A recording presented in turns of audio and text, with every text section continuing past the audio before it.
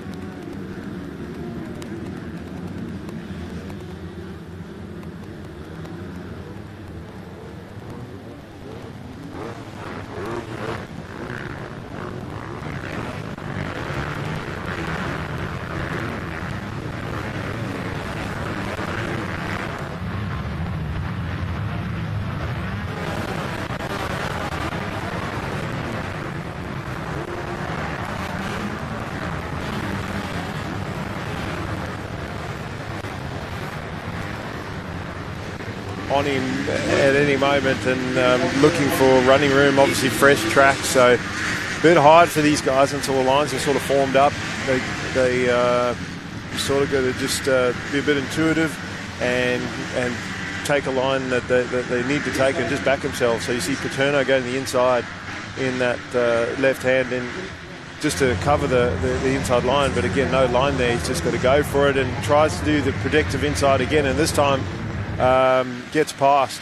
So sometimes the protective inside not the fastest line, carry a lot more speed around that sweeping right, but we have a new leader now heading towards the finish jump.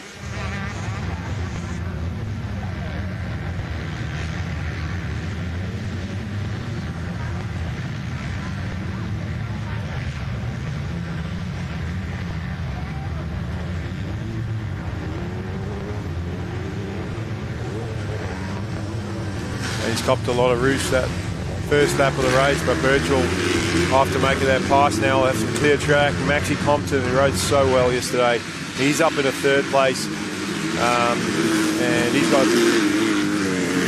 Burgess or Devison behind him. It looked like Devison, so Devison in fourth place.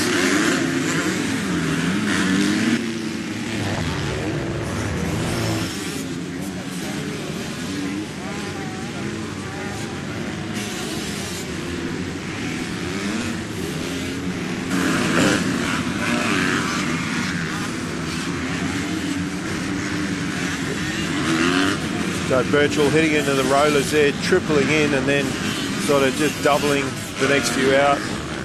You can see it's still quite wet in the insides. The rider's favouring the outside lines. No one really willing yet to make those fresh lines on the inside, and much easier just to stick to the harder, drier line. Sooner or later though, you're going to have to go those insides to make passes. And again, Paterno, when he had the lead, was trying to ride those protective insides. Birchall used the drier outside, carried more speed, and the outside became the inside, which you get in those left right-hand combinations or right-left combinations. You can put yourself on the outside of another rider and maintain your speed around them. By the next corner, you will have the inside line, and that's exactly what Birchall did. So, and now starting to pull away and run away with this one as Paterno has to deal with the pressure of Compton. Compton trying the inside in that final turn, gets it done. So Compton making a pass, moving up into second place as Birchall starts to pull away.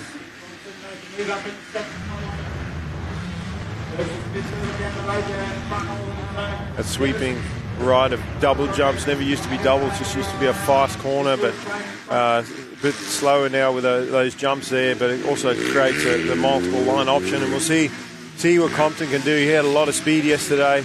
Interesting to see what the lap times will be compared to what they were yesterday. Should be quicker today.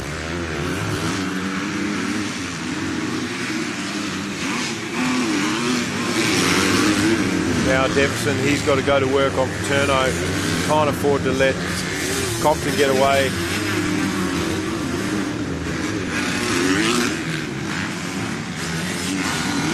And Kremer on the gas on the 25 in fifth place. We've a battle for third now between the local rider Paterno and Devison. Devison trying the inside, doesn't quite make it work. He went for it, and you could see how the mud on the inside just sucked the bike down, and he almost got there, but Paterno, using that dry line, was able to hold on to the position. And that line that Devison took, he's taken it once. Next lap it'll be better, and next lap it'll be better again. So if he hasn't made the pass by then, watch him try that line option again, and it might work next time around. But Paterno not losing too much ground on Compton. Obviously Birchall's checked out. He very quickly made a gap on Paterno, and by the time Compton got the second, it's almost too late to do anything. So fortunately for Max Compton, Birchall didn't do the first round of the titles in the MX3, so really Compton doesn't need to catch him, although it is nice to win every single race you go into. Sometimes being smart and a second place would be like a win for him anyway, points-wise. So as long as he's in front of his main opposition, and the points very close in this class with Kremer, Compton and Devison, and they're 3 out of the top 4 riders at the moment. Haven't seen Finley Manson this weekend, so not sure if he's here, but with Birchall coming around turn 1 and first race of the day, the bike's really, really clean still, so that's a good sign.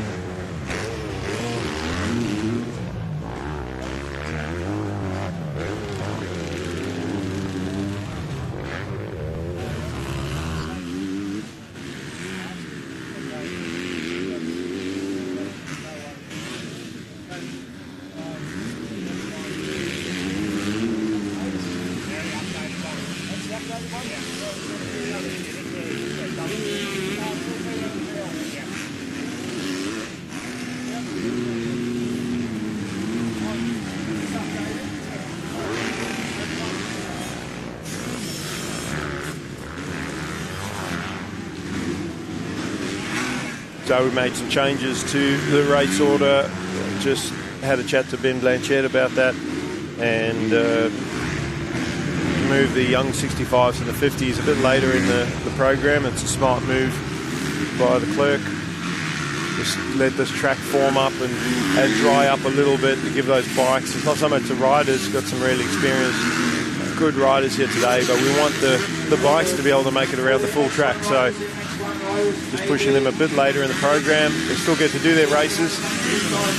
As we go back to this one with Birchall,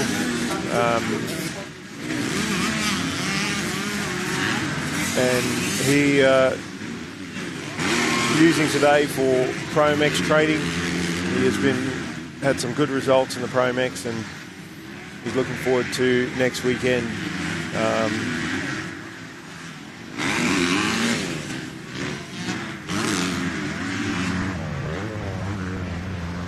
Birchall just going around the sweeping right, heading towards the centre step-up jump.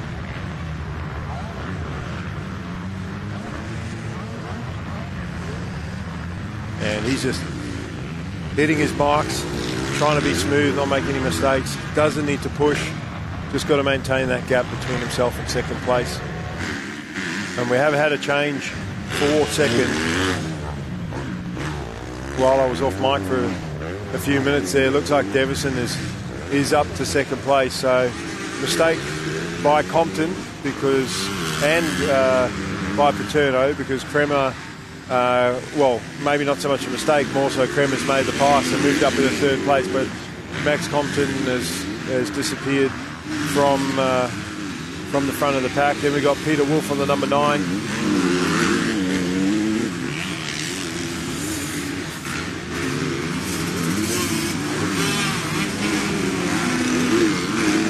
There's Max Compton, so cannot afford to make those big mistakes. And I spoke to him yesterday, he said he was happy to push hard and attack the track, but maybe needed to be just a little bit more cautious, especially once he got into that second place. He was in great position and didn't need to catch Birchall, but again, fresh track.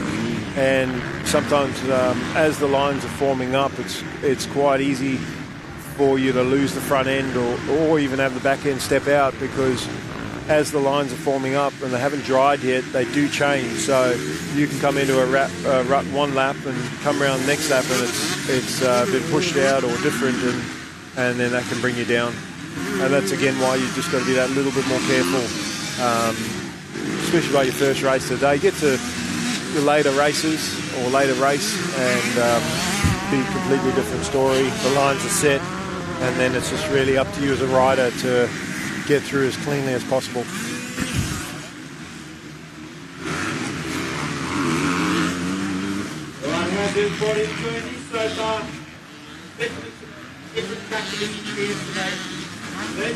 A massive lead for Birchall, and just almost front wheel just kind of dipped slightly as he came into that first turn there. And again, that's where the line's not quite formed. You see that rut in the second turn, how clean it is now. Yesterday it was all wavy and had hooks in it and it was very deep.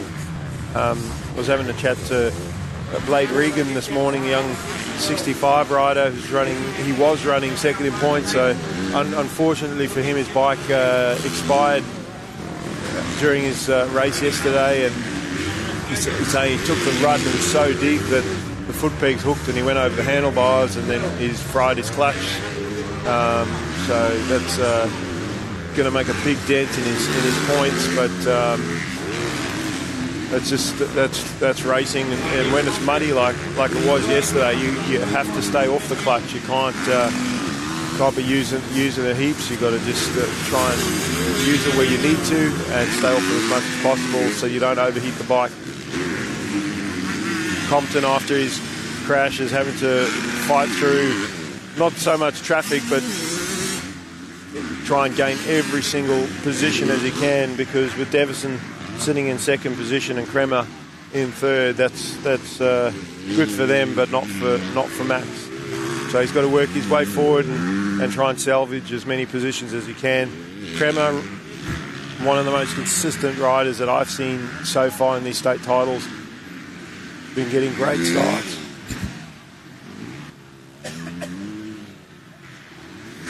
Kremer's been getting great starts every race and just so smooth. Hasn't been making the big mistakes, and that's why he's up near the top of the points.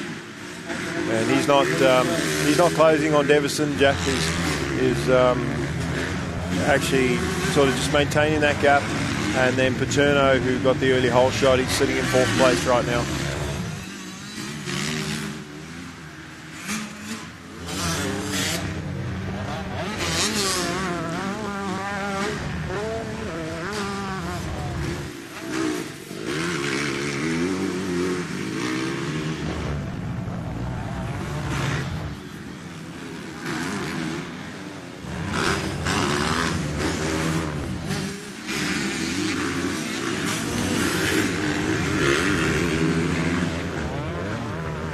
Devison into turn one, second, gap back to third. Kremer, again, that gap not really changing.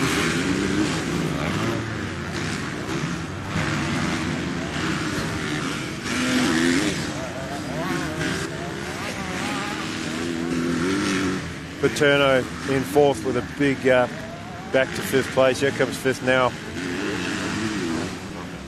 Peter Wolf, far north New South Wales, and Compton's up on the back of Peter Wolf now. So sixth place for Compton, and he's got to get past Wolf and then got to make up a lot of time to get back to Paterno.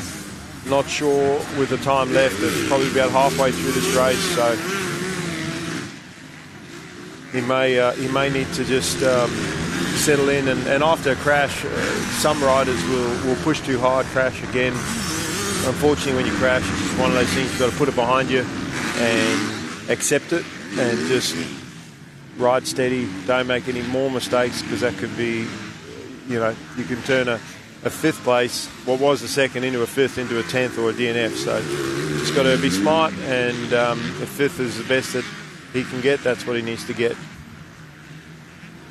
But as long as the front four riders don't do anything silly and just ride their lines, get more and more comfortable, they should be able to hold on to the positions that they've got.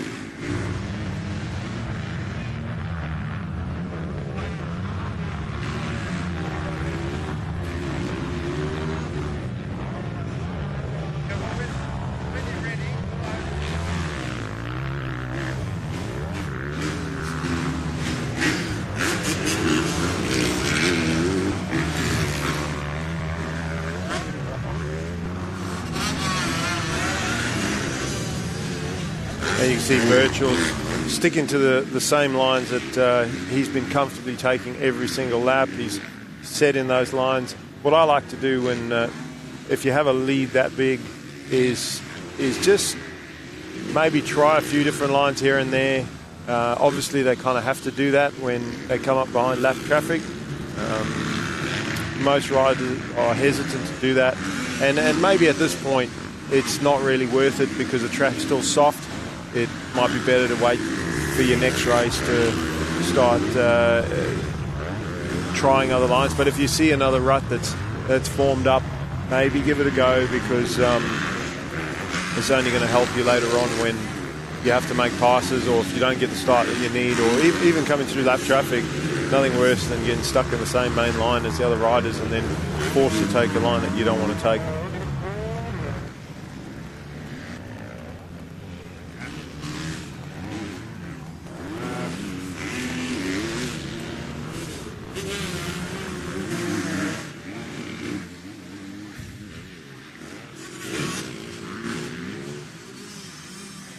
So Devison doing exactly what he needs to do in that second place, just like we were talking about Compton being in second and it almost being like a win with Birchall not doing the first round.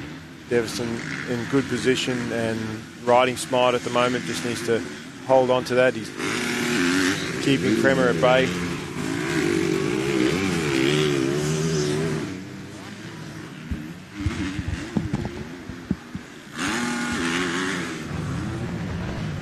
As we get the checker flag for the first race of the day. MX3, Birchall over Devison, Kremer, Paterno, and then not sure if Maxi, we will see as they come over the line whether or not he's been able to get around Wolf at the end. Devison crossing the line now.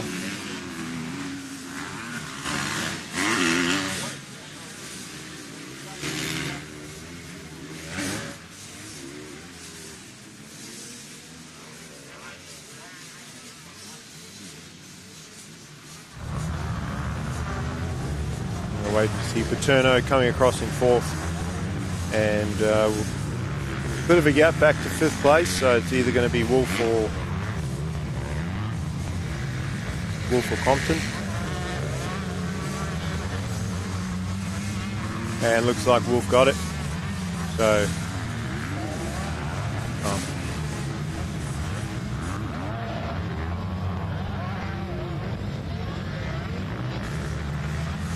Maxi just looking halfway around the track. He's put it down at the end of that long straight, and that is devastating for this race. I just hope he's not injured. It just looks like that bike is really heavy. I'm sure it adds about 20 kilos to the bike. But he gets going now, so that's something, but that's a costly error this late in the race. He would have dropped heaps of positions. So he's going to have to recover from that, and he's got multiple other classes that he's in, 125 and 250 coming up, so he's got to put that behind him, and a lot of the kids at his level, Devison and Kremer, Birchall, they're strong-willed, strong-minded, and hopefully will not let that put it down on the rest of his day, because he's still got races to go. So in the booth with me, I've got Kai Woods. Now, Kai, you started the year on fire, racing Pro MX and right up there, challenging for wins and podiums, and then you had your foot injury. So where are you at now, and what's your next race coming up? Yeah, well, I started the year off grade AMX at the Wonthagga, just a little a training race, if you can call it, with all the big heavy hitters down there early in the year, and had a good win there, and then carried a lot of confidence going into round one of the Pro MX Championship, and yeah, went out there and won race one and was feeling pretty good all day, and race two come about and was sitting in third or fourth and tagged the back of a lap rider and went down, but no one's fault, just a racing incident, just the wrong time, I guess, and yeah, I'm just so thankful I didn't get anything worse, but yeah, my foot was pretty bad, ended up breaking my foot and had surgery a week after that, and it's been about a month and a bit, 5 weeks now, and yeah, I'm ready to get back racing, got to get my pins out in a week and a half or so I'm amped to be in the track still, watching all my mates race, and yeah, I'm just still love coming to the track, and I'm amped to get back in racing, so hopefully we'll be back for Maitland Pro MX, and yeah, I'm going to try to finish what I started, and yeah, see where we end up. So So Maitland's going to be that's your goal. That's your next race in the Pro MX schedule. Yeah. Maitland's going to be my first race back, and I'm going to try and do as best I can. Championships in a bit of a long reach at the moment, so we're going to try to go out in Pro MX and win as much races as I can, and see where we end up at the end of the year. I suppose the good thing about, it's not a good thing, but the good thing about sort of being out of the points is the pressure's off, and you can just focus on trying to win races and not have to think about the points at all. Obviously, anything can happen, and the MX3 class can be sort of a little bit all over the place sometimes with consistency, and so even if it's maybe not a win that you come back to, nothing like winning races to catch points back up. You might find yourself back on the overall podium at the end, but I think it's more so it's happened. You've had the injury. It's just come back, rebuild, and then there's always next year. That's the goal. So being MX3 this year, is this your last year in MX3, or do you get to do another year, or were you planning on going MX2 in the following year anyway? So this is my second last year in the MX3 class, so I can possibly still do next year, but I like MX3, but MX2 is definitely the goal for my future and stuff, so I really want to get into the MX2 class and race the heavy hitters and stuff over there, and a lot older boys, and just progress and learn in that class. But I think I'm just going to, we don't know yet, see where the year ends, but yeah, we're all still really young in the MX3 category, and we all definitely make mistakes, so I think I'm starting to learn that a first is not always the case. You can still settle for second and thirds and fourths. It's just depending on how I feel in the moto. So yeah, I'm definitely learning as the year goes on and as I progress with MX3 class. So this is definitely a little bit of a setback, a little hiccup in the road for me. So but man, it's just made me more hungry and motivated to try and win. So I'm definitely keen to get back out there and win as much as I can. Yeah, no, that's cool. And any sort of overseas aspirations, or that's a little bit in the future still? Definitely, yeah. I really want to get over to America at the end of the year and do some moto combined stuff with a lot of the American boys and show my pace I have and show the speed I've got. So I'm talking to a few people to try to get me over to America. I just need to talk to my dad about it first. So yeah. He's the bank account, yeah, so exactly. got to make sure that the bank account's full and willing to let you do it. My dad, he financed me to go over to the States when I was 19, and unfortunately he couldn't afford to come with me. I had to go on my own, and that was hard. I mean, you and your dad, you're a team. He does the bikes, you do the riding, and it's and also sometimes your dad's there as like he's the guy that sort of, he's like your common sense almost sometimes, to say, hey, take it easy, or do this, or go, or think, just simple stuff that when you're on your own, it's hard to think about that stuff on your own, and when you don't have sort of that adult figure to bounce off or rely on, even from a comfort, like personal comfort point of view, when you're halfway across the world on your own, I can tell you from my own experience that it was difficult. But I'm hoping that if you do go, that he's able to go with you. And we've seen a lot of families do that, like just make that next step and go overseas. So hopefully you're able to do the same. What about Europe? Have you went and did the World Juniors? Yeah.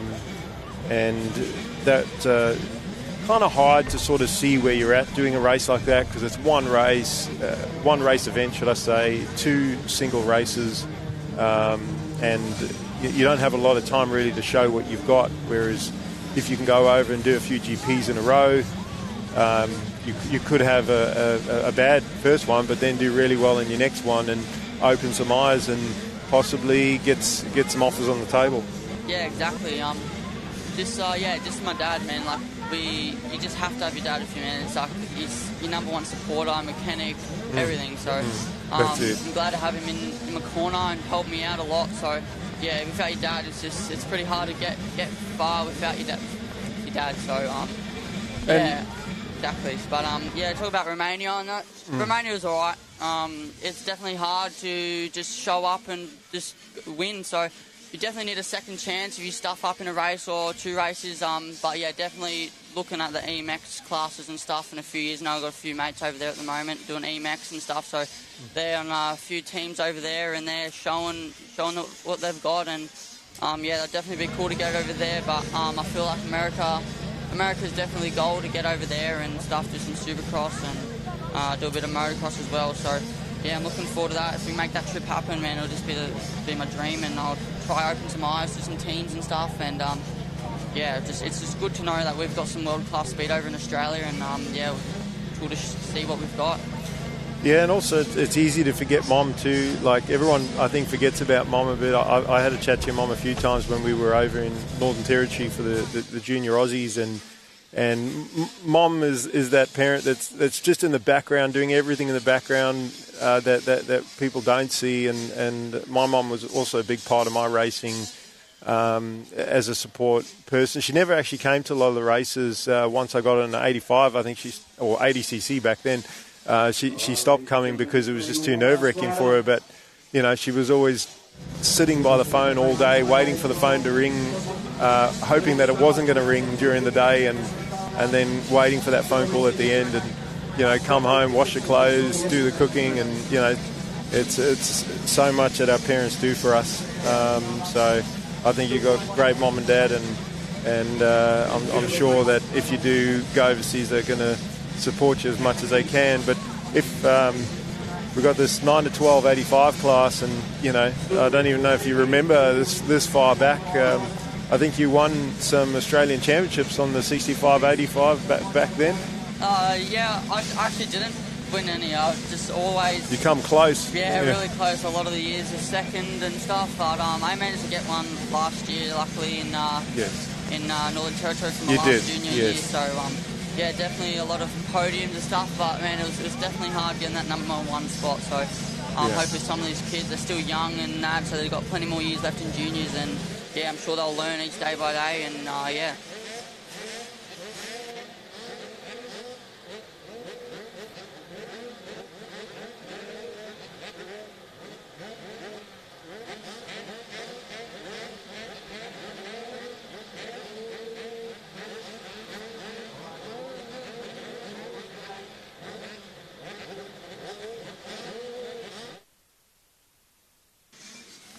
So Woodsy's going to stick around with me for this 9 to 12 85 race, their second race of the weekend.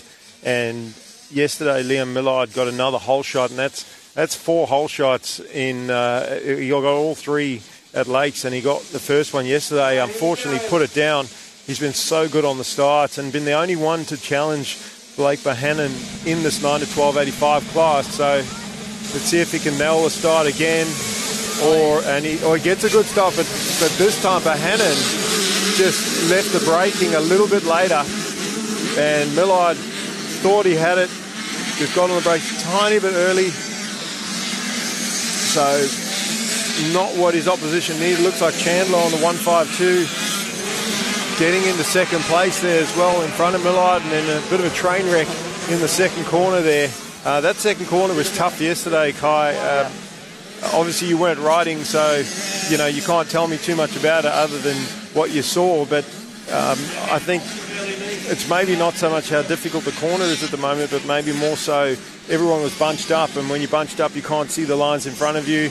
Your wheel drops into a rut, and you go down, or a rider crashes in front of you, and and got nothing you can do. But Bohannon has been the kid to beat in this class, and getting up front early, crucial for him. He wanted that start and he got it. Yeah, it looks pretty hard right now to pass. A bit of passing spots, still pretty wet in different areas, but the main line looks pretty dry at the moment. I see some kids a bit struggling in this second turn off the start. It looks like they've changed a little bit to it and they prepped it and stuff, so I think there's just a few main lines in there that looks pretty tricky to get around, but it'd definitely be really hard for this small 85 Bohannon. Oh, nearly. Bohannon just saved that one. Yeah.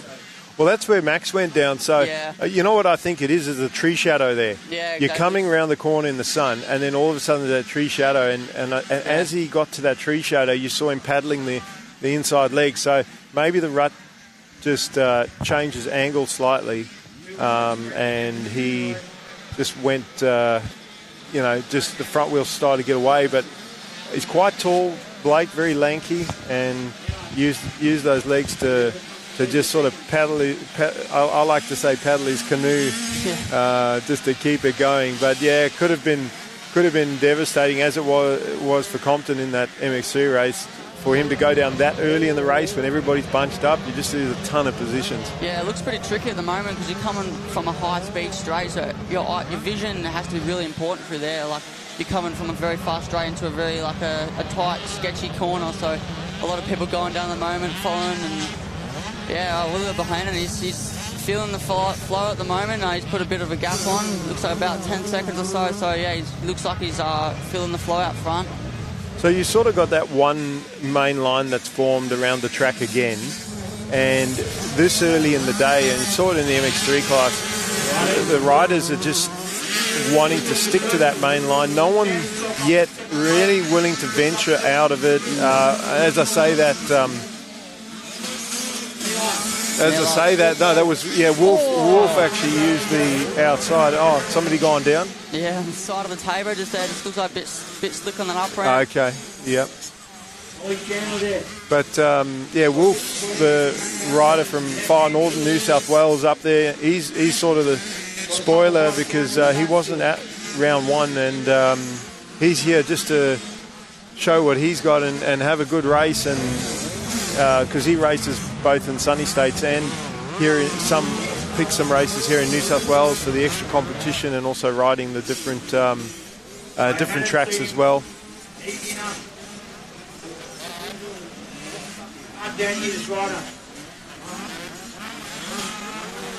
And Millard, who was only 3 points off the championship lead at the start of this weekend, only managed the 7th yesterday after leading the race and then crashing, dropping positions, and clawing his way back to 7th. He's just bleeding points right now, not being in second place. And even if he is in second, there's another 3 points that he's losing. You know, if Bohannon can go into the final round at Wagga with a decent points lead, he's still going to want to win, because nobody likes to win a championship just by settling for a third or fourth or fifth. But when it comes to that final round and you have that points buffer, you want to take the win if it's there, but if it's not there, you can afford to take that second or third. It's when the points are tight and it's only 3 or 4 or 5 points, then it's who's the best guy on the day that's going to win. Yeah, that's what's so crucial about this 3-round championship. You've got to be consistent every single race, and you've got to log your laps and just try to get good starts, because there's not many of them in this championship. So Bohannon's doing a great job, and Lee Millard sucks about yesterday, but it looks like he's climbing his way a little bit forward now. So let's see how far Liam can climb the ladder. Yeah, well, Bohannon, interesting to see the gap as Bohannon comes to that first corner there, and that's just a lap rider behind him, but a long ways back. That's how much space he's managed to open up, and having that clear track at the start of the race as well. Here comes Wolf in that second place. So Millard third. He's got Sydney Stevenson behind him as well, and Stevenson wasn't there either at round one, so another spoiler, and he would have been one of those 6 riders that was in front of Millard. Millard going to the inside through the ruts there, doesn't quite have enough, cuts back to the inside again. Yeah, looks like that up ramp over there is a bit slippery. I've seen a few boys go off the track and hang on to the thing, but... Well, you're sort of turning when you're coming out of that, you're still turning when you're hitting that up ramp, so there's some moisture on the up ramp, and it's not so much from them watering the track, it's just the time of the morning, still a bit of dew on there, and hasn't dried up just yet. But yeah, 2 good. for 1, I was saying. Yes, yeah. Stevenson going up the inside. Is that Millard on the outside? Yeah, and Wolf kind of made a meal of that corner. Yeah, I walked that part of the track this morning. It's crazy deep through there. Still a bit of boulders and barely a few ruts through there. So still a bit muddy through there at the moment. But yeah, cool to see. The 2 for 1 pass was a nice pass around the inside. So Well, that doesn't help Liam because he was trying to get second. Oh, and a mistake from Stevenson, but fortunately they were in the same line. Look at Millard going to the outside. I haven't seen anybody do that, but they sort of funneled back into the same ruts again, and then you see that tree shadow right. There's actually 2 tree shadows, and as Millard hit the second tree shadow, his foot come off. So I'm sure in the back of his mind he's thinking, got to get second, but also don't crash. You know, it's. But then you look at the gap from. Unfortunately, it just took Liam a long time to get up yesterday, and being that the track was muddier, it can take you longer to get up. And moving Stevenson down. Yeah. Yeah, I think the best thing that Liam has to do is just keep his head forward and just go try to get a gap in these blokes and. Really, I don't think he's going to get Bohannon, but I think he can settle for a second. At least he's not losing a lot of points like he did yesterday. So 3's not too bad. So he's looking pretty comfy at the moment. A few sketchy moments from Liam, but he's looking solid at the moment. Second.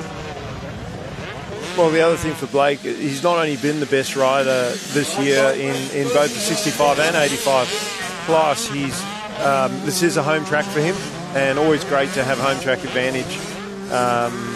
And I always find in the championships the middle, your second last round is normally more important than the last round, because your second last round can be your make or break to either set yourself in good position points wise, or you could lose a bunch of points and then you make it really hard for yourself last round. But being that this is a 3-round series, this is your second last round. It's the middle round, but second last round. So,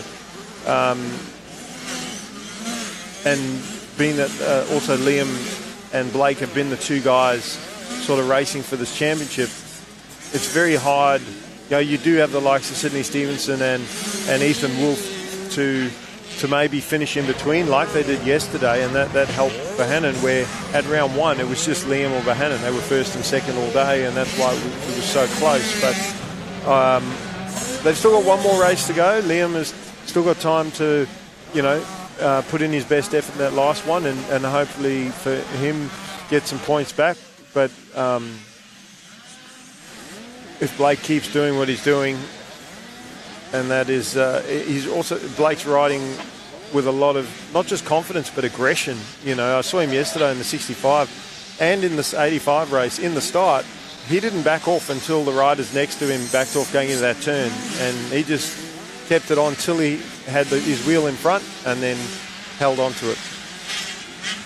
Yeah, exactly. Bohannon had a bit of an injury last year as well, and set him back a fair bit. So I think his first race back was Aussies, and he didn't have the best week. So I think he's out here this year to show what could have been and what could have happened if he didn't have that injury. So he's definitely out here with a point to prove, and he's definitely showing it at the moment. So, I was looking for Liam Millard. I've seen Wolf come through. So, just while we were talking in general there is a rider down behind the tree here, but I'm not sure if that's a lap rider or not. I'm just trying to spot Liam. Bahannon's just here. Oh, there's Bohannon, so it can't be. Wolf must have had a problem, because I just seen Wolf come through not long before Bohannon, so Wolf must have made a mistake at some point.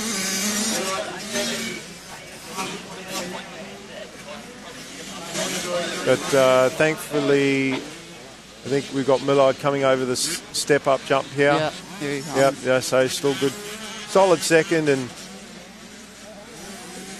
I talked about this at round 1. You look at the different styles of the riders. Obviously, the height makes a difference as well, but standing and sitting, what do you prefer? Do you prefer to stand a lot more or sit down more when you're riding, or does it depend on the track?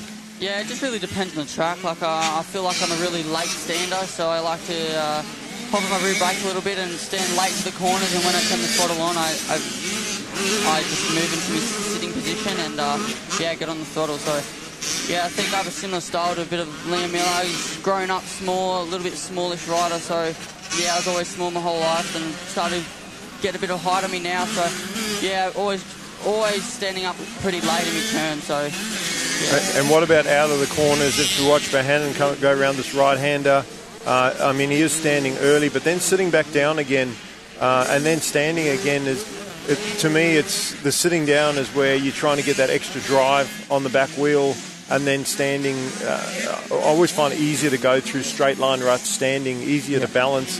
The back of the bike's not as, you don't have as much weight on the back of the bike, so the wheels are sitting up a bit. But when it's flat and hard pack, I tend to sit down a lot.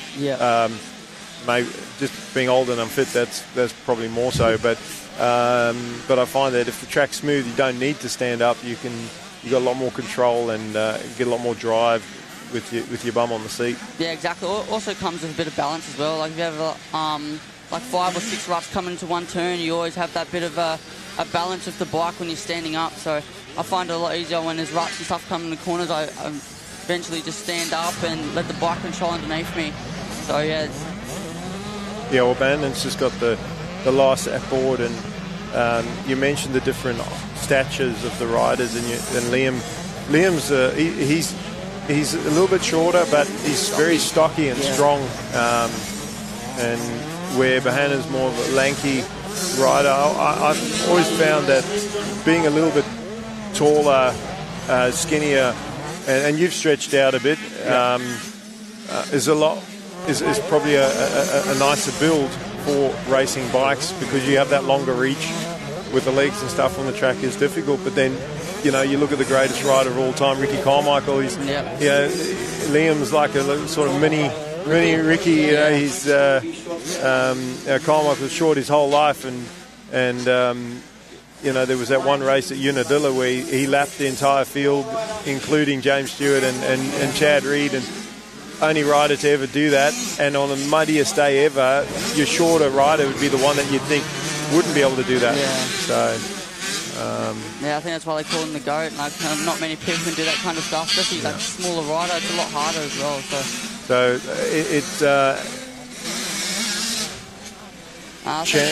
Wolf's still there. Yeah, he is. Yeah, must have been another Husky rider that I spotted earlier. So sorry about that, Ethan. But not sure what happened to Sydney Stevenson. Is he? I think he might still be up there, but I haven't seen him. You see Maxie Harris, one of the local young guns here from Hastings Valley.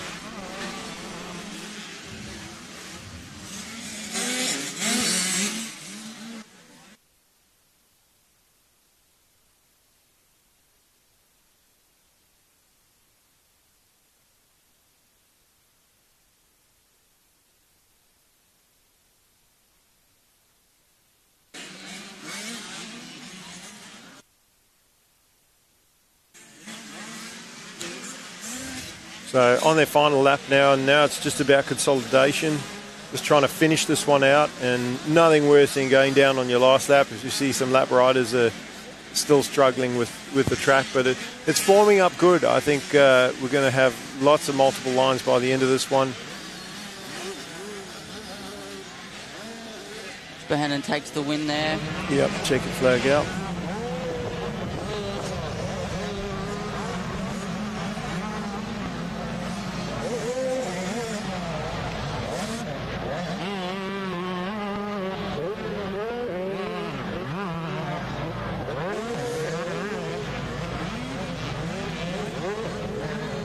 So who we got up next? 9 to 12.85s.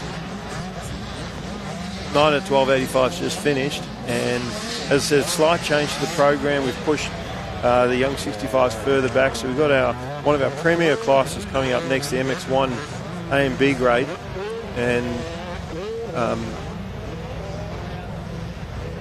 they're going to get a sight lap before the start of their race.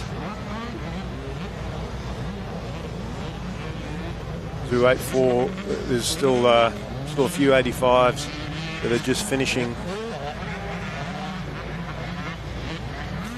And looking at Bohannon's lap times, because he got out front, 5 seconds a lap quicker than anybody else. Ethan Wolf was, 5 seconds a lap quicker than Millard in that one, but Ethan Wolf only a second off, so Ethan putting in a magic time there. tough race for Sydney Stevenson. Yeah, great to see him up near the front and then dropping out of it, unfortunately.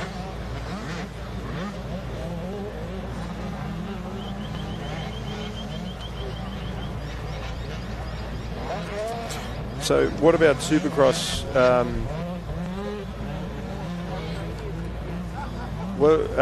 Your plans for Supercross? You doing Supercross this year, Kyle? Yeah, that was the plan, to do Supercross this year, and had a bit of an incident last year. Went out early, didn't manage to do any of the races last year, so hopefully to rebound this year and get some Supercross under my belt. Haven't really done it too much, so hope to get some training in and be ready for Supercross, because love Supercross. It's funnest thing to do, just jump around with a few mates and stuff after training and stuff, so yeah, it's definitely fun, yeah. And you got good support with Gas. They've been pretty good with you, like with your injury and stuff. I've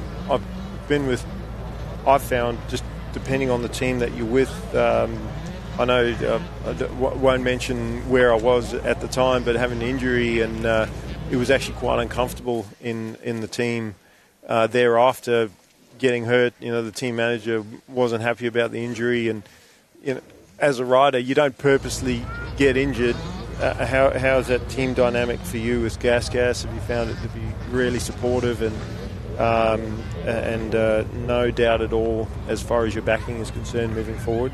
Yeah, for sure.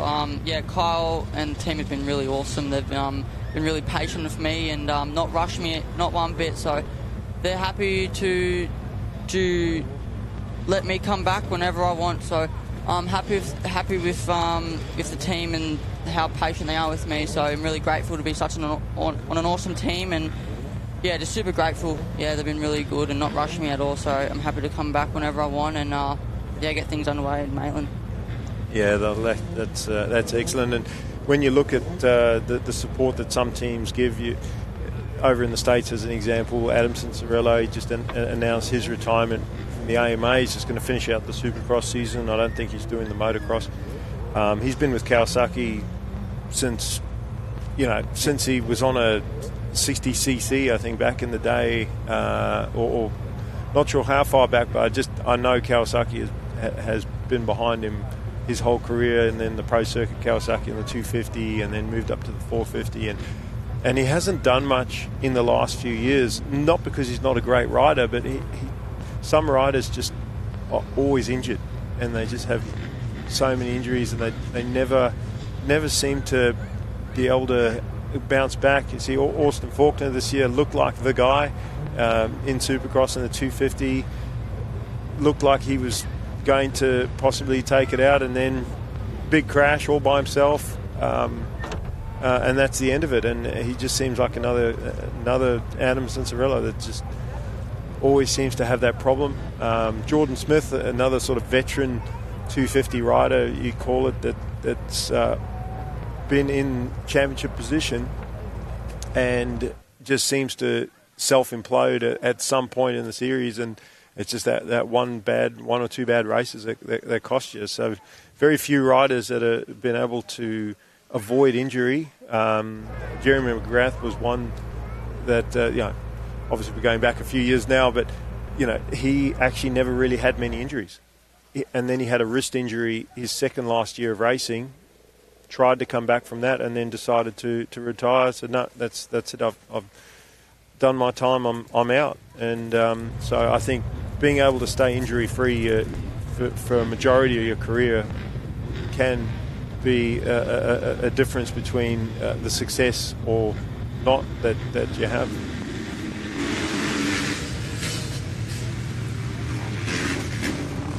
MX.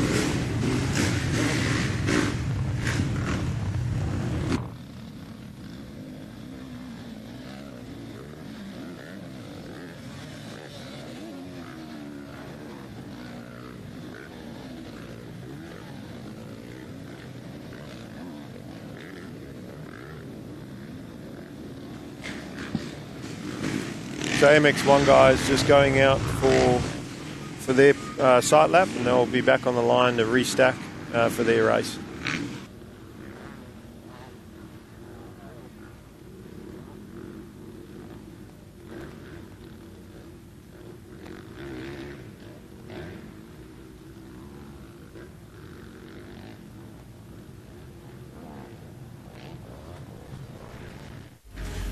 studied business and commerce at uni. After graduating, I joined the New South Wales mining industry. And my job is to find smarter, safer and more sustainable ways of doing things, like world-leading remote vehicle technology, building renewable energy to power our mines and communities across New South Wales, and using drones for remote seeding to restore the land and protect our ecosystem. Because in New South Wales, we mine responsibly for today and tomorrow.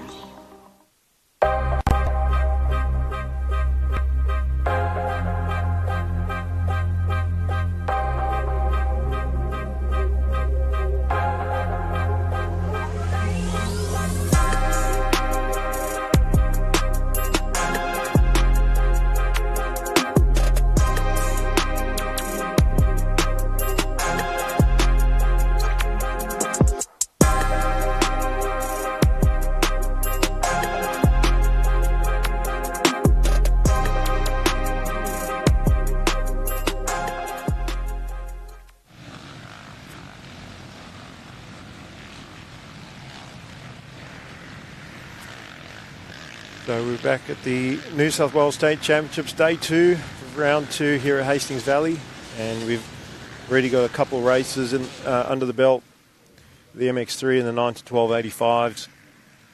Next up we've got the MX1 A and B grade. This is our premier class here at the state titles, and we have got some serious competitors that racing at Pro MX level, Reese Budd and also Blake Fox. That are doing some of the national rounds.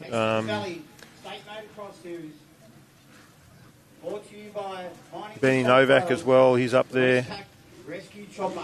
And then a few fast local pros as well, like Josh Whitehead.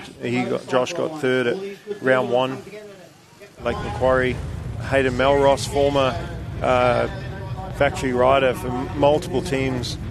And he's been around for a while. He rode factory Yamaha, factory KTM, Gas, and now into the sort of next chapter of his life and having kids. And spoke to him at Lakes round 1, and just happy to be out there racing. I think it's hard as a racer to finish your career and then walk away from the sport.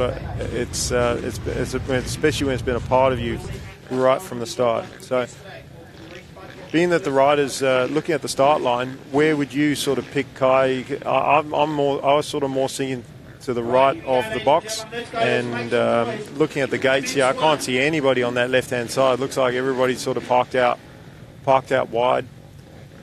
Yeah, I was walking it and seeing how deep it was this morning. You really want to look at the exit of the gate as well, because it's a lot muddy and deeper and stuff. So looking at it this morning, it looked like the left side was a little bit more damp and hard packed, so we'll see who gets a start now. Yeah, well they're out and going. Mossy. Yeah, Mossy very aggressive on the start and rides with a lot of intensity, but Rosendich trying to get the early lead, but again that intensity I was talking about, and Mossy very quickly gets in the front. But great start by Rosso to move in that second. Novak's up there in about 5th place. Putting a lot of pressure on Ross early. Ross looked like he might have got the jump, but Rosendich has come out with a new race today.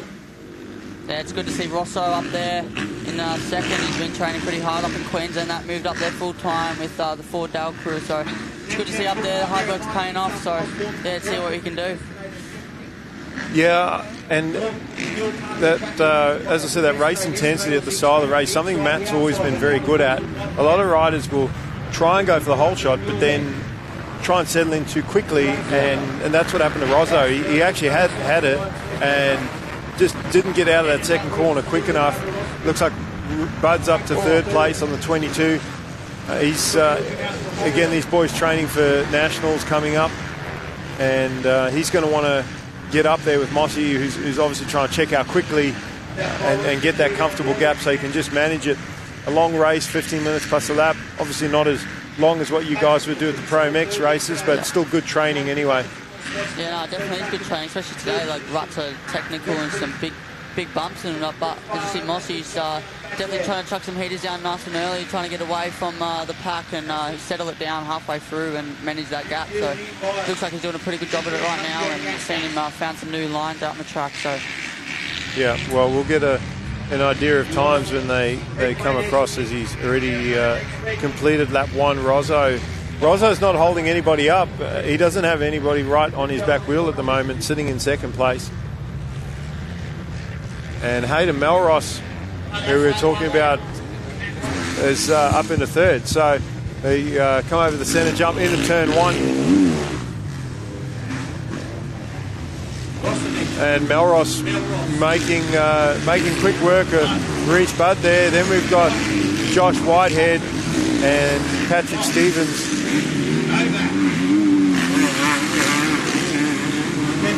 Riley Fitzpatrick, should I say.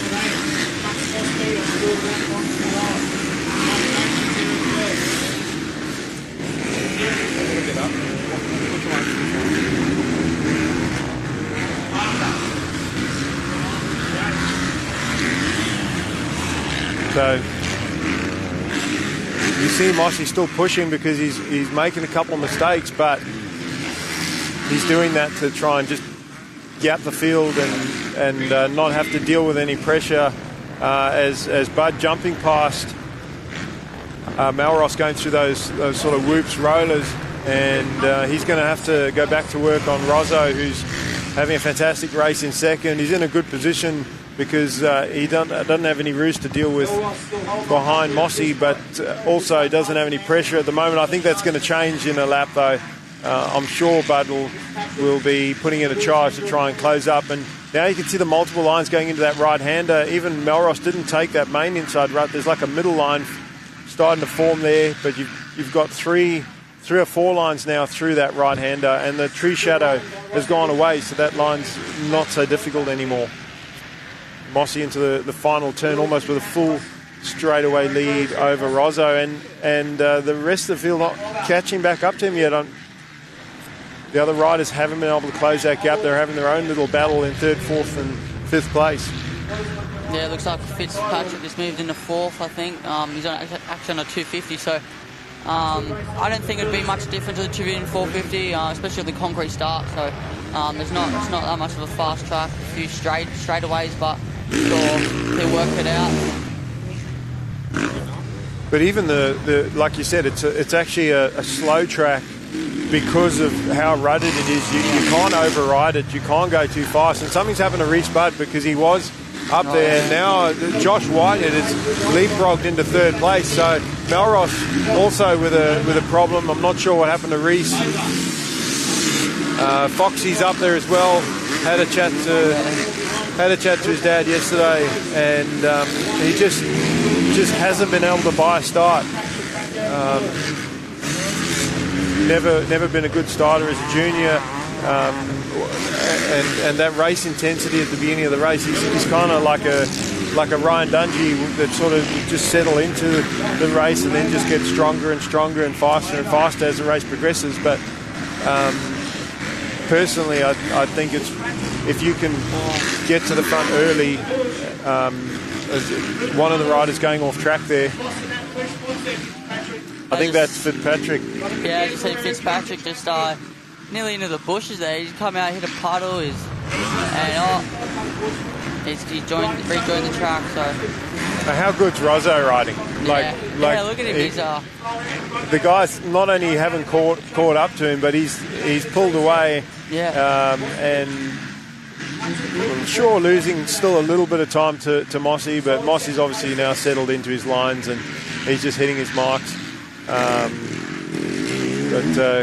Great. It'd be a great result for Rozzo if he can come away with a second, especially with the depth of competition in this class. Yeah, Rozzo's riding really good at the moment. Even Whitehead in third, he's riding solid as well. I know he's doing a bit of enduro now as well, so it's good to see him up there in the mix. So. Well, one rider we haven't seen so far near the front is Cooper Holroyd. Yeah, I've seen him have a little bit of a mistake in this back sand section, but I don't think it cost him too much time. I think he's got a bit of a odd start, so not where he would want to be. So I'm sure he would make his way up to the front very shortly. Oh, Mossy stalled it. Oh, he's back on again. Yeah, that electric start, just such a blessing to be able to press the button and go again without losing too much time. But sometimes when the four strokes get hot, they don't want to start, even when you press the button. Yeah.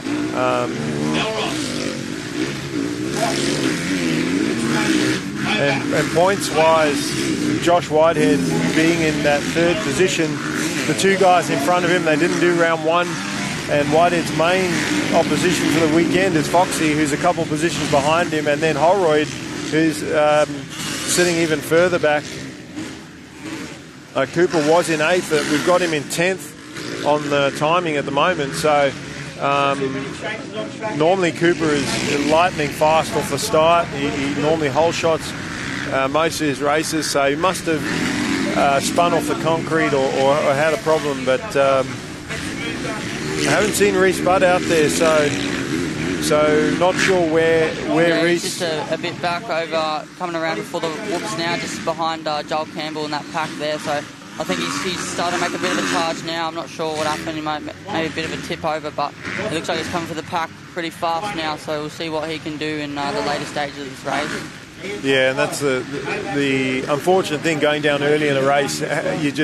You go down at the end of the race, if it's just a tip over, you sometimes don't even lose a position, it's just time. But so early in the race when everybody's bunched up, you can lose 10 positions just like that, and then you got to pass those riders back, and track's still forming up. Yes, there are some multiple lines, but I think a lot of the crashes are coming from the fact that the riders feel like the track's more racy now, so they can push, but it's still tricky. So you push, override it, and then it comes up and bites you, and you end up on the ground. So you've got to be careful as well.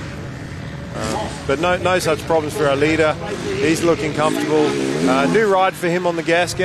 He's the Elliott brothers, and obviously adjusting to that new machine. I think Matt's been on every colour bike other than maybe the new Triumph or the Stark Vibe or one of those, but he's definitely been around and been on a lot of different bikes. Rozzo still a comfortable second, Whitehead looking good in third, then Melross, Fitzpatrick, Novak up there, Levi Rogers, and Bova, then Foxy. So Foxy must have made a mistake too, because he was only a couple positions. There's a pile up there. Yeah, I think Bova got stuck in the rut, and but yeah, something must have happened to Foxy coming through. He was only a couple positions off Whitehead, but he's much further back now. Yeah, and Levi Rogers starting to jump on the back of Benny Novak now. But yeah, Levi had a bit of a crash yesterday for the finish line. He's all bruised up a little bit. He's got a black eye and stuff. So yeah, he's gone pretty good right now. So. And Rozzo's same as Mossy, just clicking off his laps in second, and big gap. That'll give him a lot of confidence for his next race.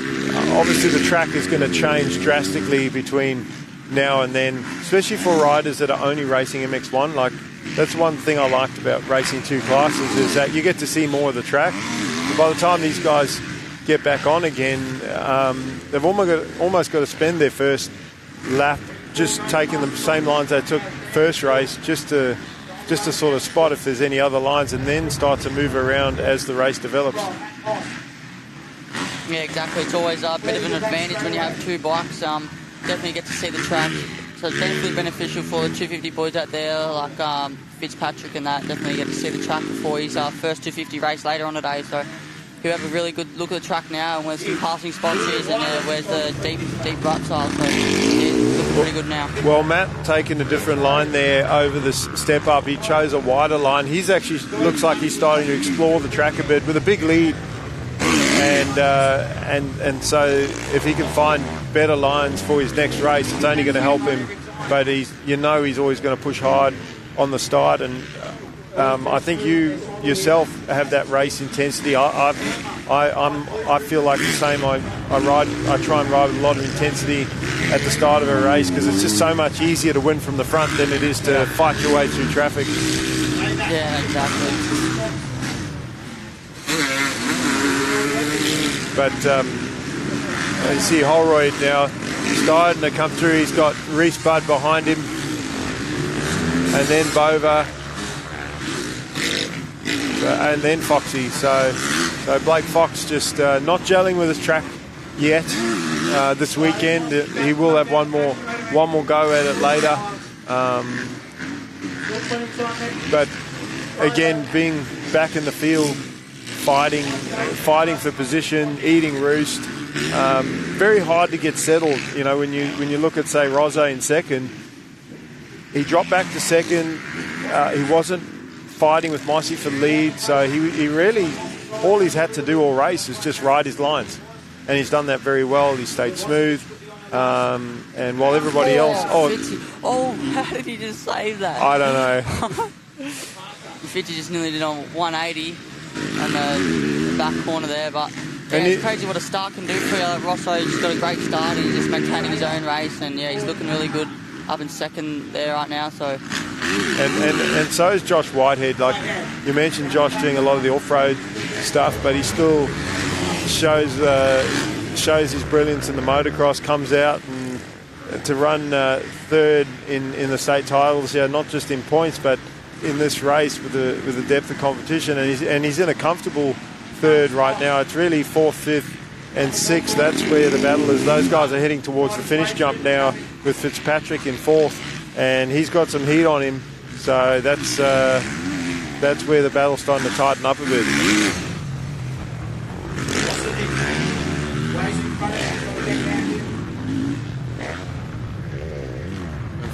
Fitzpatrick's made a couple big mistakes. You mentioned where he went off-road on the other side of the rollers there through the bush, and that's just again from trying to push really hard. Fitzpatrick coming through the first turn here, and he's got Novak behind him, then Rogers all over the back wheel of Novak. Then Joel Campbell, he's moved through as well. He's in front of Melross, and then we got Holroyd and Bud. Yeah, Fitzpatrick definitely not helping himself out there with two big mistakes now. So I know Fitzy's definitely likes to hang off the back of the thing. He gets a bit sketchy every now and again, but yeah, he's looking. He's starting to settle down a little bit now. Looks like in fourth, so he's looking alright. Yeah. Well, Novak, the one under pressure, and Benny's a very smooth rider. Goes the outside, obviously a much more settled line than trying to go through the inside there, but he's going to get past up the inside. Rogers jumping past him through the rollers.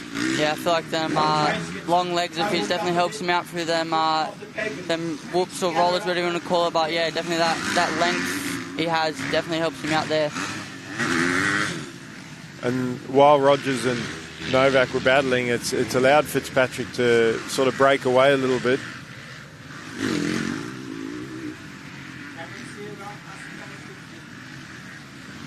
And Holroyd's he's just going to have to try and pick off as many positions as he can. The one he doesn't have to worry about is Joel Campbell, because it's a combined A and B grade group. So that one position where Joel's sitting in seventh, he's the first B grader coming through. So race leader Matt Moss just looking really comfortable and clean. Doesn't even look like he's been out on track. Only roost that he's got on him is probably from coming through lap traffic.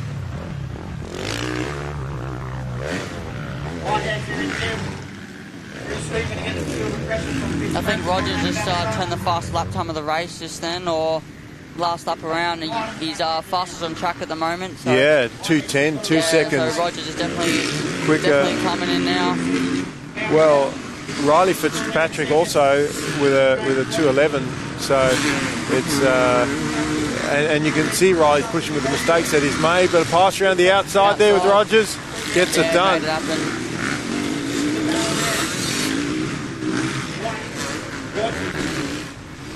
So Rogers moving forward, but that's the next person on his hit list will be Whitehead, and he's not that far off him either. And Fitzpatrick has sort of thrown the tow rope on, trying to stick with him. Obviously, Rogers is going a little bit faster because he's caught him and been able to pass him. But sometimes it's not just that one faster lap time. Sometimes it's just consistently putting in the same lap time, because you can put in a really good lap, but then be all over the place and actually overall be slower. So it's not just about being fast for one lap, it's about being able to be just as fast every single lap of the race. And the commentators were talking about that with statistics in the AMA Supercross with Hunter Lawrence. Although Hunter hasn't been like Jet winning all the races, overall his overall times, he's been one of the fastest guys because he's just so consistent every single lap, putting in similar lap times.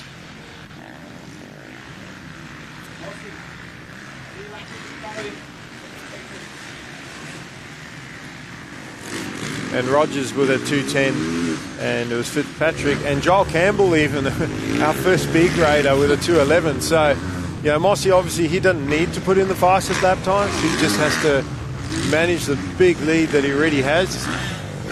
As same with Rozzo, he's just sort of got the cruise control button. But battle for third now, very close as they come over the centre step-up jump. There is a very close battle for third with Whitehead and Rogers right behind him. Fitzpatrick is there, so three-way battle for third place as they go into turn 2.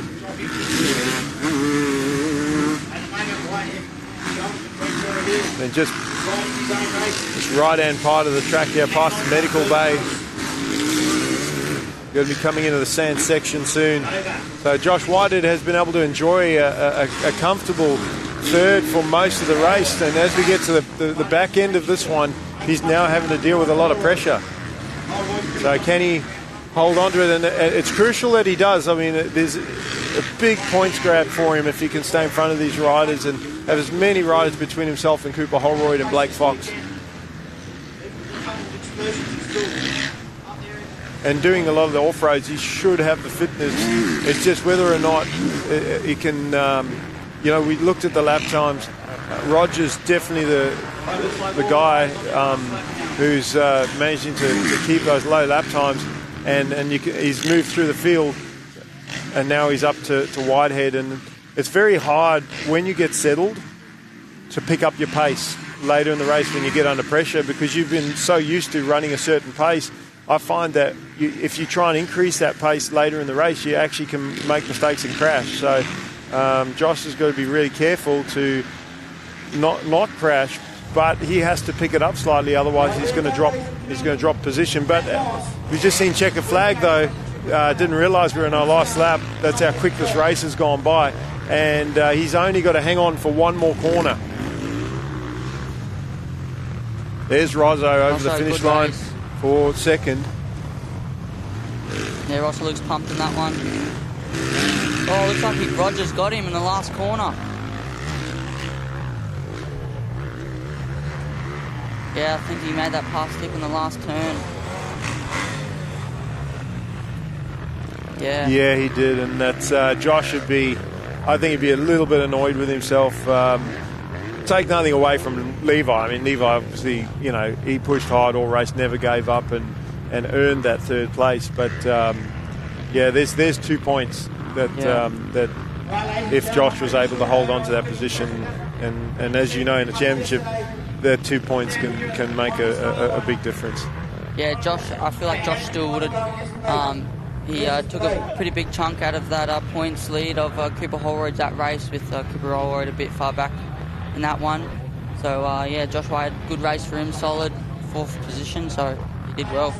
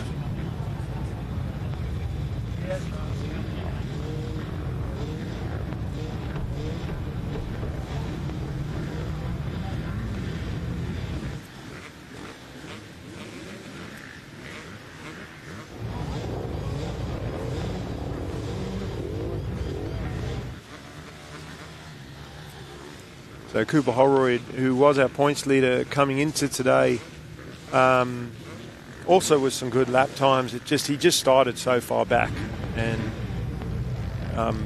he'll be wanting to fix that for his final motos, the MX1 C-grade.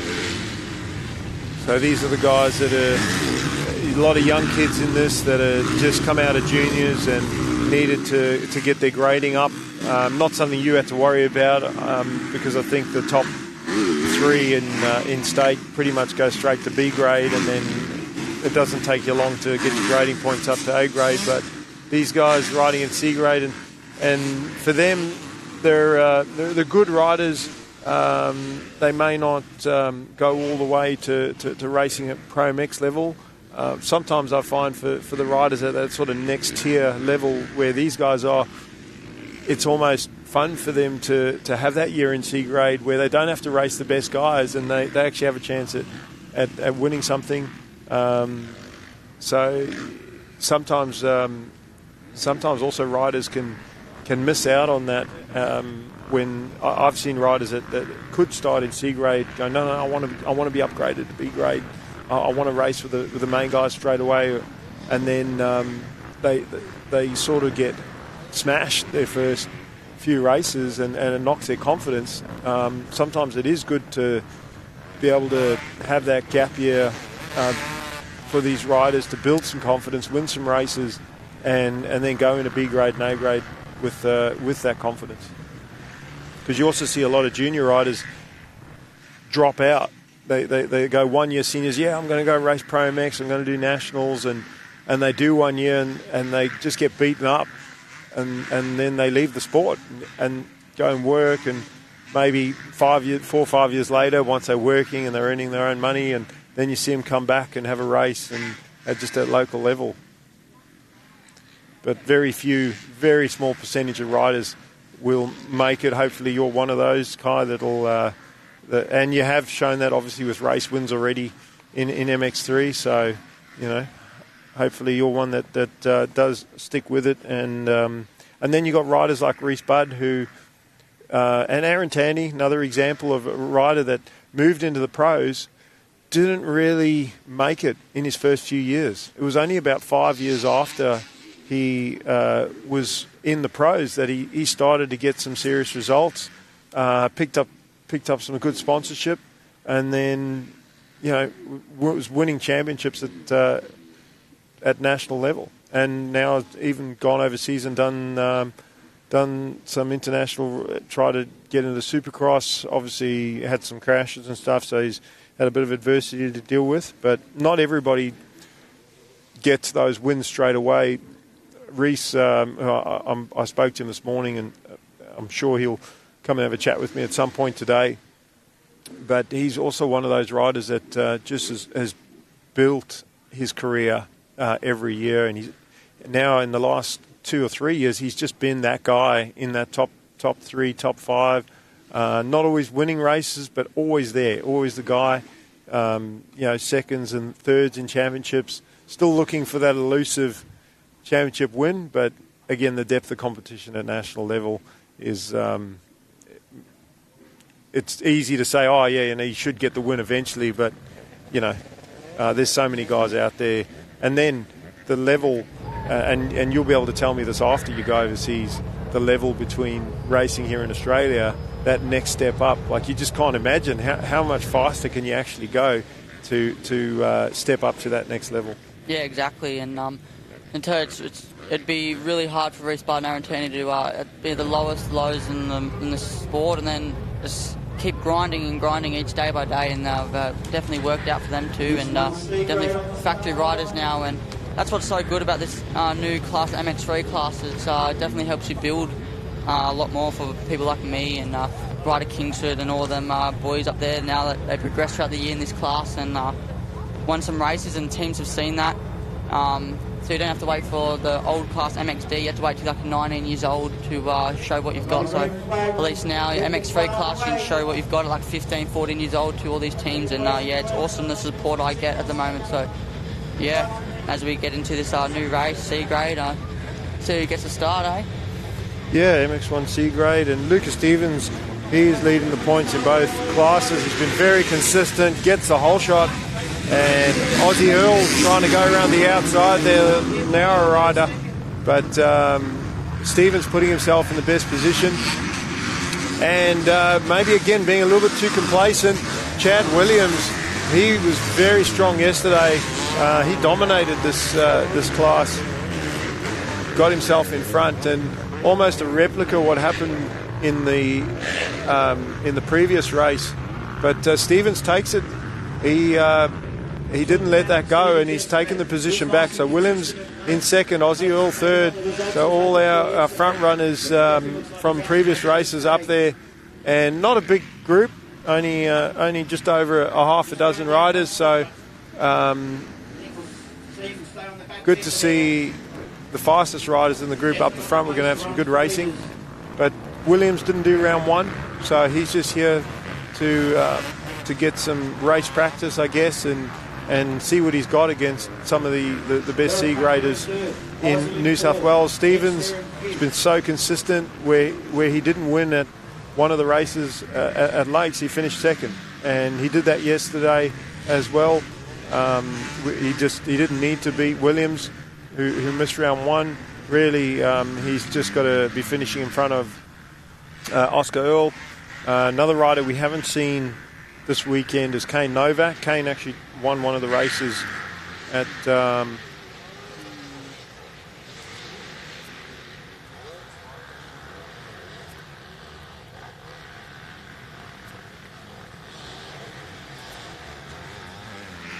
We've got Williams out in front. Looks like the boys helping himself up. Williams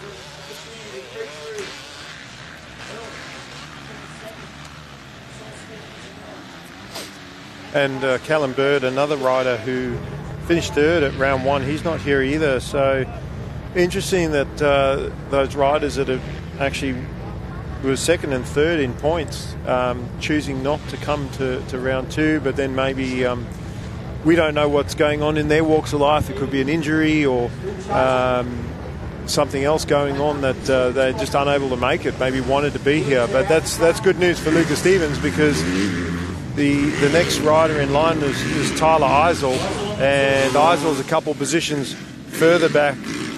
He's gonna, he's just bleeding points, sitting behind Stevens. He's going to have to try and catch up. Oscar Earl making the move for second, so Aussie moving into second place. And one that you mentioned, that slippery up ramp. Yeah.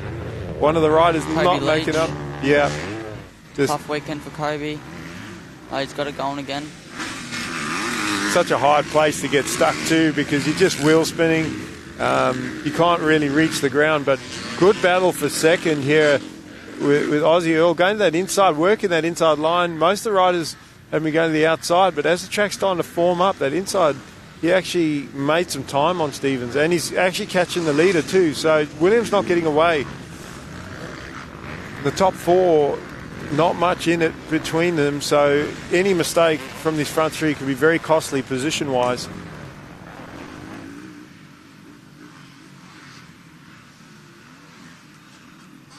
And Eisel, as I said, next in line, because Oscar Earl, another rider that only rode the MX2 C-grade class at round one, so he's not in the points either. So Stevens in very good position.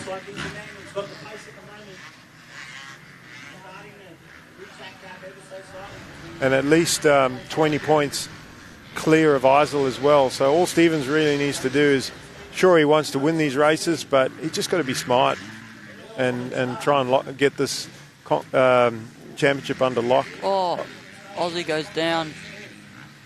Yeah, it seems like it's a tough corner today. Everyone's making a fair few mistakes. Their legs are off. Yeah, he come in and got off balance towards the end of that rut. Maybe just started to power out a little bit too early and stood the bike up too early, and then fell over the other side. But by the time he lost his balance and tried to slow down, because he's also a tall rider, but unfortunately, if you can't get your legs out quick enough, it doesn't help you. You're gonna fall down. There was just a little tip over in the end, which is good. He was able to get going, but dropped two positions just like that, and just makes Stevens' life even easier. But Eisel Eisel's got the opportunity here to gain some points or not lose any more points. And if he can get in front of Stevens and take that position away, it's almost like Luca's. He's definitely, it's very slippery. I don't think it was a purposeful scrub. I think that was more so I've lost control. Hopefully I don't crash kind of scrub. Tyler Easel putting in some good pressure at the moment. Yeah, Eisel's. I think it's almost we're talking to you about the points. It's almost like Luca is riding with his championship hat on. He's already. Yeah, he's already thinking about the end. Like Eisel goes around the outside of him, and it's almost like Luke is like, you know what, I don't need to win every race, and that's easier to do if you've got that points gap already. You can afford to ride like that. You know you don't need to push. At the end of the day, Eisel with a mistake and Stevens. He's gone down. Yeah, just trying to get around him there and just didn't work out, unfortunately. Well, even what I was talking about with that riding for the championship, when you see an opportunity come up like that, he saw Eisel make the mistake and you get that rush of blood and you forget about the championship for 1 second, grab a handful, and he obviously, the front wheel went where he didn't want it to go, and that was the end of that. But only dropped 2 positions. Good battle for second, third and fourth place. Williams running away with it again, and we'll see if Eisel can maintain that second place. Aussie Earl will be annoyed and on the charge after that early mistake that he had. And Rory Clements up there in fourth. So Luca, if he finishes where he is, will lose a few points, not many.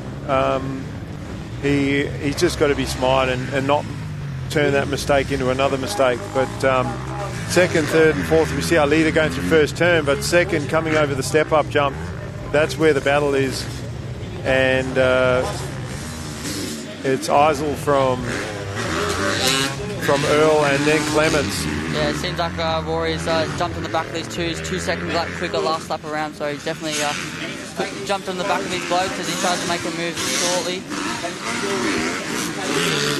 Well, Aussie's in a difficult position, being in the middle there of those 2 riders. He's trying to challenge for position, but he's got Rory Clemens right behind him, and so he can't afford to explore the track too much to make that pass because he could leave the door open. And Eisel in probably the best position because he's got clear track. He can take the lines he wants. I like that inside where Aussie's going. It's forming up good, and a lot of the riders still choosing that main outside line, the dry line. But as these riders work these insides, they're just going to get better and better, and it's shorter way around the corner. So if that line forms up and dries up, we could see some passes up the inside as Aussie Earl showing a wheel there in that turn, and he's got a little 2 or 3 bike lengths between himself and Clements, so it gives him that option to challenge for position.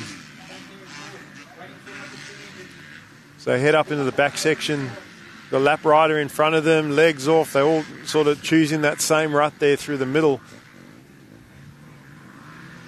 And then we got our points leader Stevens, and he's again just trying to ride smart.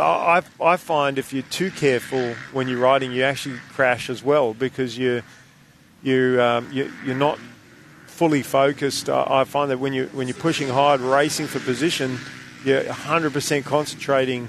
But when you try and be too careful, it's easy to lose concentration for a second and crash from not riding your normal self. Yeah, definitely. It's always in the back of your head, what if, and yeah, I've definitely been put in them situations many times before, and it's definitely hard to stay focused, but yeah, just a little slip up from Luca before, probably thinking about it maybe a little bit too much, but hopefully he keeps head down for the next part of the day and see if we can get a bit better results. Yeah, well, Williams still extending that lead. Eisel, he's doing the best that he can. He's got a couple of riders between himself and the points leader, so he's going to be able to get some points back on Stevens, but still got a long way to go. And this race isn't done with those three. Earl still looking to gain that extra position. He's just racing for the podium today, not so much a championship. And same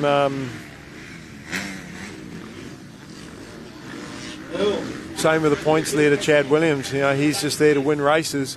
Rory Clements only managed a 7th at round 1 in overall, so he's going to leapfrog up into looking at it, maybe even 3rd by the end of today, be 3rd in the championship.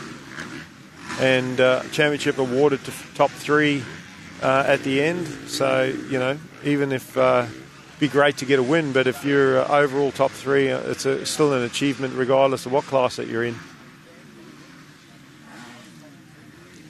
And you were talking about your Junior Aussies campaign, and I thought that, you know, maybe you had won some earlier championships, and I do remember you at Horsham on a 65 where you had it, you had a chance and then ended up 2nd, and as much as it feels good to finish on the podium, I hated coming 2nd. It's you know, that one that you got last year, it almost makes up, not quite, but it almost makes up for all those 2nd places. You finally get that championship win.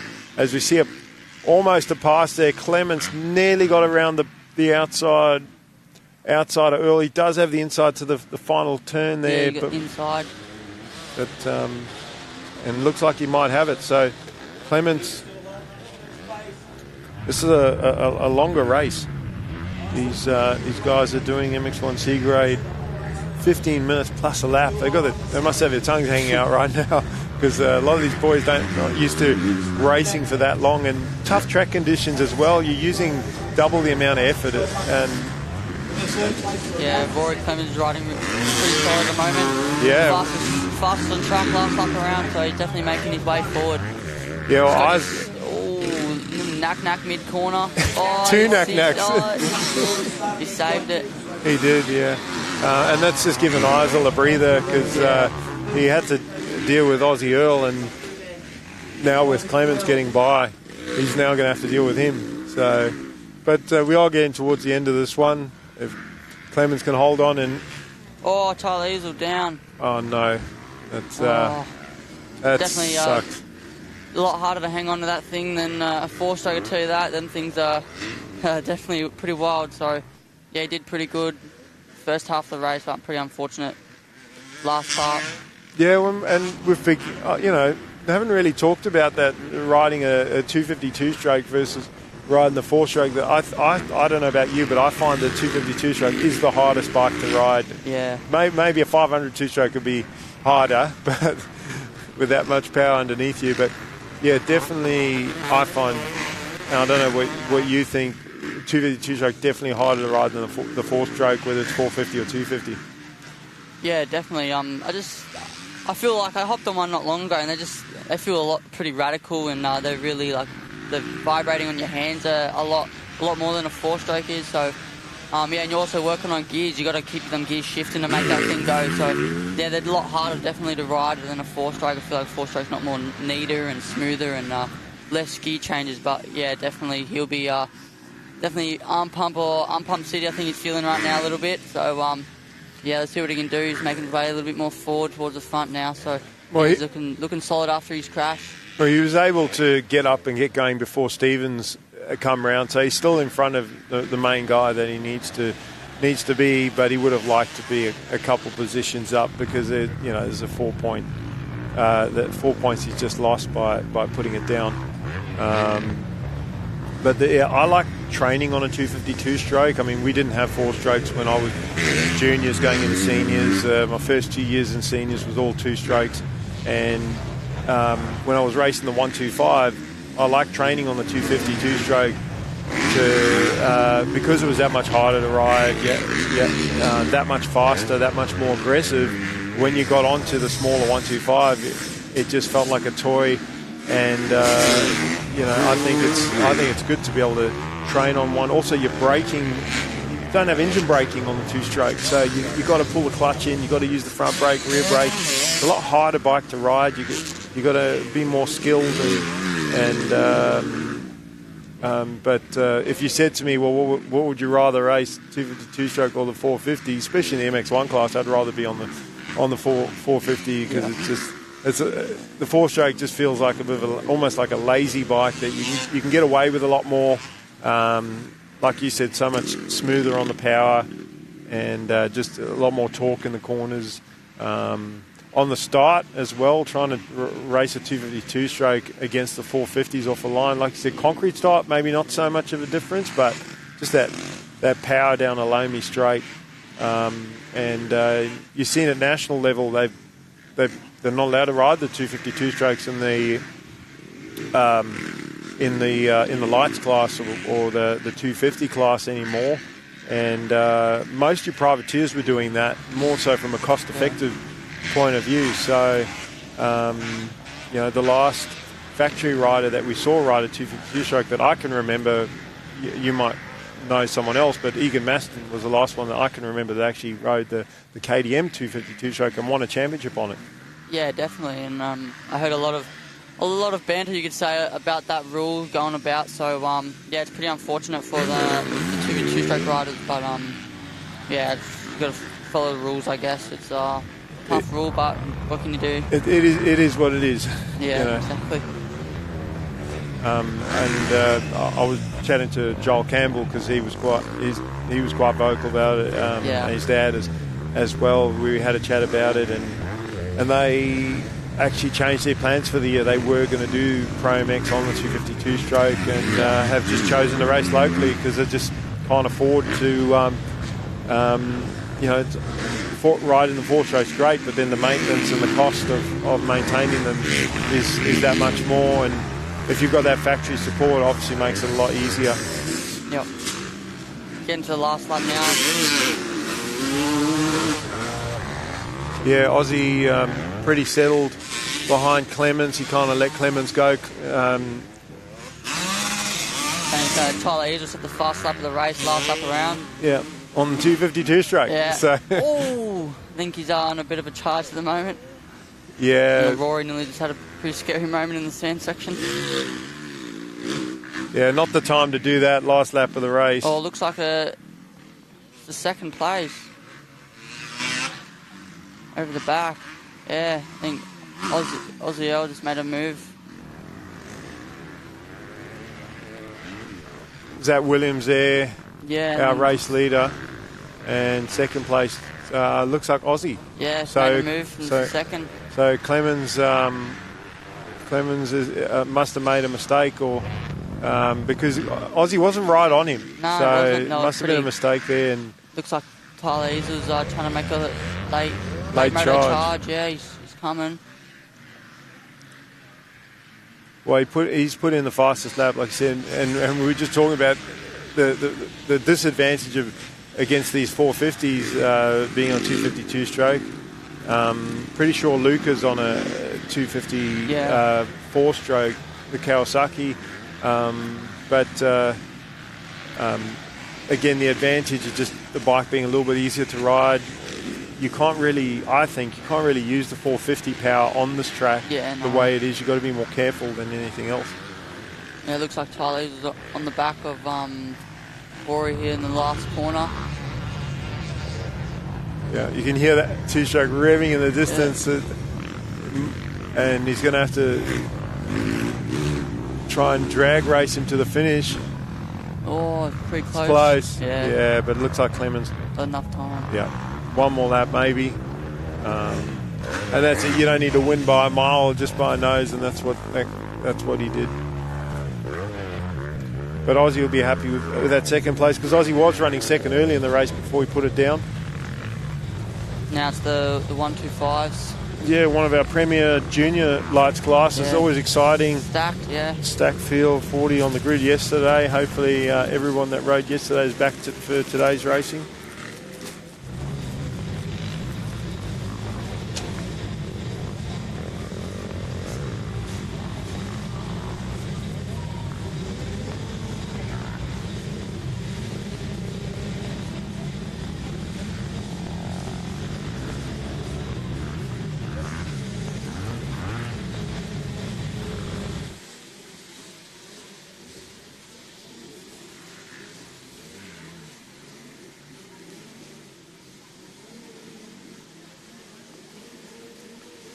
So we're going to go to an ad shortly, and then we'll be back with round 2 of the New South Wales State Championships Day 2 at Hastings Valley. There are teams like us all over New South Wales restoring the land being used for mining. We make plans before mining even starts, so there's a productive and sustainable use for land afterwards as well. Like this bushland and farmland for cattle grazing. And it's happening all the time. Like here in the Hunter Valley, where 40% of the land used for mining is already under rehabilitation. Because in New South Wales, we mine responsibly for today and tomorrow.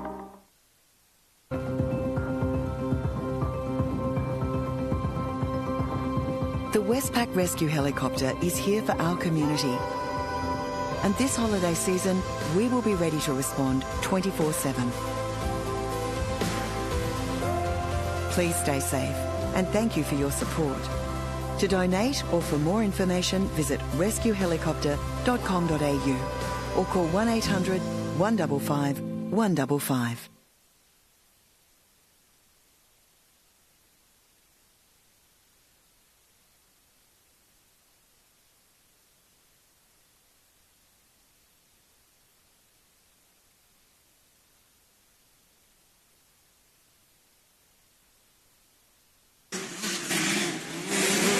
So junior lights 125s, 13 to 16 years of age, and very deep field of riders. Most of our top riders from round 1 have finished up near the front in their first race yesterday, but this is a make or break round. I've said it before, Kai, when we were talking about championships, that I find that your second last round is more important than the last round to set yourself up well.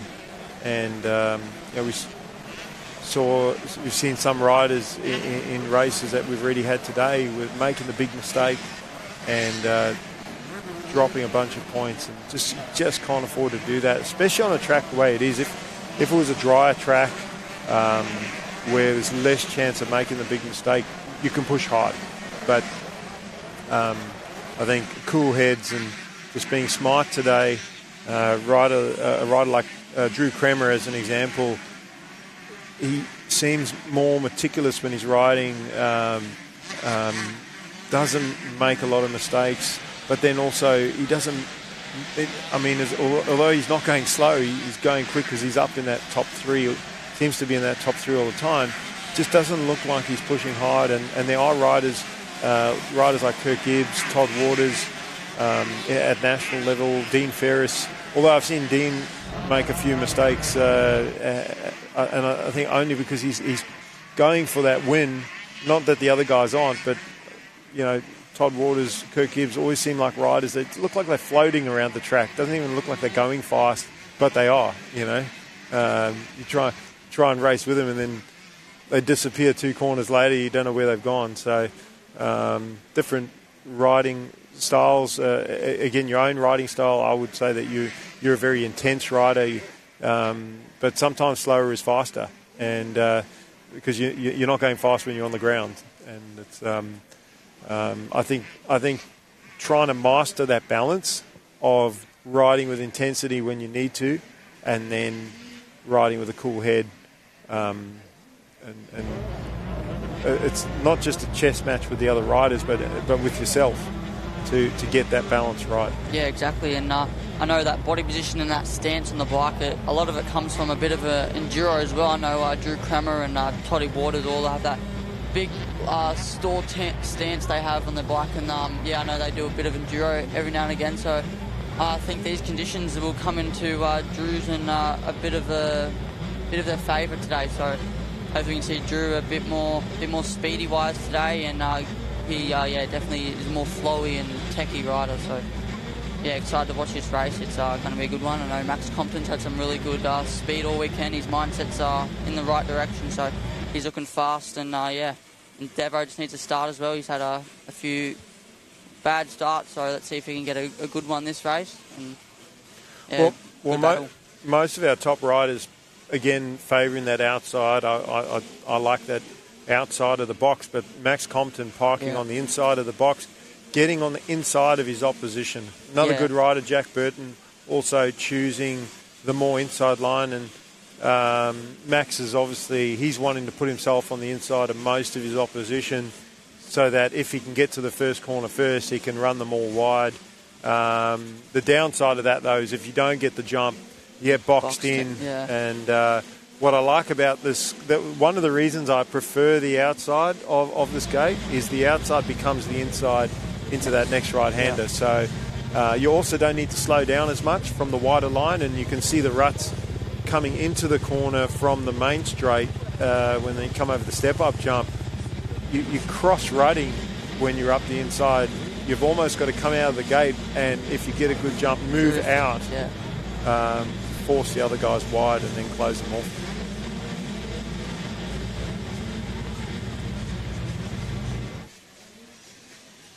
And because it's a full grid, a lot of the riders that didn't get a good gate pick are forced to park on the inside of the gate. As we see, one of the riders bikes starting, trying to get the bike going. Yeah, that definitely makes it a lot harder with these concrete start as well. You could probably start in gate 1 and you could randomly grip up and get the whole shot. So you never really know if these starts. So a lot different to dirt.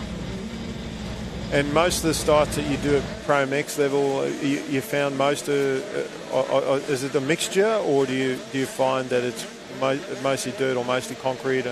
I think Maitland's a great start. Like a great. When I say great, I mean great as a metal grade mesh. Yeah. So most of the Pro MX we don't even have concrete start. Literally, there's only a few tracks in New South Wales that have a concrete start. So I'm definitely not a fan of the concrete starts because I feel like I can execute my start 100%. Like I know what I need to do on a dirt start, but concrete starts it's 50-50 definitely. So a lot of the tracks for Pro MX are mesh starts. They're a lot grippier and they track up a lot better. So yeah, dirt as well. Dirt's a lot of dirt starts in for Pro MX as well. So. Yeah, well, mesh start give you a sort of good start no matter where you are on the gate, where dirt can be good one side or not the other side. But we've got a 5-second board, so we'll see how these guys go. That rider that eventually got his bike going, got behind the gate and got going, but it's Burjo, with a clear call.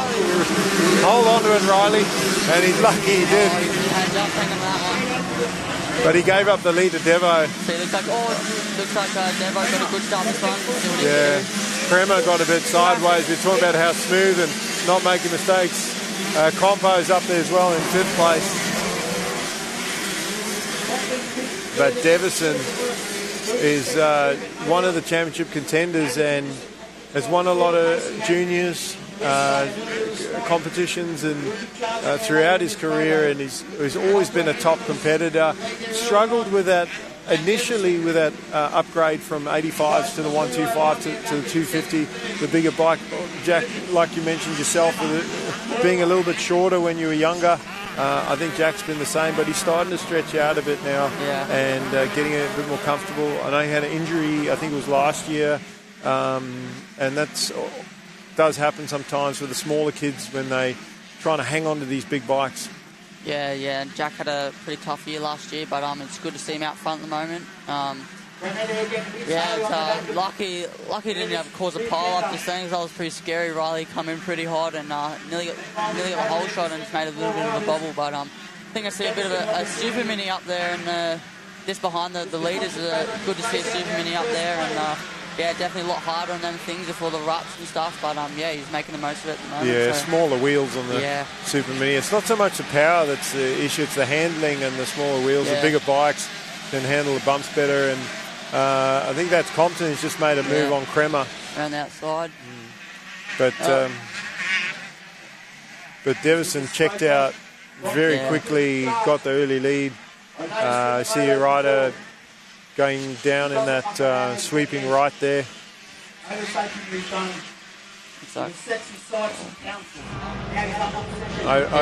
has just passed off Raven in the first last 2 turns, so he's into second. So let's see what he can do and close down that lead.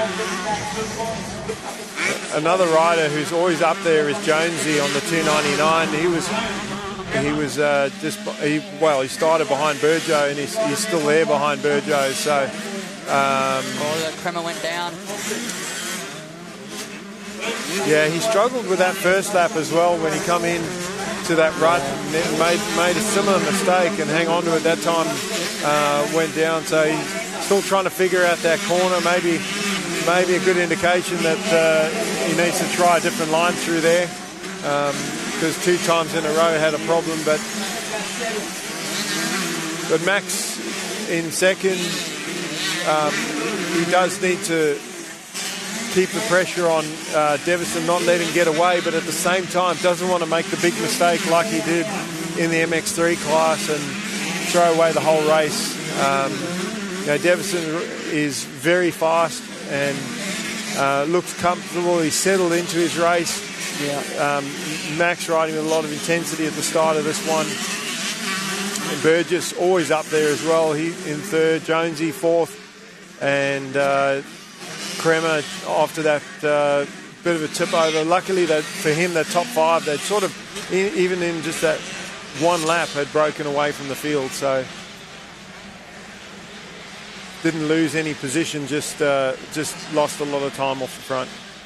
Yeah, Devo seems to be really good of the first half of the track, and looks like Max seems to bring it back a little bit towards the end of the lap. So yeah, it's we'll see what the lap times is when they come around, but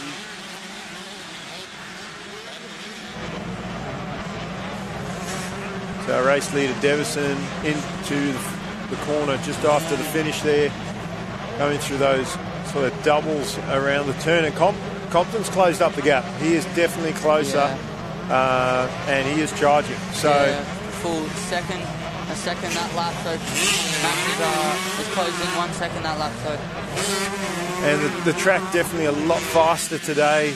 Max did a 2:16 yesterday and a 2:09 today, and people don't realise how big of a difference that is. I mean, 7 seconds. Yeah. Sometimes you'll talk to riders and they'll go, "Oh, I'm only 3 seconds slower than the leader." But in a 10-lap race, that's 30 seconds that you're down at the end of the race. That's a huge gap to be able to make up. So even being you sort of got to only be within half a second, and then if you want to catch a rider, and you see Devison's responded too. Max was catching him, and Devison's picked up the pace. Right now he's enjoying his lead because he doesn't need to push, but he doesn't have to worry about Max challenging pole position. But if he allows Max to close up on him, then he's going to have to ride more defensively and maybe take more inside lines that he doesn't want to take. Yeah. It seems like Max, this part of the track is really starting to reel in a little bit. I feel like he's struggling in the first half of the track, but it seems like this part he's pretty solid in.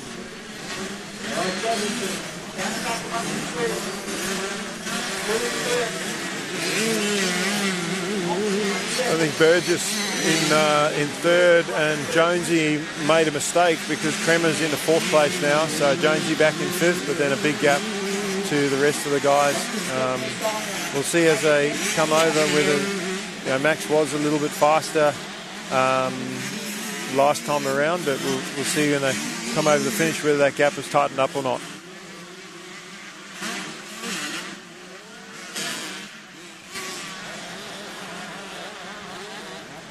Yeah, they both just went faster then. Yeah, and as I said, Devison definitely picking up the pace, but Compton they've both dropped their lap times, 2:08 and 2:07, so he's just going to have to keep working. This is only a 10-minute plus a lap race. It's quite interesting that they do a 15-minute plus a lap on the 250 because it's the same riders. But only doing a 10-minute plus a lap in the 125s, and maybe that's because there's a lot of 85 riders that ride 85, 125. Maybe that's the thought process between not having as many. But Jonesy all by himself now in that. Oh, Devison down at the back there. Devison gone down. Oh, God. No, not. And that's just from that pressure that Max was putting on. Devison could see him there, and he was responding to the challenge, but Now the shoe's on the other foot. Max is in front, so is Max going to keep pushing, or is he going to settle in? I don't think he can afford it. There are a couple of riders further in the field that have sort of come down in the second corner here. It looked like one rider tucked the front, the other rider had nowhere to go, and that's what happens with these deep ruts.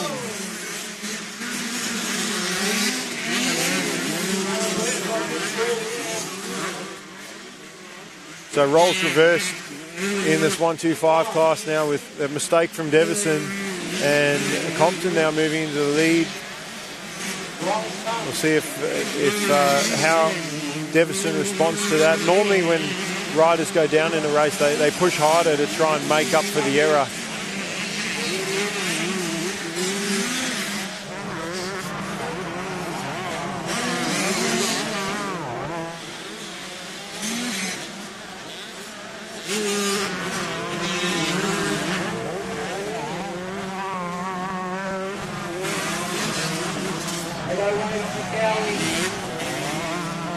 So Compton coming into turn one, deep into lap traffic now,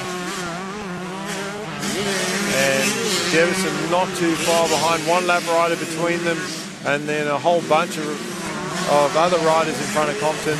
There's Burgess, he's been really consistent as well, always up in the top five. Kremer, who actually held on to a very slim points lead coming out of round one. But his main competitor's in front of him, so it's good to be consistent, but you can't always just be consistent. You've got to win races. Winning races wins championships, and as well as the consistency.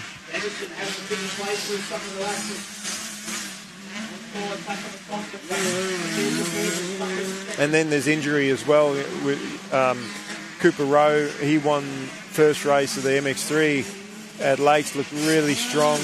Was in the top 3, top 5 all day, but then had that injury middle of the day of the first day, and that just messed his whole state title campaign up, and also nationals. He was doing MX3, so that's like yourself, getting an injury just messes your whole year up. Yeah, I think Rory went down race 2 or 3 at Lakes, but I think he's back on the bike at the moment. I think he's just easing his way back into things, training off the bike and doing a little bit on the bike as well. So I think he's just going to wait it out a little bit to his first race back for the Nationals. So yeah, he'll be looking forward to that, sure.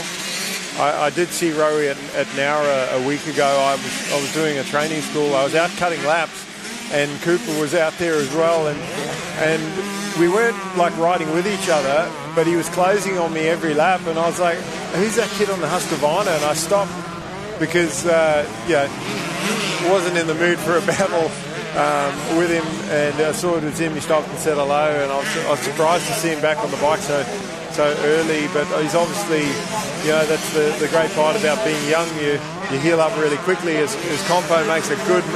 He needed to get in front of that lapper before that next right-hand turn and put as many lappers between himself and Devison.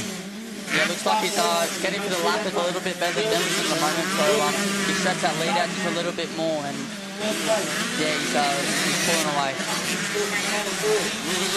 Well, Jack initially looked like he was trying to chase after him to keep the pressure on, but Max has obviously been able to withstand that challenge, and he's actually pulling away a little bit. So interesting. As we see Jonesy come up on a lap rider and almost knifed the front because the lap rider jumped on the brakes, and he had to react to that and almost went down. So that's the danger of following the lap riders. But this left-hand turn here in front of us, this main turn one, there's that inside rut, and that's about it. No one's sort of going wider than that.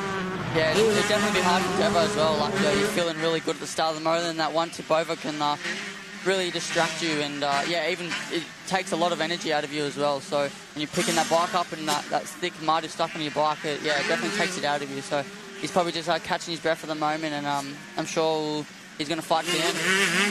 Well, the worst part about a crash, I mean, hopefully not hurt, but sometimes you can bend your front wheel, it can be just slightly out of alignment, and you don't have time to straighten it.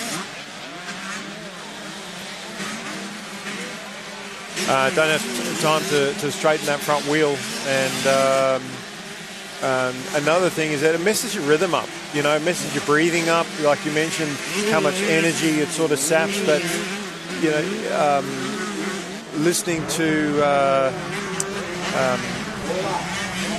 Jed Beaton when he was leading when they did the interview with him, leading that second race at Wonthaggi at round 1 of Pro MX.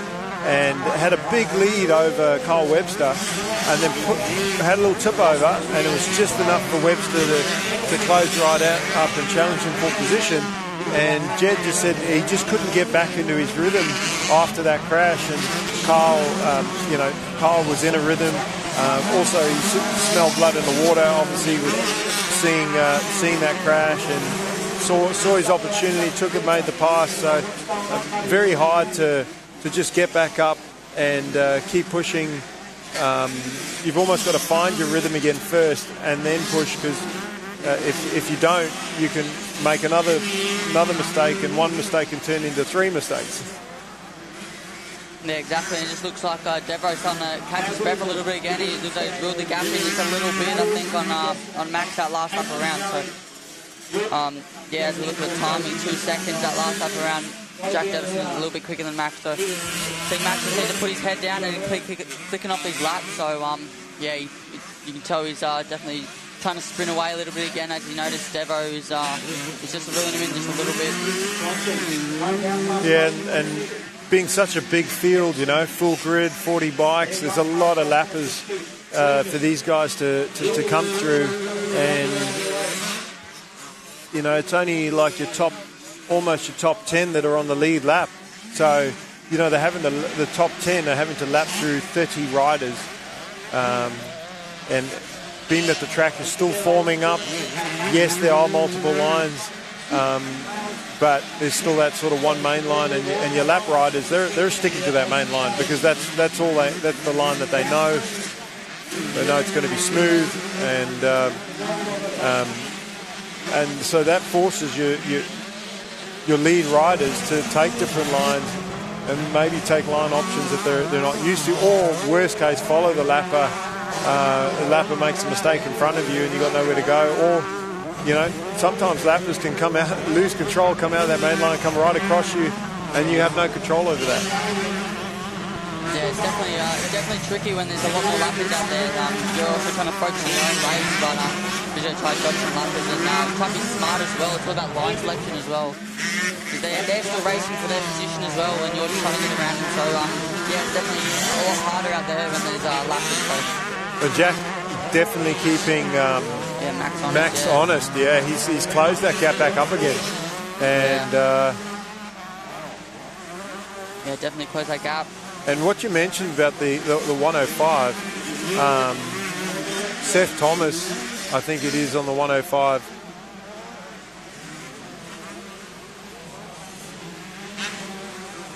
Not sure if he's riding the 105 in today. Maybe not, because the track's really difficult. But there are a few of the smaller riders that have chosen to ride that bike. But you know, Seth has been very impressive. You know, people think he's the same age as the kids he's racing against. He's actually a year younger. He managed to get exemptions to step up to the older 85 early, step up to the 125 a year early, and such a small rider too, you know, with so much ability. But the scary thing for him is that sometimes you can want to run before you can walk, or walk before you can crawl, and you know, he's always looking for that extra challenge rather than just staying back in his age group and winning easily. He's wanting to push himself, continually push himself. But as you get onto those bigger bikes, it's being able to hang on to the thing when it loses control. And just the bigger bike, I don't know if you've experienced that, but yeah, close battle for the get over the finish, but it's all over now. Yeah, it looks like Devo was charging hard that last few minutes. Yeah, Compton just hanging on to it and doing what he needed to do. You know, he managed that race towards the end there. A Burgess third, Kremer fourth, Jones fifth, Jack Burton moving up into sixth place behind Jonesy, and then Heath Davey, who's also, I think, first year getting used to the 125, and such a big age group as well. Very hard to very.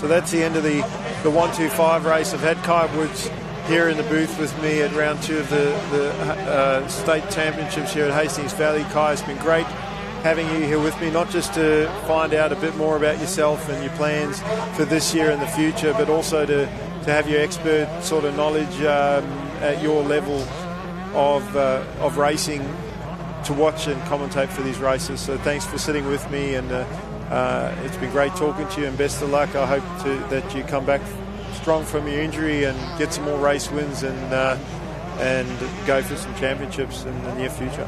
Yeah, thank you. Thanks for having me. No worries. We're going to go to an ad break, and we'll be back with round 2 of the New South Wales State Championships very shortly. I studied business and commerce at uni. After graduating, I joined the New South Wales mining industry. And my job is to find smarter, safer and more sustainable ways of doing things, like world-leading remote vehicle technology, building renewable energy to power our mines and communities across New South Wales, and using drones for remote seeding to restore the land and protect our ecosystem. Because in New South Wales, we mine responsibly for today and tomorrow.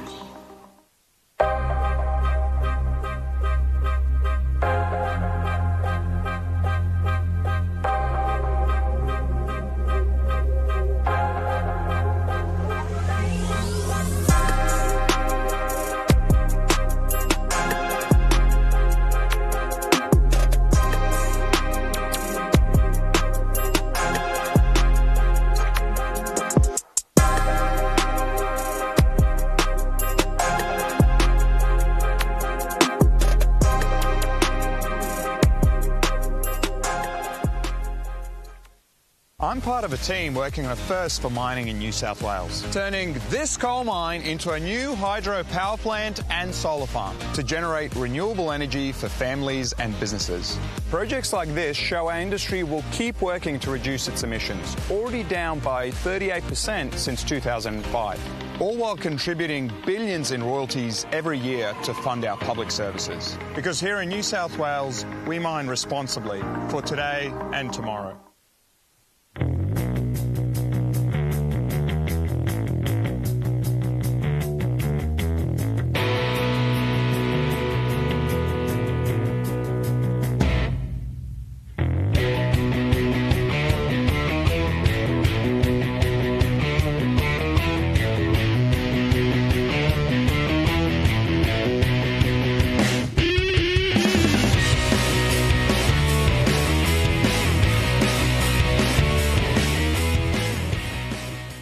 For over 20 years, the Black Dog Institute has been trusted to listen to the experiences of real people. Every day, we work to uncover data, patterns and insights into mental health to develop actionable, practical solutions. It takes pushing boundaries to be an international leader in digital health, not only researching and developing the technology, but also making it accessible to everyone. From clinical treatment and online support to early intervention and prevention programs, we're on the cusp of a new era of mental health science and action.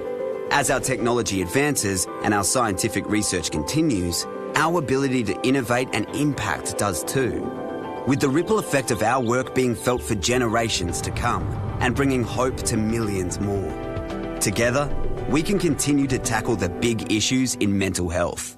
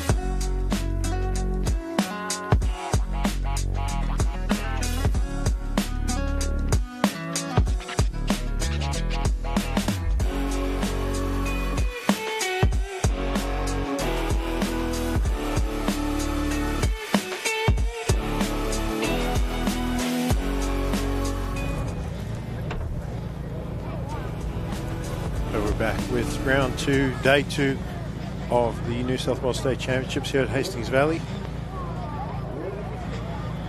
Mikel Constantino here in the booth with you for the live stream, Sideline Sport, our streaming partner, bringing this awesome coverage to you guys. Just had the junior lights 125 class, now we've got the junior girls.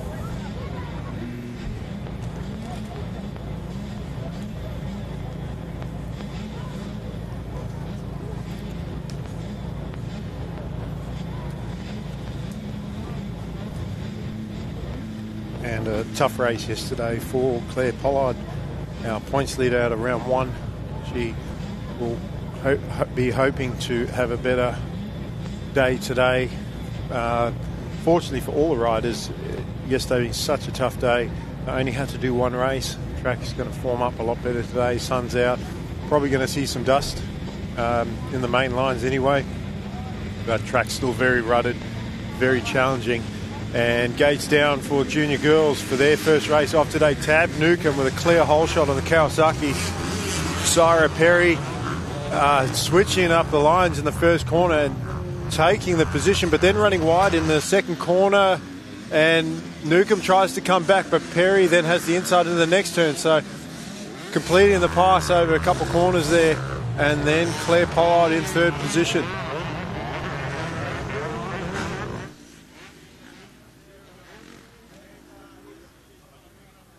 And Mia Cameron yesterday in both the 85 and the junior lights, she was on fire, but didn't get the start in this one. She looks like she's sitting in 4th place right now, but really gelling with this track yesterday. Different conditions today. We'll see how she goes. Sarah Perry, though, riding with a lot of intensity at the side of the race to take that early lead and pulling away a little bit from Newcomb in 2nd place.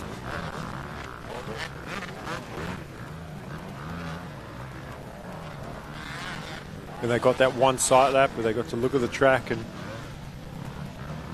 find that one line that they can get around comfortably.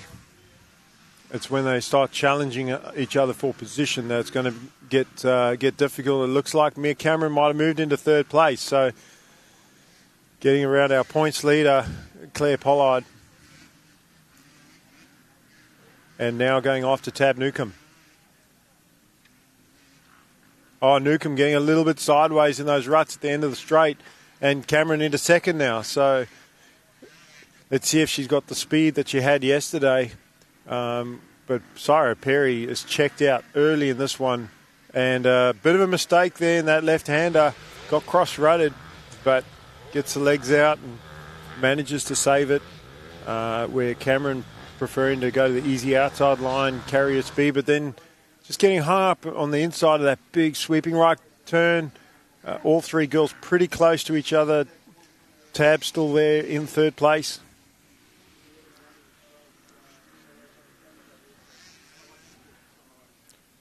As they get heading towards the finish now.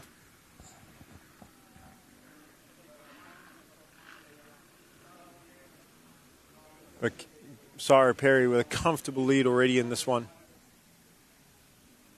And she can afford to just have a look and be a little bit careful at the side of this one until she figures out the track and the lines. Doesn't need to push too hard. Still a close battle for 2nd though. 2nd, 3rd and 4th. As they head towards the step-up jump side by side. And Cameron up the inside, trying to get the pass done on Tab Newcomb. Newcomb charging around the right, running out of real estate into that next corner. Pollard dropping back another position. The Queensland rider, Sienna Cyprian, moving up at a 4th. So Claire just trying to figure this track out still. A lot different to round 1, although the track in round 1 was also challenging at the start of the first day. It did dry up and got a lot more racy, and this track is very, very rutted with all the rain that we had before the weekend. So Claire, the best thing she can do is just keep figuring out the track and not throw it away. but she is losing points by being so far back. So she's going to need to try and figure it out quickly. Otherwise, this championship's going to get away from her. And Perry nearly tucking the front wheel there in the left-hander. Jumping that double though, even some of the 125s in the race that we just saw aren't doing that double, and she's jumping it in this junior girls class. See if any of the other junior girls can jump it. Cameron does as well. So just our front two having the courage to double that jump. Everyone else taking the safer option of just singling, but there is a little bit of a time gain in doing that. Cameron not really making a dent though in Perry's lead. And this race 10 minutes plus a lap, so still time, but Sarah Perry is pulling away. She is looking comfortable. A couple of little mistakes here and there, and that is understandable with these conditions. Very hard to be absolutely perfect and not make mistakes, but can't critique too much when someone is leading the race and getting out front and getting the job done. And Newcomb is still challenging for second place, so Tab is not given up. She's still going for that second place, or trying to anyway, and Cameron doesn't have it all her own way.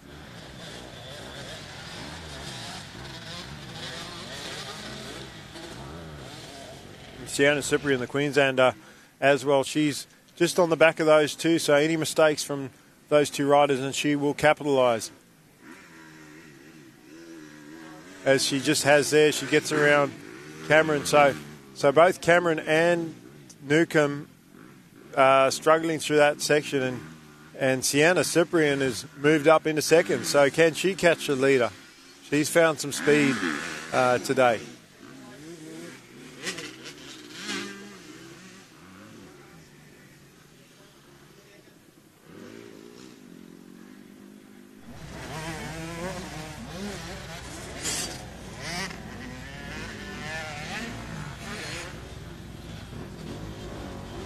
And Perry, time-wise, just that much faster than anyone else. Only Sienna Cyprian 2 seconds off the lead, and she's. But now she's moved up into second place. But Sarah Perry's still clocking around quicker than anybody else. Claire Pollard, a winner from Lakes, round one of the championship, sitting in 5th place.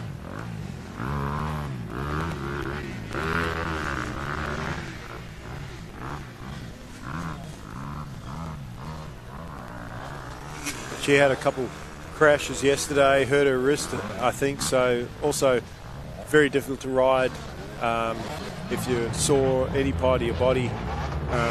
But then when the adrenaline kicks in, sometimes you don't feel it till afterwards, and you know, again, you win your championships on your bad days, so that's what she will be hoping to do, is just score some points and recover strong, and she'll be hoping to fight for this championship going into round 3 in Wagga. But Sarah Perry doing what she needs to get done, and that is winning races. So out front, one of the lead girl riders in New South Wales and in the country. I'm sure Sarah will be making the trip over to WA to race the Junior Australian titles. She was there last year in Northern Territory, and I'm sure she'll be challenging for that again on the state team, or hoping to be on the state team. So she's going to be racing against the likes of Sienna Cyprian, who's sitting in 2nd place right now. Mia Cameron, who was clearly the fastest rider yesterday. Not riding with the same pace that she did yesterday, and Sarah Perry definitely picked it up. Tab Newcomb in 4th. And everyone sort of spread out a little bit more now. As Perry comes into turn 1. And the track really starting to tack up nicely now. It's sticky, lots of grip, and multiple lines. Still some shadows here and there, which does make it tricky, especially when you go from the sun into the shadow. Saw a few riders in that right-hander at the end of the long straight lose the front wheel because especially the high-speed corners that you come into, very difficult to see the track, and you're almost hoping that your front wheel's going in the right spot. When it doesn't, that's when you go down. Mia Cameron looks like she's on I thought she was on a 125, but actually looks like a 105. It's a smaller bike than, and maybe preferring to ride that, being a little bit shorter, but also being able to reach the ground more, being on the smaller bike, maybe feels a bit more comfortable on that than getting on the bigger bike.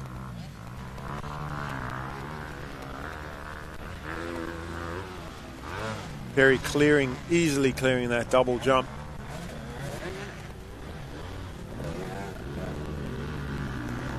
And then heading up the main straight towards the back there. See what line she takes through that right-hander with that main inside line, but there's some good lines forming in the middle, and that's where she's choosing to go.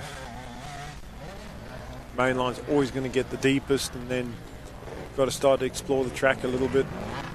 Try some of those other lines because it might end up better for you, and Perry does have that advantage being in front to explore the track and search for some lines that might help her in her next race.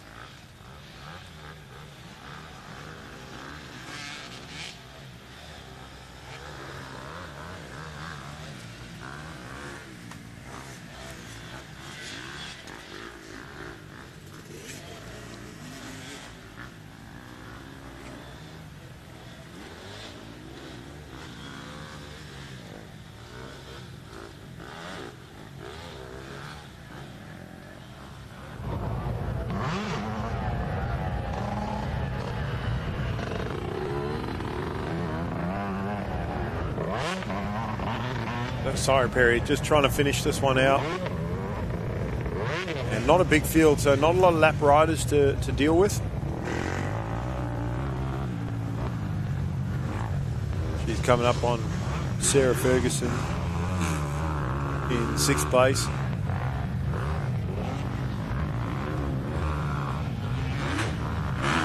But Sarah Perry a full 6 seconds faster than the 2nd place rider. So not only has she gotten into the lead, but pulled away every single lap. And Cyprian has also done the same, pulled away from 3rd. Tab Newcomb, they had a bit of a battle earlier in the race. And Mia Cameron as well. And that's where there's a little bit of a close battle now as they come over the step-up jump. Cameron and Newcomb. Newcomb looking for the pass. Jump into the outside of that step-up jump, which would be a slightly smoother run into this first corner. Newcomb running really wide, trying to get around Cameron going into that next right. Up and over the tabletop towards the medical shed. Cameron trying to hang on to that 3rd position before the race ends after winning yesterday. She's obviously thinking about the overall win for the day, not so much about the championship points, although obviously the higher up she can finish, the better that's going to be for her. But Cameron just trying to hang on to that 3rd place right now.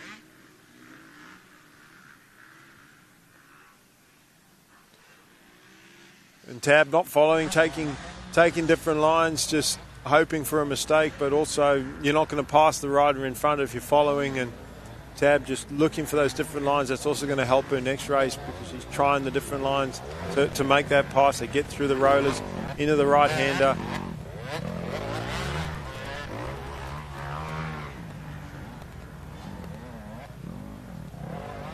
And we are right at the end of this race, so Tab's got to do what she can now, doubling into that corner. Wasn't doing it early in the race, and neither was Mia, but they are doing it now as the track is getting better and better.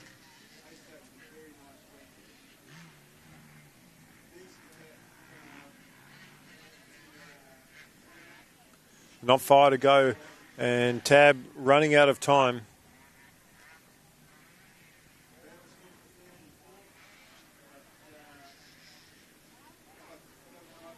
And Mia's only going to hang on for a few more corners as this race has come to an end. Sarah Perry, outright winner in this one, with Sienna Cyprian in second. And really what the only thing Sarah's competition can do is try and get in front of her off the start and make a race of it. But letting Sarah get away like that is not going to give her opposition any hope of beating her. She's clearly the quickest rider in the class today.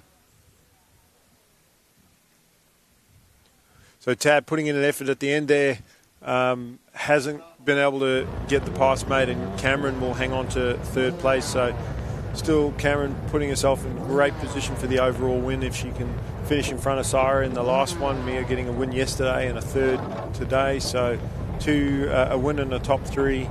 If she finished in front of Perry in the last one, she could take the overall, but Sarah also thinking about the overall win and the championship.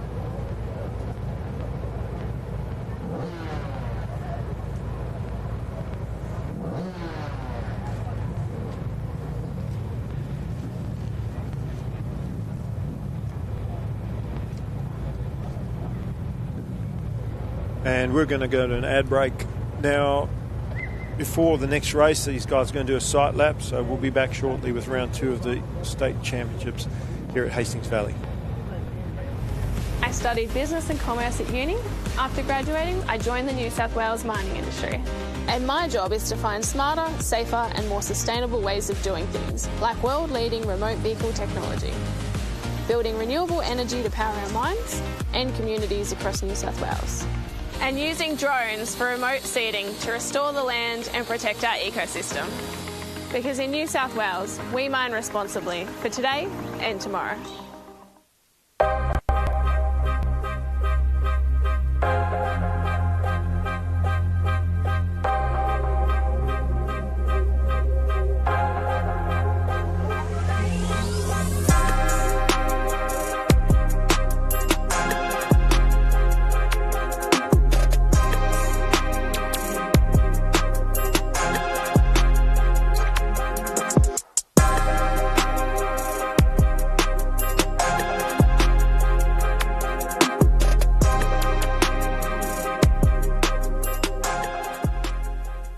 Our organisation represents the mining industry in New South Wales. We have nearly 100 member companies, and we represent the mining workforce of over 30,000 people that work in mining in New South Wales. Well, our organisation and many companies in our industry support local community teams right across the state. And we have a long-standing partnership with the Newcastle Knights, obviously based in the Hunter region, that has endured over 12 years or more, through the highs and lows of the Knights seasons, through the highs and lows of our industry's fortunes as well. It's an important demonstration of the partnership between our industry and sport and local communities, and our support for this event today is part of that too.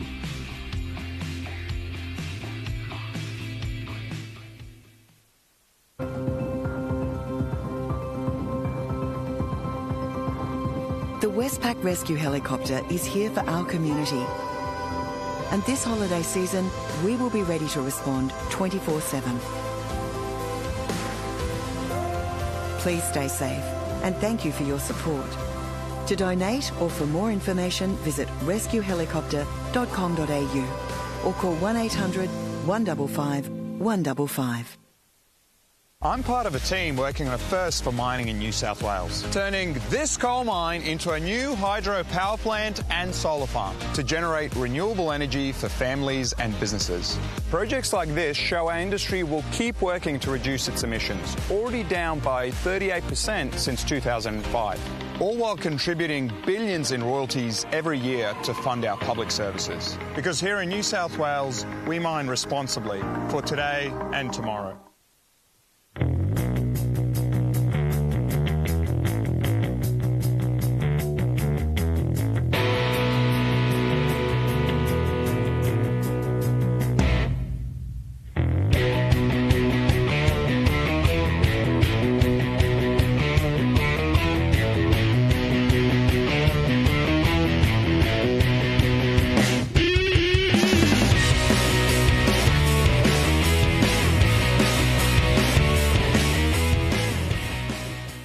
For over 20 years, the Black Dog Institute has been trusted to listen to the experiences of real people. Every day, we work to uncover data, patterns and insights into mental health to develop actionable, practical solutions.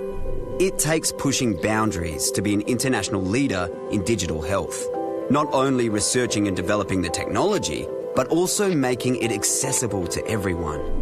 From clinical treatment and online support to early intervention and prevention programs, we're on the cusp of a new era of mental health science and action.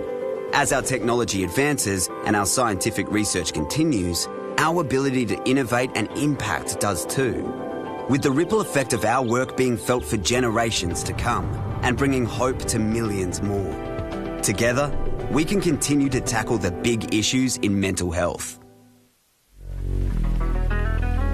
So we're back with round 2 of the New South Wales State Championships here at Hastings Valley. We've got the senior women on the line, and Taylor Thompson, the Husqvarna rider, has been on point in this championship and in every race so far has been the woman to beat. We'll see if any of these other girls can get a start on her and get in front and make a race with Taylor Thompson. Though clear hole shot. Bella Arnott there in second on the 12.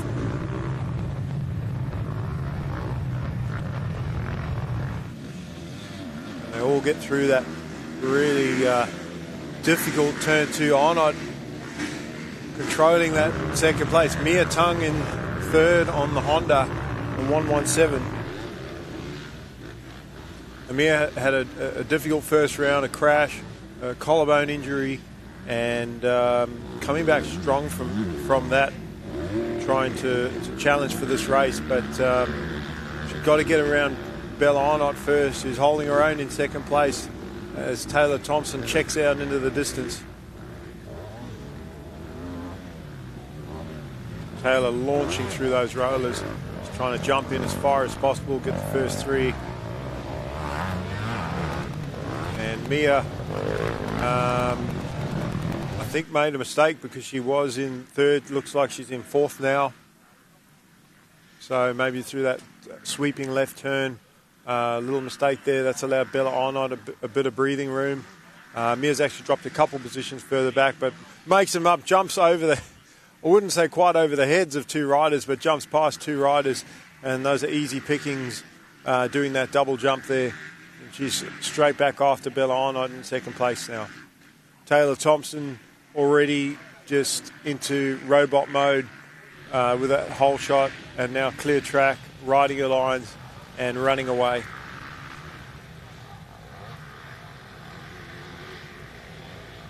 That big sweeping ride has caught a lot of people out, but Taylor getting through there cleanly, not taking her feet off at all, just leg out and balancing through it. Arnott makes a mistake and runs wide in that turn, and that's going to give Mia Tung second place. So Mia up to second. Let's see if she's able to run the pace of the leader and close that gap.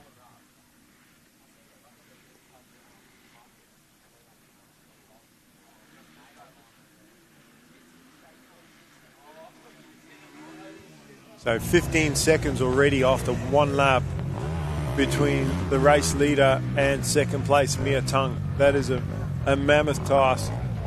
Even if you're running a second lap faster, it's going to take you 15 laps to close that gap. So really everything in Taylor Thompson's hands right now, and all Mia Tung can do is just put in clean laps and not make any mistakes. Bella Arnott, great start for her to this one in third place.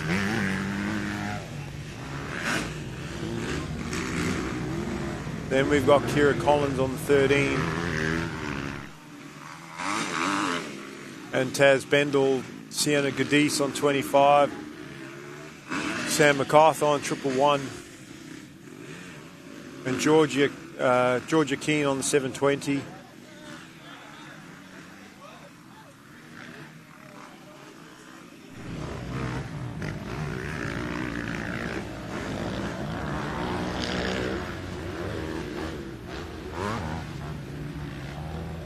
Taz Bendel and Kira Collins having a bit of a battle there. Looks like Taz has got the position.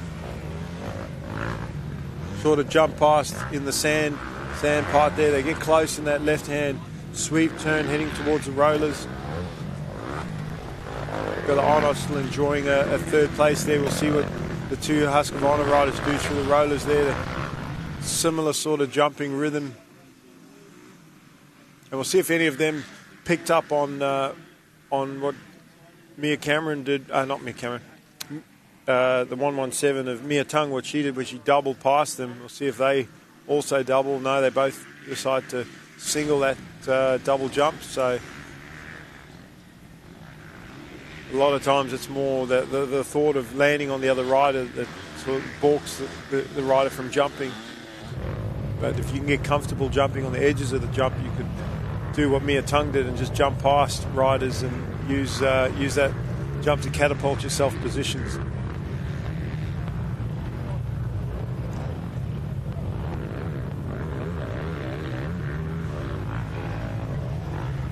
Thompson with a massive lead already on this third lap. Still waiting for second place to cross the finishing line.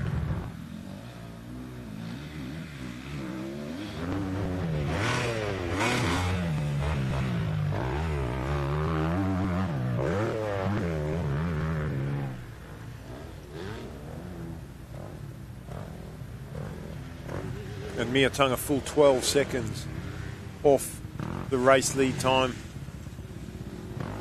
And Bella Arnott another 13 seconds further back. So big difference in times between these riders.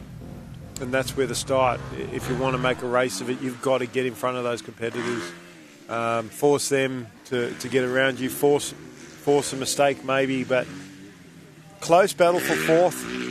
Bella Arnott all by herself in third place, but Taz Bendel and Kira Collins side by side over the step-up jump here, coming into turn one. And Kira's got the position right now. They go into the right hand. You see the overhead shot showing a dozen lines coming into that rut. Back to the front on shot. Over the tabletop they go, and Collins has got it. They've changed positions a couple times in the last lap. Heading towards the sand section.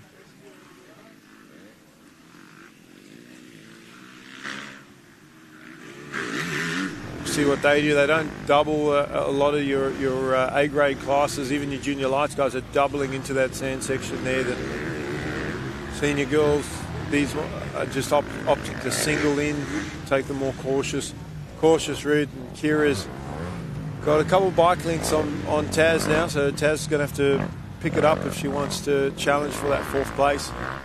Bella Arnott holding position strong in third, not losing any time to these girls, and doubling as well. So she's seen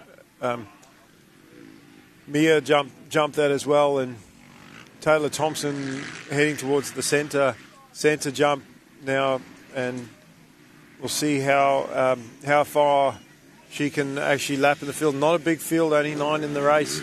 So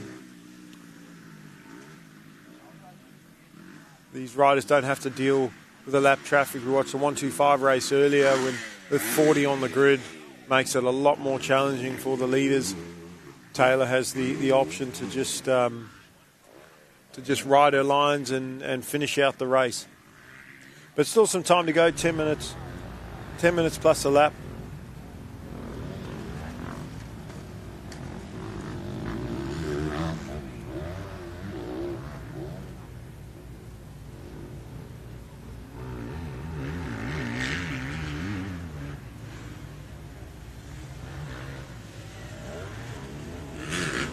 Taylor tripling into those roofs and actually going triple, just lifting the front wheel to get over the second triple and then bounce it, using the last couple rollers just to bounce out into the corner. Actually using the last few rollers to slow herself down for the corner. If she was to go triple and land it perfectly, she might find herself struggling to pull up for the ruts, but casing through the last few rollers where the bike lands into the face of the jumps just takes away a lot of speed.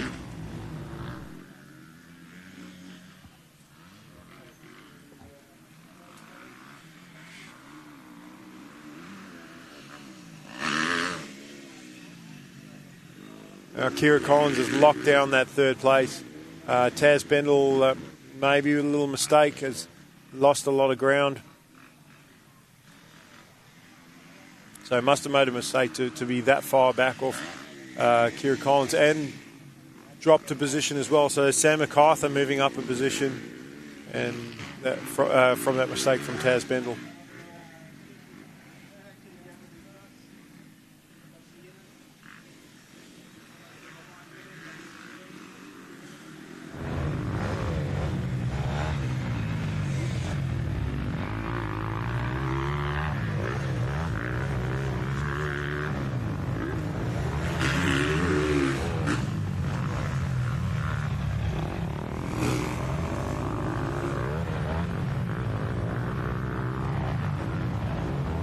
Taylor Thompson out in front, heading towards the sand section, and we're still waiting for second place to cross the finish line. That's how far in front Taylor is. She'll be racing, we'll see her in the MX women's class at national level as well. She's been in the top 3, and I'm sure we'll be racing for a championship in that class as well. But big step up, racing at state level to then going to national level and riding with the best girls in the country. But in New South Wales, she's pretty much got things covered there, actually getting right over that second triple front wheel high and then doubling out into the turn, so easily playing down, but then using the wider line, just choosing to go out wide in that turn, an easier option. Can't do that double jump, well, she could have done it, but that rider in front of her didn't want to take the risk of landing into the back, and that is Sienna Gadiz. So lapping up to 7th place is our race leader.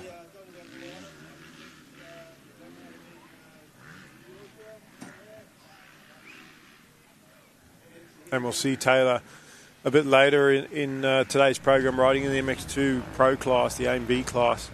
So that's going to be a challenge for her. She ran top 10 yesterday, and she ran top 10 at Lakes at the last round as well. So it's good for good racing for her to get her pace up and have to push in that class, where in the senior women she's enjoying just being able to ride her own race.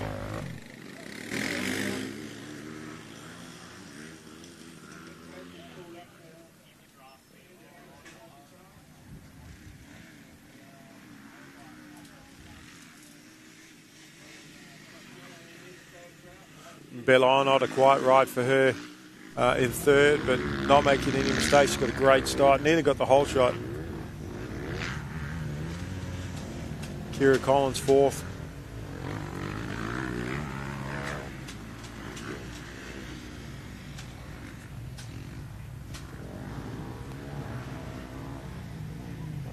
Bella goes singling and then doubling through the roller jumps there.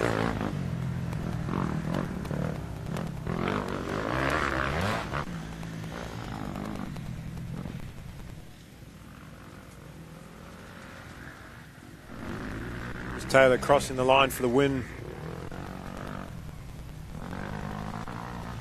and just waiting near the finish line for Mia Tung to come through and finish second and shake hands.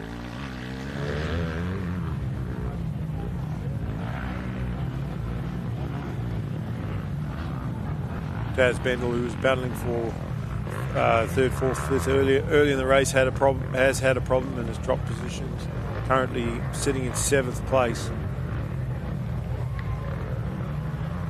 And we do have a rider down the back section there with a bike issue, so not sure if that's Taz. I just haven't seen it come around yet.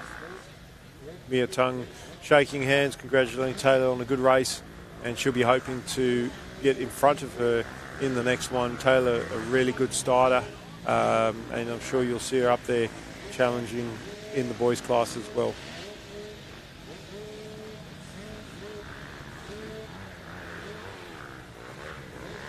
So we're going to go to an ad break, and we'll be back with the next race on the line, which is the 12 to 16 girls class. So we'll see you shortly.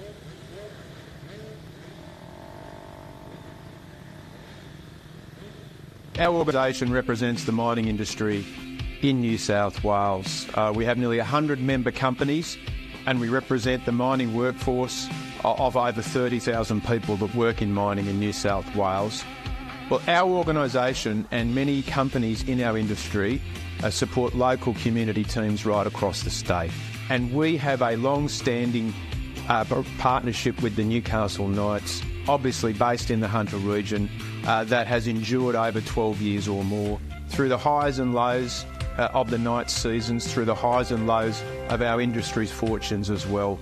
It's an important demonstration of the partnership between our industry and sport and local communities, and our support for this event today is part of that too.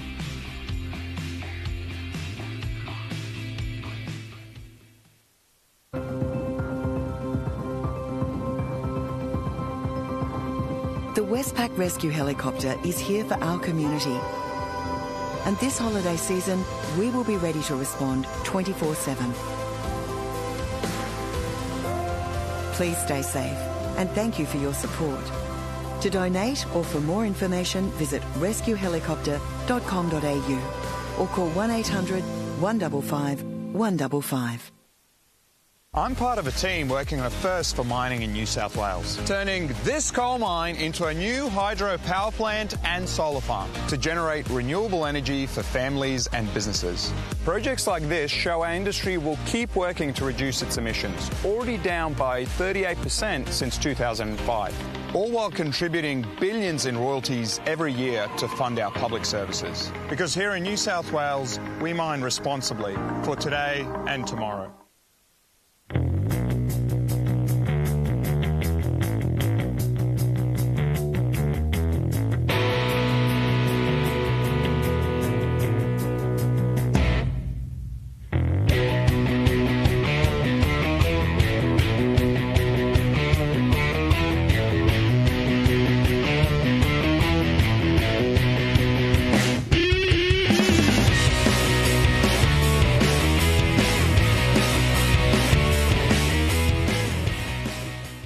For over 20 years, the Black Dog Institute has been trusted to listen to the experiences of real people. Every day, we work to uncover data, patterns and insights into mental health to develop actionable, practical solutions. It takes pushing boundaries to be an international leader in digital health, not only researching and developing the technology, but also making it accessible to everyone. From clinical treatment and online support to early intervention and prevention programs, we're on the cusp of a new era of mental health science and action. As our technology advances and our scientific research continues, our ability to innovate and impact does too, with the ripple effect of our work being felt for generations to come and bringing hope to millions more. Together, we can continue to tackle the big issues in mental health.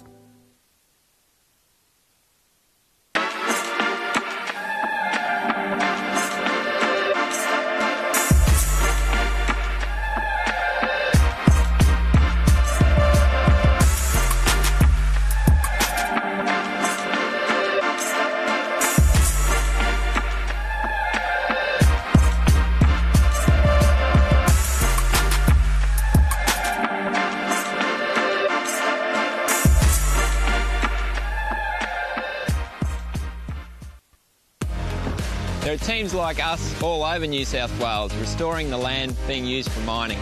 We make plans before mining even starts, so there's a productive and sustainable use for the land afterwards as well. Like this bushland and farmland for cattle grazing. And it's happening all the time. Like here in the Hunter Valley, where 40% of the land used for mining is already under rehabilitation. Because in New South Wales, we mine responsibly for today and tomorrow.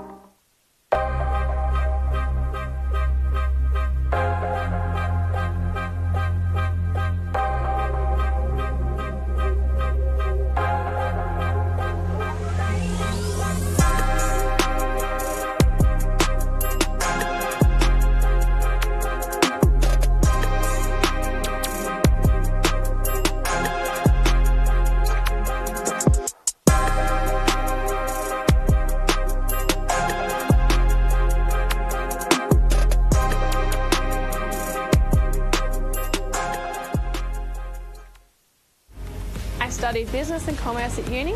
After graduating, I joined the New South Wales mining industry.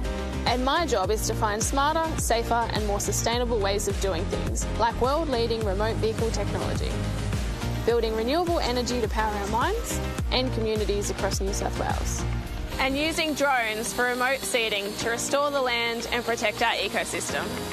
Because in New South Wales, we mine responsibly for today and tomorrow.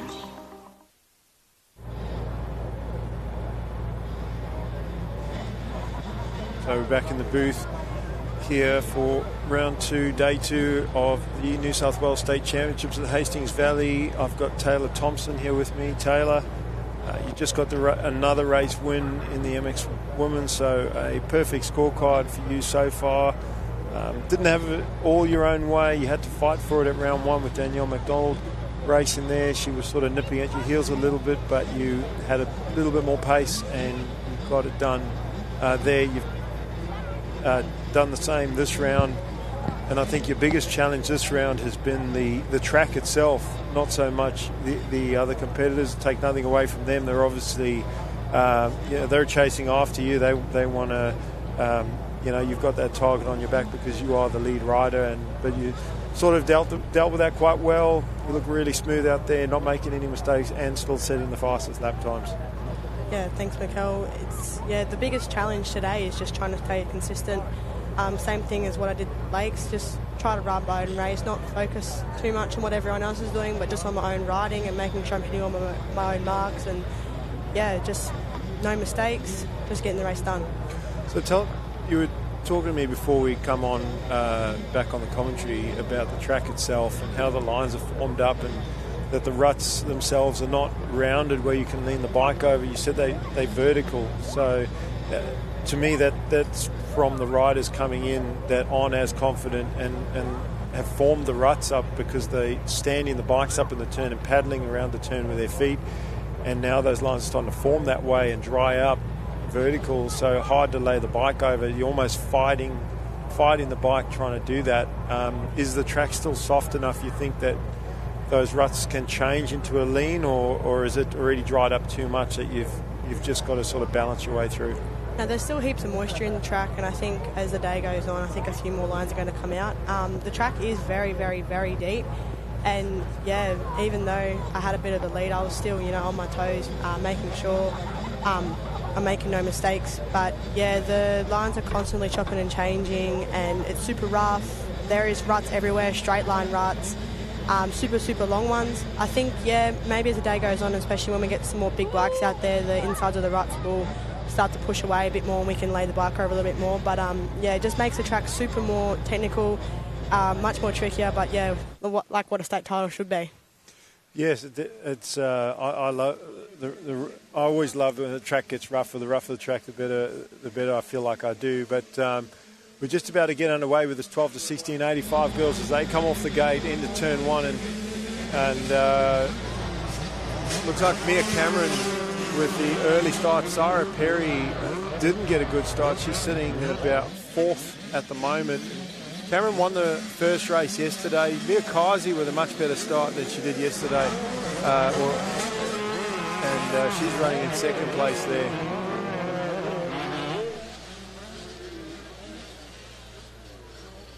And Sienna Cyprian in 3rd. So this track will be really hard for these little bikes, especially. Some of these ruts are probably the size of these bikes. Yes. So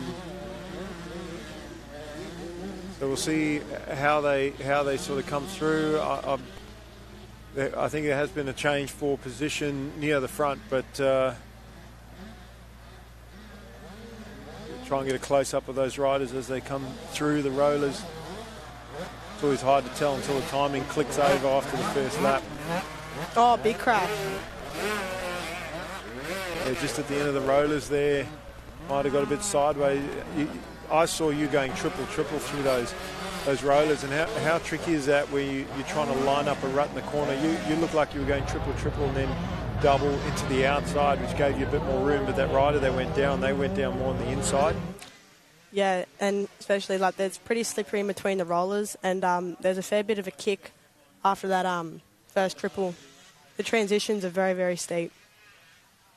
So you got to commit to it. You can't, and I think trying to jump in 3, it just sets you up good for the rest of the rollers. But if you come up short on one of the mid part of it, it can mess you up. Last thing you want to be doing is heading into the ruts in the corner sideways. Oh, yeah, for sure. And there's like 4 or 5 ruts in that berm as well, which makes it heaps more technical. So the front 3 sort of broken away a little bit. Can hear a bike, I think. Is that Perry? That was Sarah Perry. I thought we missed her at the start of the race. So something's happened to her. The bike does not sound good.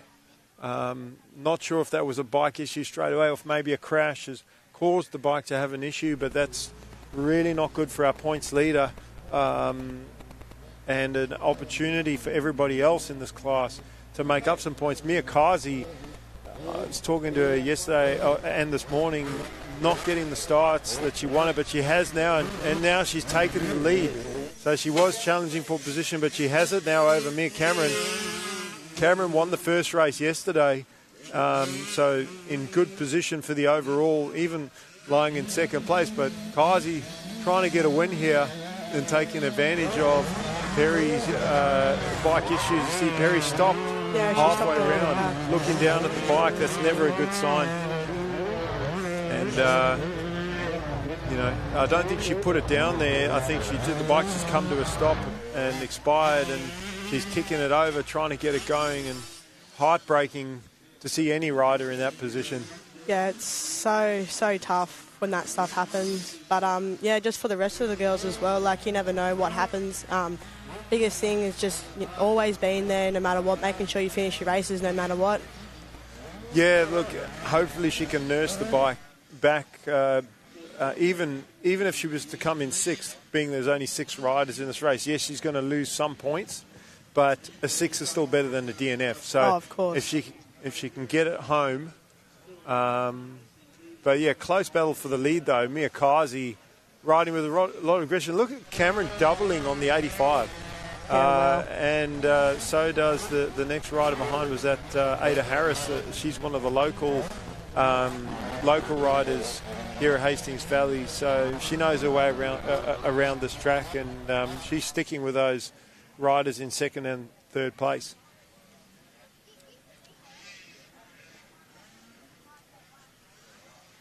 I've had a fair bit to do with Mia. She's been coming out every so often out to my place to train, and it's good. She trains really hard, so it's nice to see that she's finally getting over the little mental barrier she had, and she's starting to ride a lot more smarter, and stuff's starting to fall in the line for her. I don't know if you find it, being that you've been mostly the lead rider in your class, but I think that the mental game is not focused on enough by riders. They sort of put themselves down in the order, and they go, oh, this person's here, that person's there. They sort of name drop riders in their class, and straight away they're mentally beaten before they line up on the grid. They don't give themselves a chance. And, in the sort of 85 and even junior lights, Syra is always spoken about as one of the top riders. So it's easy to sort of put yourself down the ladder, 2nd, 3rd, or wherever you think you're going to finish, and you can't do that. You've got to do what you were saying, like putting a lot of effort, putting a lot of training in. There's no reason why you can't be that lead rider. You just got to back yourself and not think about your opposition. Race the track, race rather than racing the other opposition. Mia Cameron did that yesterday. Got 2 race wins. She's currently sitting in 2nd. And Ada Harris close by 3rd place. Yeah, all through juniors, even now, like I've been focusing on my mental more than anything. To be a good rider, that's one thing, but to have the mental strength is, it's a completely different skill in itself, and I've been working on it with my riders as well, the ones who came out to Fuzz Farm. Sometimes you don't even need to be the best to win. If you're headstrong, if you go out there, you race your own race and you focus on yourself, that's when good things will start to fall in line. But if you're racing and you're thinking about someone else, you're not racing your own race, you're racing their race. And, if you're thinking about people, you're not riding as good as you can, you're riding to more so their standard. Yeah, and I'm sure that these riders would have seen that Sarah had that problem early, and that would have given them a boost in confidence to know, thank goodness I don't have to race Sarah in this one. But Mia now pulling away slightly. Mia Kazi anyway from Mia Cameron. We've got lots of Mias racing. We had Mia Tung. I actually got mixed up when you were racing with Mia Tung in the last one. And we got 2 Mias in first and second. Ada Harris third. Sienna Cyprian, the Queensland rider. Great to see some interstate riders. I'd like to see more of interstate riders come and race in our New South Wales competition. A lot of our New South Wales riders go and race in Queensland or Victoria. You've gone up and raced some of the sunny states. Have you done any of those rounds so far this year? Yeah, I was in Queensland last weekend doing the sunny states at QMP. And how? Who did you have up against over there, and how did you go? In the women's, I raced Charlie Cannon, and the men's ended up getting called off due to weather. But the racing was really, really good. In the first race, we were pretty similar. We kind of battled the whole race. Second race had a pretty bad start, so I had to get through everyone. And then the last race, again, pretty similar. Battled very well, the whole race, which was good. So who, and then racing at Pro MX level, how many rounds of Pro MX? Is the women every round of Pro MX? No, we're 4 rounds this year. Yes. So our next round, we're at Wonthaggi at the start. Next round will be Murray Bridge, round 5. And then Toowoomba for round 3, and then QMP for our final round. Well, that's unfortunate for yourself. You don't get Maitlanders around. You've got to travel for all your rounds, unfortunately, this year. So with only one New South Wales. I know. Hopefully soon, though, they might give us a round in New South Wales. But until then, look, I mean, at your level, you're used to the travelling anyway. It's just one of those things, and I like racing different tracks too.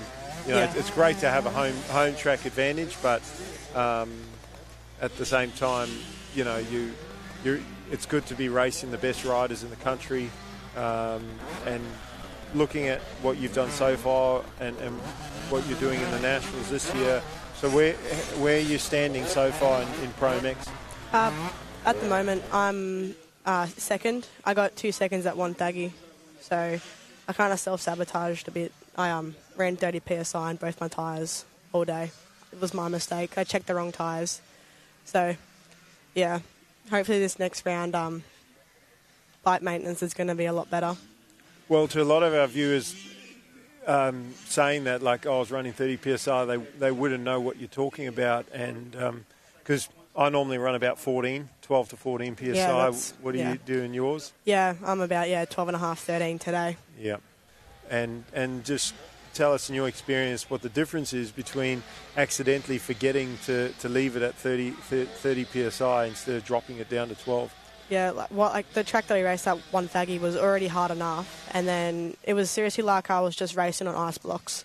Like, I had no traction, my front wheel was tucking everywhere, so I kind of just toned it down a bit. I rode smart, I didn't want to crash. I was in a good position, and the last thing that I wanted was to throw it away like how I've done the 2 years before. So I just rode smart, brought home second. But, it was nice to know that it wasn't me riding bad, it was the tyres.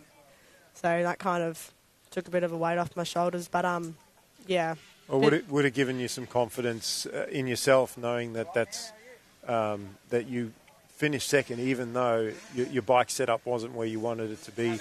At least you didn't get any punctures, because running 30 PSI, you're not going to get any punctures when you hit rocks. It's just the lower PSI that will give you more grip in the corners, but make sure you don't hit any sharp rocks.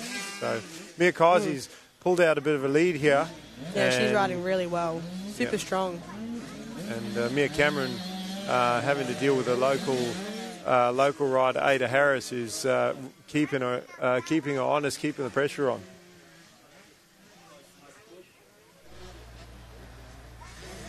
Just having a look around the track, see if I can see Sarah Perry still circulating. Got Sienna Cyprian in 4th place.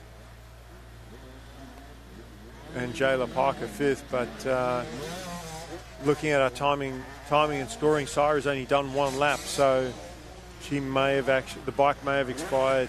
I haven't seen her come round. That's going to be really devastating because it's 35 points for a win. You know, getting a 6th place, you might drop 7 or 8 points, but to lose 35 in a 3-round series, very hard to make that up. And you mentioned yourself in Pro MX 4 rounds.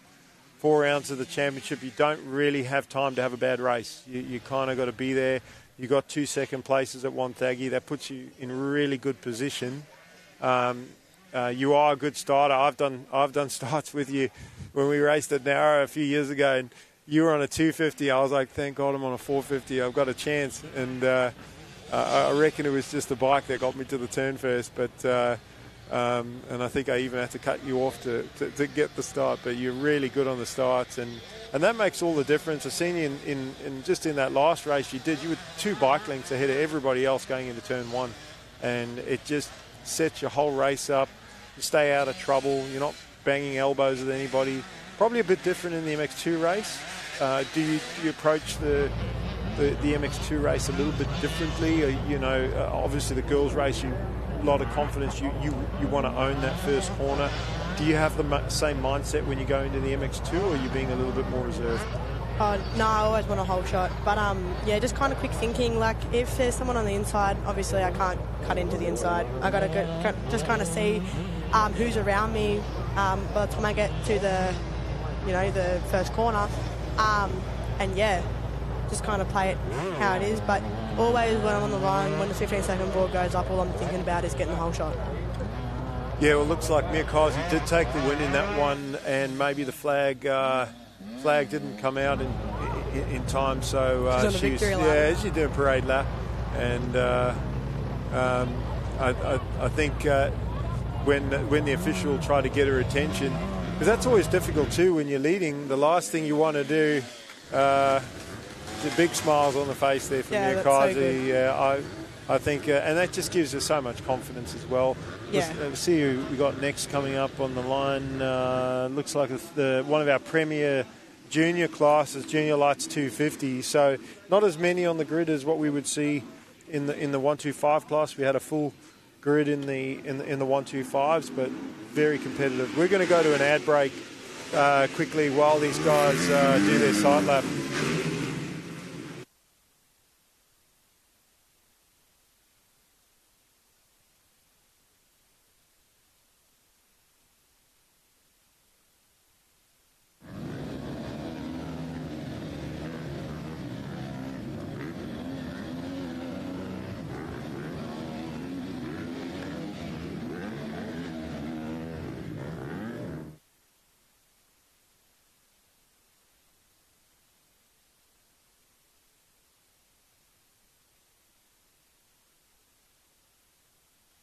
I'm part of a team working on a first for mining in New South Wales, turning this coal mine into a new hydro power plant and solar farm to generate renewable energy for families and businesses.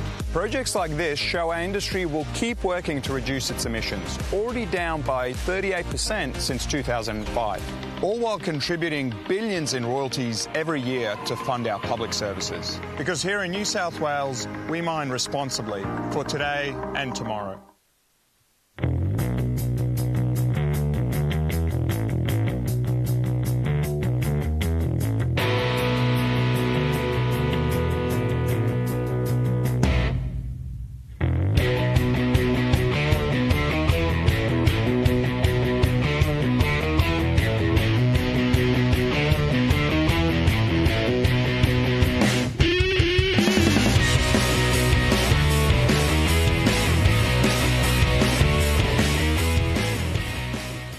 For over 20 years, the Black Dog Institute has been trusted to listen to the experiences of real people.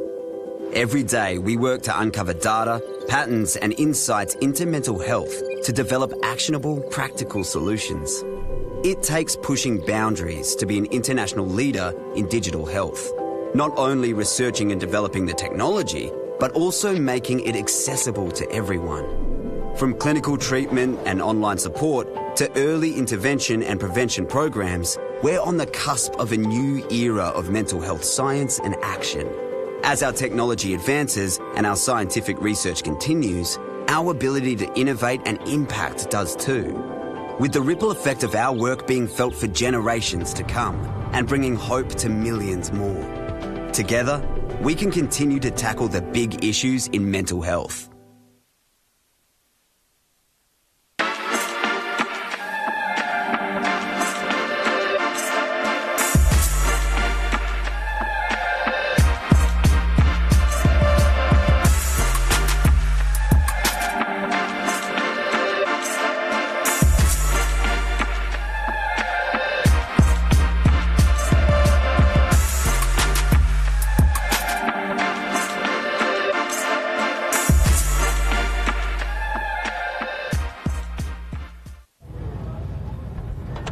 So we're back at round 2 of the New South Wales State Championships here at Hastings Valley. Mikael Constantino here in the booth with Taylor Thompson, our senior women's best rider in the state at the moment and competing at national level.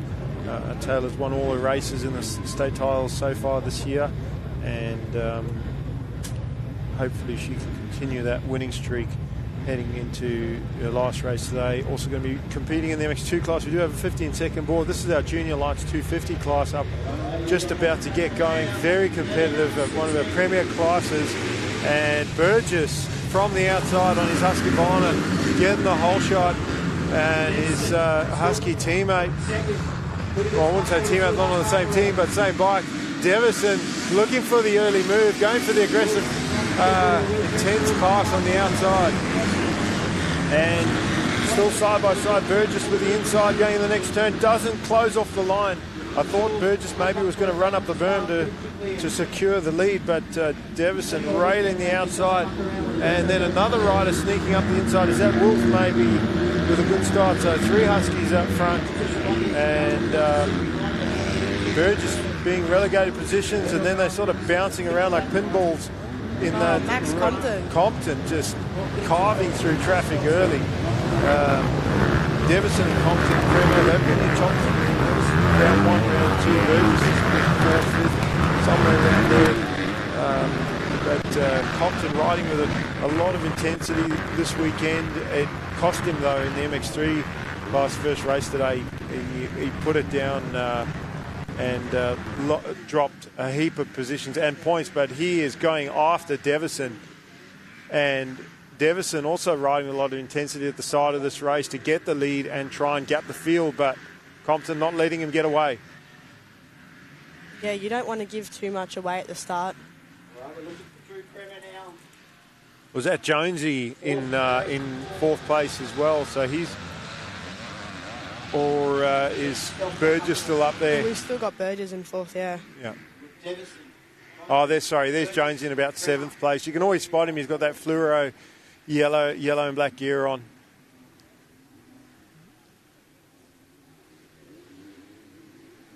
The difficult thing for the commentary is when they switch their gear between races or between days.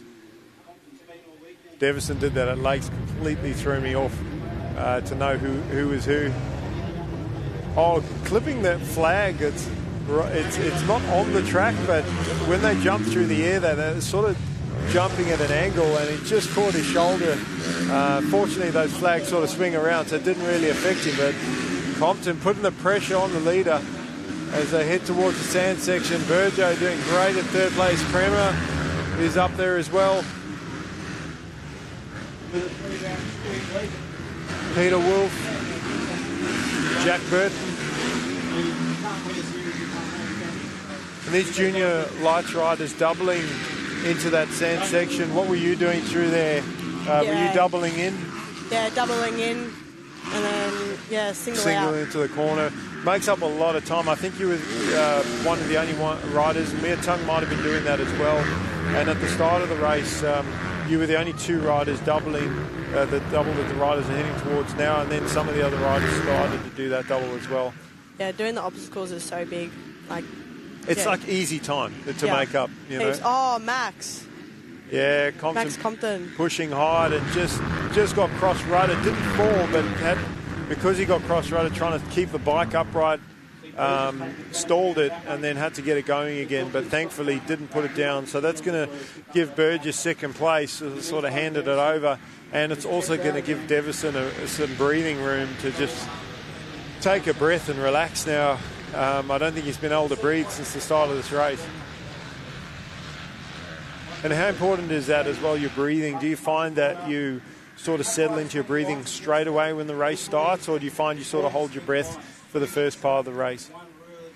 Yeah, I think when you're under pressure, I kind of hold my breath a little bit, and then it just kind of tenses me up and gets me a bit erratic and stuff like that. Just trying to stay calm, especially in these conditions where the track's so techy and you've got to be standing up, you've got to be loose and allow the bike to kind of move through the ruts a bit.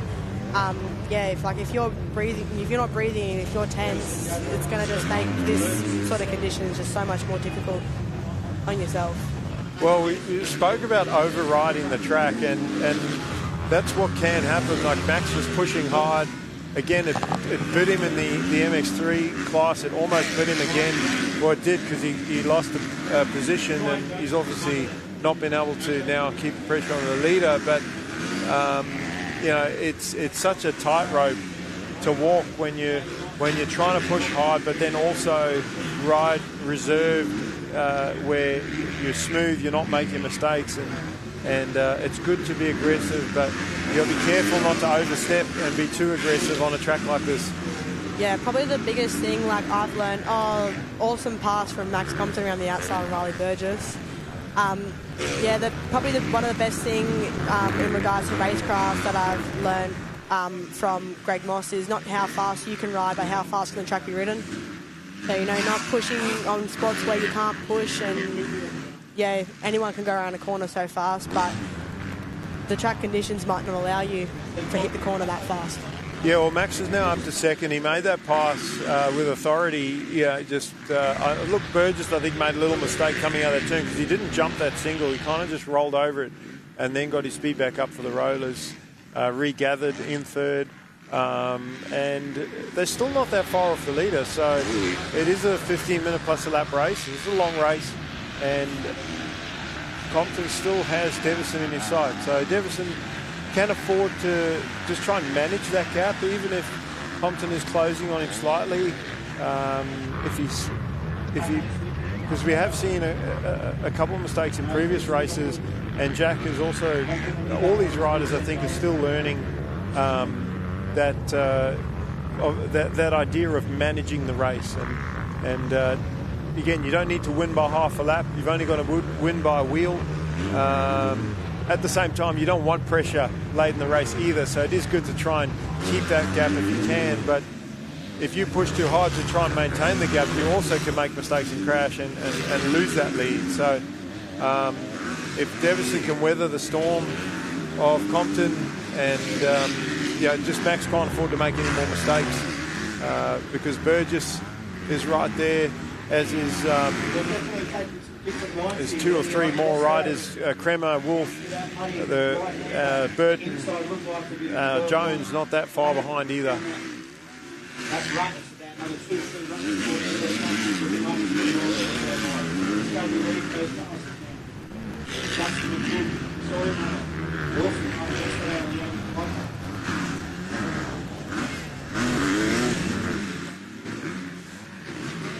And the best thing that Jack Devison can do is just focus forward, not think about what's going on behind him. Every now and again on one of those 180 corners, he is going to see Compton there, and as long as he can try and keep that gap about the same every lap, it looks like he's still pushing hard. He hasn't settled, but neither is Max. Max has gotten away from Burgess a little bit. Those front five riders are spread out. 6th and 7th are a little bit close, Burton and Jones. Burton got a much better start this time, and Jones is going to work on him. See Max using that outside line in that sweeper. Some of the other riders doing the same now, where you were favouring the inside through that right-hand sweeper, sort of just locking yourself in that deep inside rut. And what I like about the really deep ruts is it's actually hard to fall, because you might get off balance, but if you get off balance, you pull a clutch in, pull a front brake in, you can still stand the bike up and keep going through it. Yeah, down there, that rut is very, very, very deep. Like, I think it's definitely deeper than my foot pegs on my bike. So, yeah, and it's super rough. Massive big bumps through it as well. That outside was still pretty muddy while I was out. But, yeah, this track's always going to be constantly chopping and changing. Well, think about our little 50 riders, and the plan yesterday before the day started, I spoke to the clerk about it. I said, the 50's doing the full track. Yeah, they're doing the full track. And then the day started and the track conditions revealed themselves. The 50s were pushed back in the program. Then they ended up just racing the nipper track just to get around. So interesting to see what the officials have decided there, whether they're going to let the 50s do the full track or not. But if the rut is as deep as what you're saying, those 50 kids, their foot pegs are going to hook, the wheels are going to come right off the ground. No, the track is a lot better from yesterday, and I think like if those little kids can avoid those deep ruts, I think they'll get around the whole track fine. Yeah, like yesterday we had way too much slop in between most of the corners, and even like the big bikes were struggling a little bit, but yeah, I think the little ones will much rather ride today. Well, Max Compton going slightly quicker than Jack on that last lap, just a second faster, and he's closing slightly, but the most important thing is keeping the pressure on. Every time Devo goes around a 180, he can see Max is there. I haven't seen him look over his shoulder. He's just focusing on his own race, and that's all he can do, is just look forward, because even if the rider behind you is slightly faster, they've still got to catch you. And then once they get in that roost range, they've got to start taking different lines, which is more challenging for them. So Jack at the driver's seat. Max has still got some work to do to close it up. Riley Burgess, solid in third. Like Max hasn't got too far away from him, but Burgess also trying to keep that gap between himself and Kremer as well. Yeah, he's definitely stretched out that gap from fourth place over Kremer. And Jack Burton in sixth, also keeping Ryan Jones at bay. So Jonesy's been a top 5 guy. He goes around the outside of Birdo, heading into the that left before the sand section. We'll see if he managed to complete that pass, but he was on the outside. And no, Birdo had the game line going in, so he still holds that position.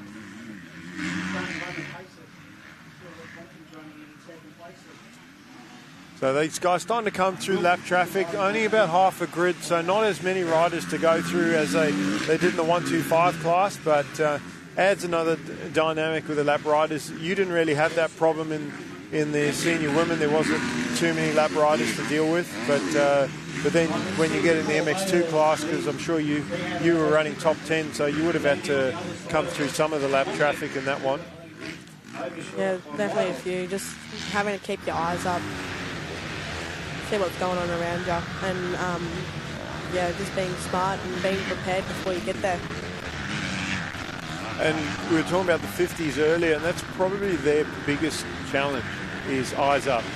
You know, when the track's difficult like this, the kids look down right in front of the front fender because they're so nervous about the track, but then you end up in lines you don't want to be in because you're not looking ahead. And Max Compton coming, actually, I was having a chat to him about yesterday, come for an interview, and he said biggest thing is eyes up, looking ahead, hitting your marks, and because you're trying to go fast as well, the lines come up on you so fast that if you're not looking up, you don't see the line in time, then you end up in the wrong line and potentially make a mistake or a crash. But Compton's closed up that gap a little bit on Devison. Devison riding awesome out front. He hasn't put a foot wrong, and he doesn't look like he's phased by Max catching up a little bit. He's just all the pressure is actually not on Devison at the moment. The longer we get into this race, the more pressure is actually on the rider in second, because he knows he's running out of time. He's got to close it up. Yeah, 2 laps to go in this race here, and if Deverson can just play it smart, keep his eyes up and get around these lappers strategically, I think Compton will be in a bit of trouble. Yeah, we've so far done a good job, Deverson, just clearing the lappers, and the other problem with the lap riders is they don't know that you're coming. You know, they don't have eyes on the back of their head. They're just trying to survive out there, and you come up on them so fast, and often, look, I hate getting tangled up with lap riders, but at the end of the day, you know, when you're the lead rider or the faster rider, it's really up to you to get around them. Again, like I said, a lot of times they don't know that you're there, a lot of pro guys, pro riders expect the lappers to get out of the way, and I think you've just got to not worry about that, and just, you're the faster rider, take a different line, make a pass. But this race still going in Compton, not quite within striking range. He's close, and he's just edged up closer and closer. But as I said, time running out, and Deverson doing what he needs to do to lock down this race win. Well, a bit of a mistake from Deverson, but yeah, if he can just stay on and keep hitting his marks, I think he's pretty well got this in the bag. He'd be feeling the pressure though. Nothing worse when you're leading and you see somebody hounding you coming up, and it's very hard. I find, I was talking to Kai about this. Kai Wood, he was here for a few races, and very hard to lift your speed when you're running a certain pace and somebody catches up to you. That's the pace you're running is what you're comfortable. So you then get uncomfortable because you feel like you're being pressed, and that's where those little mistakes come in, and hopefully you don't make a big one and make a mistake. But Compton now right there as we get towards the end of this race.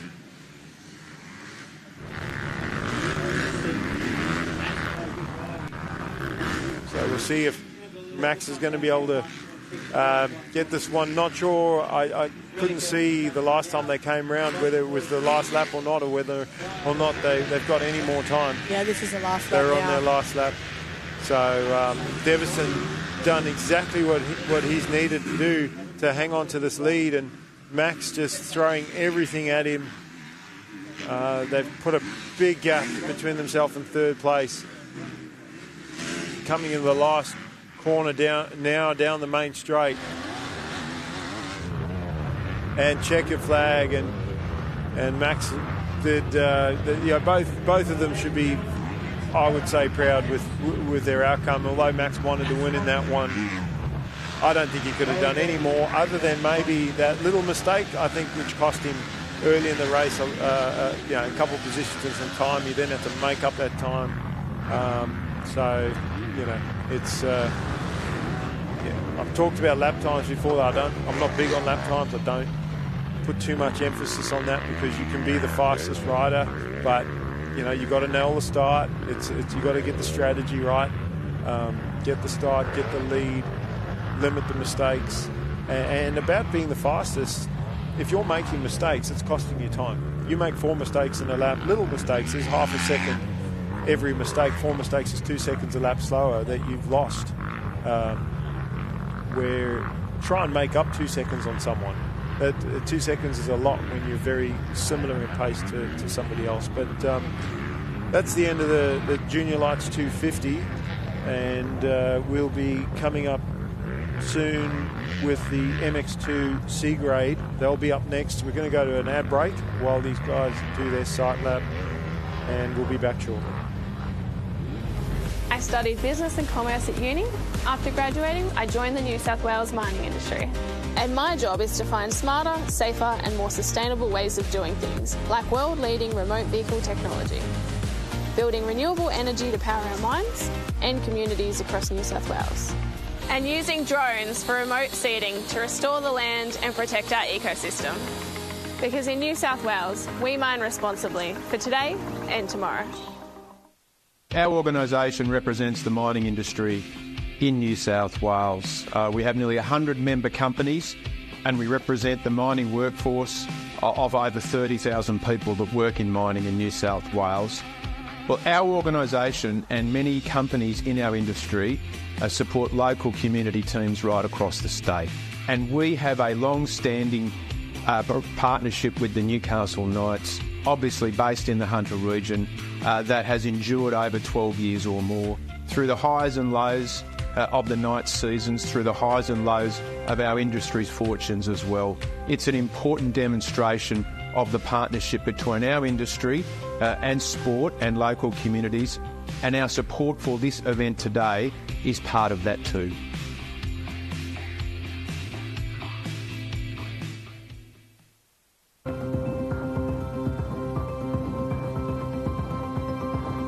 The Westpac Rescue Helicopter is here for our community. And this holiday season, we will be ready to respond 24/7. Please stay safe, and thank you for your support. To donate or for more information, visit rescuehelicopter.com.au or call 1800 155 155. I'm part of a team working on a first for mining in New South Wales, turning this coal mine into a new hydro power plant and solar farm to generate renewable energy for families and businesses. Projects like this show our industry will keep working to reduce its emissions, already down by 38% since 2005, all while contributing billions in royalties every year to fund our public services. Because here in New South Wales, we mine responsibly for today and tomorrow.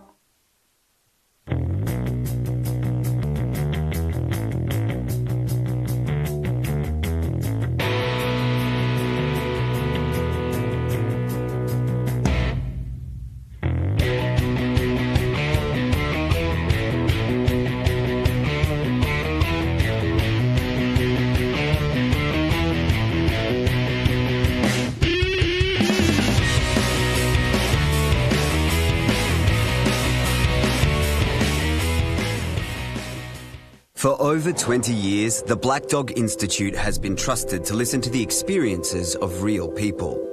Every day, we work to uncover data, patterns and insights into mental health to develop actionable, practical solutions.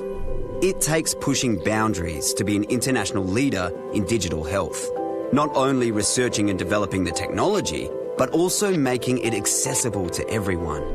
From clinical treatment and online support to early intervention and prevention programs, we're on the cusp of a new era of mental health science and action.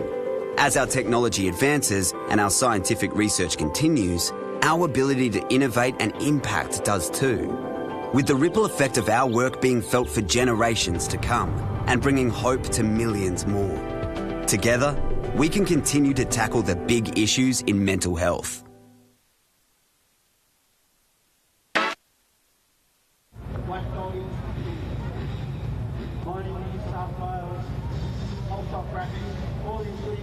So we're back at round 2 of the New South Wales State Championships here at Hastings Valley. Mikel Constantino and Taylor Thompson in the booth with Sideline Sport, our streaming partner.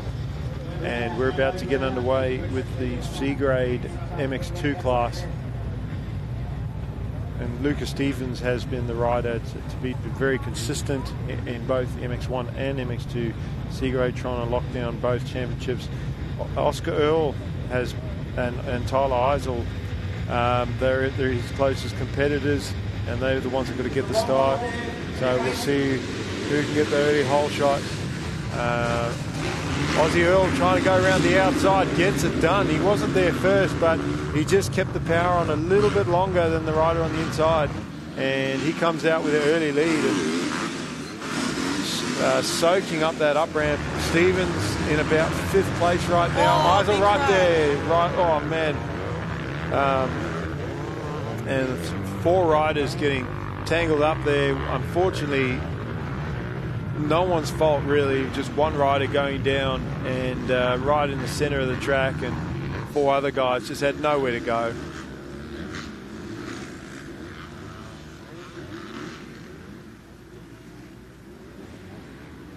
Looks like Dylan Jones might have got caught up in that, and he's also been one of the guys top runners in this class, but yeah, not a good start for him, and neither for any of the other guys. Sebastian McCulloch looks like he was caught up in that as well.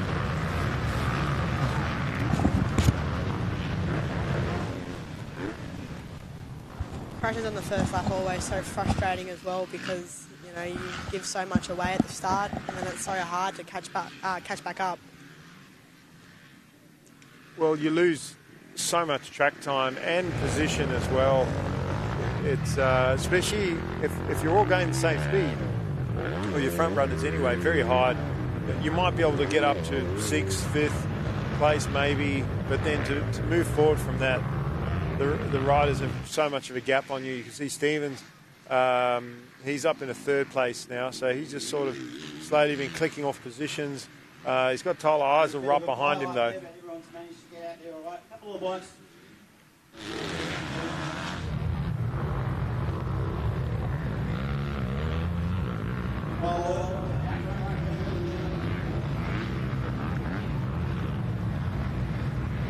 So Aussie Earl getting it done, heading towards the big step-up jump to complete a lap. Yes, he's gone over the finish already, but really that step-up jump is the completion of a lap. He's got Rory Clemens in 2nd place, and then Stevens in 3rd.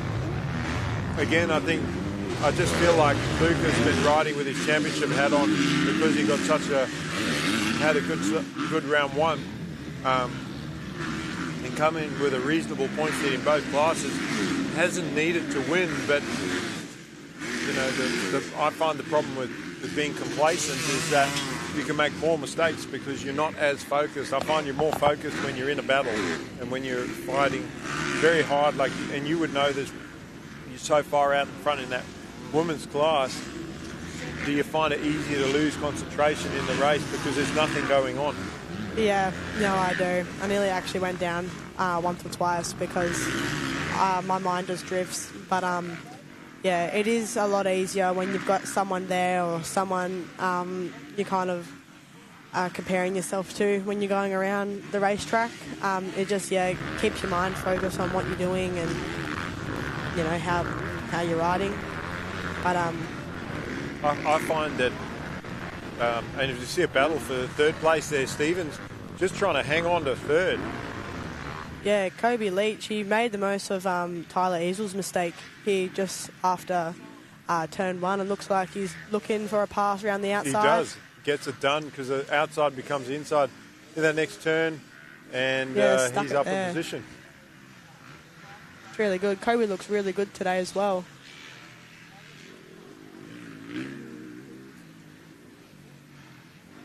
He unfortunately had a really bad start. Looked like he spun a bit off the line. He was probably one of the last riders through the first turn, but let's see if he can play catch up.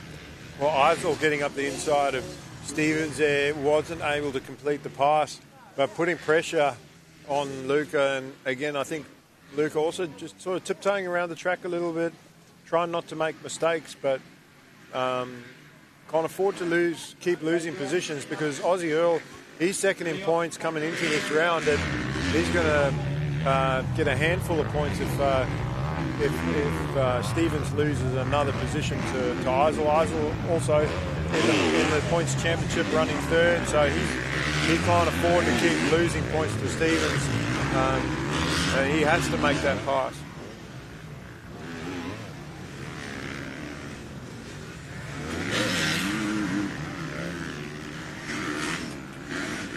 What we were talking about before, concentrating in the race, especially if you've got a big lead. I myself talk to myself, and tell myself to concentrate, almost like your mechanic putting a pit board out, saying breathe or concentrate or whatever your lap time is. And especially if I find my mind wandering, I get cross with myself in the race and yell at myself to concentrate or focus, bring myself back into the game, because it's so easy to wander, and then little mistake, next thing you know, before you even thought about it, you're on the ground. Yeah, a little mistake on a track like this is really a big mistake because you've got to be so perfect for where you put your wheels and the lean angle and your line selection and just running your wheel a little bit too high or getting a little bit swirly coming into a rut could really result in something big. So making sure you stay focused for the full 15 minutes, I think these guys are doing. It is definitely challenging, but yeah, talking to yourself, definitely a strategy that I use.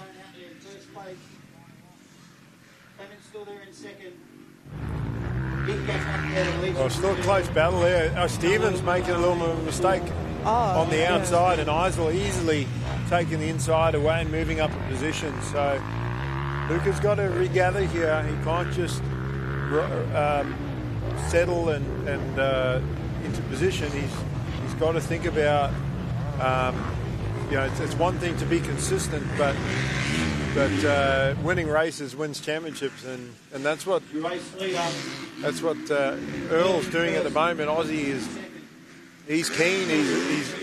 He's got a lead, but he's landing his jumps aggressively. He's throwing the bike down. He's not trying to be careful. Kobe Leach up in a comfortable third now. Eisel in front of Stevens, and now Eisel to see if he can go after Leach and put another rider between himself and Luca Stevens. Looks like Luca is not letting go now. A couple of mistakes, and I think he's realised that he can't keep losing positions, and because you never know what's going to happen at the next round. You might think, I can afford a position loss 2 or 3 positions. You might need those positions later on, so you've got to fight for it every time, and at the same time be smart.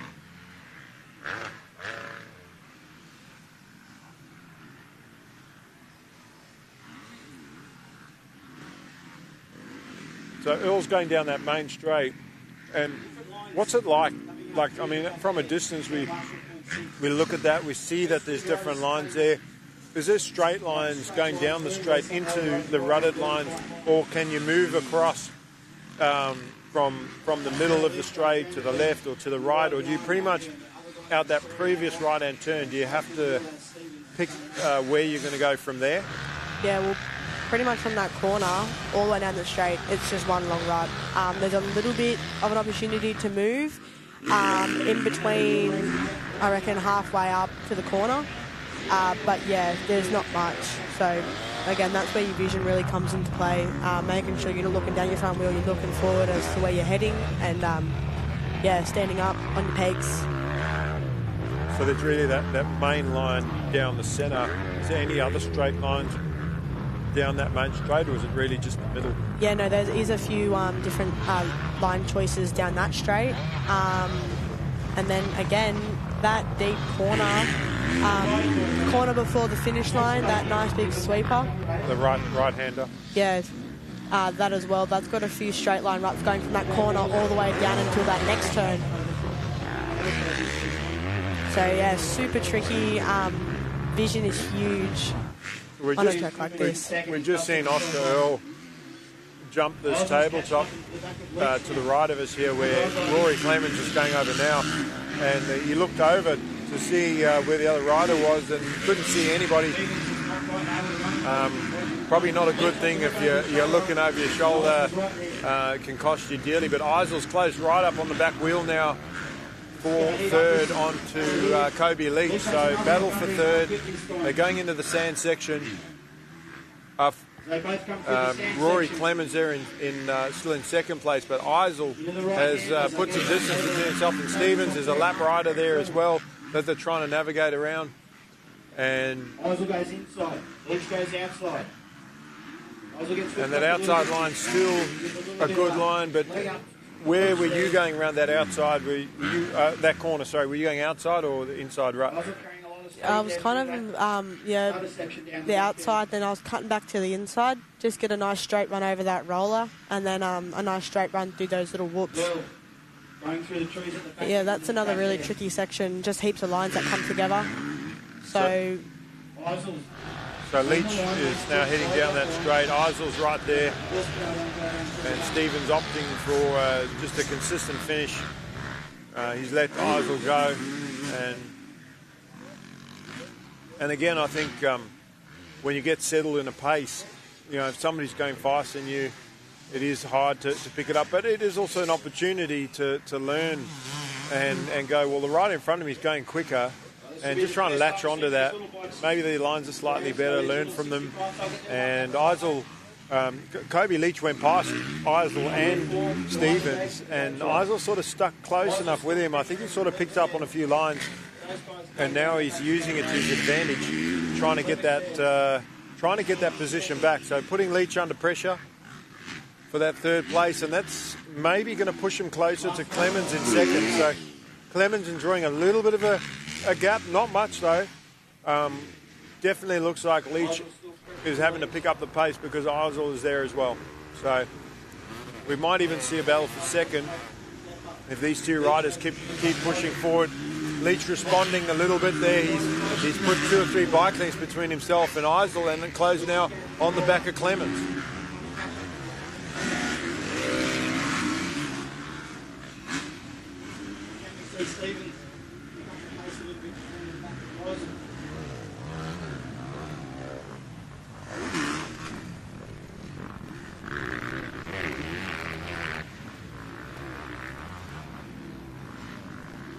Yeah, Kobe Leach is just inching closer and closer. Well, for the last couple of laps, Kobe's had Eisel on his back wheel, and that's never a good feeling. But now that he can see Rory in front of him, he probably feels like, well, hang on a second, I don't need to just hold on to my position. Maybe, especially if he's in front of Rory, that puts Rory in the hot seat to have to deal with Eisel, and then Kobe will have clear track. So it also gives him that sort of incentive that, hey, I've caught this guy, maybe I can get him before the end of the race.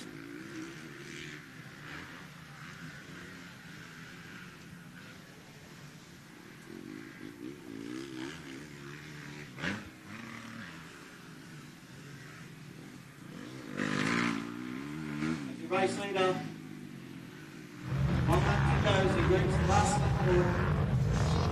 We just seen that the leader's got the last lap, and what a big lead Aussie has in this one. Yeah, very solid ride. And he hasn't just sort of gotten to the lead and settled. He's charged and just pulled away more and more every lap. It's 3 seconds quicker than our next fastest is Kobe Leach. Kobe, and in turn 3 seconds quicker than our rider in second place. So, but Rory's put himself in a good position. He's only got to hang on for one more lap, and you watch these 3 riders, the urgency, see if there is any urgency in this final lap, knowing they've only got one to go. Rory, obviously, he's just going to try and put in a clean lap and limit the mistakes. Where Kobe's, this is the closest that they've been. He's charged around the outside. Yeah, see, Kobe's definitely starting to put in that last lap charge. He wants that second position. See if he can stay consistent and put the pressure on our second place rider and get him to crack. Well, Eisel also in a good position as well, because he's sort of like a scavenger, and just close enough that the 2 riders battling in front, if they make a little mistake, he could get a 2-for-1 sale and jump up a couple of positions, or just he's not quite on the back wheel of Leach, but any mistake from those 2 and he's gonna gain a position or even 2. So you see they're all going to the inside in that turn now. The inside's formed up pretty good, and they could have gone outside, but Rory just protecting the inside line, and Kobe maybe doing the same, or maybe that inside's just a better line now, whereas start of the day everyone was sticking to the outside lines. Tyler Eisel is not giving up. And Clemens has also picked it up this last lap. He's trying to secure that second place. Only a couple more turns. This big sweeper has sort of opened up some passes.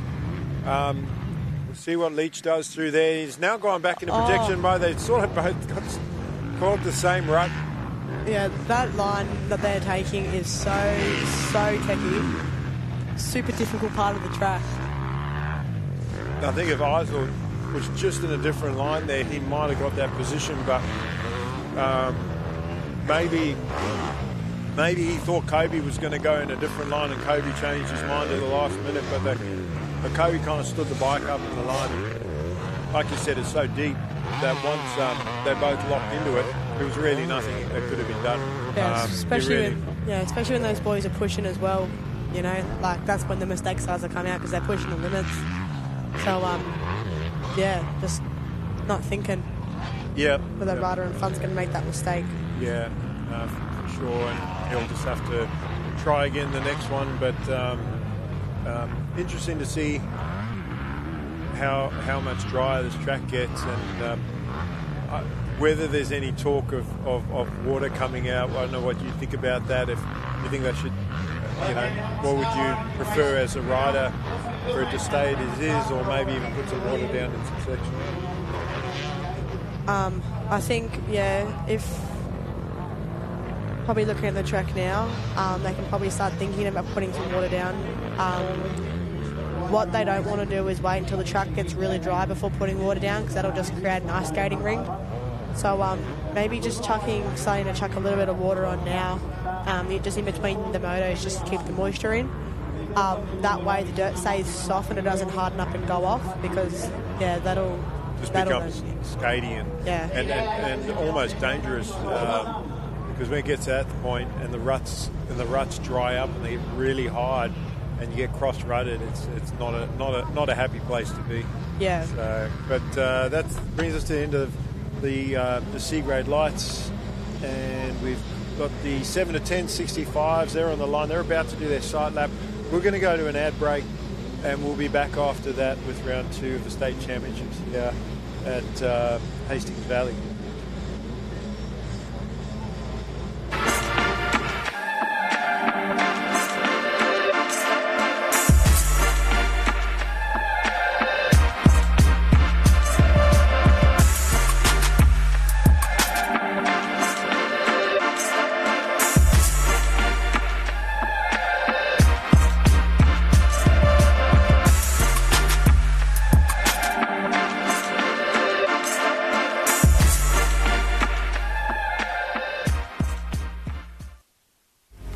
Studied business and commerce at uni. After graduating, I joined the New South Wales mining industry. And my job is to find smarter, safer and more sustainable ways of doing things, like world-leading remote vehicle technology, building renewable energy to power our mines and communities across New South Wales, and using drones for remote seeding to restore the land and protect our ecosystem. Because in New South Wales, we mine responsibly for today and tomorrow. Our organisation represents the mining industry in New South Wales. We have nearly 100 member companies, and we represent the mining workforce of over 30,000 people that work in mining in New South Wales. Well, our organisation and many companies in our industry support local community teams right across the state. And we have a long-standing partnership with the Newcastle Knights, obviously based in the Hunter region, that has endured over 12 years or more, through the highs and lows of the Knights seasons, through the highs and lows of our industry's fortunes as well. It's an important demonstration of the partnership between our industry and sport and local communities, and our support for this event today is part of that too.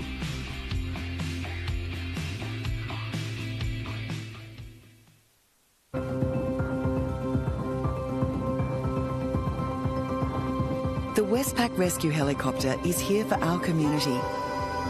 And this holiday season, we will be ready to respond 24/7. Please stay safe, and thank you for your support. To donate or for more information, visit rescuehelicopter.com.au or call 1800 155 155. I'm part of a team working on a first for mining in New South Wales, turning this coal mine into a new hydro power plant and solar farm to generate renewable energy for families and businesses.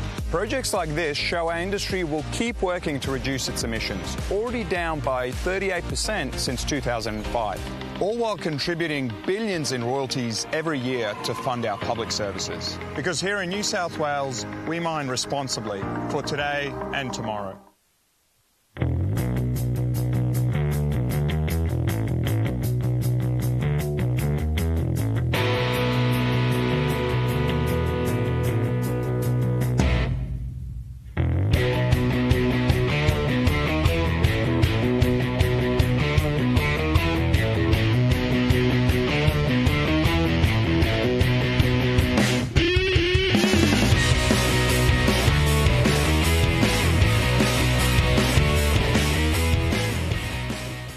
For over 20 years, the Black Dog Institute has been trusted to listen to the experiences of real people. Every day, we work to uncover data, patterns and insights into mental health to develop actionable, practical solutions. It takes pushing boundaries to be an international leader in digital health, not only researching and developing the technology, but also making it accessible to everyone. From clinical treatment and online support to early intervention and prevention programs, we're on the cusp of a new era of mental health science and action. As our technology advances and our scientific research continues, our ability to innovate and impact does too, with the ripple effect of our work being felt for generations to come and bringing hope to millions more. Together, we can continue to tackle the big issues in mental health. There are teams like us all over New South Wales restoring the land being used for mining. We make plans before mining even starts, so there's a productive and sustainable use for the land afterwards as well. Like this bushland and farmland for cattle grazing. And it's happening all the time. Like here in the Hunter Valley, where 40% of the land used for mining is already under rehabilitation. Because in New South Wales, we mine responsibly for today and tomorrow.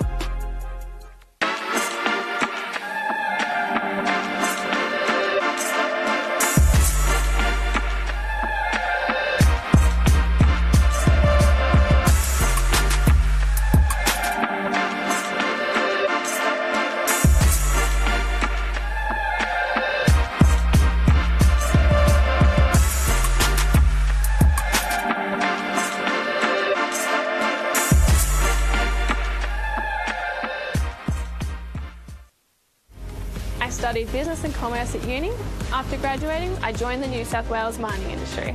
And my job is to find smarter, safer and more sustainable ways of doing things, like world-leading remote vehicle technology, building renewable energy to power our mines and communities across New South Wales, and using drones for remote seeding to restore the land and protect our ecosystem. Because in New South Wales, we mine responsibly for today and tomorrow. Our organisation represents the mining industry in New South Wales. We have nearly 100 member companies and we represent the mining workforce of over 30,000 people that work in mining in New South Wales. Well, our organisation and many companies in our industry support local community teams right across the state. And we have a long-standing partnership with the Newcastle Knights, obviously based in the Hunter region, that has endured over 12 years or more, through the highs and lows of the Knights seasons, through the highs and lows of our industry's fortunes as well. It's an important demonstration of the partnership between our industry and sport and local communities, and our support for this event today is part of that too.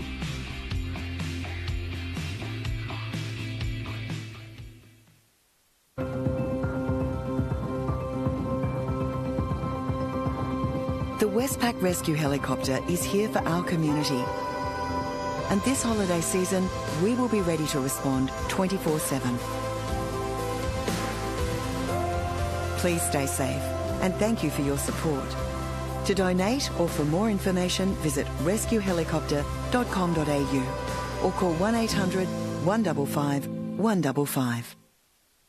I'm part of a team working on a first for mining in New South Wales, turning this coal mine into a new hydro power plant and solar farm to generate renewable energy for families and businesses. Projects like this show our industry will keep working to reduce its emissions, already down by 38% since 2005, all while contributing billions in royalties every year to fund our public services. Because here in New South Wales, we mine responsibly for today and tomorrow.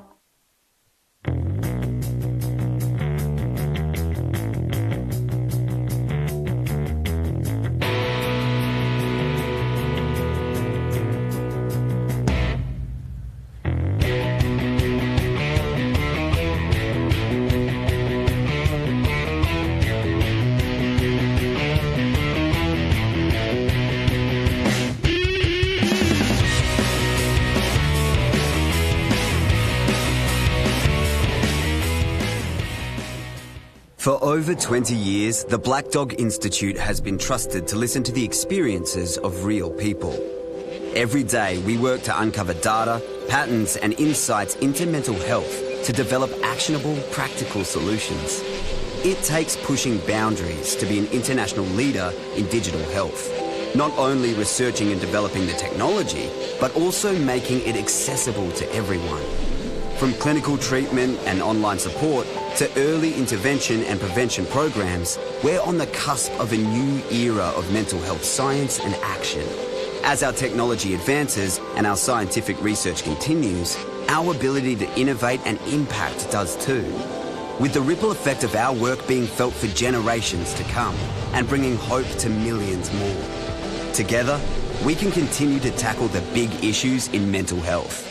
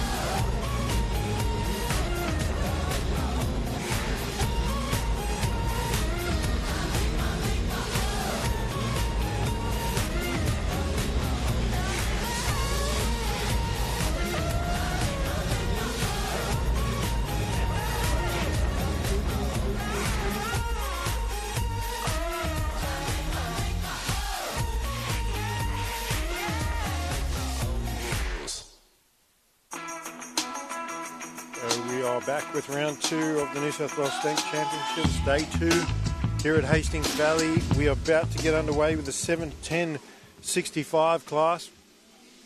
And we had a couple riders get hung up on the siding lap and not be able to start this race. Ollie Cale with another fantastic start, getting the early hole shot in front.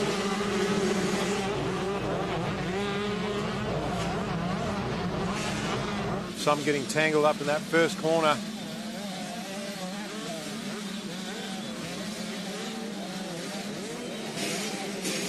Looks like Hudson Francis, the Queensland rider, getting himself in an early second, and that's just going to keep the pressure on the leader, as Ollie has been the kid to beat in this class.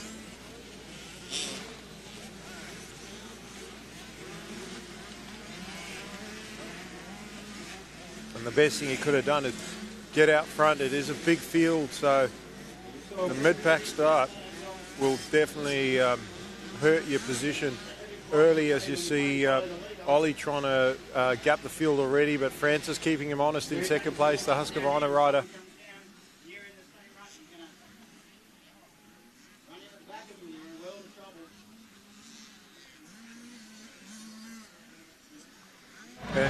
have bikes caught up, a bit of a train wreck there in corner 2. It's Francis going after the leader, not letting him get away early.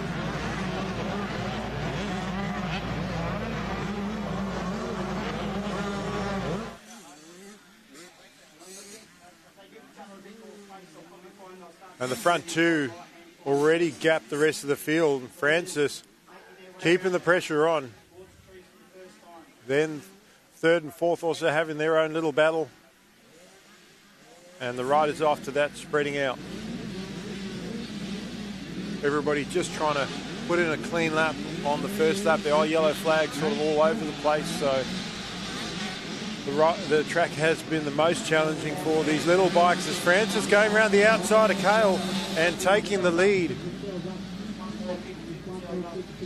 Unfortunately for Ollie Cale, championship-wise, Francis is not in the hunt because he didn't race the first round at Lake Macquarie, but that interstate competition, you know, our New South Wales guys, they want to win here at home, and they don't want to let an interstate rider come in and take it away from them. But Ollie's also got a race for the championship as well, so we'll see if he can challenge for the win on this one. Francis up over the step up. And I was chatting to Blade Regan this morning. He had a bike issue yesterday. Right at the end of the race, his bike just stopped, and that DNF is going to cost him points-wise. So he's having to ride his spare bike and sitting in 3rd place right now.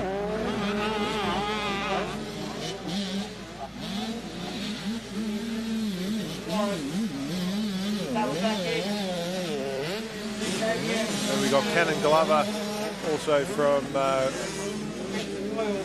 Coffs Harbour. He's up there in the top 5 as well.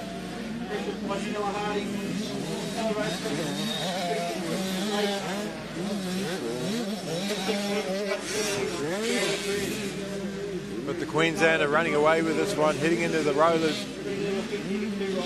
And Ollie Cale just trying to keep him in sight, but Francis definitely going a little bit quicker. We've got Flynn Burgess in 5th place, Stella Harding behind Spencer Doyle.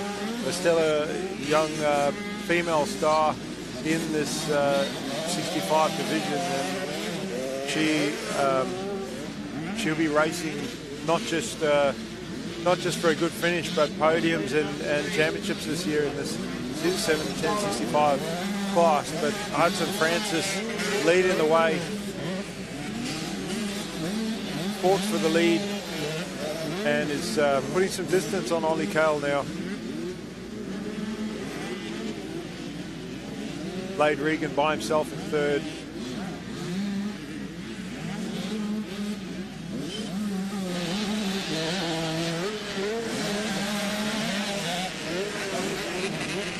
Almost a full grid in this class, 37 riders.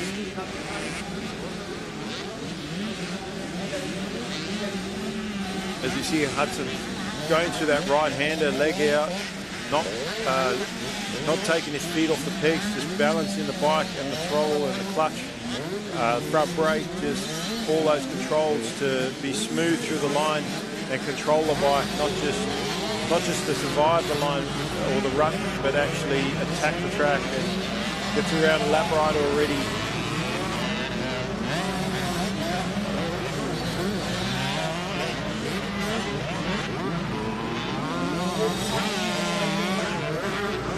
And we'll see if Ollie Cale can respond to this challenge from the Queensland rider and maybe keep the pressure on. Don't let him get too far away and get comfortable like Francis has done. He's pulled away.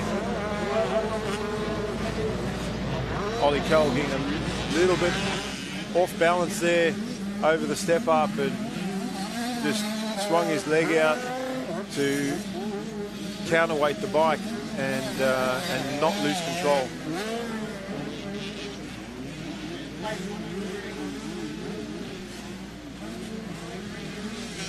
Now Regan falling into the clutches of Flynn Burgess, so battle for 3rd place as these riders head over the tabletop towards the medical shed. They get through that corner cleanly. There's a lap rider in front of them. And Regan under pressure now from Burgess. So head towards the sand section.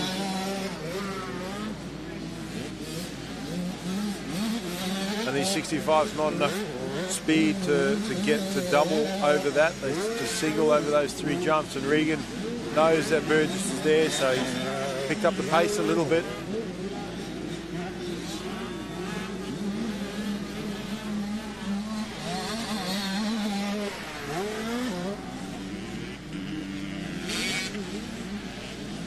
Hudson Francis extending his lead, having to pick his way through the lappers, and it's forcing him to take different lines, which is going to be good for him because he's going to work the track out and see he might spot some better lines around the track.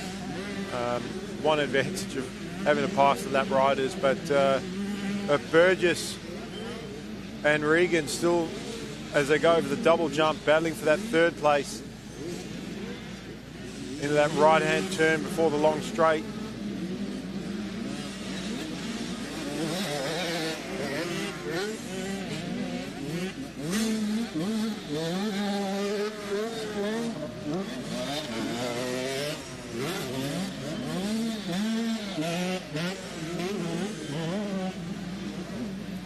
And from a drone shot, we can see those the battle with those 2 riders over the tabletop.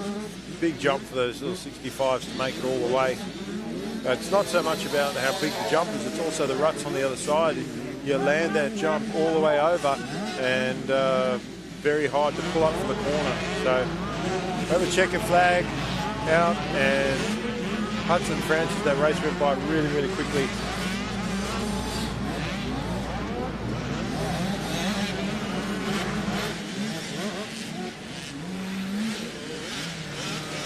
And because it was a short race, the riders have to be consistent. Ollie Cole 2nd, Regan 3rd, Burgess 4th, Canyon Glover 5th, Stella Hiding getting up to 6th place, Harrison Breck 7th, then Spencer Doyle in 8th place and number 2.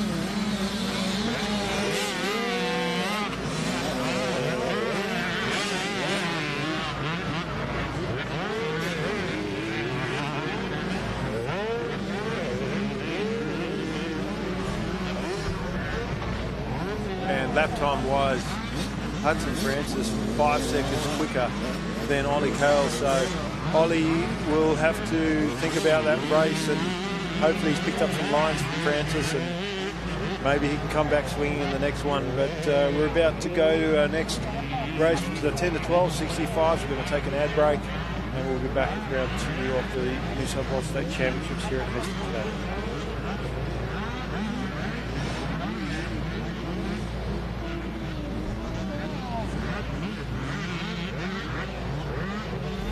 I studied business and commerce at uni. After graduating, I joined the New South Wales mining industry. And my job is to find smarter, safer and more sustainable ways of doing things, like world-leading remote vehicle technology, building renewable energy to power our mines and communities across New South Wales, and using drones for remote seeding to restore the land and protect our ecosystem. Because in New South Wales, we mine responsibly for today and tomorrow. Our organisation represents the mining industry in New South Wales. We have nearly 100 member companies, and we represent the mining workforce of over 30,000 people that work in mining in New South Wales. Well, our organisation and many companies in our industry support local community teams right across the state. And we have a long-standing partnership with the Newcastle Knights, obviously based in the Hunter region, that has endured over 12 years or more, through the highs and lows of the Knights seasons, through the highs and lows of our industry's fortunes as well. It's an important demonstration of the partnership between our industry and sport and local communities, and our support for this event today is part of that too.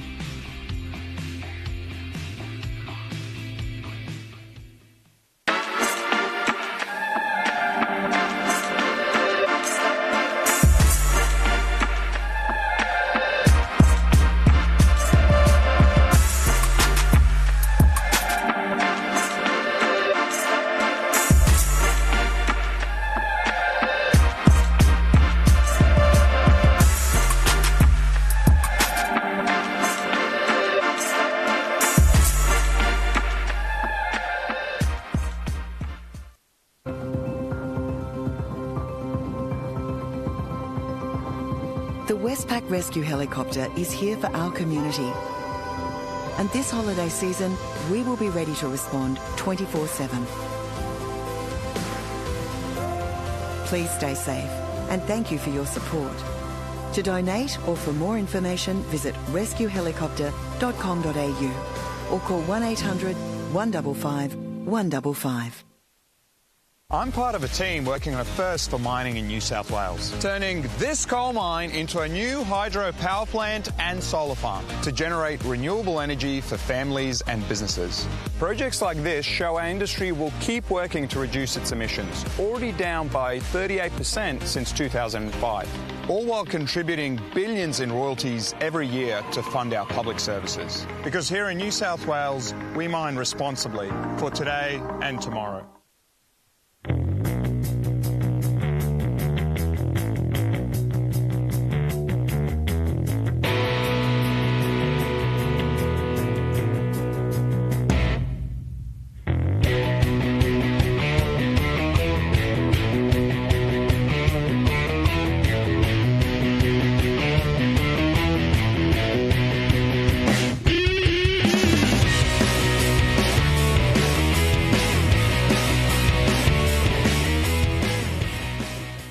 For over 20 years, the Black Dog Institute has been trusted to listen to the experiences of real people. Every day, we work to uncover data, patterns and insights into mental health to develop actionable, practical solutions. It takes pushing boundaries to be an international leader in digital health, not only researching and developing the technology, but also making it accessible to everyone. From clinical treatment and online support to early intervention and prevention programs, we're on the cusp of a new era of mental health science and action. As our technology advances and our scientific research continues, our ability to innovate and impact does too, with the ripple effect of our work being felt for generations to come and bringing hope to millions more. Together, we can continue to tackle the big issues in mental health.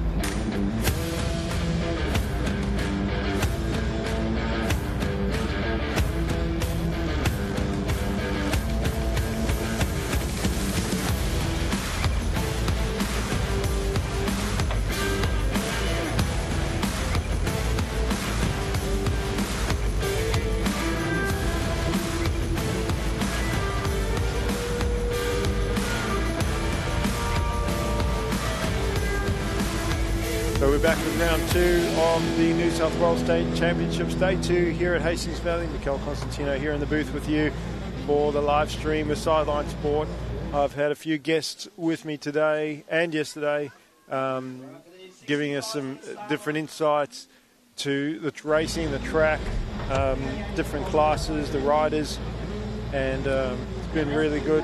Looking forward to talking to a few more people today, as well as commentating on the racing. We've got our 10 to 12 65s up next, and the man has been Blake Bohannon. He is leading both classes, comes into this round leading both classes in 65 and 85, and won yesterday both races in both those classes. Got the 65 again here, hoping to do the same. Looking at the grid, about half a grid, and again most of our riders opting to go to that outside of the box, giving them that better sweep line. When we get a shot of the first corner, you'll see how rutted it is and rough from the track coming into that turn from the main part of the track. So if you park anywhere up the inside, you have to cross those lines. Braking bumps coming into the turn. If you stay to the outside, a lot smoother coming in. We have a 15-second board up now. Kids getting ready, getting pumped, revving their bikes. And 5 seconds. We had quick gate drops yesterday, holding the gates a little bit longer today so you can get out first. And Bohannon from the outside, he's got Sprowley right there with him on the 280, but Sprowley just sort of got a bit hung up in the first turn and hesitated, and that hesitation, he dropped 3 positions. So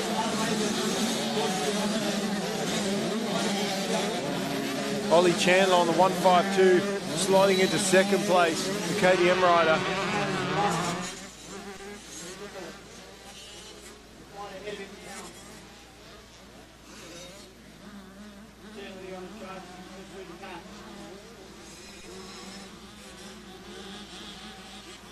And everybody racing for second as Bohannon tries to run away with this.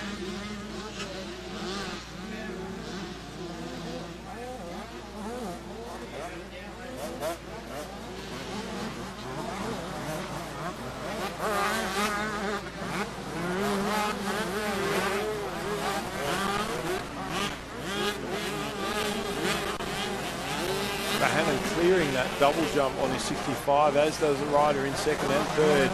We'll see how many of these top riders do that. Grell does it as well. So top 4 going for it, and everyone trying to keep tabs on the leader.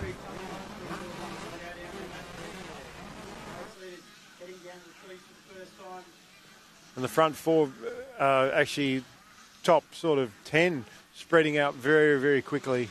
Even one of the riders further back in the pack doing that double must be one of our top guys that's got a terrible start or had a problem first lap. It's trying to make up for it. So whereas everybody else just singling through there. But our leader heading towards the finish line, he hasn't gapped the field completely, hasn't got all his own way, but he has the lead. And Bohannon with his ears pinned back, he is going for it.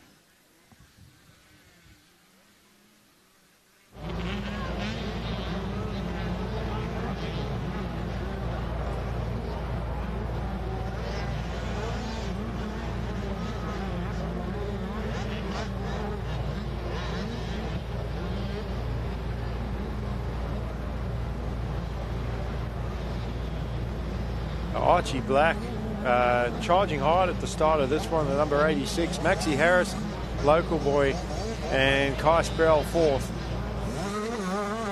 So Archie is on the charge in second place. Not sure what happened to Ollie Chandler, but there he is now behind Kai Sproul. He's dropped back a few positions. Behind Chandler, we've got Jamie Ross on the 201.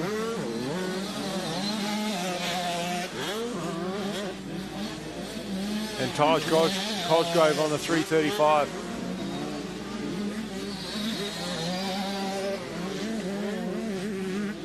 But Bohannon now starting to stretch it out a little bit. Archie sticking with him, as keeping him in sight, and that's also given him a bit of a gap over third place over Maxie Harris, and Kai Sproul got his work cut out for him.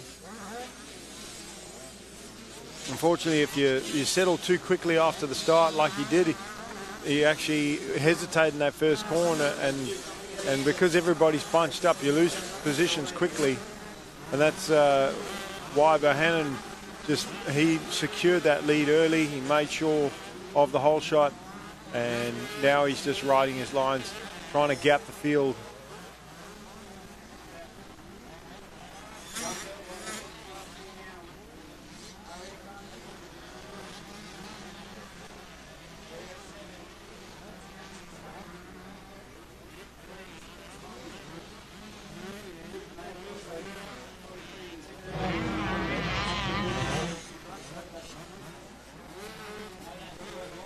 So we have a yellow flag down the back. That's not one of our leaders, though. It's a rider that's gotten hung up on the first lap, but out of the way of the leaders.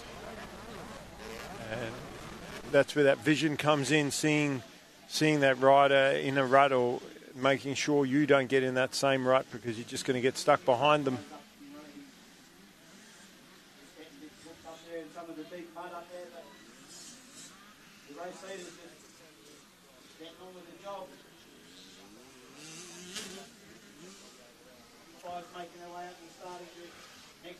And Archie Black, an impressive ride, only a second off the leader time-wise, so keeping Bohannon honest.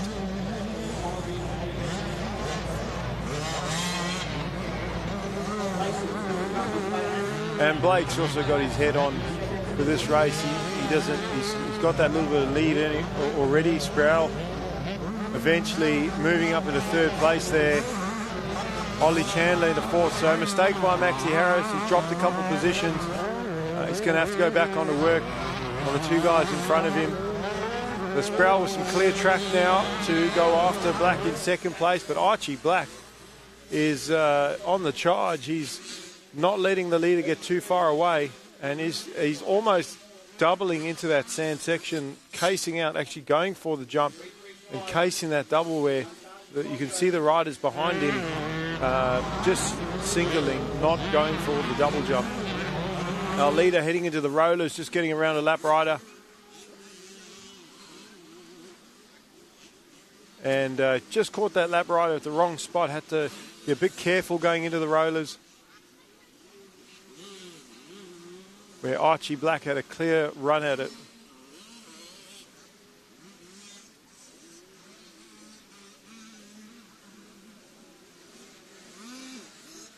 Bohannon and Black clearing that double jump, as does Sproul and Chandler, and then Harris, we'll see he does it as well. So all our top kids on their 65s flying over that big double.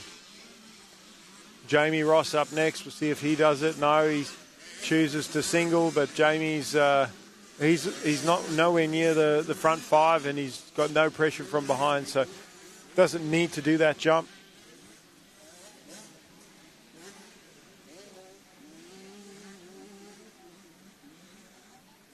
And Bohannon riding smooth, and he's just got to pick his way through the lap riders as they get further into him. It's not a long race.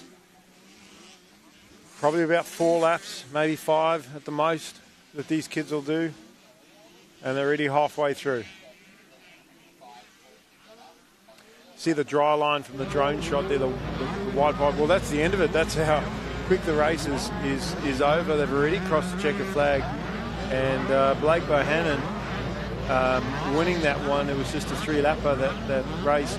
Black in second, Sproul, Chandler, Harris in top 5, then Ross and Cosgrove 6th and 7th.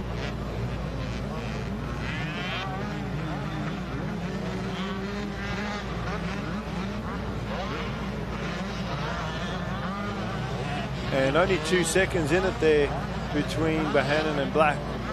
And then Sprowley and Chandler a second off his time, and Harris a couple seconds further back. So some quick times from these kids.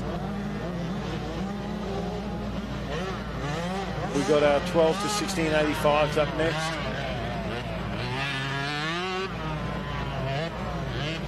And then our MX2 A and B grade, and they will be, and then our 50s will be our last race of the session for the second race, and then we'll get into the third races of the day.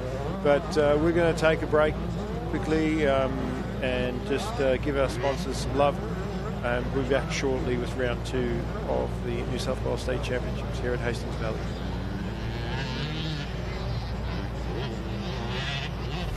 I studied business and commerce at uni. After graduating, I joined the New South Wales mining industry.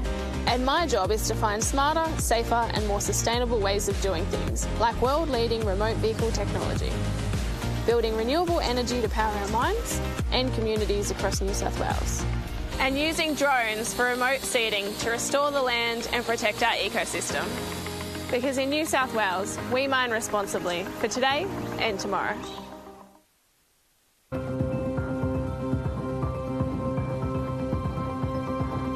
The Westpac Rescue Helicopter is here for our community. And this holiday season, we will be ready to respond 24/7. Please stay safe and thank you for your support. To donate or for more information, visit rescuehelicopter.com.au or call 1800 155 155. I'm part of a team working on a first for mining in New South Wales, turning this coal mine into a new hydro power plant and solar farm to generate renewable energy for families and businesses. Projects like this show our industry will keep working to reduce its emissions, already down by 38% since 2005, all while contributing billions in royalties every year to fund our public services. Because here in New South Wales, we mine responsibly for today and tomorrow.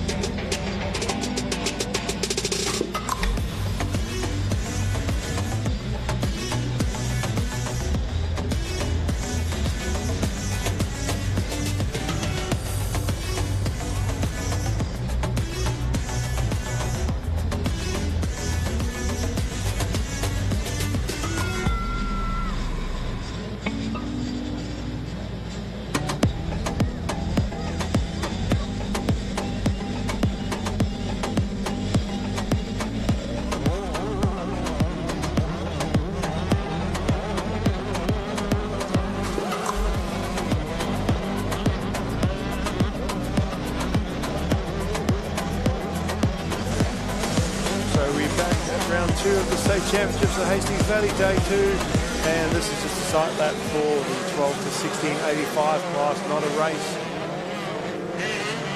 The track was groomed after yesterday, completely different track over the 2 days.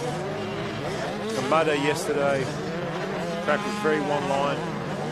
You see multiple ruts everywhere on the track, just not in the corners now, but up the jumps as well. Very racy and starting to dry up, so in for some exciting racing in this towards the end of our second round, and then we'll get in our final round of racing. We've only got 3 races left in this session, so the 85 kids haven't seen the track since yesterday, and again, like I said, track was groomed, completely different track. It's formed up as well. The riders don't get practice today because it's practice and race on the first day, and then 2 races the Sunday, but they do get a sight lap. So just checking out the track.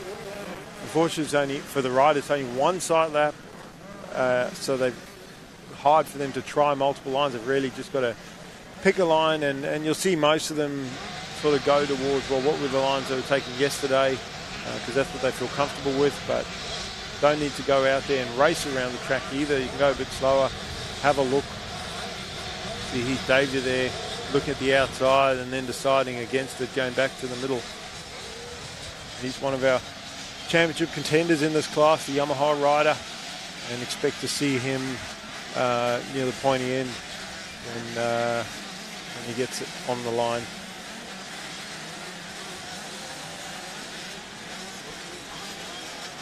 So the riders will get back to the start gate. They'll go back to their gates that they've chosen and re-rack for their second race.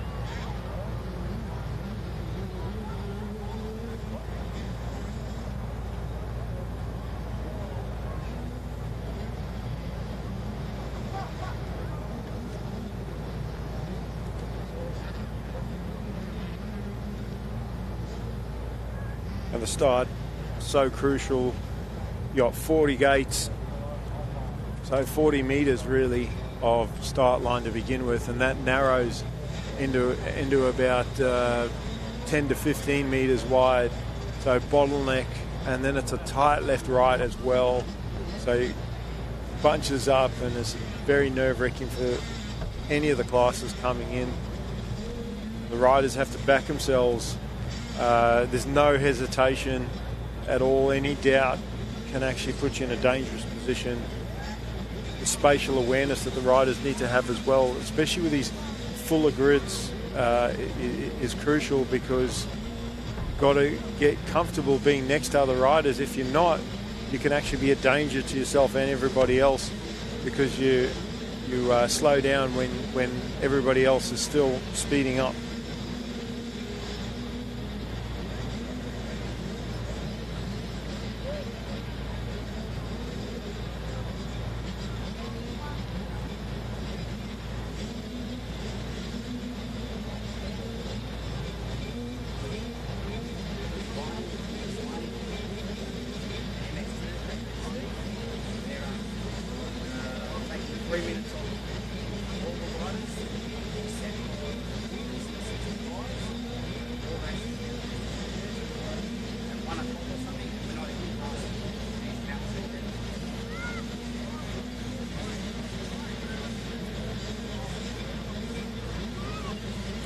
So we will be making some changes to the program for today. The MX1 A and B and C will be combined for their next race and scored separately, just to save some time. We may have to shorten some of the other races as well, and just got to make sure we get through this program on this challenging track here at Hastings Valley. But we are away with the 85s and Seth Thomas with a magic start on the outside. The 295 gas rider, and Richie Lawler is a whole shot artist, and he's in second place right now.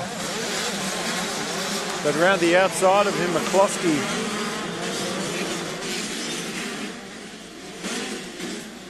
Josh McCloskey trying to make the move for second, and he does, the 59. So Lawler back to third, and Seth Thomas just running away. Where is Heath Davey, number 2, our championship points leader?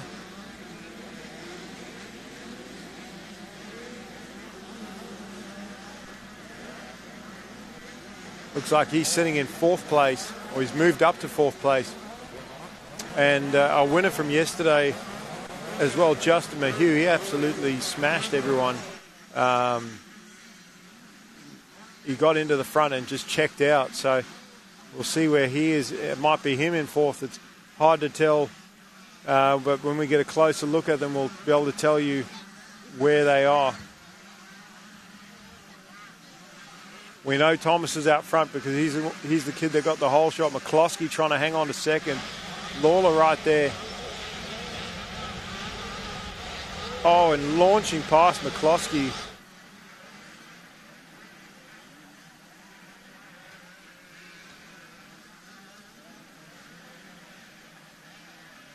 So was that Lawler that's moved back into second place? Then we've got a Yamaha in 4th behind McCloskey. And then another Yamaha. So that might be Davey and Justin Mayhew on the 355.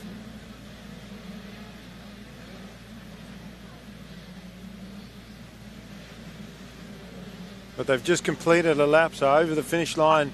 And it is Thomas from Lawler, McCloskey, Davey, Mayhew, Killick in 6th, then Doyle, Williams, Mainwaring, and Neil, our top 10. So Davey, to try and manage this championship, he's at least got to get into second place. And Justin Mayhew, he's the dark horse today, winning yesterday. He wants the overall, so he needs to move up if he wants to secure the overall win for today.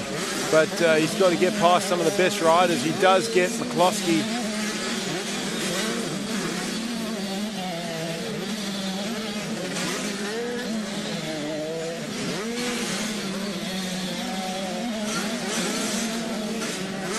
And now he's got to chase after the championship leader, Heath Davey, who in turn is going after Lawler. Richie Lawler also had a good first round, top 5 finish at Lake, so in good position championship-wise for him as well.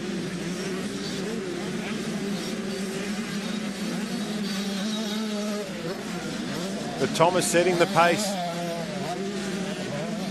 And he's not worried about what's going on behind him. He's just flying out front.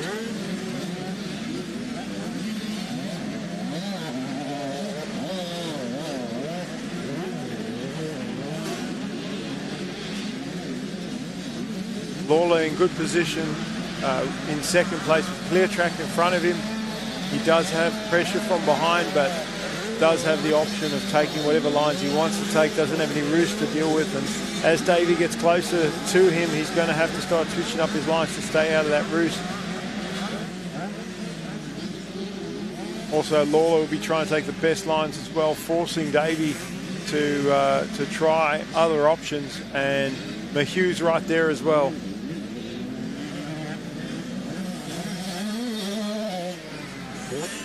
Again, if you look at the drone shot, you see the lighter dirt on the track. That's where it's drier, it's more hard packed. You see the very outside's very dry, and then the muddy, the sparkly bits is the water on the track.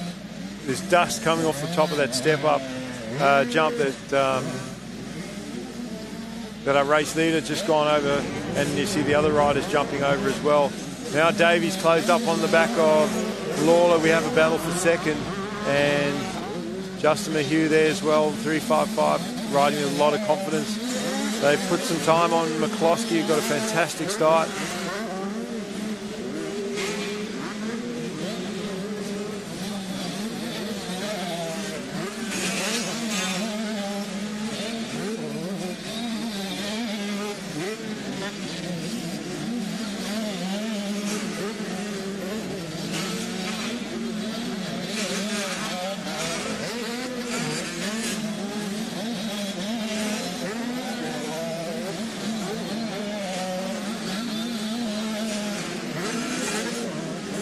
Davey, different jumping option there through the rollers. Not sure if it was any faster, but slightly different to what Lawler's doing. And trying to get that pass made. They're already through lap riders. Both riders going to the inside, and they put some time on Mahue.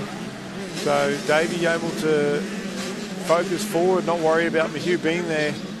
And Justin was right there. So either these guys have picked up their pace, or Justin might have made a little mistake, cost himself some time, but he's going to have to pick it back up if he wants to win the overall this weekend. And he's also got the championship to think about as well.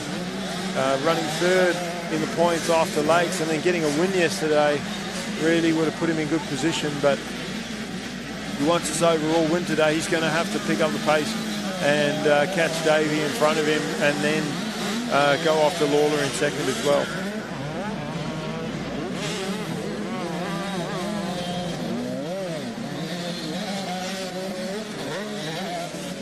Thomas jumping through those doubles, heading towards the step up. Jump here, look at the dust that's going to come off the landing as this jump, as the kids get on the acceleration. There's parts of the track where you see that, and tough call for the officials to know whether to put the water down or not, because the competitors would rather have dust than mud, and very difficult to just water parts of the track only, depending on what your watering system's like. If it's hoses, it's not too bad. You can hose where you need to, but most tracks have sprinkler systems set up, and can't always just pick and choose where you're watering.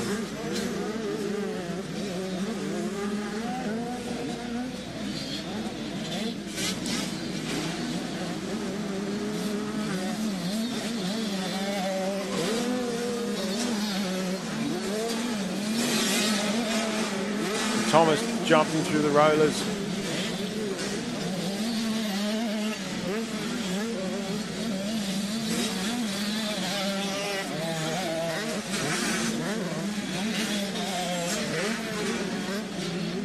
And he's just settled into his race looking really comfortable.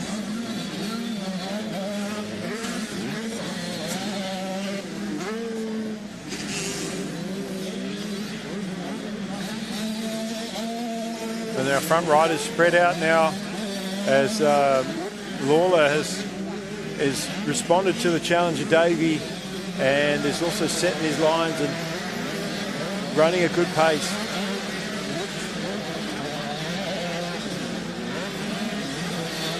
Our leader picking his way through traffic, fortunately not following and looking ahead and choosing the different lines. There's not just ruts in the corner, there's straight ruts that they've got to choose going down the straight, and once you commit, you've got to stay in that line until it ends. Hardest is when you land the jumps and there's a rut on the other side. One more lap to go for Thomas now. So just got to be smart and finish this one out.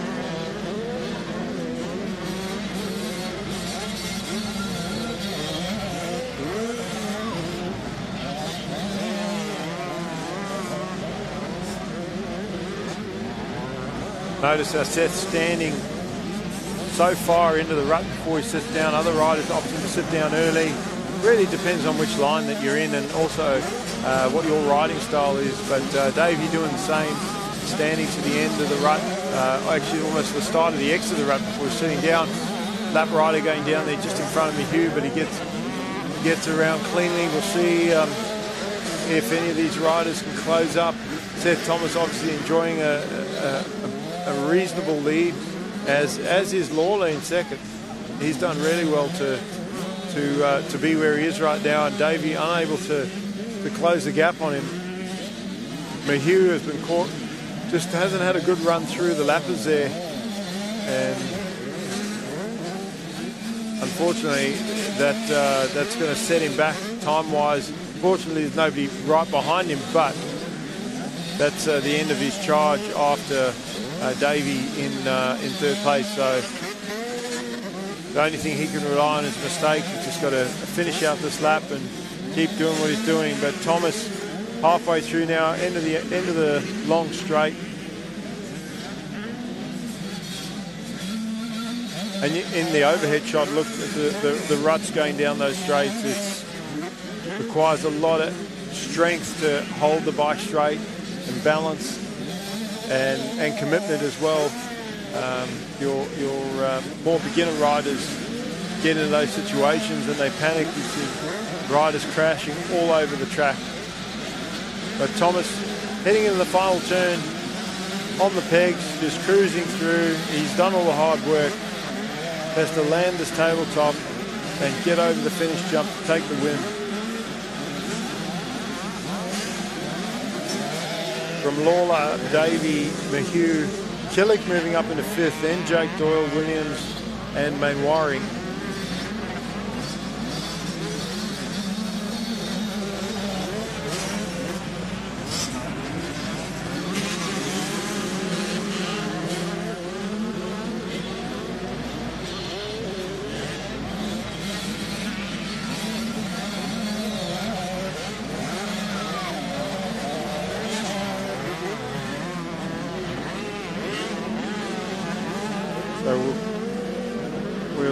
We'll go to an ad break shortly and be back with round 2 of the New South Wales State Championships. Hastings Valley.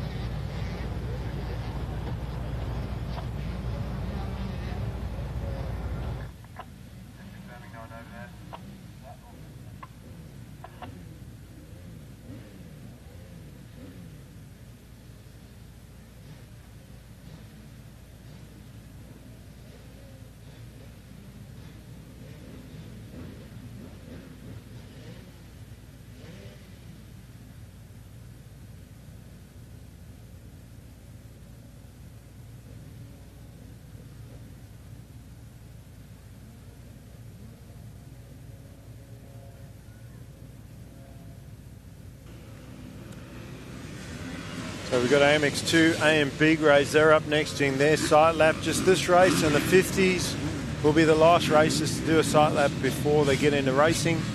Again, these riders raced yesterday, and some of them are racing MX1, so they have seen the track already. Others just doing this MX2 class. Big difference in the track. They're just doing their sight lap now, just having a look. Michelle Constantino. I've got Aaron Rankmore in the booth with me here for the live stream by Sideline Sport. And Aaron, you've been here all weekend. It's looked like a challenging weekend. I think good for a state title because, you know, when the track's easy, everyone's going fast. When the track's difficult, that's when your better riders sort of shine through. So what's your take on the track so far this weekend? It's definitely been a challenging track, both yesterday and today. Yesterday with the mud, today's definitely presented a much better track for racing, a lot more lines, a lot more difficult. It's definitely shown the more technical riders over the weekend.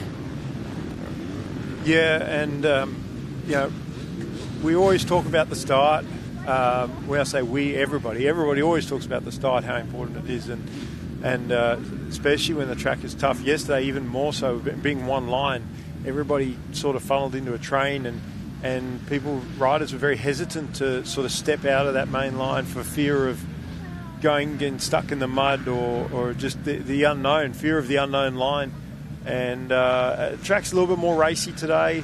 See some puffs of dust here and there, which can become difficult later in the day when the sun's in a bad spot. Fortunately, we got some cloud cover yesterday.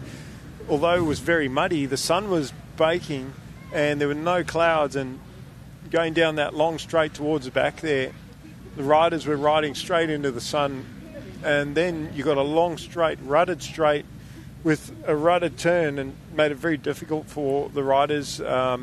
Also started this day today before the cloud cover came over.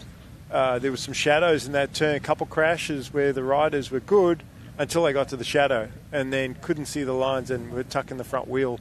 And partly because they couldn't see, but also when you can't see, you doubt yourself. You sort of maybe subconsciously get in the wrong body position, or panic, maybe grab the front brake, or just don't get your front wheel where you want it. Yeah, some of the holes have been so deep, and with the shadows overcasting the track, it's been hard to see and tell how deep the ruts are and how deep the holes are. So riding at the speed they're riding at, some of the holes in the ruts have been quite, I'm going to say, daunting for the riders, riding into the unexpected and not knowing what they're getting themselves into. Yeah, even for your local riders, massive difference between the track today and what they're used to at a club day. You know, they come to a club day, they probably don't do a deep rip. If it's going to be too wet, they'll call it off and reschedule, because that happens a lot these days where riders just don't want to ride in the wet. So, you know, they're the ones that control whether a race day is going to run, and clubs don't want to run a race day in the mud. It's harder for them. But we're going to get into this one. We've got a 5-second board for the MX2 A and B grades, and we've got some really good riders, national riders, racing today. Joel Campbell with a great start up the inside. Oh, one of the riders just tucked in the front there and going straight over the handlebars. But Campbell, our early leader. Benny Novak sliding into second place there. Bova third, Zadrovic fourth. And it just looked like he ran out of room and maybe grabbed that front brake a little bit too hard and just sent him car-wheeling over the front. It didn't actually look like he tagged another rider. So, but that's that bottleneck that you have coming into any first turn, really. And if you don't have the space, you can panic and grab the front brake like that, especially in a rut. It's just going to stop you straight away. So, fortunately, being a bit softer, the track, like when you fall on it, it's not going to hurt as much. But still, no fun crashing at the start of a race like that. Definitely makes it hard for race coming from behind. Well, Joel Campbell, he's actually B grade, and I had a conversation with him and his dad. They actually wanted him to be A-grade, but the way his grading is, he has to ride B-grade. He's got to get his points up before he gets graded A. So we've got a B-grader out front leading the A-grade riders. Novak there in second, and Bova third place. Is that might be Riley Fitzpatrick in fourth in the Kawasaki. He's been fast. He's very fast at Lakes. He actually won Lakes and was leading the points coming into this round. So he's going to want to move forward to try and build that points lead for the next round of the series. I'm part of a team working on a first. And what goggles, we were talking about the shadows earlier, what goggles would you run if you were riding in these conditions? For me, I'd definitely be looking closer to a clear lens. I think having a clear lens is definitely going to help. Even more an orange lens as a... Just to brighten up those ruts. The orange lens, just to brighten up the ruts a bit. Yep. Just so you can really see. We got a flag. That flag was quite close. I saw one of the riders hit it with their elbow earlier, and luckily they sort of swivel, but obviously the rider's got a little bit closer than that, and fortunately it's just gone straight down and not caught up in anybody's wheel or anything like that. But everyone clearing that jump right over. Hopefully this last rider will make... Oh, he goes straight over it. I think that flag's been hit a few times today. Yeah.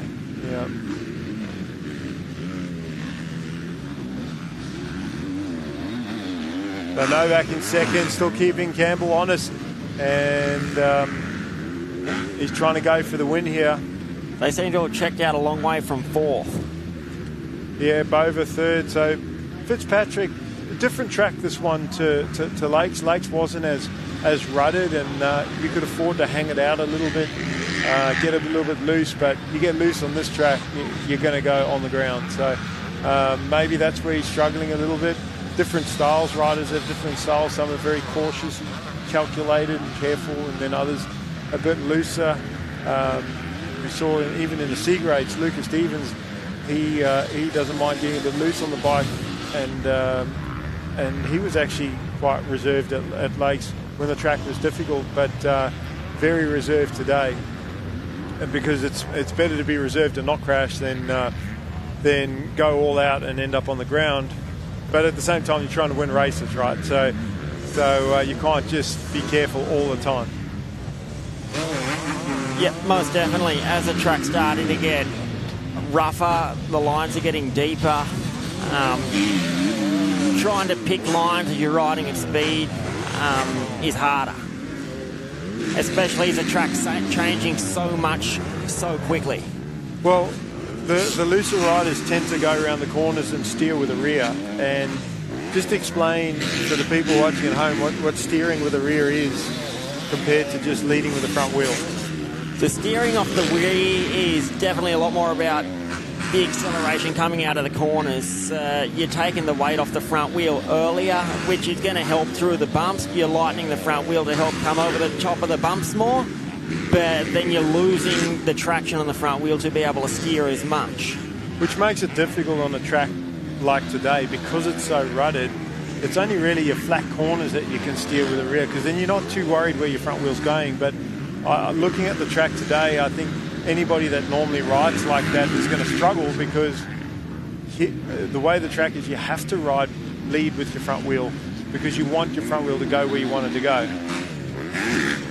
Yeah, having the front wheel going where you want it to go, running that nice apex around the corners is so important. And that gap stabilised between Campbell and Novak. Novak got the pressure on. Campbell just racing forward at 252 stroke.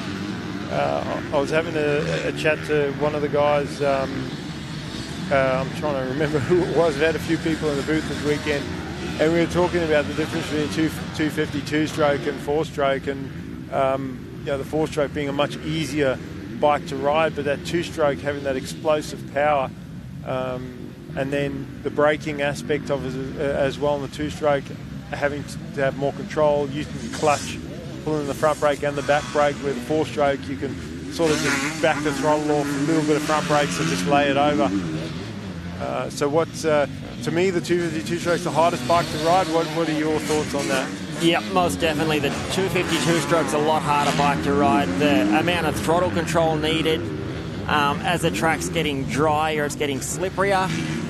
Definitely a little bit easier when the track's got more traction, but as the track's slippery, it's drying in places, the 252 stroke has so much power, it's so easy to break traction. Yeah, and I think it takes a much more accomplished rider to ride a 252 stroke. I know I've got my son on a 125 two-stroke now, and I don't want to get him a 4-stroke because he still doesn't brake well enough for my liking, and I'd like to get him braking properly first because I know once I put him on a 4-stroke, he's just going to get lazy and not use his front brakes. So that's plus maintenance-wise too, a lot cheaper to maintain the 2-stroke. Most definitely a lot cheaper to maintain a true stroke, but going back to the point of the 125, even the feel of the clutch control you get from riding a 125 compared to a 4-stroke, you get so much feel for the clutch and being able to use that compared to a 4-stroke. Yeah. So some top racing today. We were together at the Junior Aussies at Northern Territory last year, and I had a lot of fun up there with the New South Wales team, and you know, I think we gelled well as a team. We walked the track with the kids. We had a lot of good conversations, and you know, we had some challenges. Your dad helped me with we had a protest to deal with, and Lindsay was a lot of help with that. It was actually a protest that we overcame. I won't actually discuss the ins and outs of it. It's just that we were successful in that, and there's so much to going to a big event like that, managing that team, and it was great having you there and your dad there to work together. And it just made it an enjoyable experience, and you know, and to watch the best kids in the country, the young up and coming riders, to see where our New South Wales riders are. You obviously have a lot of riders that you were working with personally that were at those Junior Aussies, as did I. And but you know, we were all on the same page. We're all there for each other, and you know, I'm really looking forward to seeing how those kids evolve. The ones that are still in Junior Aussies, obviously Kai Woods, you know, last year was his last year. He's full on pro now, racing MX3. He was talking about going MX2 as well. He hasn't made that decision for next year yet. But Kai won a title last year in the 125. Potentially had the chance of winning both. Had a crash on the 250. Ended up second. You know, we had Cooper Rowe. He won a championship as well. So there's and we had multiple champions last year from New South Wales. We had a strong team. So it was a great experience, and you know, it's interesting to see how those kids progress, and then they move into seniors. And do you ever throw your leg over a bike for a race these days? When was the last time you had a race? It's been quite a while since I've got a race in. I do still ride. I don't get to ride anywhere near as often as I'd like to. Just coaching commitments, work commitments, that takes up a lot of my time. But I'm still very heavily involved in the sport through coaching, and I love coaching and working with the kids and seeing the kids progress. So that keeps me involved in the sport. And then as far as going to events to help and support the kids, that takes a huge commitment to be able to travel, even as far as going to Darwin last year for the Aussie Junior titles. We've got Western Australia this year. Then I went to... Are you heading over there? You're going over to WA? I'll head over to Western Australia this year for the Aussie Junior titles again.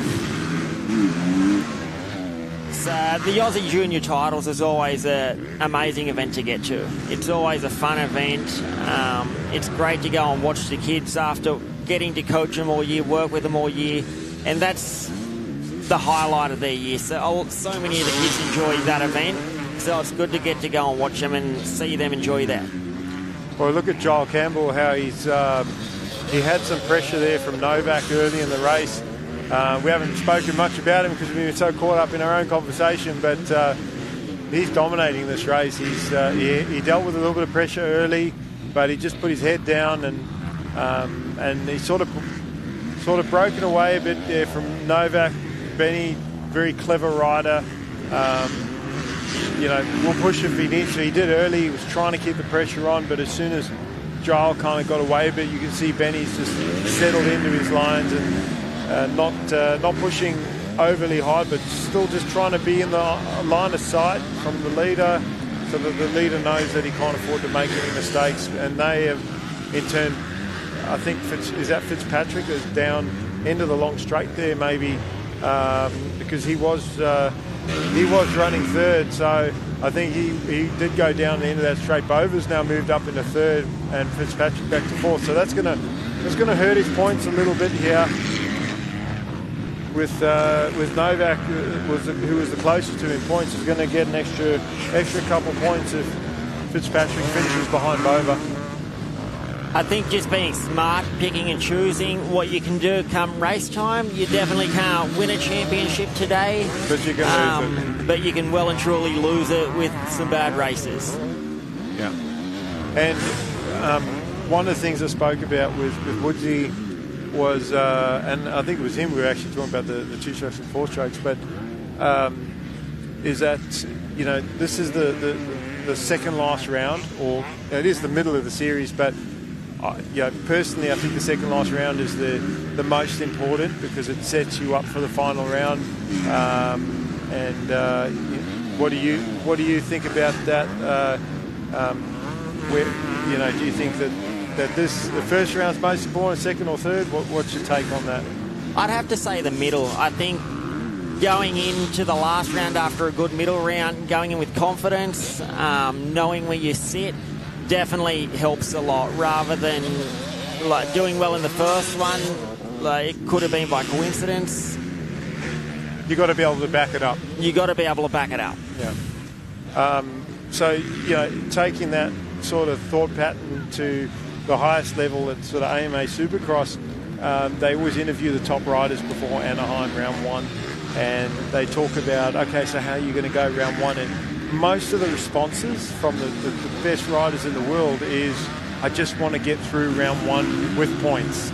If I can get through round 1 with a top 5, I'll be happy. Obviously, they all want to win, but like you said, you can't win your championship in your first race, but you can certainly lose it. And so to get through that first round, and that's 17 rounds. Like, if you think you're going to win the championship after first good race, well, you're kidding yourself. You've got to be able to, like you said, back it up every time. This being a short series, 3 rounds, you've got less time to do that. You really have to put in 3 good rounds and can't afford a bad race because this is going to mess you up completely.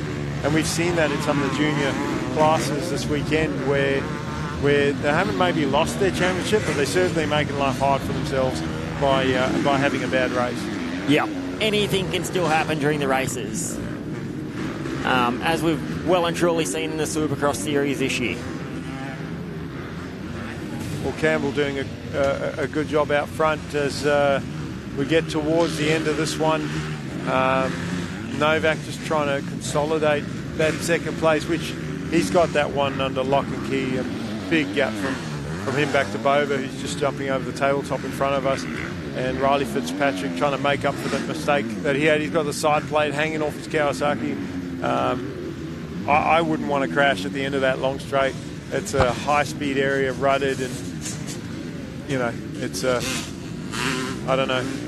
The older you get, the less you want to end up on the ground because it hurts more for some reason. So does most definitely hurt more. We don't bounce like we used to.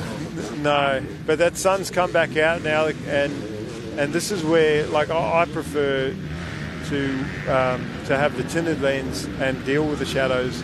I know but I've got a couple pairs of goggles, and I'll switch between the clear and the tinted during the day. I might start with the clear, go to the tinted later on in the day when the sun's in a bad spot, or the darker tint, not the orange tint you were talking about. But And then there's tear-offs and roll-offs. In these conditions, I prefer roll-offs because there's not a lot of roost, but you can still go through a lot of tear-offs.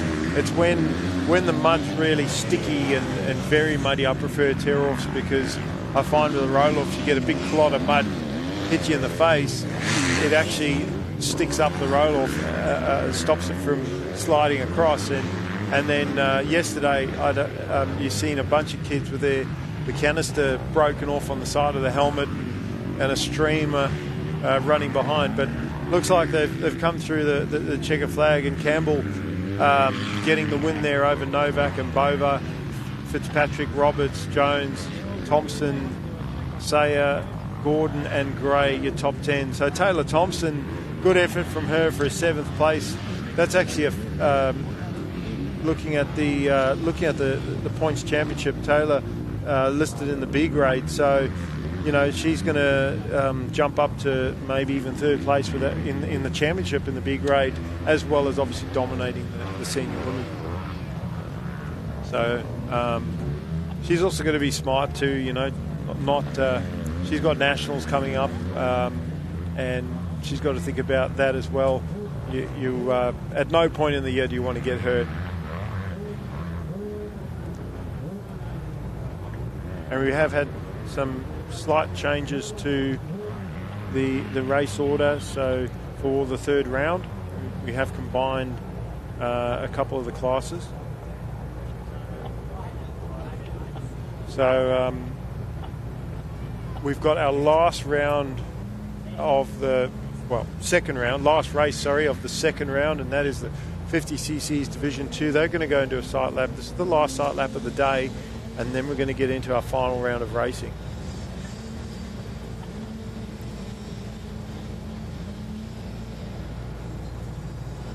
And a sight lap I find as a rider, is different to practice. When you go out for practice, I like to race around and get up to speed, but now that the track's sort of formed up, I prefer to just sort of roll around and have a look and try and spot as many different line options as I can before I go into the race, trying to spot the best lines around the track. So what would you do in a sight lap? Would you try and get up to your sort of race pace, or would you prefer to just slowly roll around and have a look at the track? I'd well and truly prefer to slow down, have a look at lines, look at passing options. The last thing you want to do is go out fast as you can and miss lines, and then try to find lines during the race. Look for options on your sight lap while you have a chance, and then come race time, if you need to change lines for any reason, you know where the lines are, you know where your different options are. Now, we're interested to see how these kids go, because yesterday the track was so difficult that they didn't do the main track. They rode the nipper track around just to get that one race in, and they kind of needed to. There was talk about just letting them race today, but we needed to get through today's program, so that's why they did one race yesterday. And interesting to see how they get around the full track, because they tried to practice yesterday. They didn't even make it around the 2nd corner. Everyone got stuck in the 2nd corner. They pulled the bikes off the track, and then they pushed the 50s right to the end of the program to give them the best chance of actually getting around. I think moving the 50s to later in the day, changing their track yesterday was a great idea. When they couldn't make it through practice, all it was going to do was destroy bikes. Yeah. And also confidence as well. It's these little kids, we forget how young they are. 7, 8, oldest being 9 years old in this class, and emotionally at that age, your bike stops. You feel the kids in tears. I'm not going to talk about some of the senior riders racing today that were juniors. We're going back 10 years that I've been at State Tiles watching them or my own events, and falling off and be bawling their eyes out. As I said, I'm not going to embarrass anybody, But there's some senior riders racing today that I would pick up off the track when they were juniors on 85s because it was a muddy, it was actually a Dubbo state title, and I was commentating that day, and I had some time in the morning, so I wandered around the track just picking up bikes, and kids were really struggling. They ended up calling that day off early after the first round, so you might remember it because your hometown, you were probably there. Yep, more than likely I was there, and I think I do remember that one very, very well. Yeah. So, but I think we've sort of come a long way since then. I was actually surprised that, normally your big events, state tiles, East Coast, nationals, the races aren't normally called off, especially once they're run, like once that decision is made to run. Obviously, sometimes you're not expecting the amount of rain. Like, we weren't meant to get the rain that we got for the state title here at Hastings, but the decision was already made to come here and run it, and so we just really had to deal with what we had. But the club's done a great job of fixing the track and making it as rideable as possible.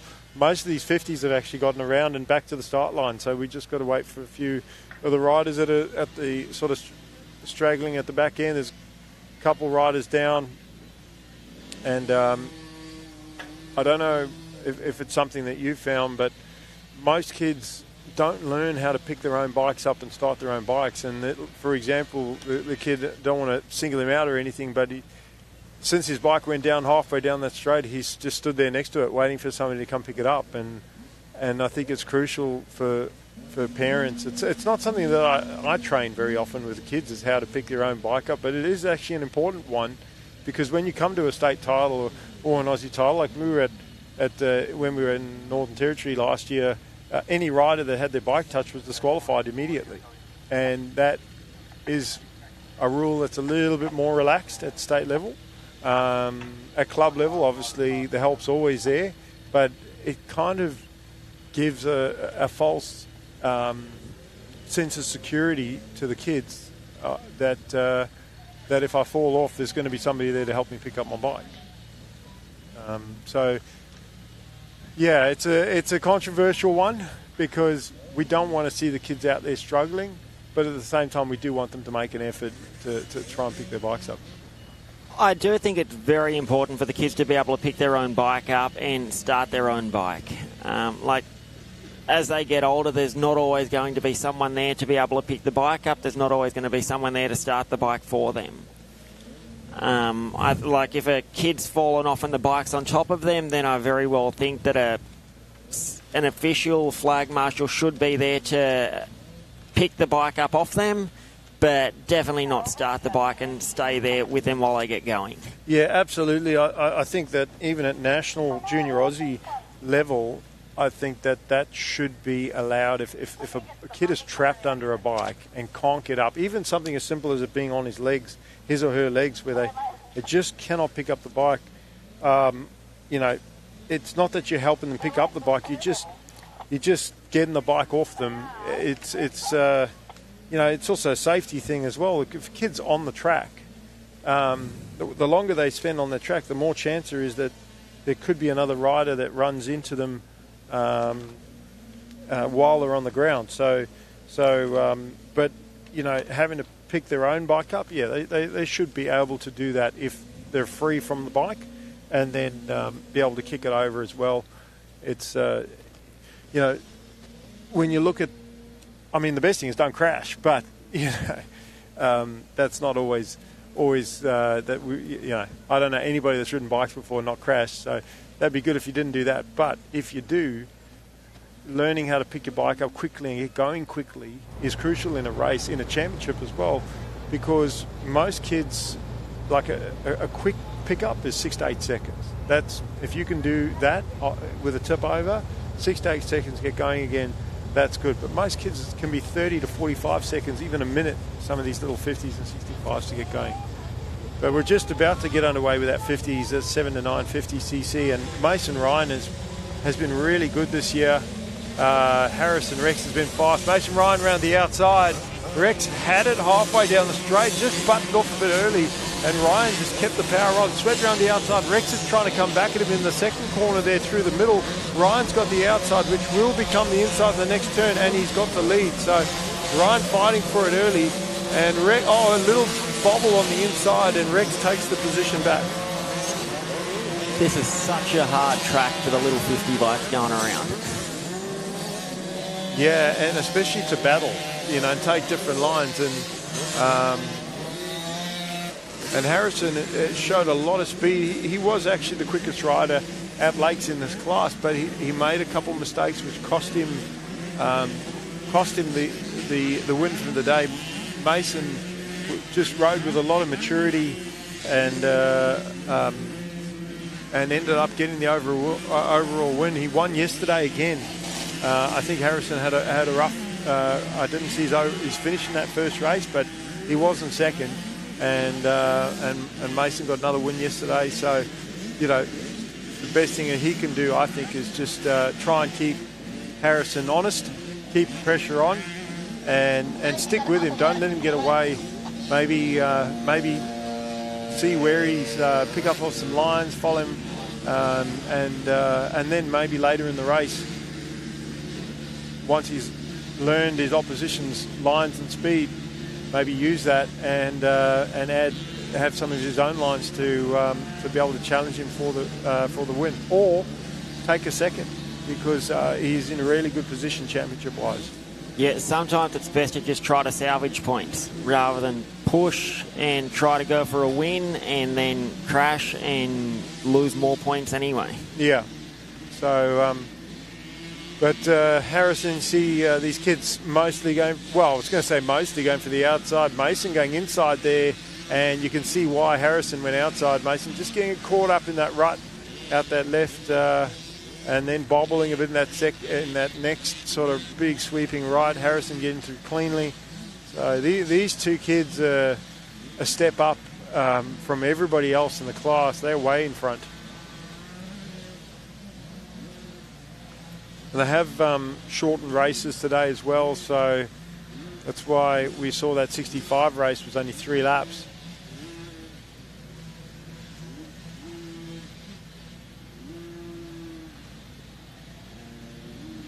But also a tough track, so it's taken them a while to get around. 2 minute 30 for Harrison Rex, our leader and fastest rider, by 11 seconds over Mason Ryan for second place.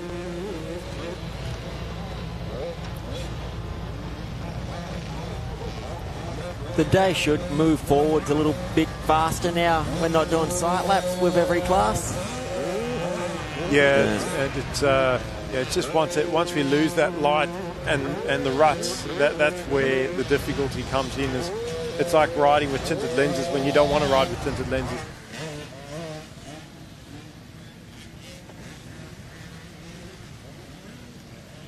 So you see our first 2 riders halfway through their second lap, and we're still waiting for third place and to come over the big centre step up.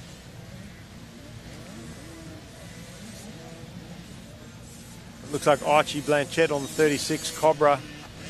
Mason Harvey in 4th, then Tate Thompson, Andy Freeth, Carter Williamson, Jackson Riley, Austin Woodbury, and Talon McNeil in 10th place. So Talon not in a good position. He was run 3rd at Lakes for round 1 and was only 12 points off the leader.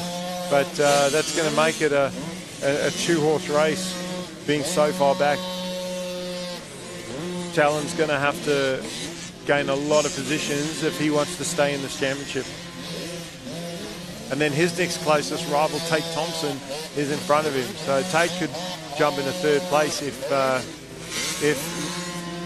if Talon doesn't pick up the pace and start making some passes. But Harrison Rex, look at the gap he's got now on second place. He's completely disappeared out of sight. He's down the back, going over the tabletop jump, and Mason Ryan heading up the straight into the right-hander. And like you said, sometimes you've got to take a second. The pressure's not on Mason, because he has been consistent. He has got those those race wins, and he's built up a little bit of points buffer.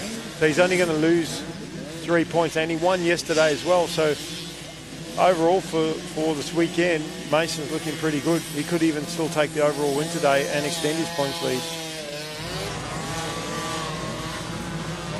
Definitely comes back to championships are won on your bad days, not on your good days. Yeah, and second's not such a bad day, is it? No, second's still a great day. Yeah.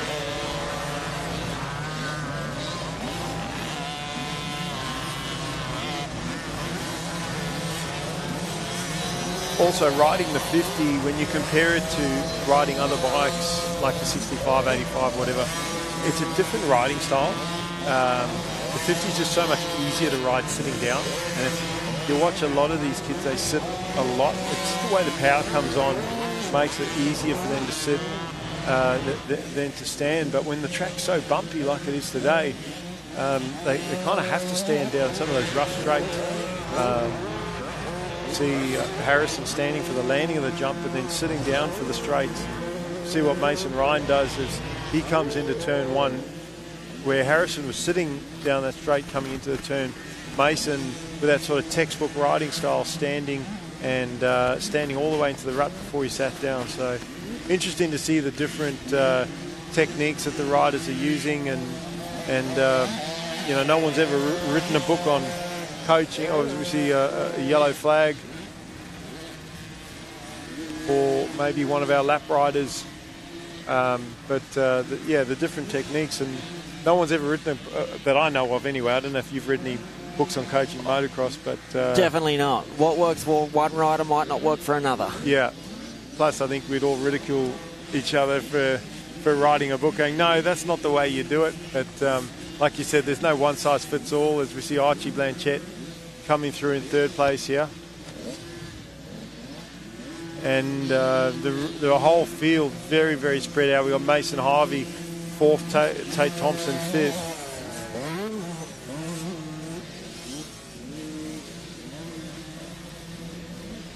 And I've probably guessed this would be about a 3-lap race, this one.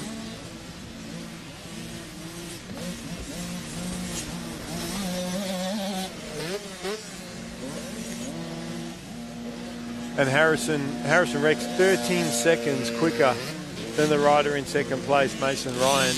But again, and I've mentioned this a few times throughout the broadcast, Aaron, I don't know, what is your thoughts on lap times? Because without sort of biasing your answer, just see what you think about lap times. The importance of lap times, is it really that important, or is it something to focus on? I don't think... yes, they are important, but comparing lap times as the day goes on, I think the track's changing so much from one race to another, from this morning to now. It's so hard to compare. So, like, you can't compare lap times from this morning to now. It's funny you say that comparison, because it's funny when I see some junior parents, they take their kids to a practice track and they've timed their kids the previous time they were at that track in different riding conditions, like maybe perfect riding conditions, and they put in an awesome lap time, and then they go there a week later or 2 weeks later and it's a bit wetter, or the track's in worse condition, and then the kid's like 5 seconds slower, and the dad, you know, yelling at the kid, what are you doing? You're 5 seconds slower than you were last time. And it's like, dude, the track. It's not even a comparison. It's not a comparison. Like even like you said, even same day, when you look how the track's developed, the track's gonna get better at first, and then it's going to get worse again. So even at the start of the day, your lap times aren't going to be as good as what they are the next time you ride, but then they're going to get slower again. Yep. So it does. You can't focus too much on it, and I mentioned this a few times, that just because you get the best lap time doesn't mean you're going to win. You know, you have to put that whole strategy together. Yeah, one fast lap doesn't win a race. No.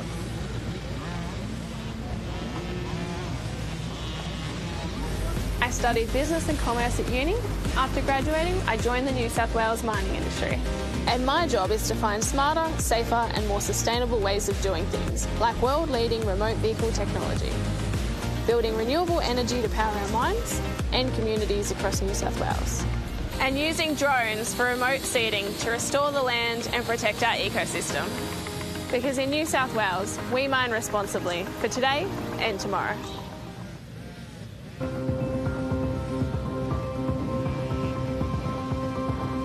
The Westpac Rescue Helicopter is here for our community. And this holiday season, we will be ready to respond 24/7. Please stay safe and thank you for your support. To donate or for more information, visit rescuehelicopter.com.au or call 1800 155 155. So we're back at round 2 of the New South Wales State Championships here at Hastings Valley, day 2, and we're into the final round of racing. That's race 3 for all of the classes. Slightly shorter program, combined a few classes just to make sure we get through the day. The track has made it challenging for the officials to get through the full program. It's taken a lot longer to get through the races because of the track conditions, but the Hastings Club done an awesome job to make the track as rideable as possible. They were on the machines last night for don't know how many hours while the rest of us were enjoying the night with our friends, and re-prep for today. We're just waiting for last rider to get halfway around the track, and then we will get underway with the MX3, which is Aaron, I would rather ride in the senior classes than race with these kids because they're just nuts. Still at home, most of them living with mom and dad, so not a care in the world and no fear of consequence. They're just racing on adrenaline and rush of blood. It's not a race I would want to be in. No, this is definitely a great class. Probably one to not be in for me. I'd rather be in the MX2 class. Yeah. Or the vets class. That's cool. Yep. The MX3, a big age group of 14 to under 18, and it's sort of that transition for our junior lights riders to get a taste of what it is to race seniors but still be racing against a lot of your junior riders. So the riders go senior. For our audience at home that don't understand how the age groups work, once the kids get to 16 years of age, they are senior, and they can opt to race in the senior classes, or they can still race in this class, which is a combined junior-senior age group.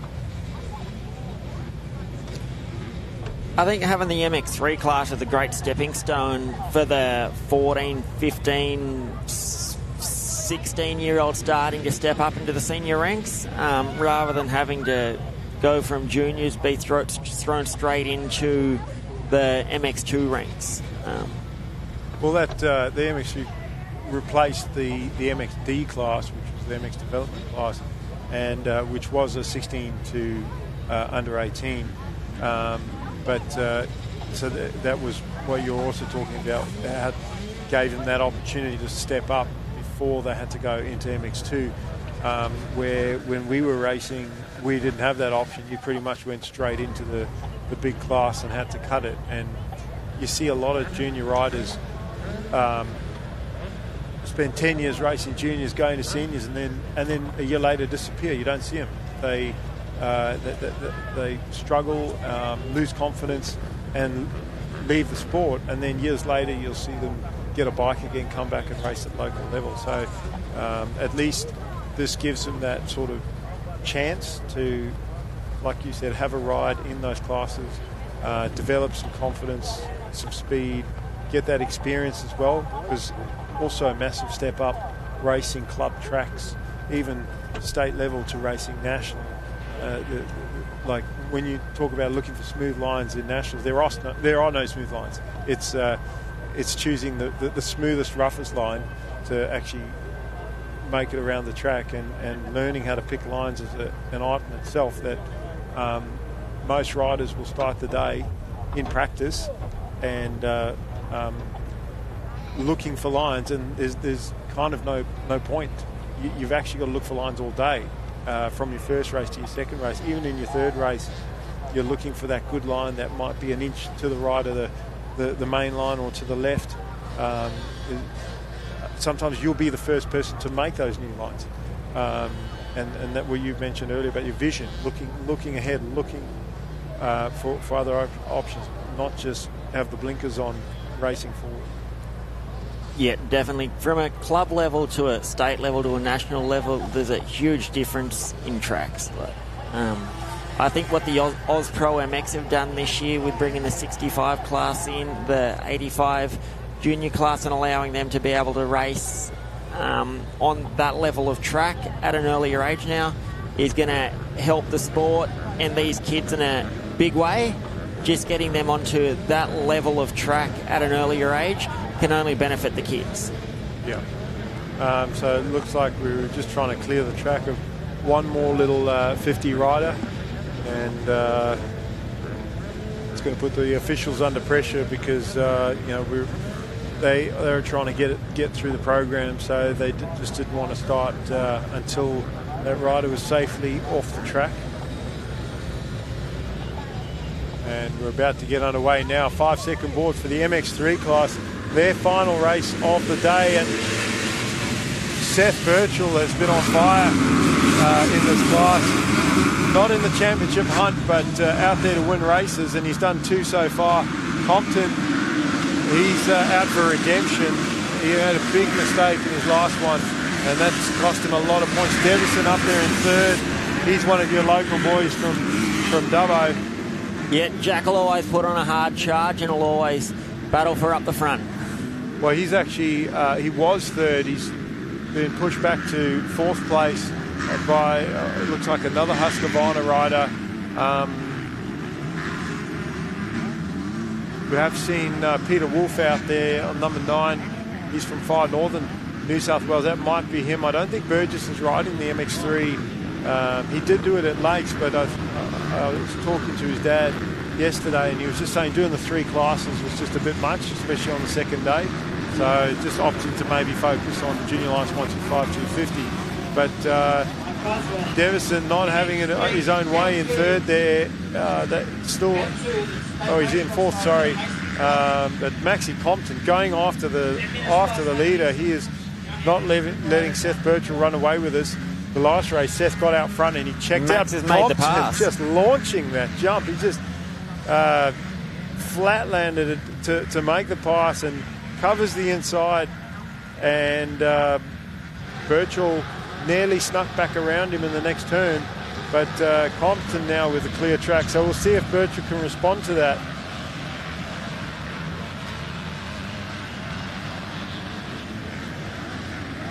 They head towards the finish to complete their first lap, and these guys are all over each other. We'll see, that is Peter Wolf in 3rd, Devison, Kremer, Paterno, Birchall, Burton, Thompson and Madden, your top 10. So great to see some of the riders. I think some of the riders from Queensland that are racing this weekend. There was a Sunny Stakes on the same weekend as round 1, so they didn't do the first round. But all our top runners in the points chase, it's Kremer, Compton and Devison, they're the ones racing for this championship. So Max, after that bad first race, he actually needs to finish. He needs to try and finish in front of Birchall just to gain that extra 3 points on Devison and Kremer, because he had that bad first race today. But Birchall must have been listening, because he's like, no, I want the win. He doesn't care. He just wants to take 3 wins from 3 starts, and he just gave it right back to Compton, and Compton's going to have to go to work again. And Peter Wolf, also one of the spoilers for the championship, sitting in 3rd in front of Devison. So Devison's got to be clever here. Doesn't want to make the big mistake, and just maybe try and get that position and just keep the pressure on. Kremer also been very consistent in 5th place.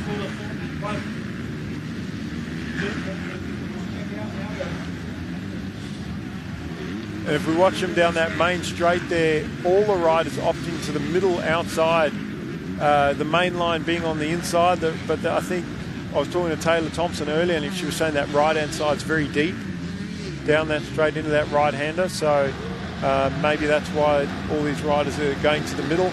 Hard to say from here. Easy for us sitting in the booth to look at a screen and go, oh, why didn't you take that line? But I'm sure there's a good reason for it. Yeah, it's definitely a lot easier to sit on the sidelines and say, why didn't you ride there? Yeah. But Birchall now, couple seconds on Compton, and we'll see if Max can respond and keep the pressure on the leader. But Devison's moved up into third now, so I'm sure he's going to try and pressure his rival for second, and we'll see if he can close the gap. Peter Wolf there in fourth place, just in front of Kremer. Kremer needs to try and make that pass as well. Then we've got Paterno, the local boy, and he got a whole shot in the first one.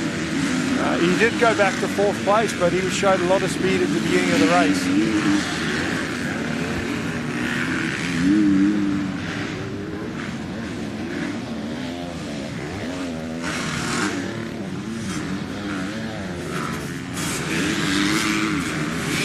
And I was talking to Seth's mum yesterday. They were thinking of putting him in the MX2 class for this weekend for the extra practice, but and they just, we talked about the option of them doing that. I was hesitant because I thought that the rules were once you go MX2, you can't go back to MX3, even though it's only it's different event from the state titles to the nationals. And I think maybe after clarification, he decided not to risk it and rode MX3 this weekend. But he wanted the extra challenge. Not that he's not challenged in this race, but he just really wanted the extra challenge, which I think is why he wanted to ride MX2. Yeah, for Seth, I don't think it was worth the risk of trying to move up and ride MX2 and jeopardise his MX3 campaign in the Auspro MX Nationals. Yeah, I would like to see your senior riders, because it is a 14 to 16 year age group, I would like to see them be able to ride multiple classes on the same day. Because look at your junior guys as an example.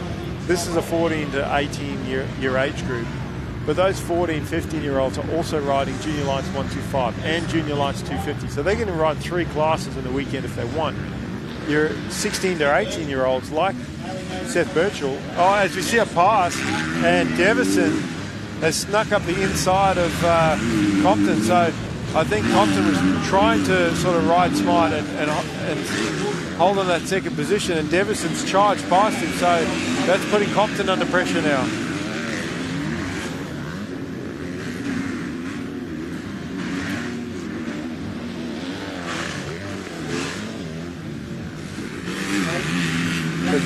So Devison on the charge, trying to, again, build that points gap going into the final round at Wagga, and getting that extra. It's not a 2-point swing, it's a 4-point swing, because when he was behind Compton was gaining 2 points on him. Now it's switched around, so 4-point swing there for Devison, and we'll see if he can close up on the leader. Never mind get that pass for second.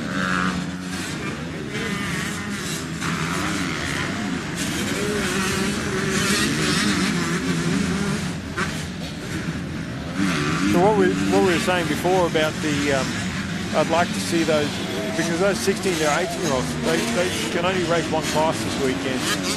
If they were allowed, they could do maybe the MX3 and the MX2, or the MX3 and the MX1 class, or all 3 if they felt like they had the fitness to do it. I think that'd definitely help fill the MX1, the MX2 classes, and then even for the over 16-year-olds trying to gain points to be able to move up into A grade and B grade out of C grade. It gives them that option to be able to start to accumulate their points, so then they can move into the pro class. And even if they want to focus on the MX3 class as they race, they can use the MX2 and the MX1 as just track time. A lot of these guys, they're trying to train for nationals, they're trying to get their fitness up.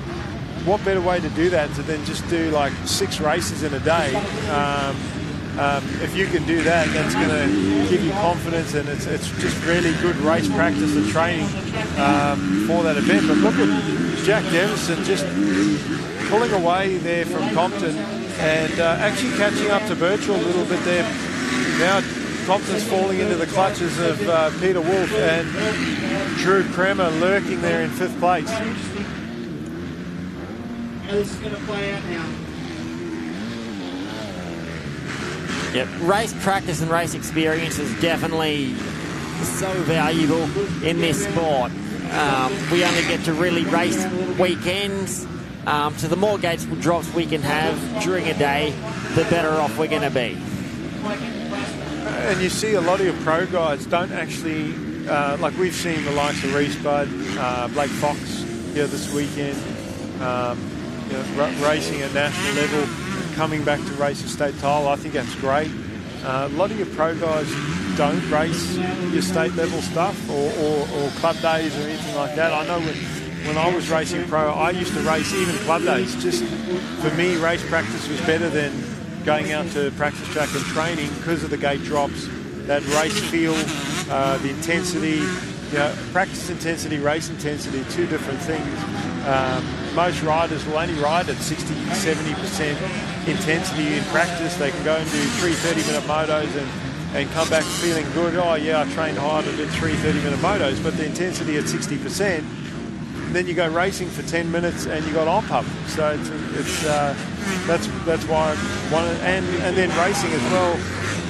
You practice your racecraft, your passing. You don't get to do that in practice. Even race starts, like come to a practice track, how do you replicate taking off with 39 other bikes beside you? Yeah, yeah, absolutely. But Birchall just coming over the centre, jumping at Devison is closing on him. So Devison is focused forward, and Max in that 3rd place. He looks smooth. He's not making any mistakes. Maybe that crash earlier sort of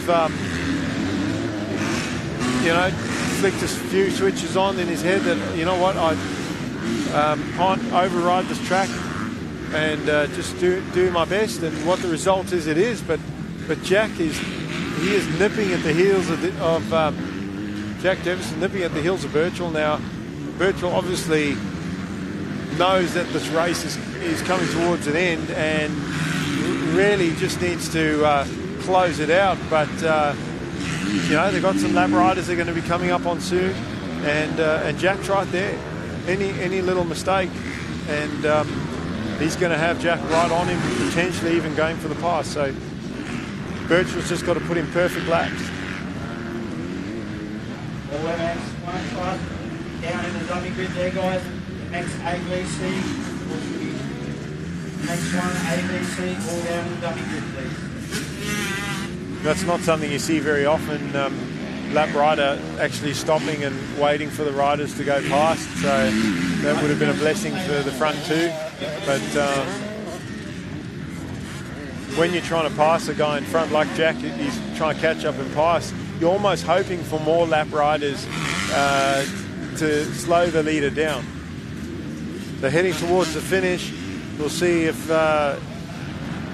this is their final lap. And it is. So they got the last lap forward. So Jack's got one more lap to try and get onto the back wheel of Birchall. He has to catch him and then he has to try and pass him. So let's see if he can get up onto the back wheel first and what he's going to be able to do with it. It'll be great to see Jack catch up to Seth, and then we can start to see a difference in lines. Well, he's not quite close enough to, he'd want more time. I don't know about you, but if I can pull a whole shot, I want the last lap board to come out at the end of the first lap. Yeah, most definitely. The sooner it's over, the better. But then when you get a terrible start, you want the race to be as long as possible to give yourself more time to catch up. And Seth's done a really good job of getting to the front and sort of sprinting early, creating that cushion that's put all his opposition on the back foot straight away. and Jack's had to work hard to even get close to him.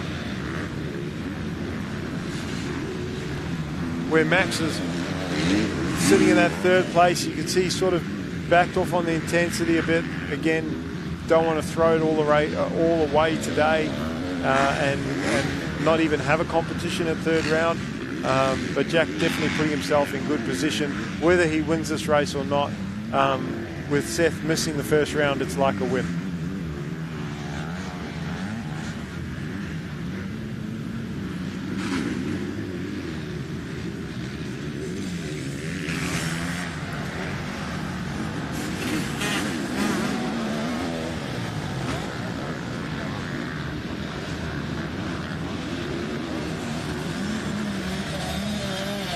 Heading in the final corner, and Birchall just finishing it off.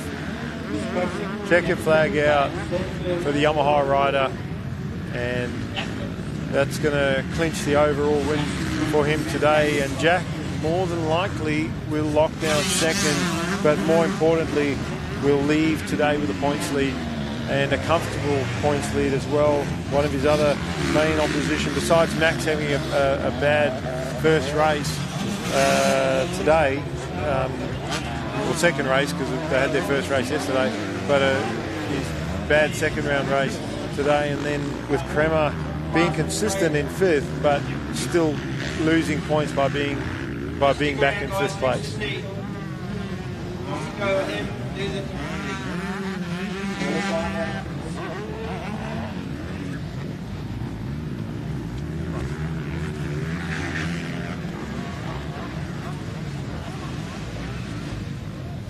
So we're going to go to an ad break, and then we'll be back with round 2 of the New South Wales State Championships here at Hastings Valley. Our organisation represents the mining industry in New South Wales. We have nearly 100 member companies, and we represent the mining workforce of over 30,000 people that work in mining in New South Wales. Well, our organisation and many companies in our industry support local community teams right across the state. And we have a long-standing partnership with the Newcastle Knights, obviously based in the Hunter region, that has endured over 12 years or more, through the highs and lows of the Knights seasons, through the highs and lows of our industry's fortunes as well. It's an important demonstration of the partnership between our industry and sport and local communities, and our support for this event today is part of that too.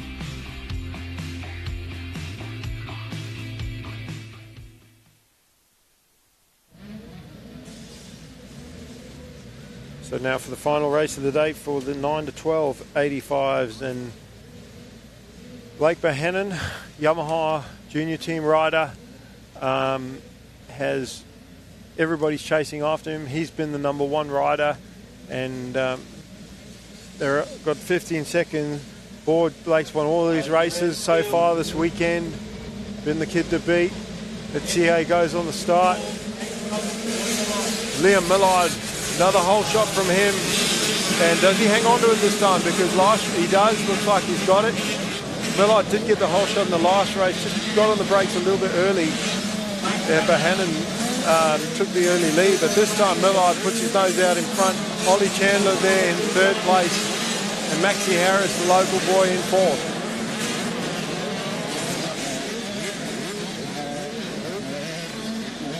We'll see what Millard can do with a hole shot. He's definitely been bleeding points this weekend with a 7th and a 2nd, and Bohannon's 2 wins, so Bohannon would have a nice points buffer now going in the final round, and all Liam can do is his best. And side by side, and Bohannon getting around the outside, so Liam riding that protective inside line, and Bohannon just sort of slingshotted, kept his momentum up from the outside and takes the lead. So Liam's got to fight him back and keep the pressure on. Bohannon's definitely been very dominant this weekend. I think winning all of his races so far. He's been in fine form this weekend. Not sure if the sun's starting to play a factor with that double jump, but not all the front riders because I think it's Ollie Chandler in third. Ollie didn't jump that double. And then the next rider, I think Maxi did it, but then the next rider didn't. So it might just be that the sun's in their face. It's a bit awkward. But we've seen the 65s jumping that. So it can't just be that the riders are scared to do the jump. Maybe just the angle of the sun at the moment might be coming into play. Oh, Liam tucks the front end in that third last corner there, trying to keep on pace with Bohannon and keep the pressure on, but he does get going again, and Chandler moves up a spot into second. So that's just going to give Blake Bohannon heaps of breathing space now in the lead. And Liam's going to have to try and get back to second, because he not only wants to try and win this championship, but he at least wants to lock down second. If you can't take the win, well, you know, you take what you can get, but doesn't want to lose any more positions or in the race day or for the championship.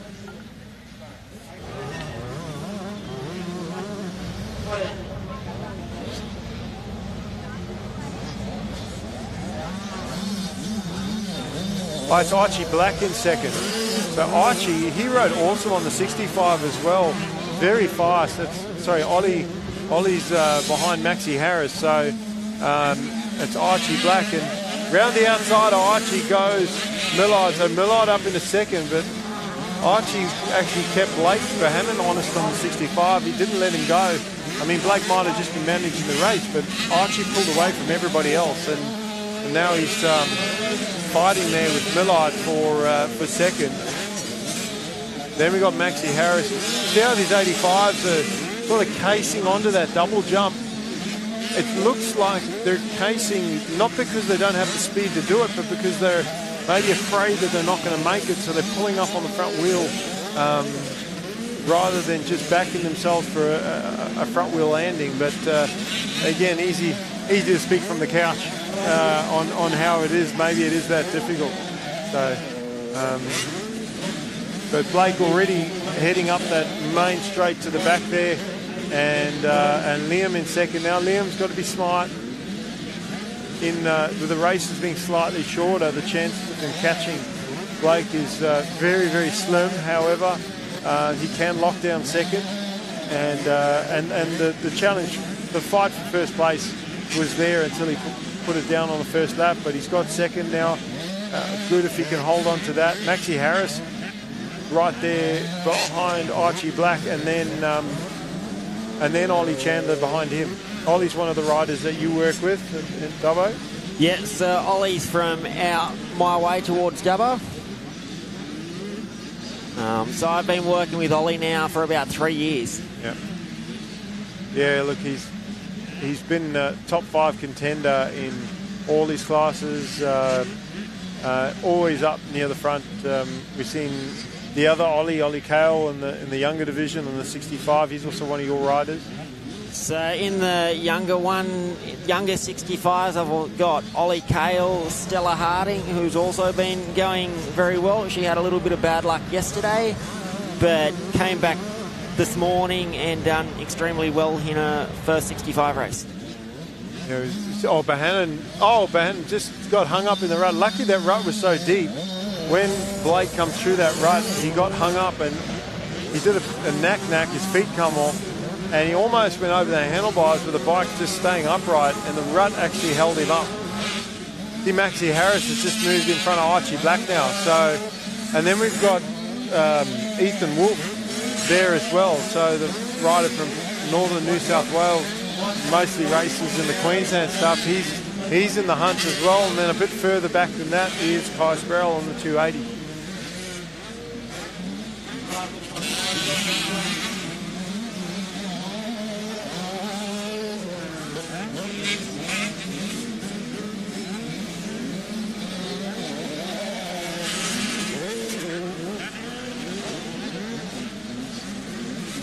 And watching these kids, the different riding styles, you watch Blake Bohannon out front, and even the riders in second, third, fourth, even fifth place. It looks like they're attacking the track. They're riding aggressively, and then you go further back from that, and it looks like the riders are just trying to survive. just trying to negotiate the track, make it through every single corner, not actually confidently go through and be aggressively through the corners or down the straights. It's sort of riding at that half throttle everywhere, and you know, it's good to survive, it's good not to crash, but you've got to go fast when you can go fast, and if you don't back yourself, you know, it's you're either not going to go fast or you're going to fall off, because if you don't have the confidence in your riding, the track can just come up and bite you. Yeah, picking and choosing where to go fast when you want to go fast. Sometimes you can't go fast everywhere, but then where you're comfortable and confident to go fast, you have to go fast. So we see Blake's now got that last lap board, and he's carving his way through traffic, but such a big lead. He can afford to be careful, and in this last lap, also a good opportunity for him to have a look around. You know, such a big lead, but a local rider, even when the track's difficult like this, the tracks always seem to form up the same way. Yes, the ruts might be deeper, but Blake being just a home track for him, he knows where to go. And Millard looking good now, settled in that second place, but he's got the hometown rider, Maxie Harris there, nipping at his heels in third place. So that's a close fight there for second and third. And then a little bit further back to Ollie Chandler and Ethan Wolf, on the Husqvarna, that number 5.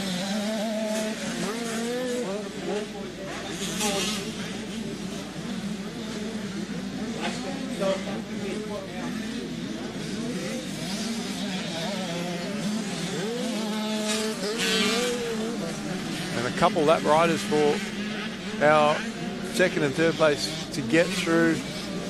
Millard heading towards the rollers now. And only half a lap to go. Maxie Harris there.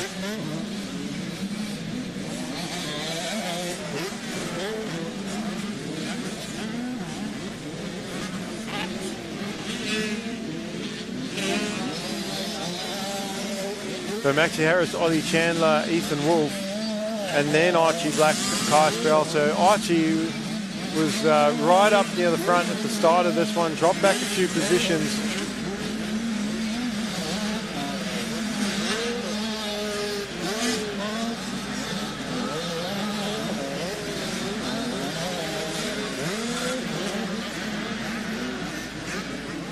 And when you look at, there's Stella on the 85. She's riding 85 as well in this one, probably just for the extra practice, getting used to the 85. Bohannon dropping the bike in the last corner, and he could afford to stop and have a sandwich and a drink. He had such a big lead, and that is a common error that riders make. He's still going to get the race win. Thankfully, he kept the bike going, or got the bike going, but that could have devastating if you. Our organisation represents. You never know what's going to happen to the bike when you fall off, and if he was to try and push his bike from there to the finish in these deep ruts, it really struggles. So, but it's easy to lose concentration at the very end. I can tell you that I've dropped the bike in the last corner many races. I did it the first national I ever won. I fell off 2 corners to go but I had a race lead. I was able to get back up and get going again. And my mechanic, after the race, when he went to work on the bike, said the bike was detonating, which for those at home that don't understand what that means, if you're running a bit lean, or your jetting of the bike is not 100% right with the 2-strokes, the bike can lock up, it can seize, and my bike was very close to doing that. So my mechanic said to me, he said, I don't know how you started your bike, because looking at that motor, it shouldn't have started. You're lucky to have finished that race. And or you could fall and snap a clutch lever and not be able to start the bike, or especially if it stalls. So thankfully for Bohannon, he gets the race win. He gets the bike up and going again, and he'll be breathing a sigh of relief that he actually got that one completed. Yep, very easy to have that small lapse in concentration right at the end of the race.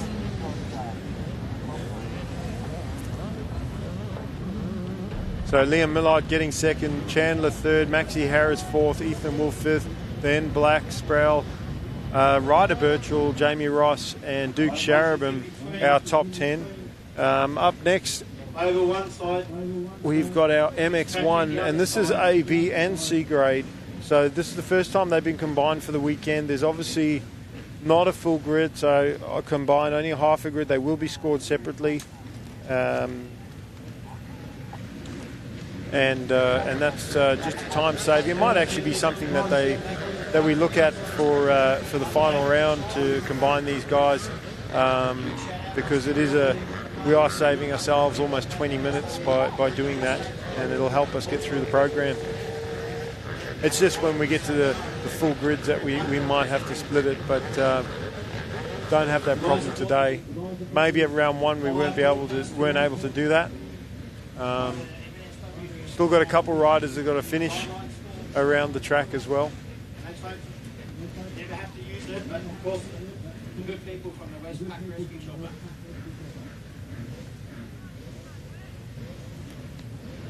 And we've got Matt Moss coming onto a new ride on the Elliott Brothers Gas, and trying to get as many gate drops in as possible.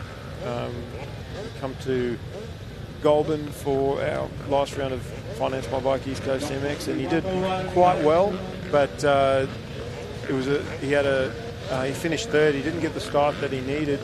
But today, this weekend, he's been on point with the starts. He's been very aggressive, riding with a lot of intensity, and getting to the front early in his races. Reese Budd has been there with him. We've also got some local pro competition, I like to call it. Cooper Holroyd, who's had a fantastic year so far, winning races, and he's our leader of the points in the state championships. Josh Whitehead from the Hunter region. Benny Novak in there as well. He's on 250 though.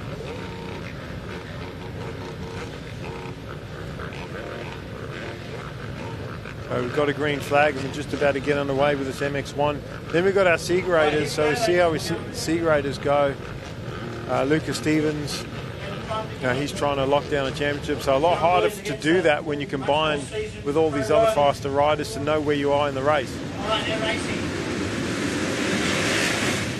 And Cooper Holroyd, his first whole shot of the weekend, and once he gets the start, that looks like Oscar Earl that's put it down the first corner. And Mossy down as well, so not the type of track that you want to try and charge from the back. And he's starting in dead last, so good practice though, good passing practice. He's got around one rider and got a lot of work to do moving forward, but that's just going to make it easy for Cooper Holroyd. He probably doesn't even know what's going on behind him. He's just trying to run away with this one. The part of racing for Mossy now, having to pass, coming from behind, pick and choose lines to be able to make passes. That's exciting for us though. It's going to be it's going to make for some great racing. Good to watch, but Cooper trying to run and hide. He's got Hayden Melross on the KTM, the 45, former factory rider for multiple teams, and knows his way around the track. He's in second place. Levi Rogers did really well in his last race, and he's also one of the rides at national level, so he's up there as well. But Cooper couldn't buy a start his first two starts. So, just gets hung up out of that rut. Almost gave away the lead. Going for the more protective line on the inside, and Melross sweeping from the outside to the outside again as Holroyd is trying to ride the protective line.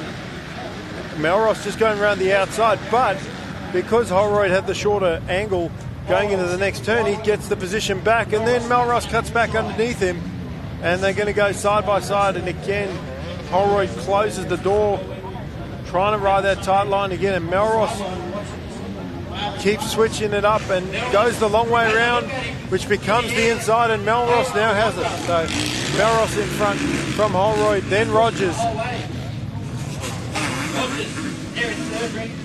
Joel Campbell fourth on the 52. Then Fitzpatrick. And that side plate was hanging off his last race. It looks like he didn't even fix it. He just left it hanging, and maybe he didn't have a spare bolt or a cable tie, but or whatever he done to fix it didn't work. It's hanging back down again. We'll see where Mossy is, if he's coming through.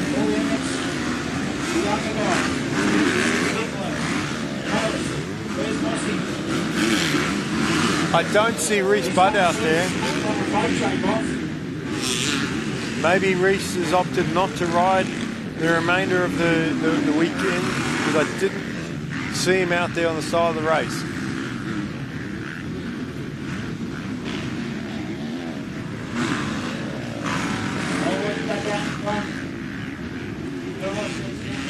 So Mossy made a lot of passes on that first lap after going down in the second corner. Back up in 14th place. Yeah, and you look at the lap times, it's almost 20 seconds off the lead lap, but that's coming through traffic.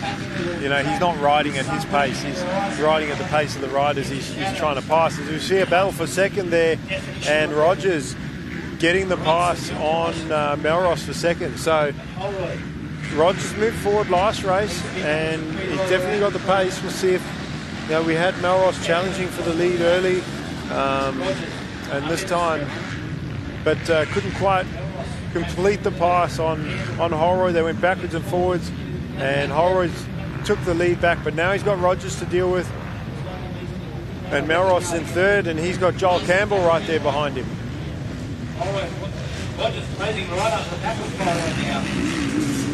So Holroyd going for a race win, but also racing for a championship here. Rogers wasn't at the first round either, points-wise, so as much as Holroyd wants to get a win, his next closest rival is Josh Whitehead and Blake Fox. There's Mossy already up onto the back of Bova.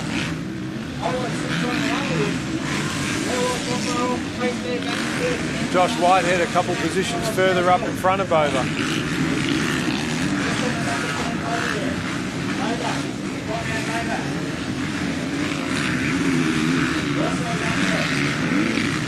And I also haven't seen Blake Fox. Oh, I'm not sure if he started. I know Reese didn't start this race because I didn't see him out. It doesn't look like Blake has started this race either. And Foxy was running second in points in the championship. So maybe, you know, these guys have got a race next weekend at Gilman in the Pro MX, and I think the track is more difficult today than it was yesterday. As muddy as it is, being that the track's more racy now, the guys are going faster, and so the risk is higher if things go wrong. But as we look at the back of the track there, the battle for second and third.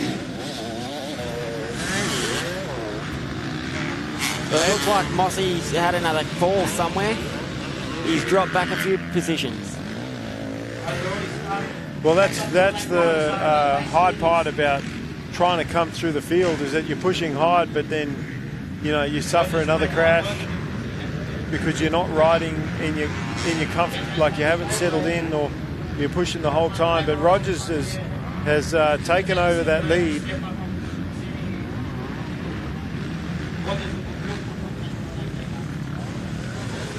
And Joel Campbell has also made the pass on Holroyd. So, but for Cooper Holroyd with his championship hat on, that's okay, because Joel Campbell's a B-grader, and he doesn't need to beat him for the points.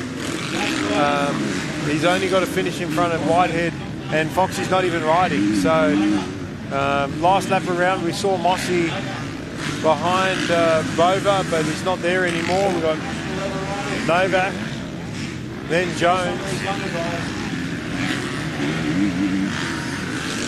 Riley Stevens, still looking for Mossy to come around.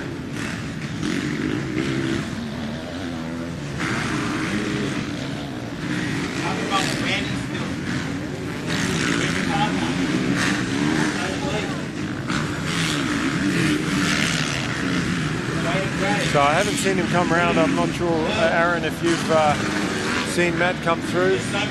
No, I haven't seen Matt come back around for this lap. There's Lucas Stevens on the 61. So his main opposition for the championship, again, hard to tell. But really, he's just got to make sure he's in front of Tyler Eisel and Rory Clemens, because they would be your next closest in points. And I can understand why the guys would prefer to be graded in their own classes, but it's just not enough riders. Either we need more riders or we need a different grading system and start again, because we've got a large amount of C graders, hardly any B graders or A graders. So we need to have a bigger B grade pool, and maybe that grading system needs to change to allow that to happen. And then we can give them their own race, because we'll have the numbers to do it.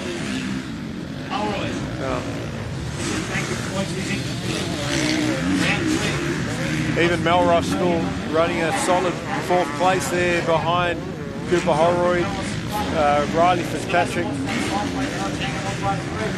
then Connor Rosendich, and then Whitehead. So Rozzo, he got second in the last race. He actually had the whole shot before Mossy passed him, and didn't get the start that he wanted in this one, so a bit further back, but still running in that sort of top 5, top 6.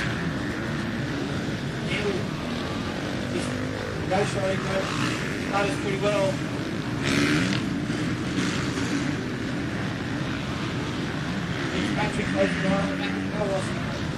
That's Rogers from Campbell, Holroyd, Melross, Fitzpatrick, Whitehead, Rosendich in 7th, then Bova, Novak, and Michael Jones in top 10.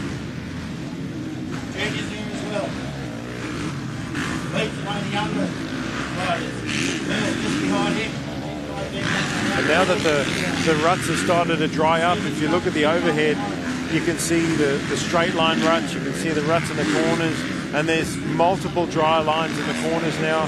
That right sweeper, that big right sweeper, has been a challenging corner, because you're not turning at full speed. It's such a long rut from start to finish and it's not clean ruts either. They sort of turn, and then they're either hook straight or they squiggle. They're on their last lap though, so Rogers with which one more to go. The sun and dust has definitely started to become a problem. Track drying out, ruts getting harder. Well, there's Eisel just come past us here. He's about to go a lap down. And look at Joel Campbell. Campbell's gotten ahead of Holroyd. He's going after Rogers for the win here. And obviously he doesn't have much time to do that. Fitzpatrick has also made the pass on Melross, so he's moved up a position as well.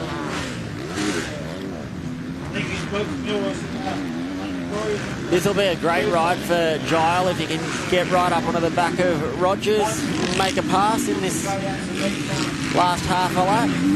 Well, Bova's also going after Whitehead here just in front of us, so there's battles all over the track.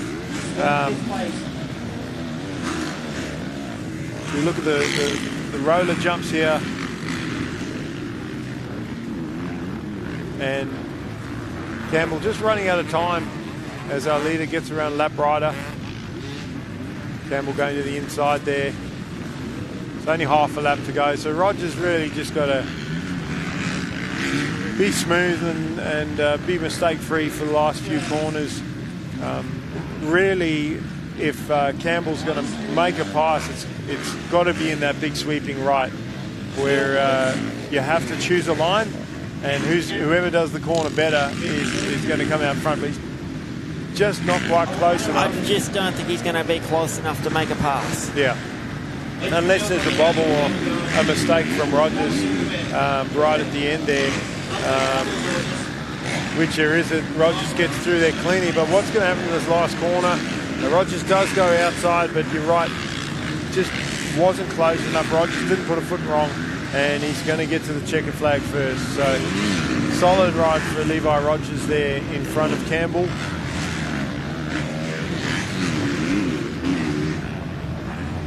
And Holroyd from Fitzpatrick, Melross, Rosendich, Whitehead, Bova, Novak, and Michael Jones finishing out your top 10 in this MX1 field as ABN C-grade.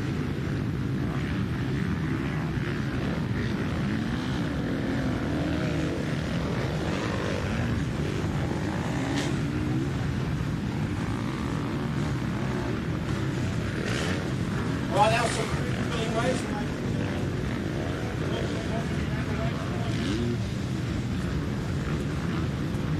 Can't take anything away from Levi Rogers. So Oscar Earl finishing in 16th place in front of Lucas Stevens, but again, Lucas Stevens finishing in front of his main competitors, which was Clemens and Eisel. So doing what he needs to do to get these championships done in C-grade.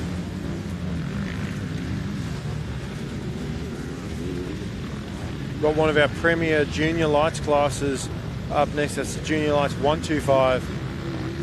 And because they've shortened the program, these races are sprints now. So as every time we talk about the importance of starts, the shorter the race is, the more important it is. When you get to national level and they're doing 25 minutes or 20 minutes or whatever it is, even then, because your top 10 guys are all going at a similar sort of pace and just clicking off laps, hard to get a bad start and still expect to beat those guys. The amount of track position that you lose at the start of the race, and if you want to help explain to our viewers what track position is, as opposed to where you are first or second, but more so track position you lose by not getting not getting a good start. So not getting a good start definitely puts you back so fast. The way I look at it is if you've got two races, you've got to start from the start gates to the first corner, and then you've got from the first corner for the rest of the race. If your start in that off the start line to the first corner is bad, you've got a hard race, especially now with the shorter races. Sprint speed is going to come into play so much. So we spoke about lap times earlier, and here's probably where lap times are going to be important, trying to run that sprint speed for as fast as you can for as long as you can. Well, yeah, and what I find with track position, it's because everybody bunches up at the start of the race. So if you're in that front pack, you get clear track, you're gone. Everybody else that's outside of that front three bunches up, and that's where they lose that time and that track position. So by the end of the first lap, if you're not in that front three, you're 10 seconds behind before the race has even started. And Kremer getting it done, getting the whole shot done. Jack Devison with a fantastic start on the outside there, and he should come back through to hold down second. Compton's up there as well. Burgess is there. Jones. So all our heavy hitters in the front of this field, so that's good to see.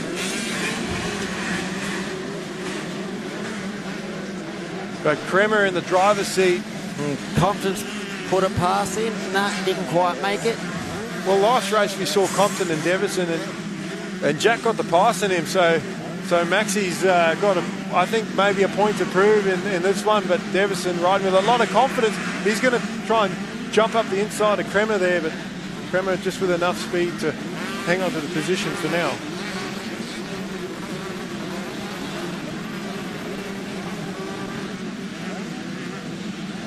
And this is probably the best time for Compton to actually try and make a pass on Jack while he's battling with Kremer, because if Jack gets around Kremer, he's gone. He'll just open up a lead and check out. That's nothing against Drew and his speed, because Drew actually won round one at Lakes. So he can win, he can beat these guys, and he's put himself in the best position to do that. But he's got to ride with intensity, he cannot just settle. Having that clear track is definitely a huge advantage for Kremer at the moment. getting to choose what lines he wants to ride, not being dictated by other riders, having to try to work his way around them as well. Yep, and going to the inside. Actually, he was going to the inside, and he switched his line to block the outside because Max Compton was coming in hot on that outside line, and not sure if Jack knew he was there, but they nearly come together. And how close are they landing next to those track markers on the side of that step-up jump? They're well and truly using the full width of the track. Yeah, the grass growing on the side there doesn't have much chance. And that's the thing, you could paint an X on the landing of these jumps, and these riders could nail their front wheel on that X. And they know, even though they can't see the markers, when they start that jump, they know where they are, and they can land within an inch of them. As long as they land on the correct side of them, that's the main thing. But Drew riding the defensive line on the inside, and Devison trying to sweep around the outside. Compton trying to go to the inside. No passes made by either three. So really close battle, first, second and third. Kremer just trying to hold on. All three go same pace, and Devison he's not worried. He's not worried about leaving the door open. He is just going for it. And Compton almost snuck up the inside again. So as much as Jack's riding with a lot of confidence, he also got to be careful not to leave that door open, because Max will walk right through it if he gives him the opportunity. And then we've got Burgess in a close fourth as well. And then Jones a little bit further back in fifth.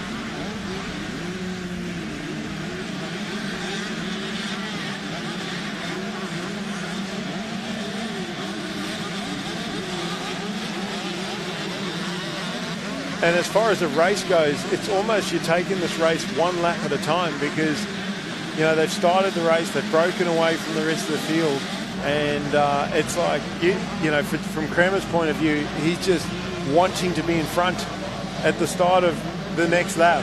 And so far he's done that. They've completed two. Feels like they've been out there a lot longer. Probably, Kremer's probably hoping to see that last lap board as early as possible here. Oh, and right on the side of the jump there.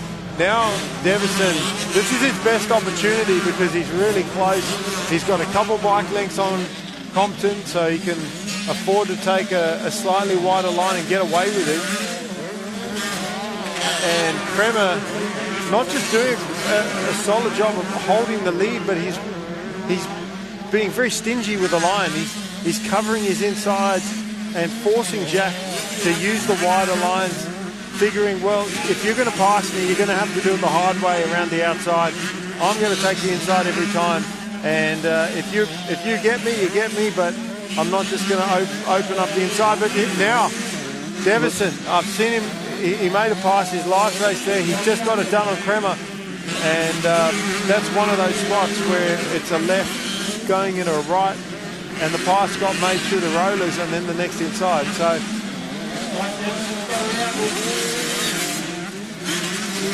the rider just tucked in the front here in the corner in turn one and getting trapped underneath the bike.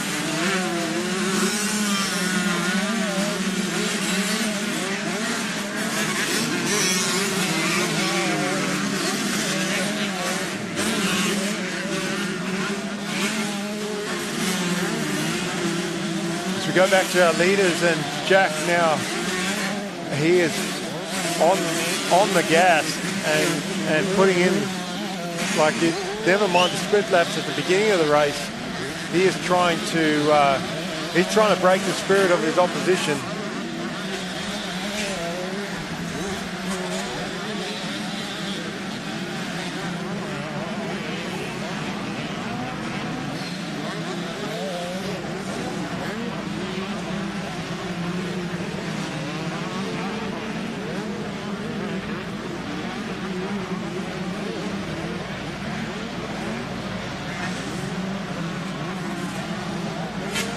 Jack just got to be a little careful there.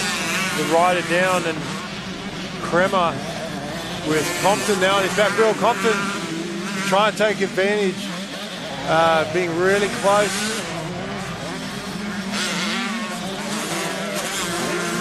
this has been a great weekend for Jack.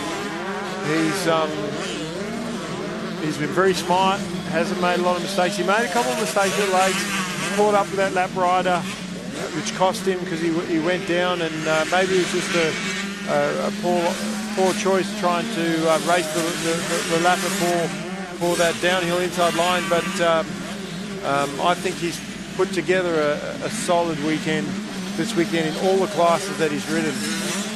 As Kremer is battling, Compton trying to pull the same move on Kremer that he saw Jack do that, get on Kremer's outside, but Kremer with the speed through the rollers was enough to keep the challenger Compton behind him.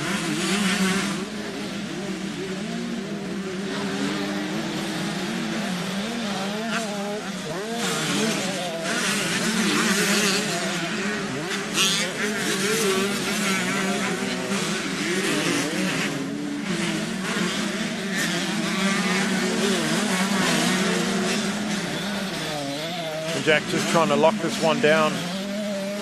Now he's built up that little bit of a gap that he needs to be comfortable, and he's just got to finish it off.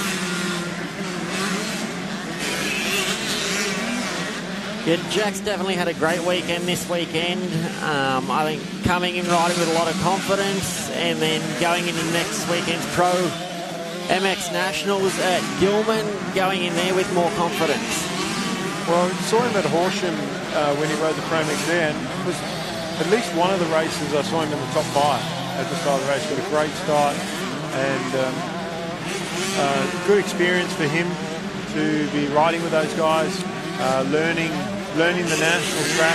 And still very young in that class. Yes, yeah, like his first year or second year having a go at MX3. It was the first year. First year he done a couple last year, I think, but got injured, so that kind of sat him out for the remainder of the year. So really, it's sort of first full season. First full season. Yeah.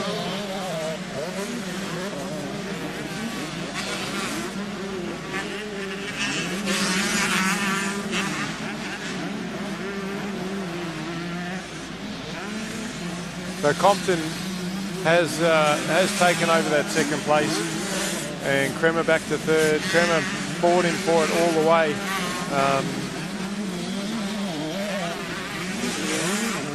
As we come to the end of this one, and all Jack has to do is just finish it off. Got some lap traffic to get through. Compton is still charging in that second place. He hasn't let the leader go. In fact, he's actually closed the gap on him after he got around Kremer.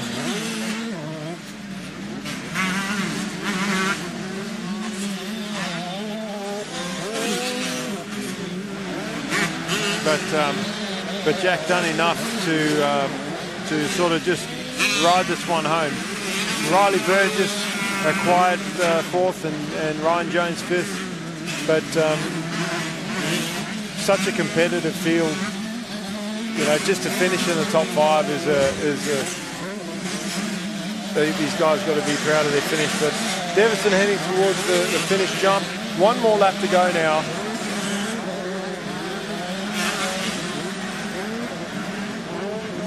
And Compton with a 2:07 that last time around. So definitely still charging.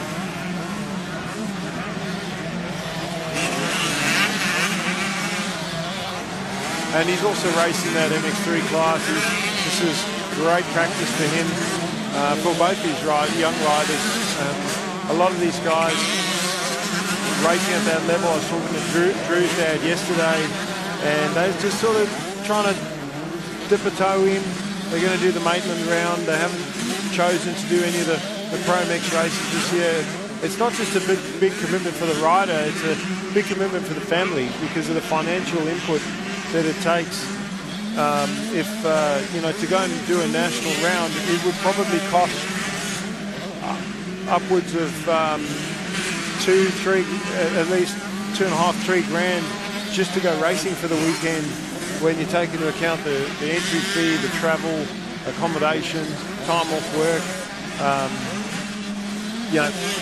bike setup, bike maintenance, spare parts. Exactly. You want to be throwing on that fresh set of tyres, and everything's going to be tip-top for, less than an hour of racing. But, big commitment for, if you're going to commit to a full series, you better have a spare 50K lying around for the year, or at least be able to earn that much, never mind pay a mortgage and feed your family. So it's an expensive sport. It is an expensive sport, to say the least. And that's what's really helpful for any of the riders that can get onto a team, just to take that pressure, that financial pressure off. As we Jack heading towards the finish line here, and get to checkered flag.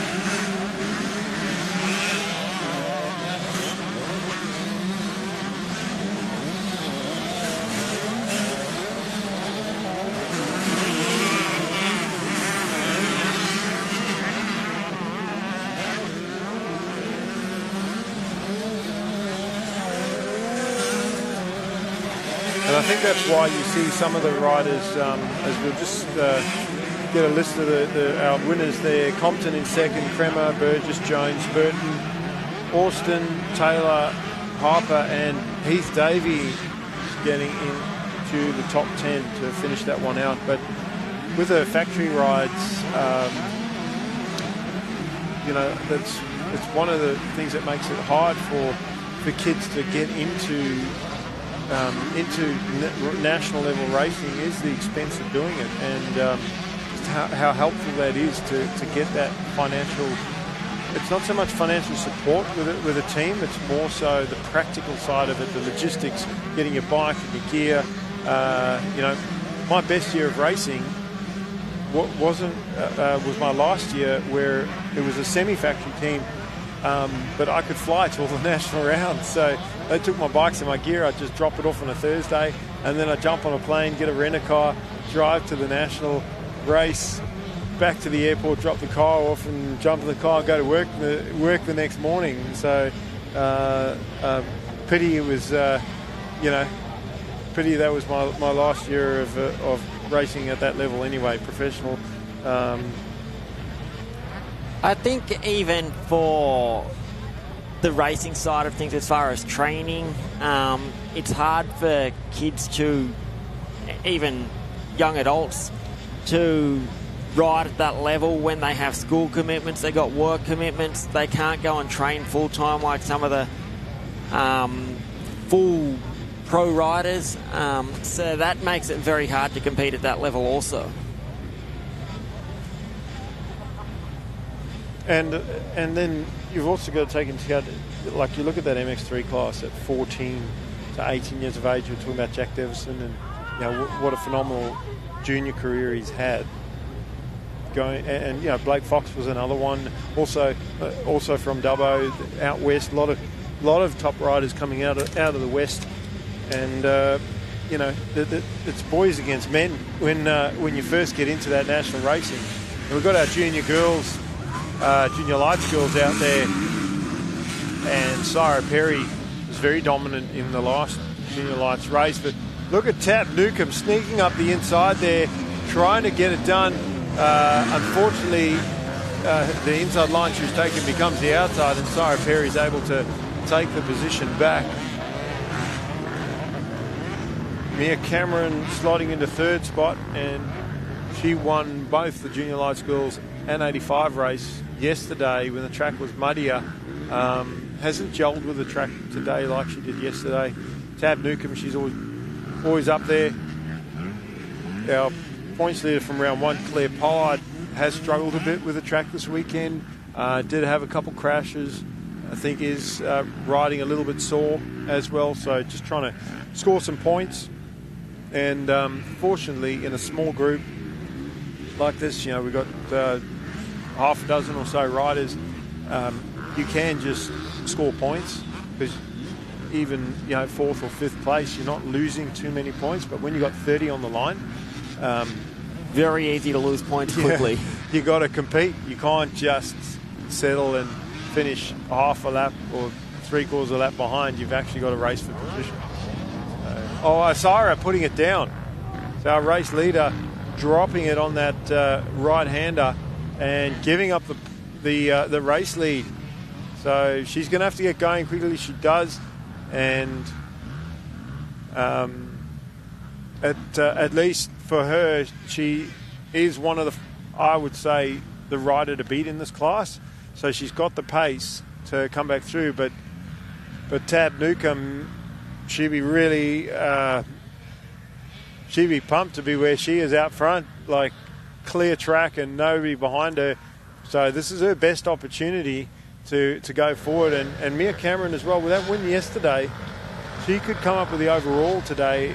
I'm not sure where they actually sit in the points, but I mean, if she was to catch Tab and get a win, 2 wins and whatever she got in the last race, would probably be enough to do it.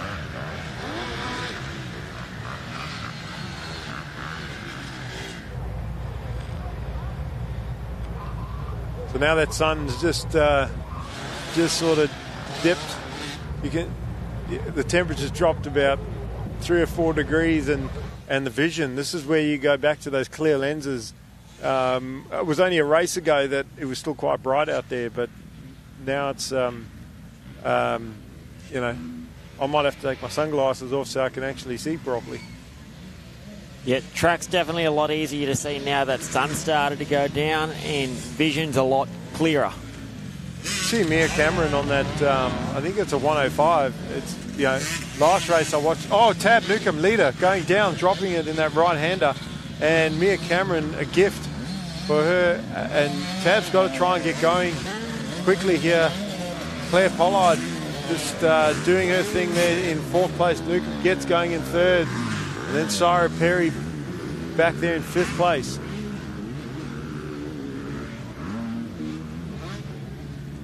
Then we've got Chelsea Boyle in 6th. So Mia Cameron looking overall win today. She did not have a good round 1. She was 6th overall in points at Lakes, and certainly we're talking about gelling with the track. You know, there's tracks that you like, tracks that you don't, and whenever I don't know many riders that just like all tracks. People have their preferences, and I think if there's a track that you've never done well at, you've got to be careful not to mentally put yourself down before you start that day and go, I've never done well at this track. Because guess what? You're not going to do well if that's the attitude you approach it with. But challenge for the lead here.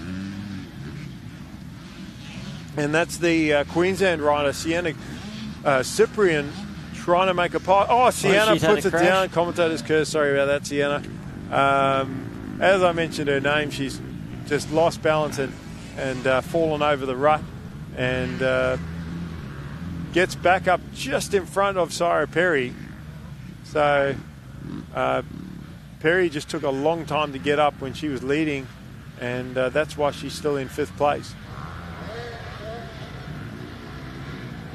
But Mia Cameron just doing what she needs to do to finish this one out on that smaller 105 machine. And just for our viewers at home, on that smaller bike, what it is this is a combined class of 125 and 250 machines. But in the 125, you can ride a 105 machine, which is an 85cc bike, so frame and wheels with a larger cylinder or barrel on the engine and piston, and that's what make it a bigger capacity bike, but it's still the smaller frame. So that's what Mia's choosing to ride in this class. She can, and that's also I thought the reason for that isn't that she can't ride a 125, it's just that she's more comfortable on the smaller bike, being able to reach the ground.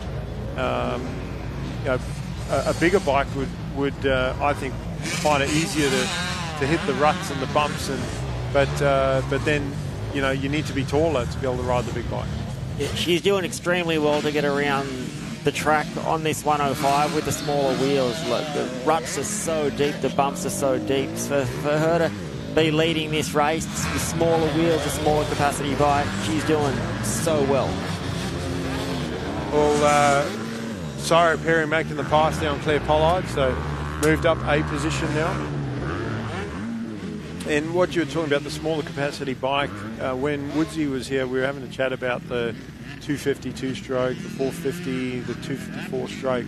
And Kai said that on this track, it's quite slow. The track's slow at the moment, so there wouldn't be a lot of difference power-wise between the 250 and the 450, because you're not riding the 450 at full power. You're trying to make it around the track.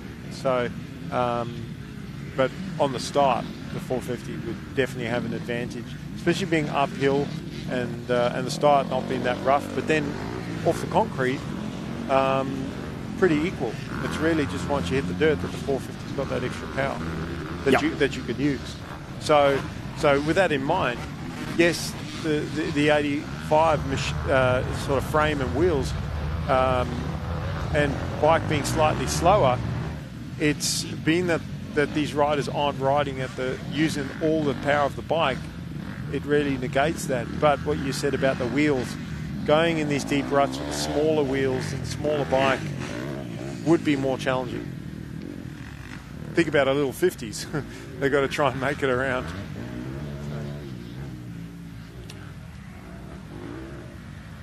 And we'll see if Sarah Perry can move up any further than where she is.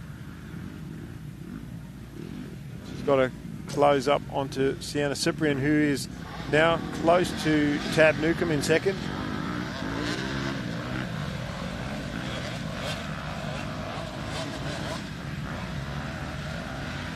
And Cyprian very close now on the back wheel of Newcomb. We'll see if Tab can hang on a second.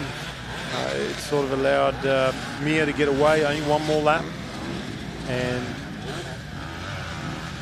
Newcomb just got to keep it clean. I'm not sure if Tab's not close enough to Mia Cameron, but not, if she can pick up the pace a bit, it'll actually help her, because she'll hopefully get away from Sienna Cyprian, and then at the same time maybe close on the leader. But Sienna going for an outside pass here, going the long way around and making it work. But she's got to be able to keep the speed through there, and Newcomb tries to gas it hard out of the next turn. Cyprian's going to have the inside, and the outside I've found has been a more advantageous line, because you can keep your speed up and then it gives you the inside for the next turn, which Tab tries to do. Cyprian just doesn't let off, didn't back out of the corner there, and sort of almost called Tab's bluff that Tab was going to come up the inside. So Sienna into second, and now it's closed right up for the lead. She could even be able to sneak around and get a win here. Yeah, we might see a pass for the lead if Mia's not careful. But Tab's still got an opportunity to come back. Sienna's more the meat in the sandwich at the moment, and that's not a fun place to be when you're trying to pass the rider in front, but then you've got somebody right behind you either. And Tab was in that position not long ago. So we'll see if Tab can regroup and pass her back, or if Sienna can get around Mia, or if Mia can hold on to this with half a lap to go. And going for that jump, double jump, and Sienna opted out of it. I don't think she was sure whether or not Mia was going to double that on the little bike, but she did. And I think if there's going to be a pass, it's going to be in that sweeping right. But then Mia's turned it up a little bit and put a few bike lengths between her and self and Sienna. But now Sienna closes back up. So let's see what they do through that left and right.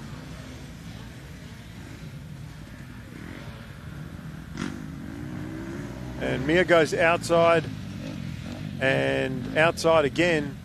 And Sienna tried the inside line, but I think it messed her up for that sweeping right. So it looks like she's not going to be able to get it unless she can make a pass in the final corner. But Mia Cameron, I think, has done just enough.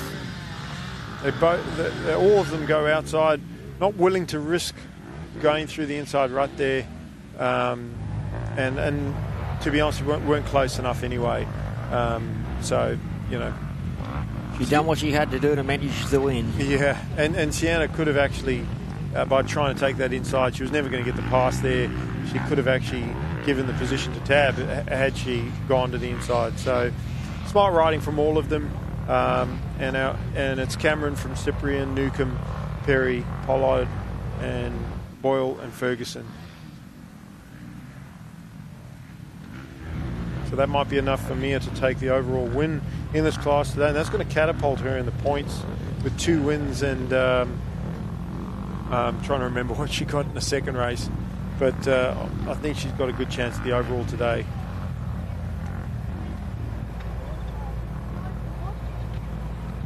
We've still got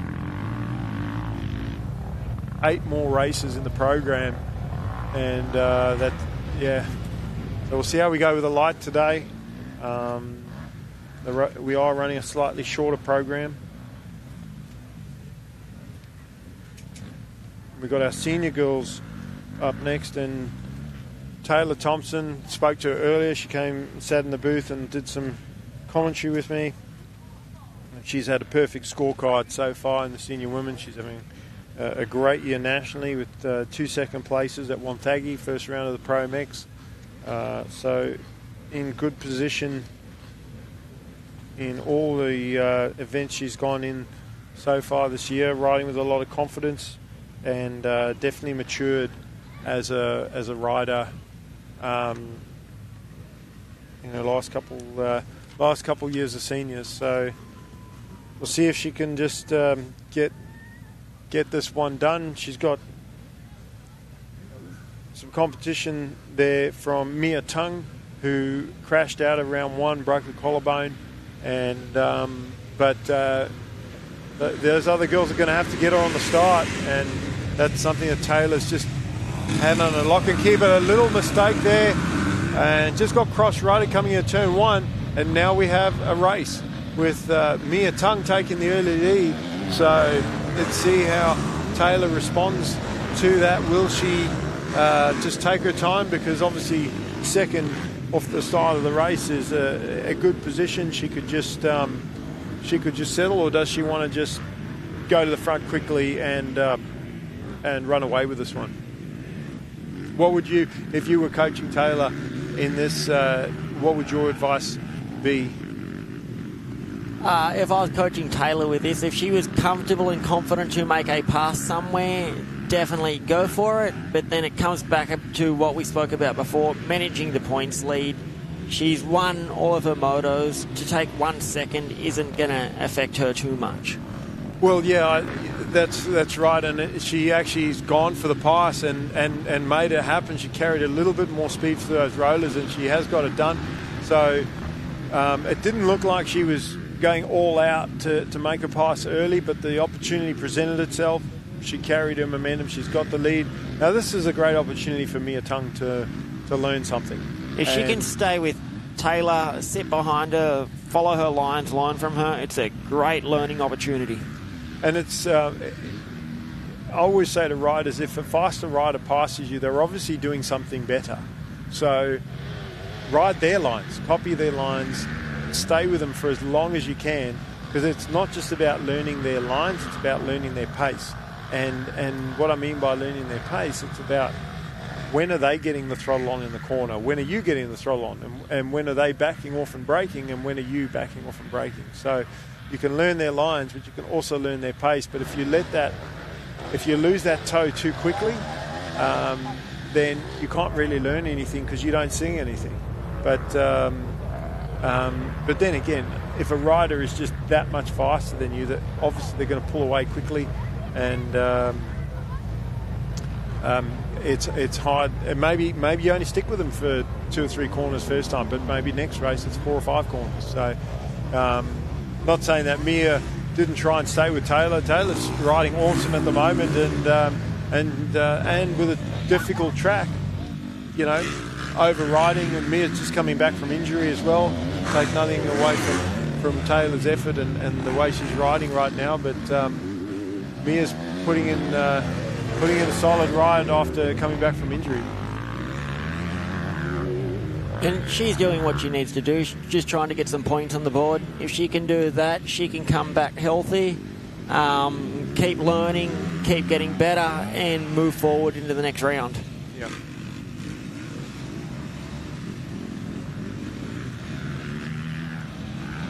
And it's also that the confidence that it gives you when you're riding with faster riders, or you move up a class, or you move into the pros, and you run with some of those top guys, and you actually then get that self-belief that you can do it. And I think that's one of the hardest things, even in MX3, that it's like a development class. There's riders that have been in that MX3 for 3 years. Then you've got these young, use Jack Devison as an example, stepping up into that class. Yes, he's a really good rider, but he's riding against guys that have been there for 2 or 3 years of experience that he's trying to race against. Yep. One of the riders that moved up quickly from juniors to MXD to or MX3 to MX2 was Ryder Kingsford. He spent 1 year in that MX3 class and then went to MX2. And some would look at that and go, why? Why wouldn't you stay down and try and win a championship? But you look at Ryder Kingsford now, he's battling for podiums and wins in the MX2 class.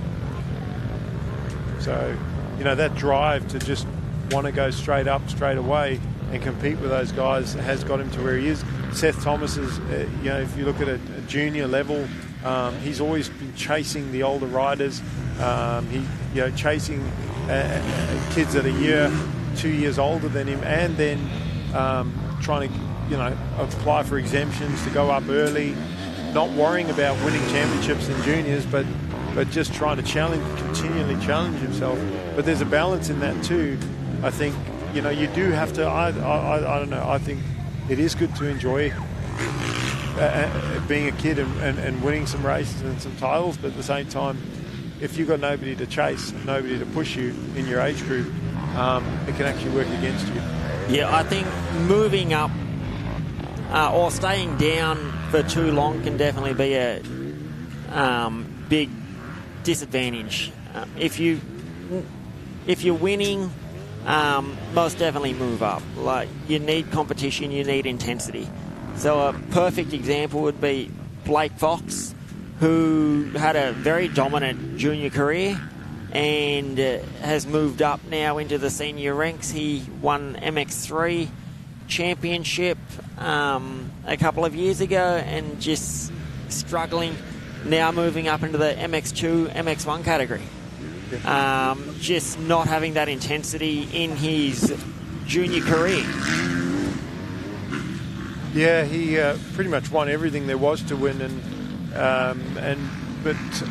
he did it from any position that he wanted to. Like whether he was first or for start, which to be honest, I've never seen Blake get a whole shot. Yep. I'd love to see him get a whole shot to see what he could do with it, but never seen him get a whole shot. In juniors, he'd be at best fifth and come through and just pass everybody and win it anyway.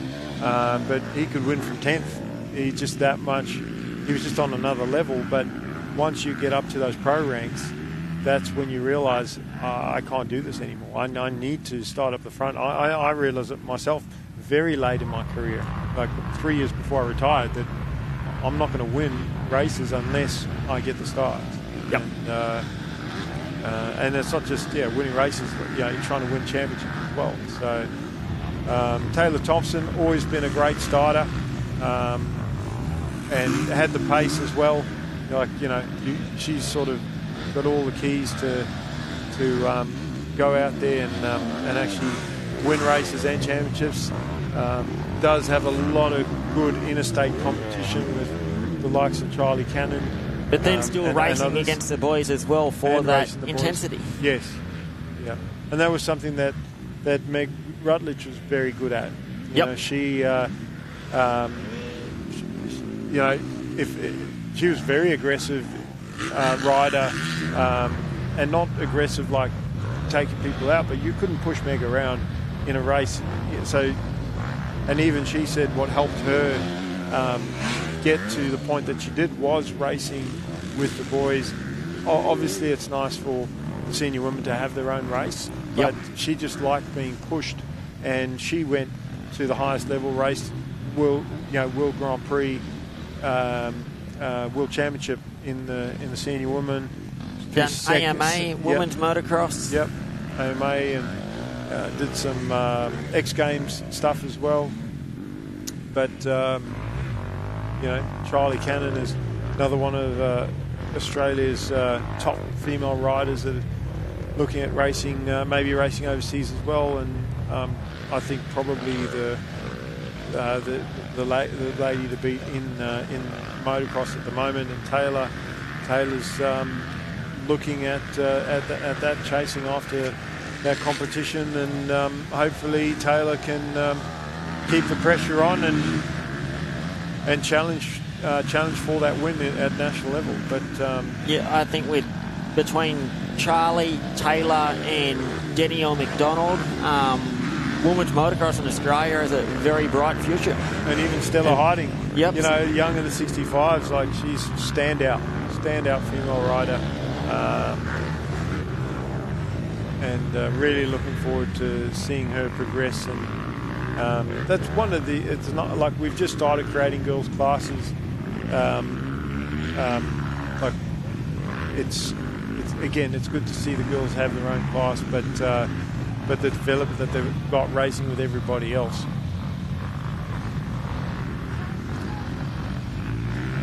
So that's so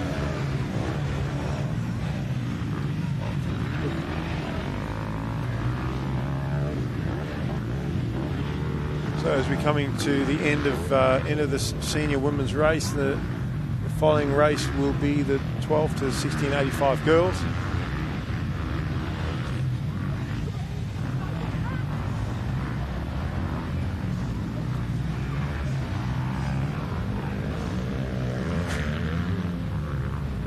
Checkered flag out for Taylor Thompson, Mia Tung, Bella Arnott, Kira Collins, and Sienna Cadiz, our top 5.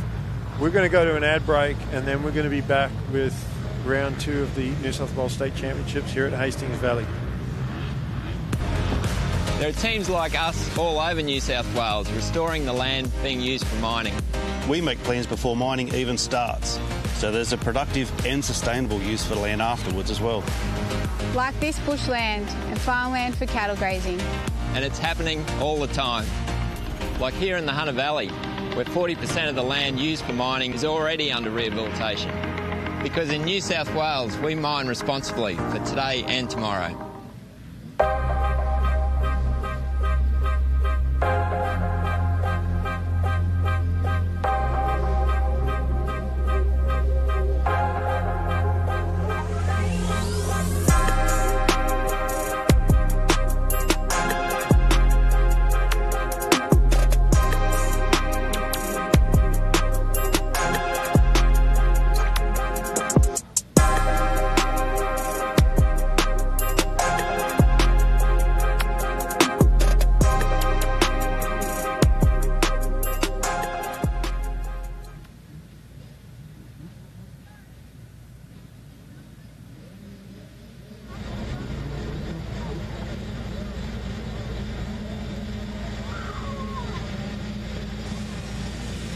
Off the start they go for the 12 to 1685 girls, and Mia Cameron, after winning on the junior lights, will be riding with a lot of confidence. But Mia Kazi, who won race 2 today on the 12 to 1685s, that's given her some confidence. She is racing for the lead, and Ada Harris is there, the local, one of the top local riders, in 3rd place.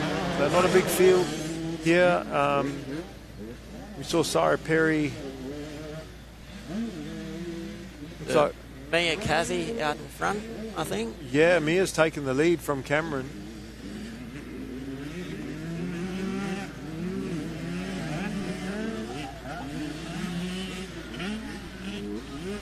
And looking for Sarah. Is that Sarah back there in 6th place? Yeah, that would be. So not sure what happened to Sarah off the start. I know she had a problem on the 85 in her last race.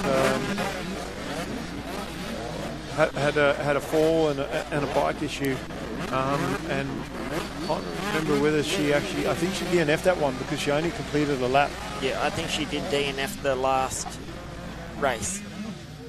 But tight battle for the lead here with Kazi. She's again, and sometimes it just takes that first win. It's the first win I've seen Mia get at state level on the 85. Yep. And she's, she hasn't just inherited the lead. She's taken the lead from Cameron. Just to start building that confidence.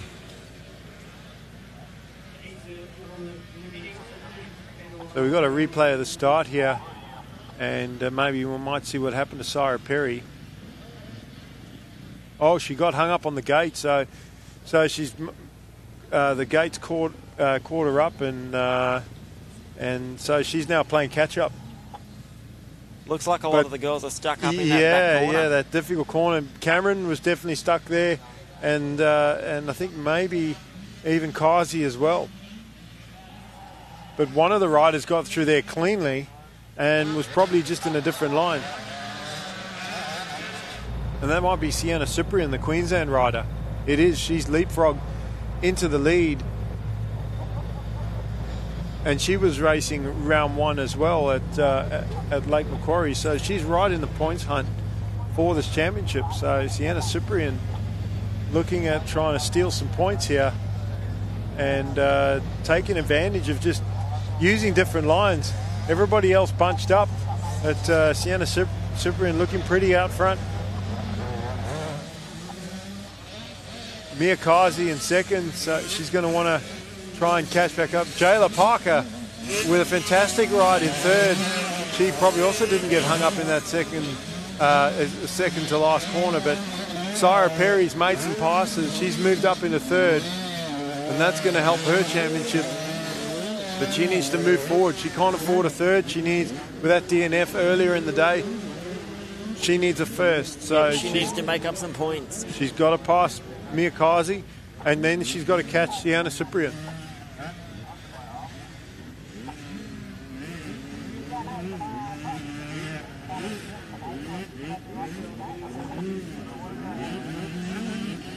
And Mia Cameron with a win yesterday. And she was looking overall win for the weekend, but sitting in sixth place. She's got some work to do. Sarah Perry now up to second, so makes the pass on Kazi. And it wasn't Kazi.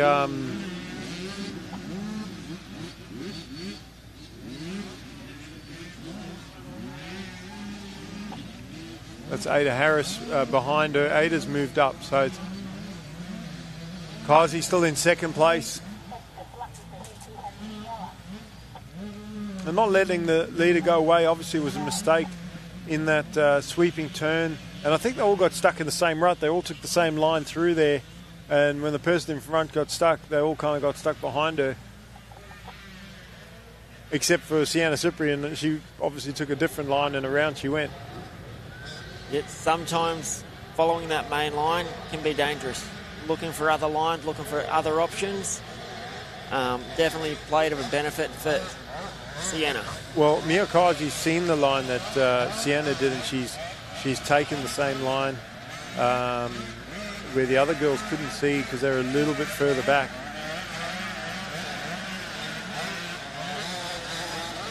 Sienna heading towards the finish jump. Couple more laps to go, I think. Kazi's closing the gap.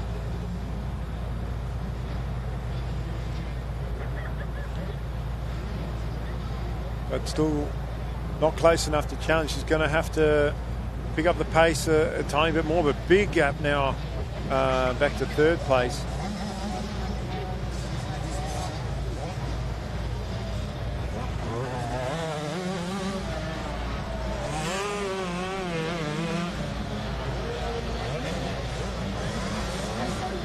There's Sarah Perry in third position, and Ada Harris. So Ada's done a lot of laps around this track, and as rough as the track is, I find the tracks form up the same way. So she knows all the lines without probably even looking for them, knows where the better lines are going to be. As the track starts to develop, the lines will change. And so the local riders will actually get better as the day progresses. Where I was talking about this earlier with, I think it was with Taylor, where some riders, they'll go out and practice, they'll find their lines, and then those are their lines for the rest of the day. You know, they don't actually adapt as the track changes and look for different lines in there. You know, I think your first line should be your first race, your line should be slightly different from practice. Yep. Second race, your line should be slightly different from the first race, but more different from practice. And by the third race, your line should be slightly different from your second race and totally different from what you did in practice as the track changes. There's so many bikes on the track going around per race, per round. Like, the lines are changing so frequently. So if you're riding the same lines at the start of the day that you did at the end of the day, yeah, definitely.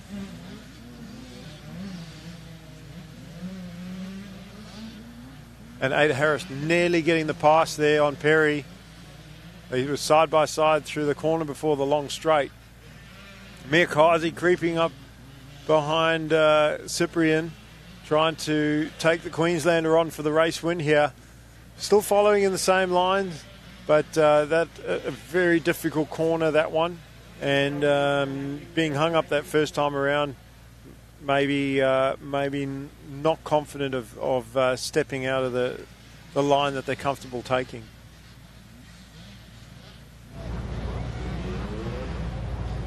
Heading back towards the finish.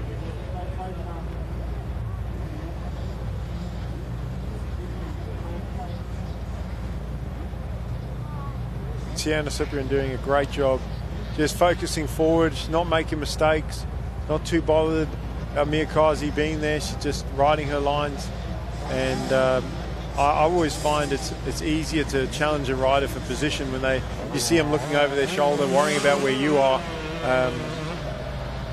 Find it easier to pass a rider that tries to block you, because you can trick them into going into the wrong line by pretending to go to an outside, and then they change their line. Ada Harris has made the move for third, so Sarah Perry just struggling a little bit towards the end of this 85 race. Mia Cameron has settled into her fifth place. And then we've got Jayla Parker on the 59.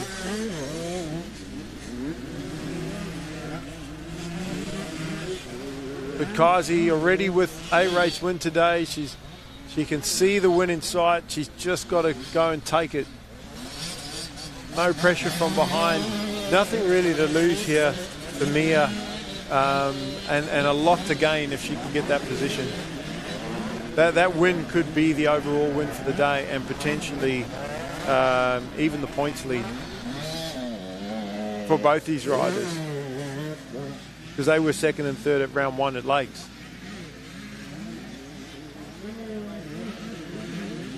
And when you talk about that point swing, it's a 6-point swing, not a 3-point swing, because right now Sienna Cyprian is gaining 3 points, Mia's losing 3 points. If it changes, Mia's gaining 3 and Sienna's losing 3.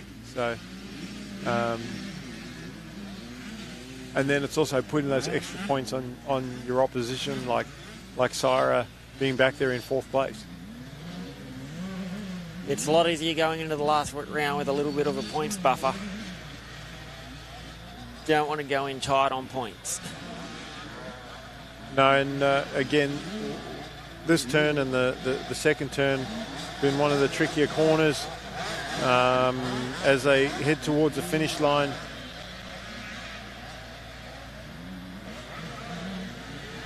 And I think Mia's going to run out of time here. Jumps a bit further on that tabletop, gains a little bit of time, but unfortunately that's the end of it. And Sienna Cyprian has done exactly what she needed to do. Got to the front, had mistakes from her opposition. Mia Kazi was going slightly faster, but again, that's what I was saying about lap times.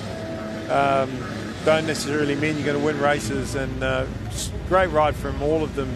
but Sienna doing everything she needed to do to win that race.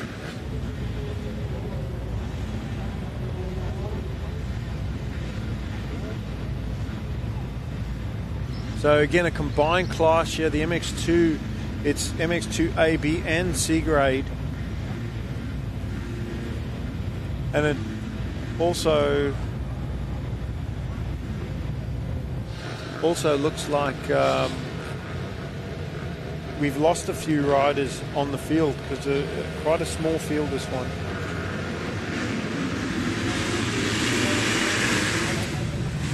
Oh no, sorry, this is our Junior Lights 250. It's our MX2 is our next race, but it's our Junior Lights 250, and Max Compton out to an early lead here in front of Burgess and Wolf.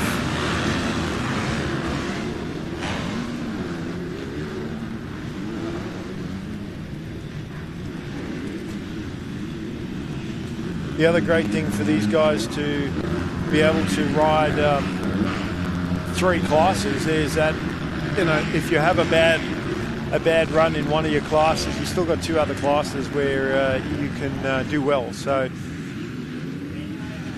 Max, Devison, Kremer, Burgess, Jones, those are the guys that have been in the top 5 every race so far in state titles. And right now, Compton in the driver's seat. Looks like Devison's in about 4th place. He's got Burgess and Wolf, and Peter Wolf didn't do round 1, so one of the spoilers, and he's trying to get around Burgess. Great ride from Jack Burton at the moment, sitting up in 5th place. Yeah, it's at, I'm looking for Kremer on the gas, but I think he's just behind Jack.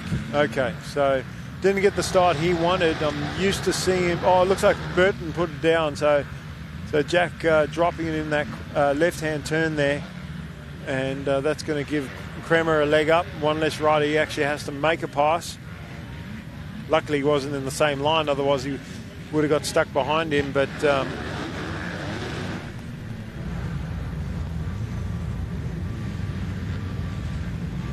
Compton with a nice 3 or 4 bike length gap over Burgess in 2nd place.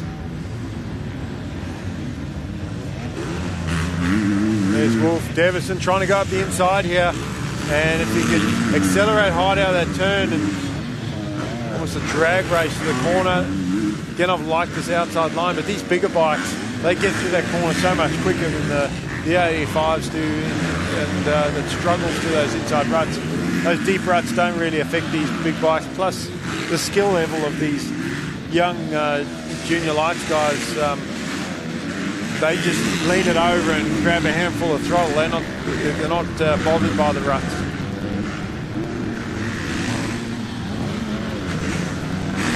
Kremer, a lonely 5th place as Jack trying to make the pass on Wolf.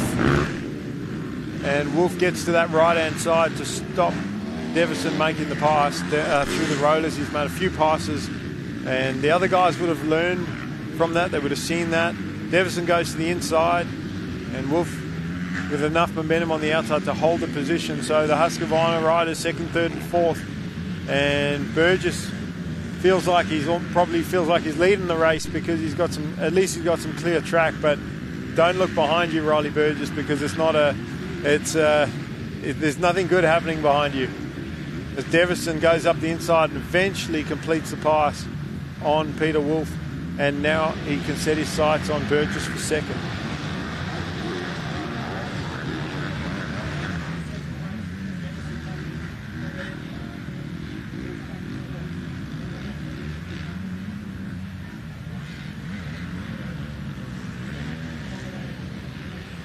See Jack trying different lines there, and he's still got to be mindful of Wolf just sitting there behind him. And he was watching Jack in the last race. He wasn't worried about that. He was leaving the inside open.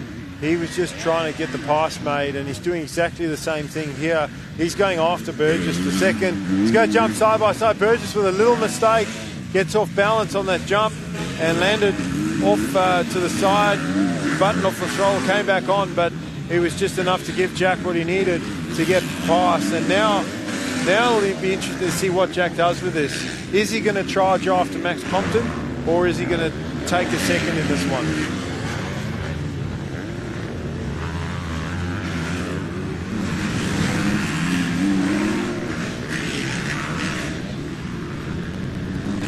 And this has been reduced to a 10-minute plus a lap race.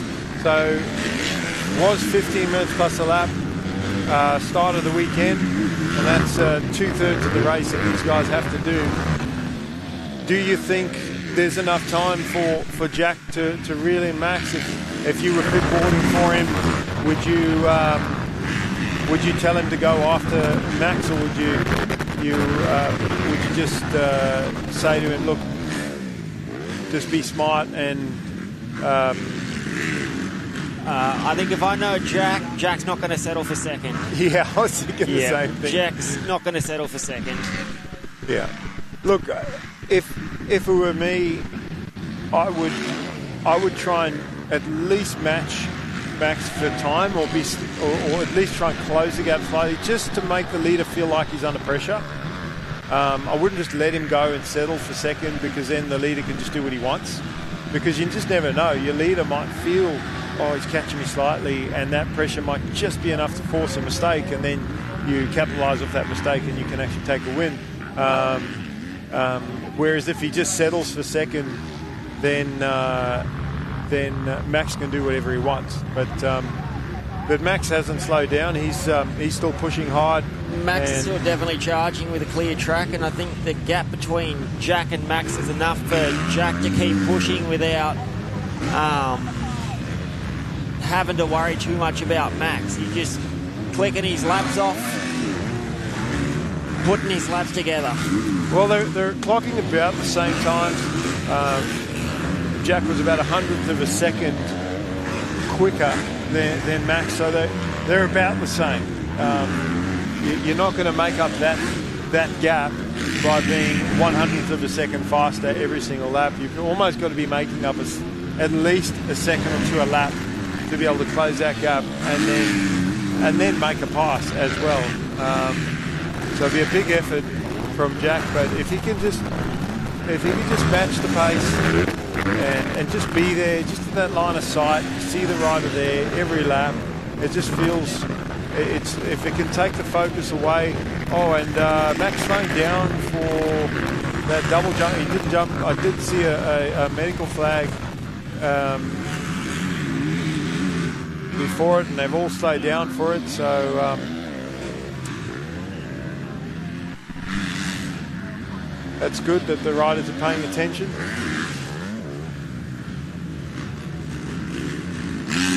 Seen a few riders getting dock positions for that. We saw it at round one of state titles. I won't mention the situation or the riders involved, but I think there's a couple of things there. There's so much going on in the race. I don't want to make excuses for the riders, but sometimes it's hard to see the medical flag, especially if it's not waved, if it's just sort of held out.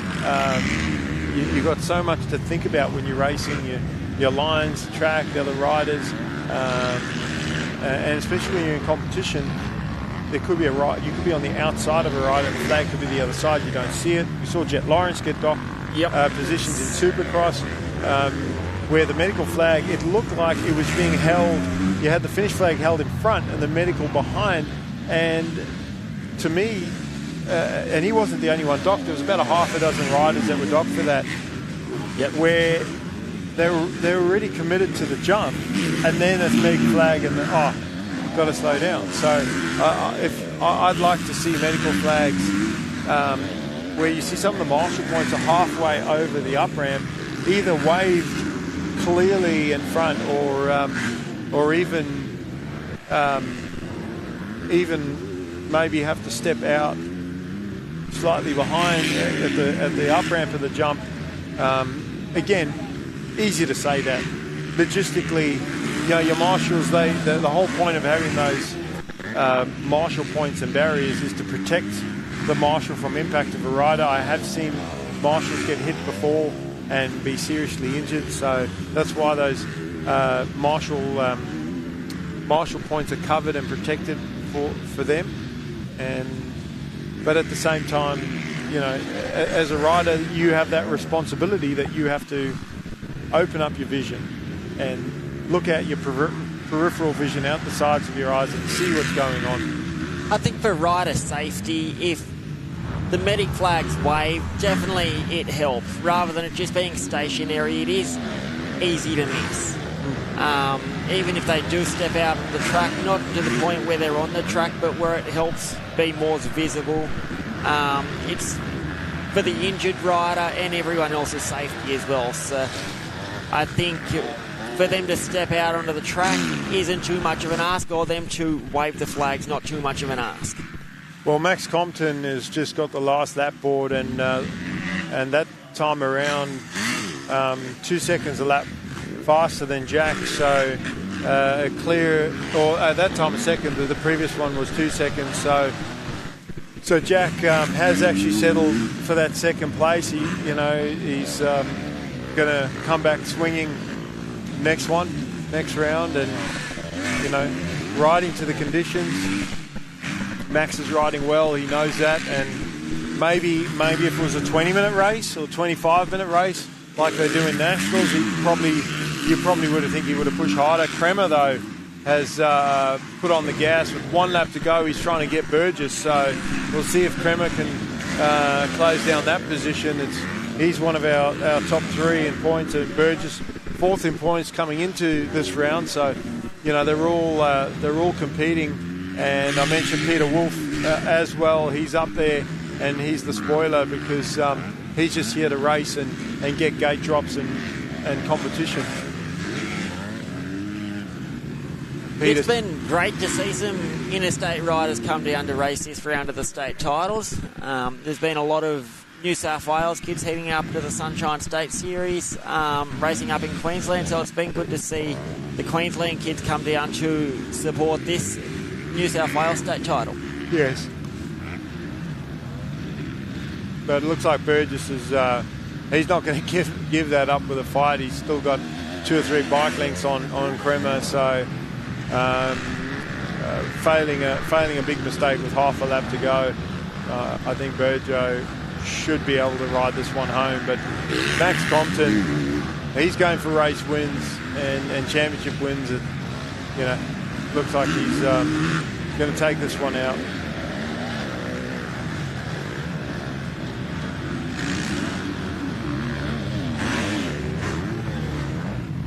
And it's good to see that there is so much competition in these classes, so the riders are challenged.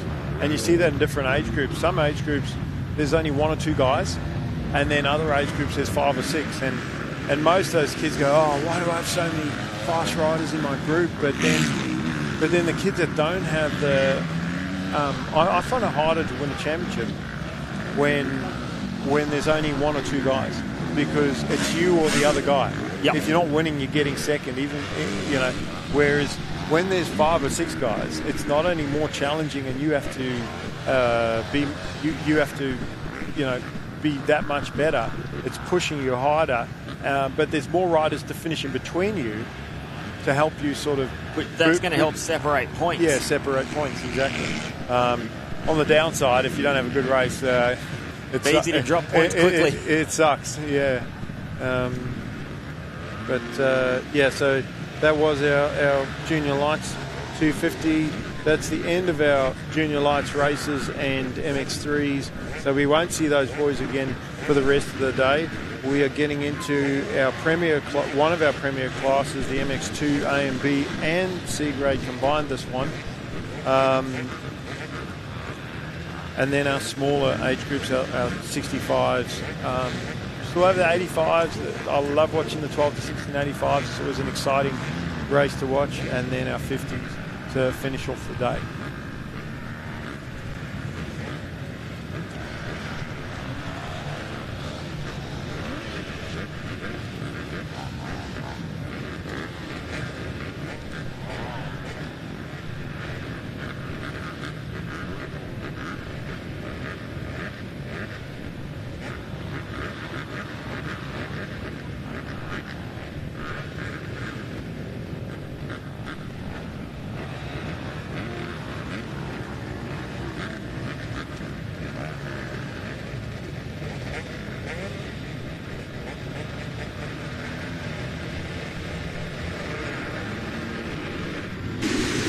So MX2 off the line into turn 1, and Joel Campbell going for the whole shot. Johnny Bova's right there with him. Riley Fitzpatrick in third, the Kawasaki rider. Great start from Taylor Thompson in 4th place.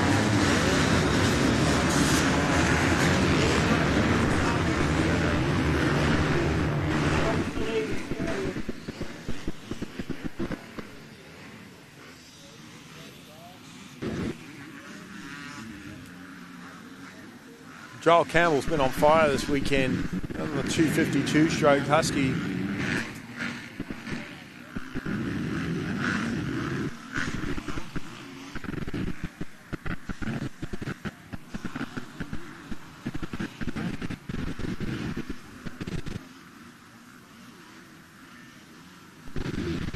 And Bova, that's his best start of the weekend too, so he's in good position to challenge for the win in this one.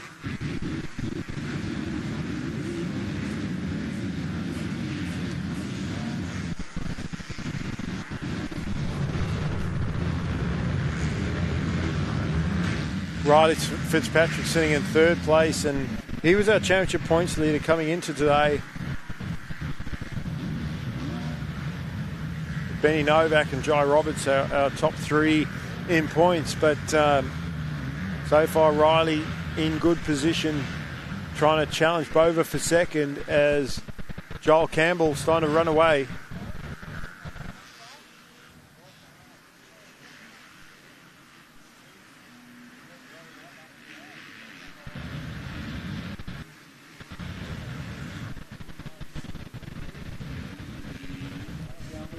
Jai Roberts has now moved up into 4th place, but Fitzpatrick all over the back wheel of Bova.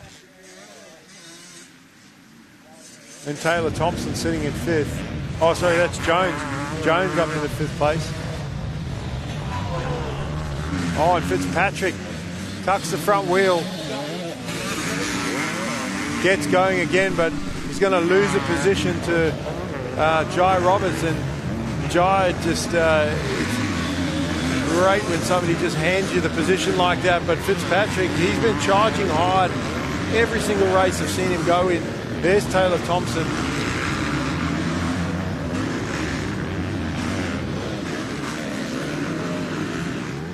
And behind Taylor Thompson, Oscar Earl.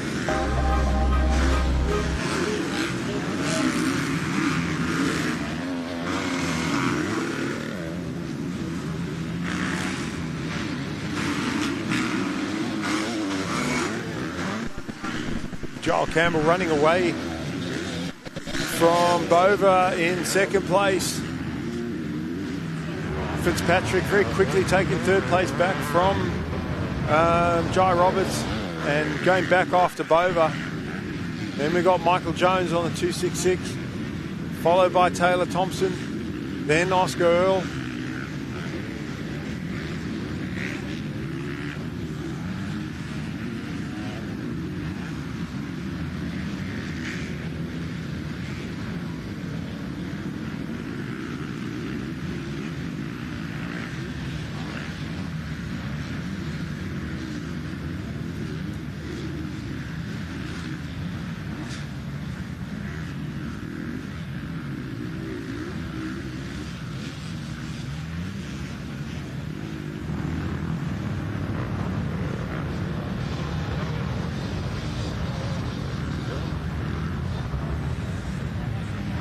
Joel Campbell been nailing the starts this weekend and showing great speed. 4 seconds quicker that time around than Bova and everybody else. Another 3 seconds off that. Riley Fitzpatrick going back to work after charging after Bova, putting it down and back into 3rd now in front of Roberts. Then we've got Jones.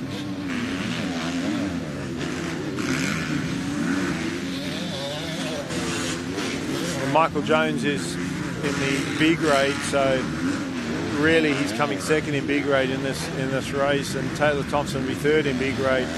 Ozzy Earl, the 1st C grader, in front of Rory Clemens, and then Lucas Stevens.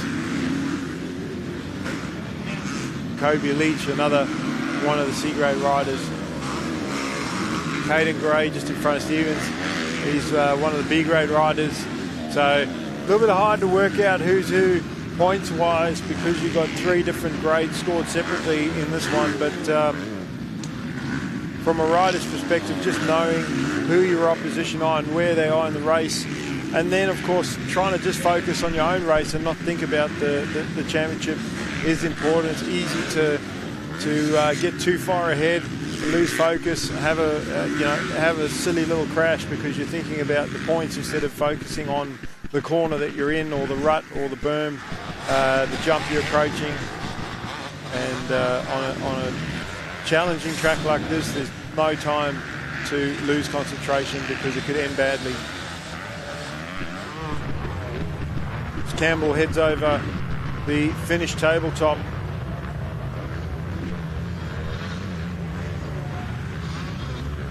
opening up that lead, standing around that corner with those double jumps. There's not really time to sit down.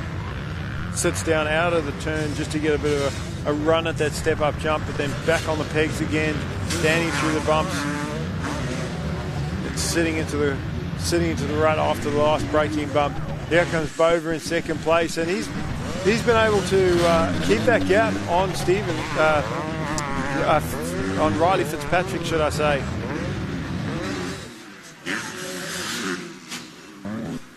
So Fitzpatrick is charging in third, but he's made a couple of little mistakes, and that's cost him time as well. But Bova on the charge. He's having his best race of the weekend, and I don't think he's going to want to give up that second place very easily.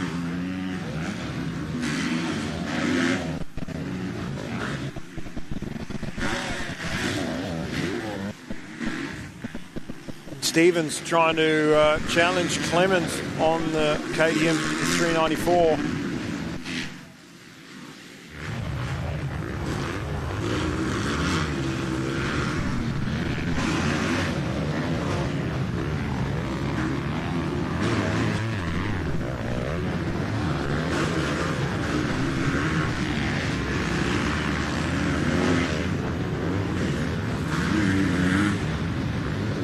Fitzpatrick starting to close the gap a little bit on Bova there, but he's going to have to catch him first. As we watch Campbell just balancing his way through it, standing halfway through that big circular rut, sitting down for a tiny bit, then back on the pegs again. A lot easier to balance the bike in the ruts in a standing body position, but you have to be on the throttle to be able to do that. You can't just tiptoe around. You've got to actually back yourself and accelerate through the line. Otherwise, it's easier to get off balance if you don't have the power on.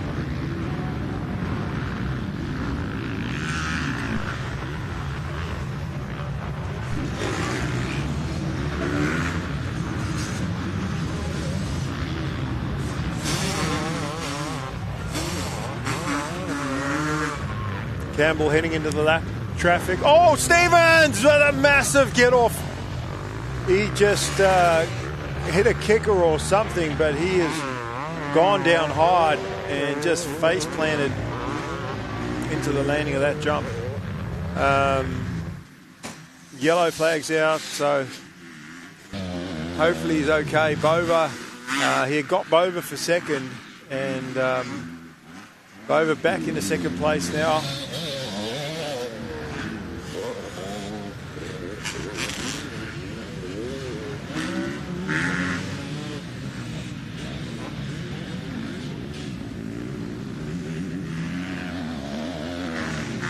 And this is where the track gets better at the start of the day as the lines sort of form up, and then it gets worse again. So this is the worst the track's going to be for these guys, and for the remainder of the races. And it's been a long day. The riders are tired. They've been racing all weekend. Had a tough day yesterday. And when you're physically tired, you're mentally tired, and then when the track deteriorates, you get little kickers and holes in spots. Sometimes you can't see it until you hit it, and then it's too late. And he must have just hit slightly, must have hit a hole in the jump or something for the bike to react like that. But sent him cartwheeling over the handlebars.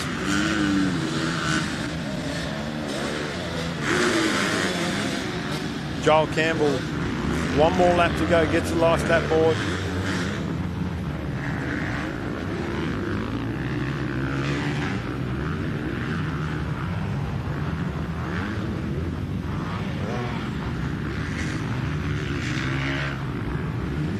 Heading towards the step up, gets on the brakes for the flags.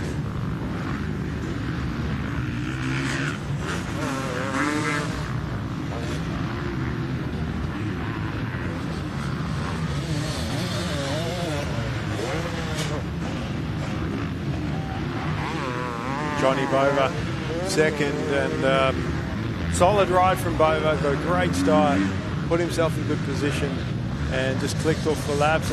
And Jai Roberts in third, done a great job of putting himself in a good position. Where he is, he might actually jump up into second place points here. Haven't seen Benny Novak out there, maybe opted not to ride in this one. Again, a lot of the guys racing nationals next weekend maybe want to just protect themselves and not maybe suffer an injury and have to miss what they truly focused on is racing at that national level.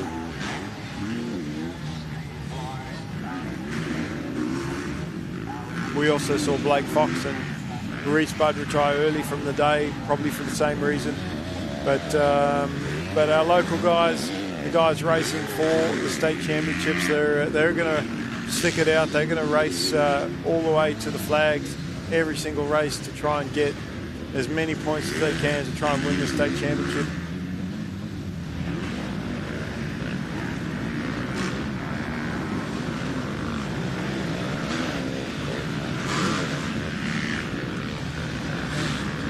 Lucas Stevens did get the better of Clemens there, and Aussie Earl, as far as I can see, is leading the C-grade in this class in front of Lucas Stevens and Clemens.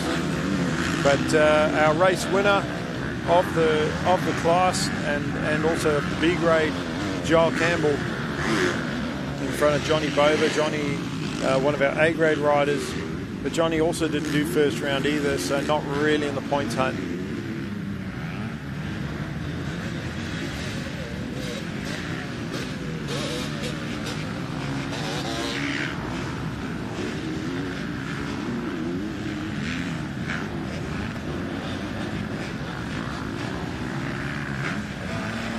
So Roberts third, Jones, Thompson, Earl, Stevens, Zadrovic, Clemens and Gray, your top 10. And again, it's a combined class A, B and C. So a lot of those guys in different grades and will be scored separately.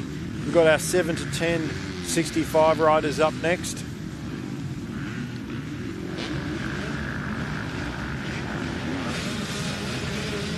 And we're at the business end of our program. Third round of racing for the New South Wales State Championships, round 2, day 2, here at Hastings Valley.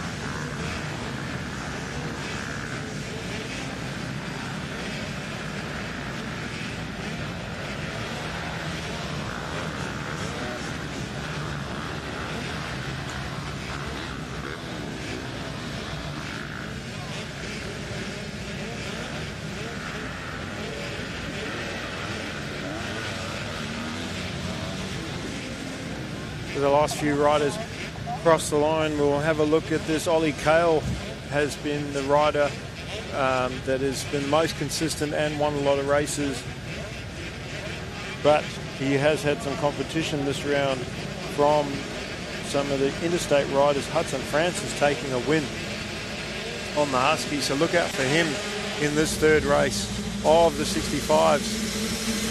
And a great start by Regan.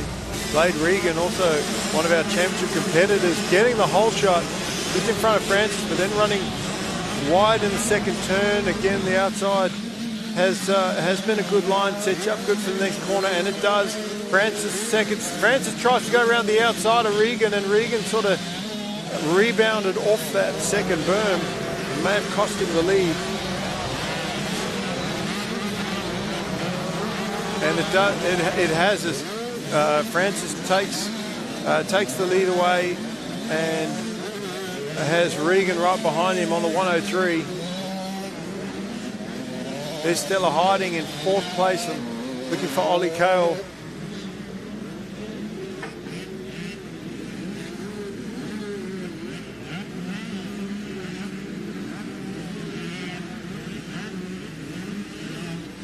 The Queenslander through the rollers, trying to check out quickly in this race.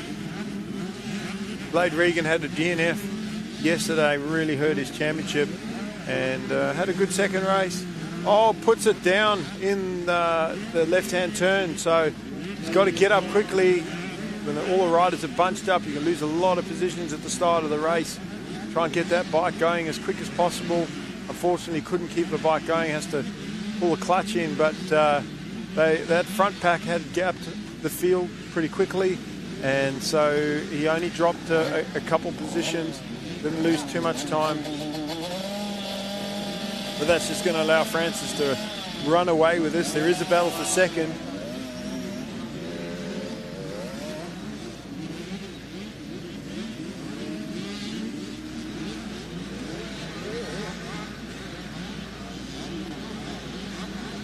So Francis trying to negotiate that rut there. Again, just balancing the bike, leg out, and then back up on the pegs for the straight.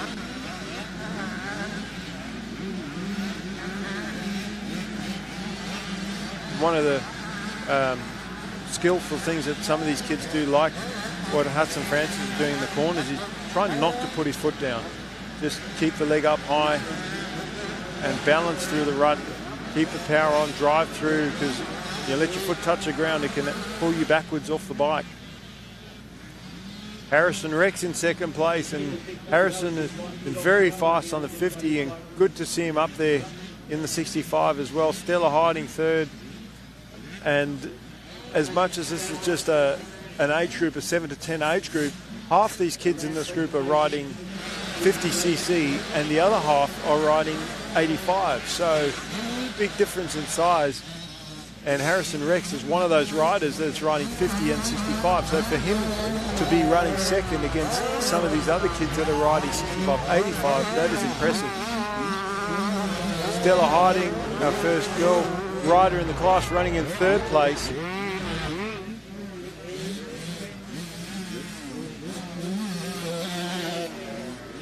And where is Ollie Cale?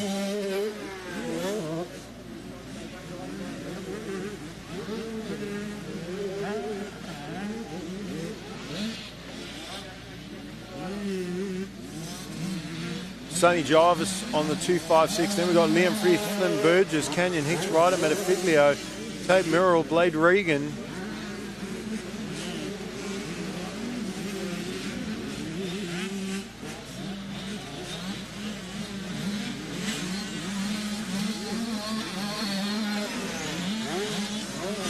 Still waiting for Ollie Cale to come through.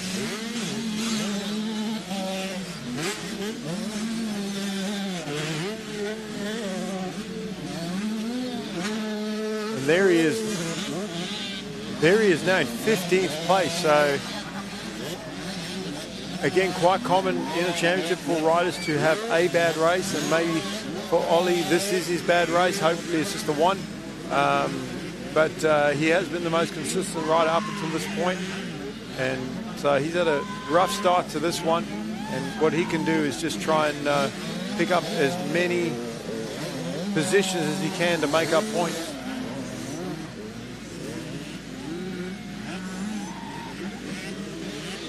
But while he's trying to do that for the championship, Hudson Francis is racing around for the win.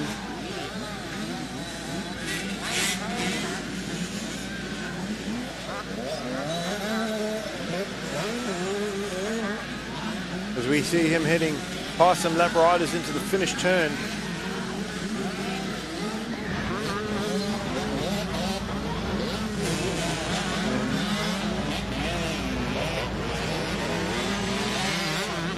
Over the finish jump, heading towards the big centre step up now.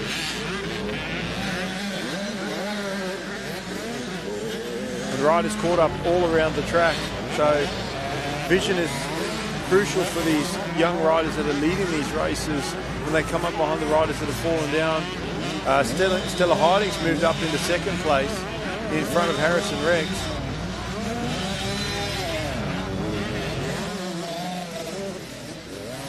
So Stella, one of the young female riders making such an impression here in racing boys and girls combined.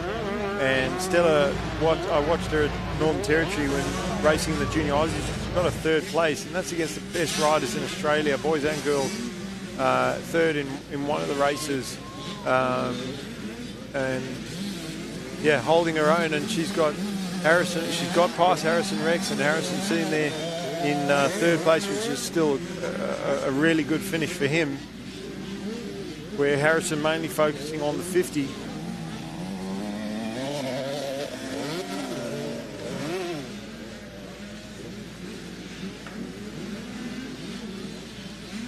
Glenn Burgess in a fourth place, Sonny Jarvis, Matt Figlio. Ollie Kell still sitting in 15th place. Oh no, sorry, he's moved up a few. He's up to 12th now. Timing and scoring is updated, and so he's starting to pick off a few positions. Every position counts. Blade Regan, who was running in second, that would have hurt him to drop it early in the race like that and lose positions.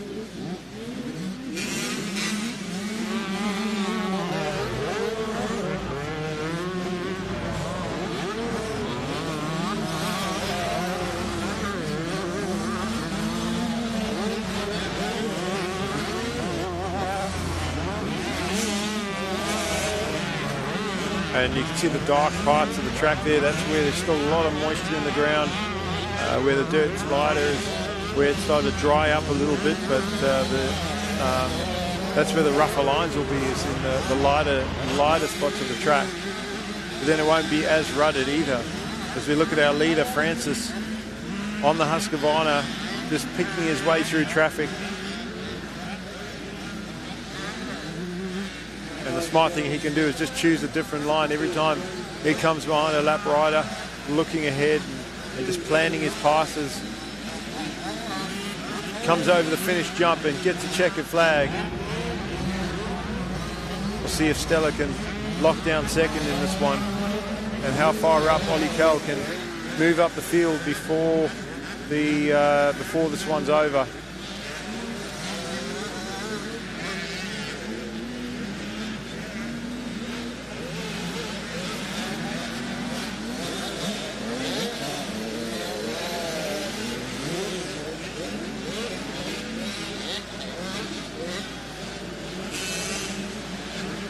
So Francis from Harding, Rex, Burgess, Jarvis, Batafiglio, Regan, Marks, Freeth, Hicks, our top 10. Ollie Kell getting back to 12th. And that 12th place might be valuable points at the end of the championship, round 3 in Wagga. But certainly going to hurt Ollie's points, overall points for today. However, he did have 2 good races, so a lot of the riders having some inconsistency. Blade Regan with that DNF will hurt his overall chances. Hudson Francis has been winning races. He's won 2 out of the 3 for the weekend. So he'll be looking good for the podium.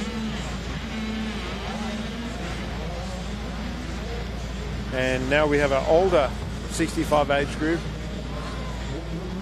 where Blake Bohannon has been very dominant, has not dropped a race so far in this championship on the 65, and on the 85 only dropping 1 race so far. So he has had a great year and has been dominant.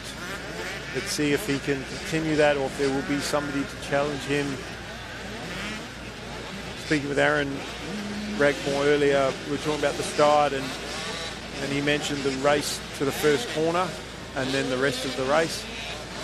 I'd like to sort of add to that and go, well, it is a race from the start to the first corner, but then also from the first corner to the end of the first lap, and from there, the third part of the race is the rest of the race.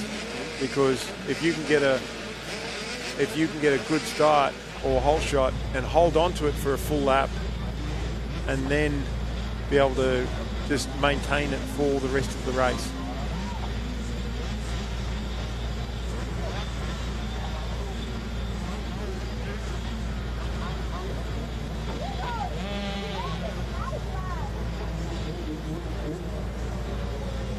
While we're waiting for some of these 65s to get back around the second half of the track, I'd like to thank some of our partners of the New South Wales State Championships, the New South Wales Black Dog Institute, and also New South Wales Mining, one of our large corporate industry partners, Sideline Sport, the live stream that has been brought to you for the New South Wales State titles.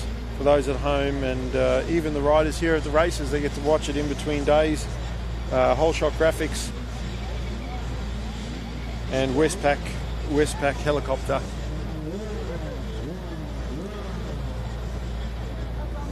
There has been merchandise on sale all weekend.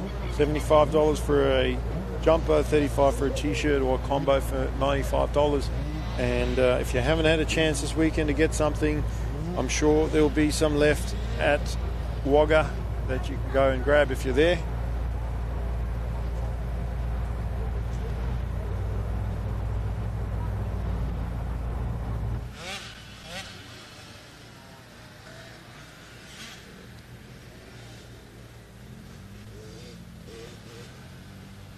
As you just check the track before the start of this one.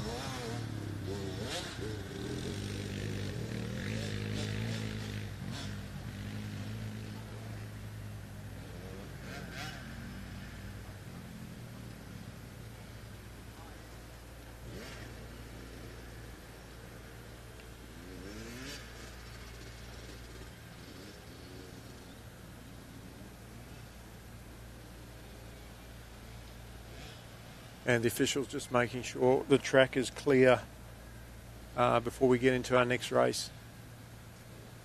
Might be a good time to go to an ad break, so we might go to an ad break and then come back with the 7 to 10 65 class.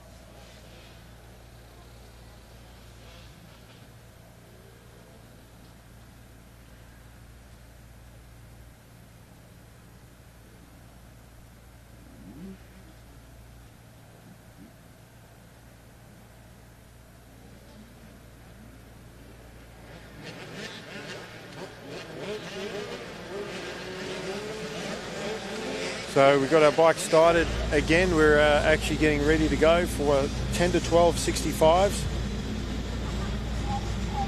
And this is our third last race of the program.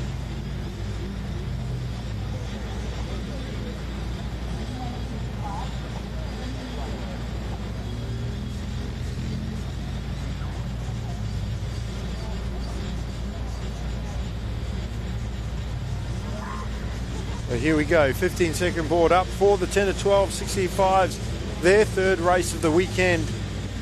They've done one race Saturday, they've done another race so far today, and this is their final race. And Bohannon launches out of the gate for the whole shot. Scrowls there on the outside. Chandler on the 152 slotting into second place. Maxie Harris around the outside. Archie Black is there as well. Black trying to charge up the inside of Chandler. Sproul gets around the outside. Harris moves into second place.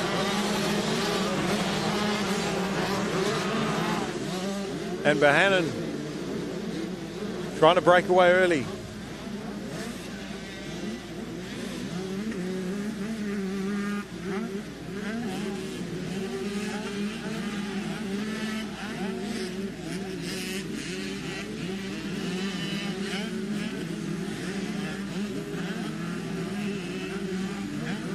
Yamaha rider jumping into the rhythm section trying to break the spirit of his opposition by getting away quickly, and also they can have an easy race by gapping the field. So getting that race win to the first corner, trying to gap the field in the first lap, putting that hot lap, and then manage the race from there. But Maxie Harris, the local rider, he knows this track, ridden here many times, as has the leader, Blake Bohannon. Home field advantage for him too. So these two riders will have the best lines around the track, and the only way to beat them is to go faster.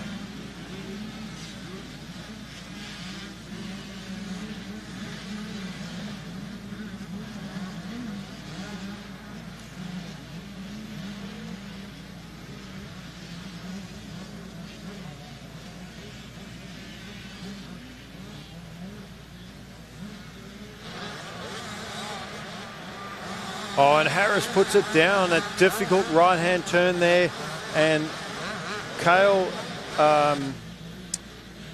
was sort of stuck behind him, as was Archie Black, and that's just going to give Bohannon a huge lead now as Bohannon goes towards the finish jump. Because Harris was running in second, by putting the bike down, those other two riders getting caught behind him, that slowed them right down. And Archie Black also had to try and climb out of that rut. And Kai Sproul took the very deep inside line to avoid the crash.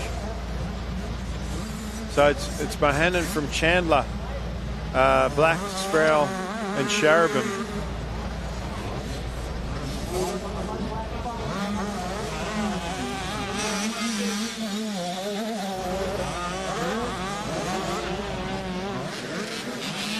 And then Maxie Harris, after putting it down, is back up and running again. So all the fast kids up the front, and Bohannon further up the front, as he now can just, he's won the race to the first corner, he's won the race to the end of the first lap, and he has a big gap. And now it's just about controlling this race to the checker flag. He is the fastest rider. All he has to do is keep it smooth and carry this bike to the finish line.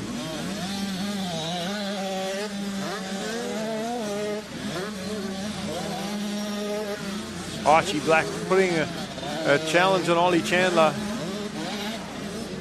Then we got Kai Sproul and Maxie Harris regrouping after his crash, going after Sproul in fourth place.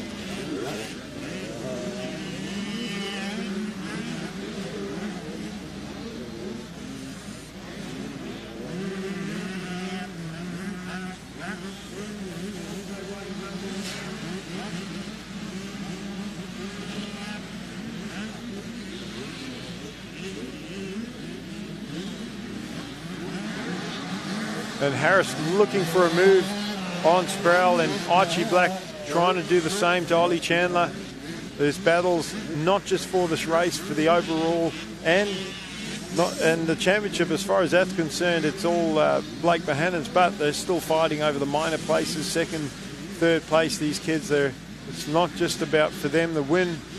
Some of them do want that, happy with that second place, being that Bohannon's such a tough competitor. Last lap board out for Blake. The Yamaha 362 has just run away this weekend in everything. 65 and 85, and Archie Black moving up into second place. As our leader jumps over the step-up jump onto the main start straight, but the fight for second and third and fourth is heating up. There's Archie Black in second, and now Sharab has got around Sproul and is going after Chandler. Archie Black has ridden very well today in all his races. Side by side goes Sharab around the outside of Chandler. So Sharab moves up a position. Then we've got Kai Sproul, and further back is Maxie Harris. So Duke Sharabin, getting a dash of speed towards the end of this race, has moved up a couple positions and is now going after Archie Black in second. But Chandler regrouping. He's currently sitting second in the championship and wants to try and secure that. So he's not going to want to let those guys go, and he definitely doesn't want to let Kai Sproul get around him, because those two are battling for that second and third. But Archie Black as well, he's not far off, neither is Duke Sharp, so it's going to come down to the final round at Wagga to determine the minor placings. But Blake Bohannon putting his best foot forward and just trying to dominate the field and make the other riders believe that they can't beat him, because that's what he's doing right now. And a close battle still for second place.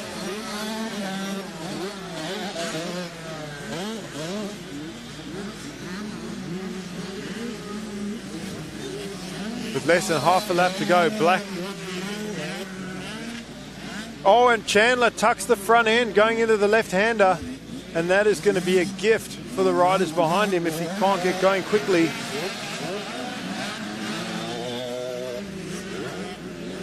But Bohannon, checkered flag, and we'll see how the other riders end up. I think Archie will take second, because he was just in front of Chandler before he put it down.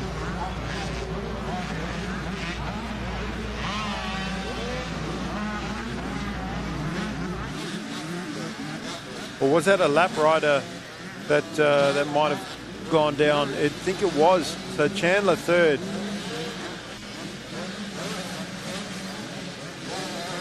Unless he picked the bike up really quickly and got going again. But Ollie Chandler definitely getting third, just in front of Kai Sproul and and Duke Cherubim. Or maybe it was Duke that went down, because he's dropped back a couple of positions.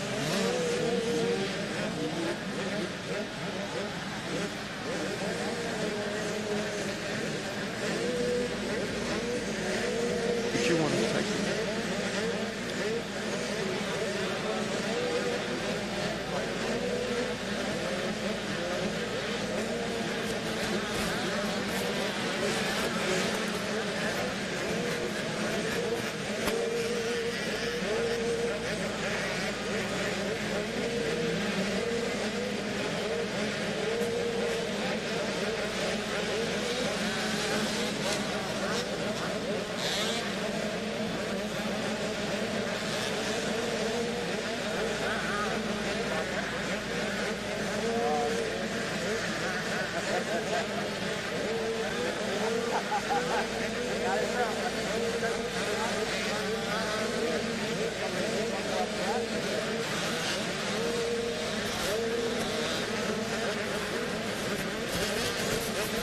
12 to 16.85's up next for their final race of the day. And Seth Thomas has been on fire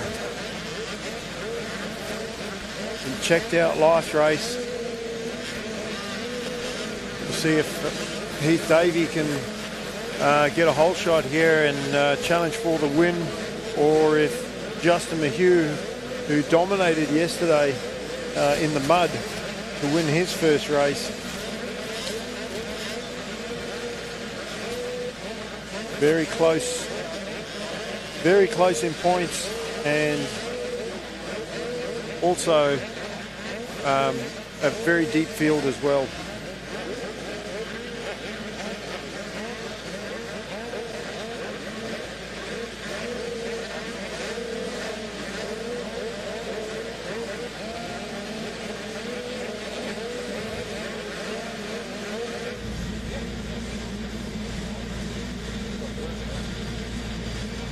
So 2 races to go. We've got our 85s, then our 50cc will be the final race of the day.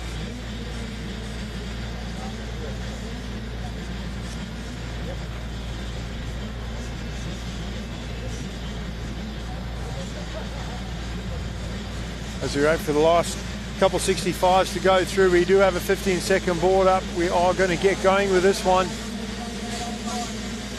And gate held up a long time that time, but from the outside, Richie Lawler has been so sharp off the gate. Seth Thomas is right there. Heath Davey with a great start in third place. That's one of his best starts of the weekend. But Seth Thomas wasting no time, taking the lead. Oh, and Davey nearly tucked the front in that left-hander, the third corner. He paddled his way out of it. That could have been devastating for the Yamaha rider if he had put it down there. Lost a bit of ground to the leaders, and he's got to pick that up quickly because Seth Thomas is already charging away with this one, and Richie Lawler has had good pace this weekend. The way he's been riding and his finishing positions, might find himself on the podium at the end of this race. Don't have the points in front of me, but just based on what I've seen from him in previous races, see where Justin Mahue is in the class.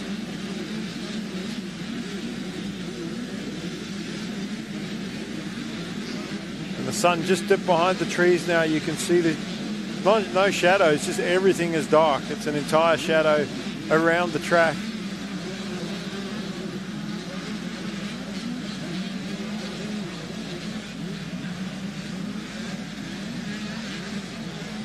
It looks like Justin Mahue in fourth place.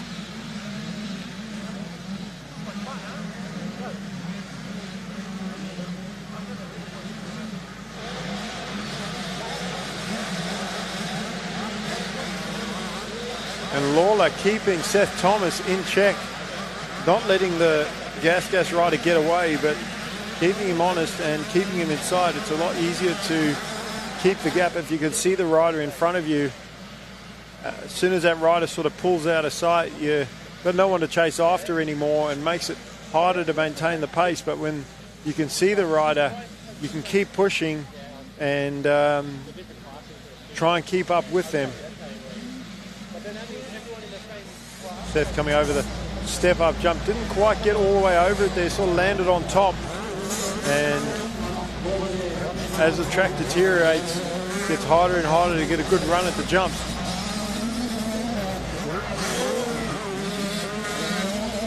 Davey in third from Mahue.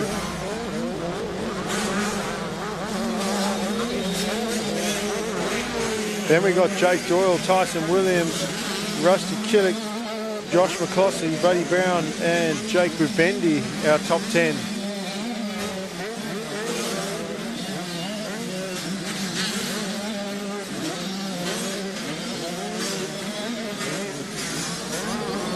Thomas now starting to stretch it out a bit into the road as he jumps.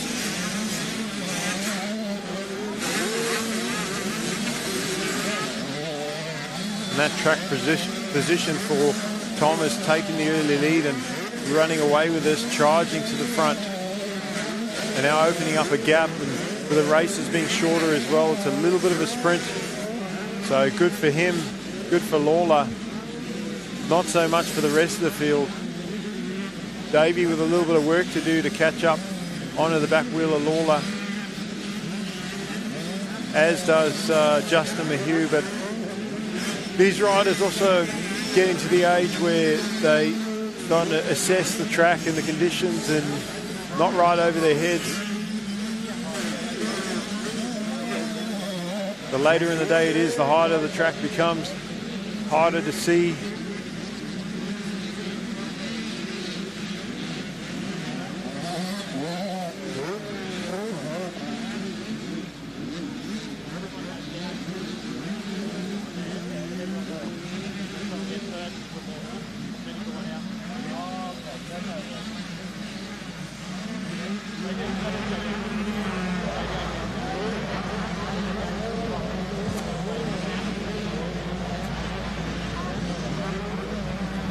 Thomas just in the zone, focus forward. Yeah, not going for that step-up jump, doesn't need to jump it. He's built up the little lead that he has. He loses a little bit of time as Lawler does clear right over the top of it, as does Davey. But jumps are cool to make up a little bit of time, but being fast in the corners and the straights, that's where these guys put most of their effort into. Their braking, the late braking going into the corners. That's where a lot of the time is made up. It's great if you can do the jumps as well. and that tabletop not as crucial to jump because landing on top you don't lose a lot of time. You saw Riley Fitzpatrick launch that jump and get kicked over the handlebars, so not such a bad move to not jump it.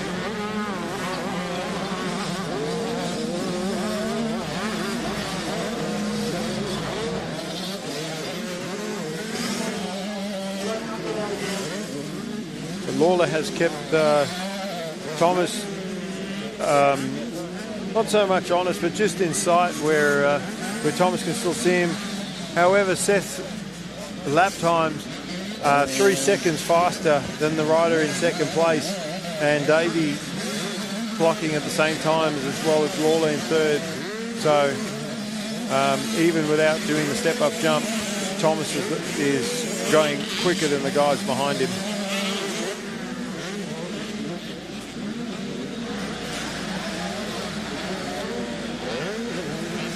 Thomas getting to that deep right-hander, lap rider down. See him standing halfway around the corner just to balance his way. Some of those ruts changing from a middle to an outside rut where the riders have crossed over, and almost like a Frankenstein of ruts in that turn. Last lap forward now, one more for Thomas to get this one done.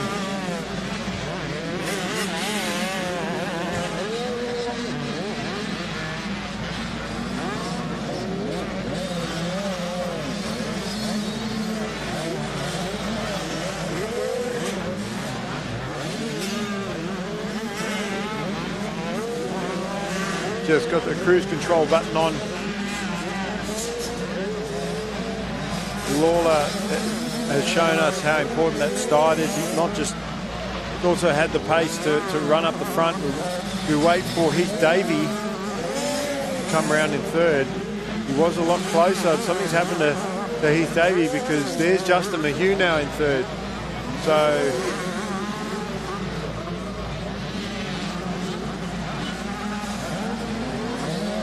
Heath's made a mistake somewhere.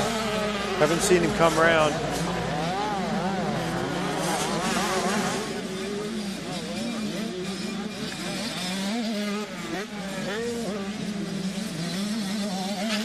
Davey back in 11th place, so had a big mistake somewhere. Jake Doyle's moved up into 4th, Killick into 5th place.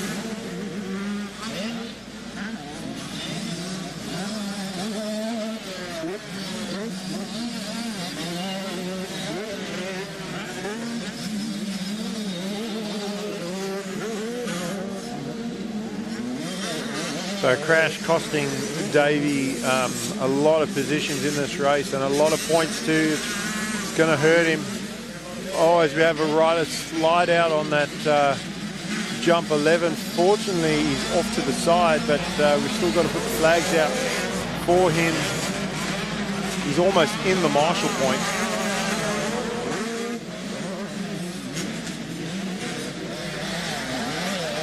And although the track's very difficult, hard to do some of these jumps, the 50 kids that are going out next, they don't jump a lot of the jumps, so it's actually a little bit safer for them as difficult as the track is. But Seth Thomas, take a bow, gets a checkered flag.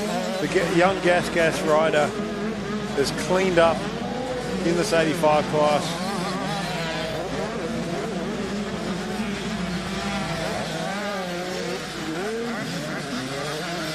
And Richie Lawler second, Justin Mayhew third, then Doyle, Killick, McCloskey, Brown, Williams, Rex, and Bubendi are top 10.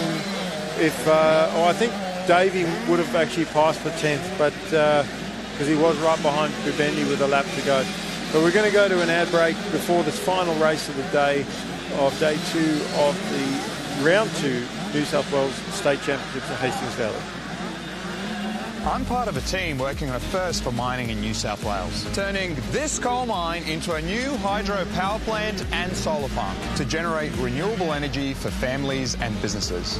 Projects like this show our industry will keep working to reduce its emissions, already down by 38% since 2005.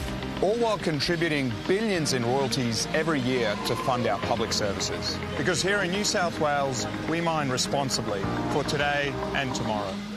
For over 20 years, the Black Dog Institute has been trusted to listen to the experiences of real people. Every day, we work to uncover data, patterns and insights into mental health to develop actionable, practical solutions. It takes pushing boundaries to be an international leader in digital health.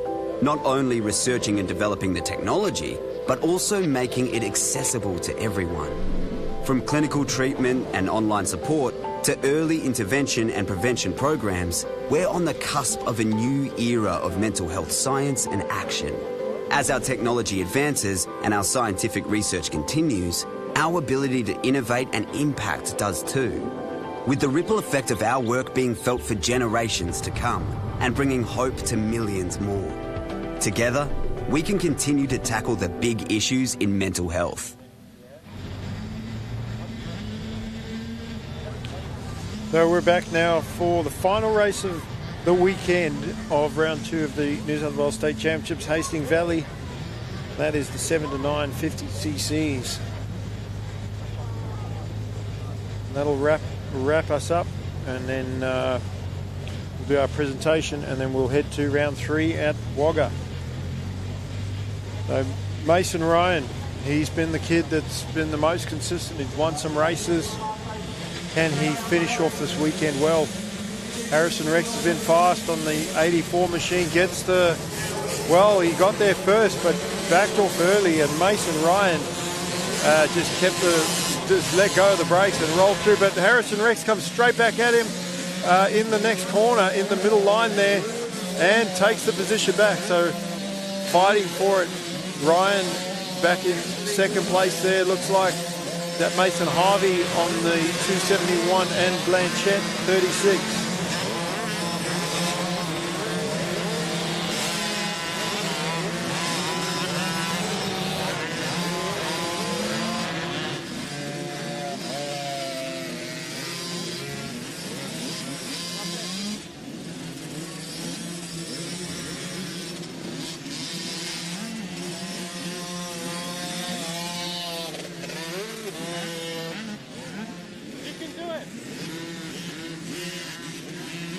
Going into the rollers, Harrison Rex opened up a bit of a gap already on his main competitor, Mason Ryan. But what Mason Ryan has done very well this whole championship is when he hasn't won, he's finished second. And that consistency is put him in good position for the championship. And the best thing Harrison Rex can do is go and win races, because that's where he can maximise his points and try and close that gap on Ryan for the championship. Like Archie Blanchette's moved up into third place.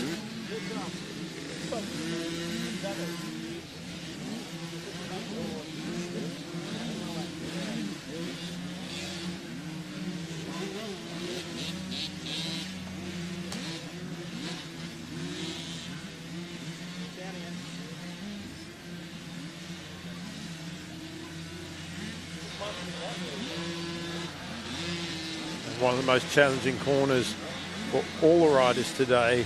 Look at Rex just crossing over lines. He started on the outside. Haven't seen anybody do that yet today. Started on the outside, cut right across all the lines to the inside. So maybe the outside entry, and he would have picked up that line from riding in the 65 class, where he was up in the top 3.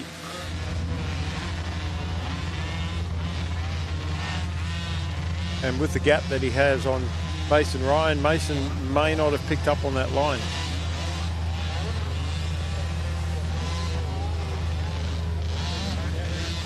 Standing through those rollers there. Andy Freeth moved, well, not yet, he hasn't, sorry. Mason Ryan in that second place, full 17 seconds behind the race leader. That was an eternity after one lap. You don't need to win them all. Archie Blanchette third, Mason Harvey fourth.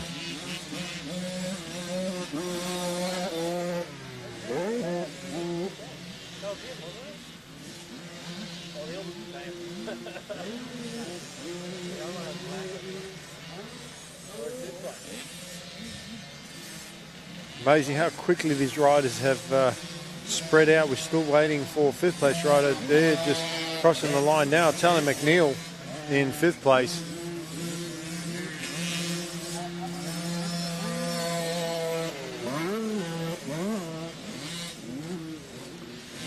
So even though the first 4 have spread really far out, there is a big gap from 4th back to 5th place. And again, that's a track position of getting the good start, getting up the front, but then also having the pace to run there. Harrison Rex has shown so much speed, not just on the 50, but to run top 3 in the 65, when most of those riders in that 7 to 10 65 race are riding 85s as well. Just got to be able to put it all together though.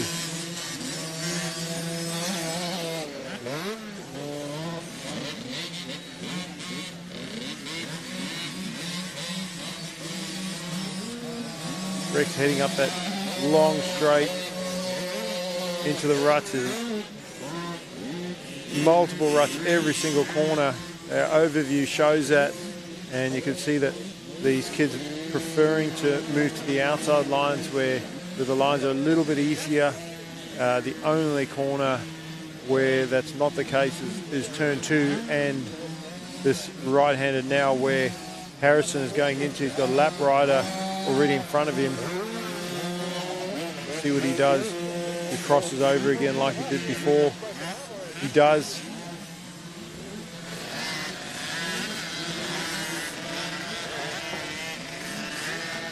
Just picking his way through the ruts and the lap traffic already on his 2nd lap. His rider's still trying to complete their 1st lap.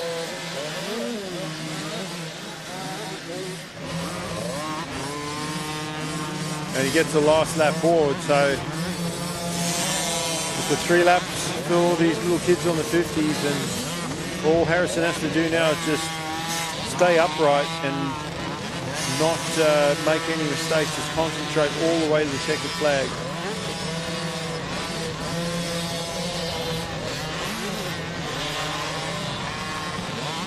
He's got a massive lead, really wide, and that's a smart choice, giving the lap rider as much space as possible. Harrison ran wider than he probably needed to make sure that he wasn't going to get tangled up.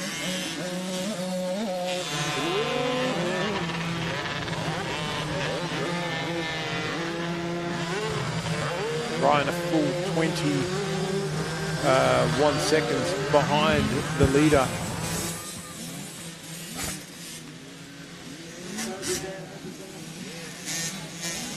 Blanchette in 3rd place, and he's not far of 2nd, but not anywhere near him as far as trying to challenge for that 2nd place. Just can see him. Mason Ryan's just got to do what he's done so far this championship and just take the 2nd place, keep being consistent and taking the win where when it's on offer. And Harrison Rex, if he can just limit the mistakes, he's got so much pace.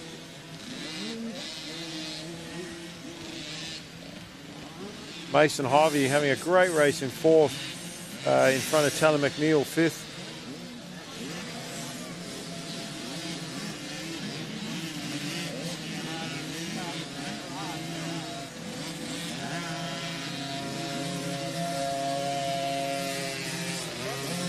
And the camera actually, the screen is actually a lot brighter than what it is in reality.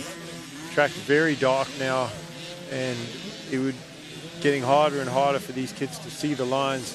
We were talking about the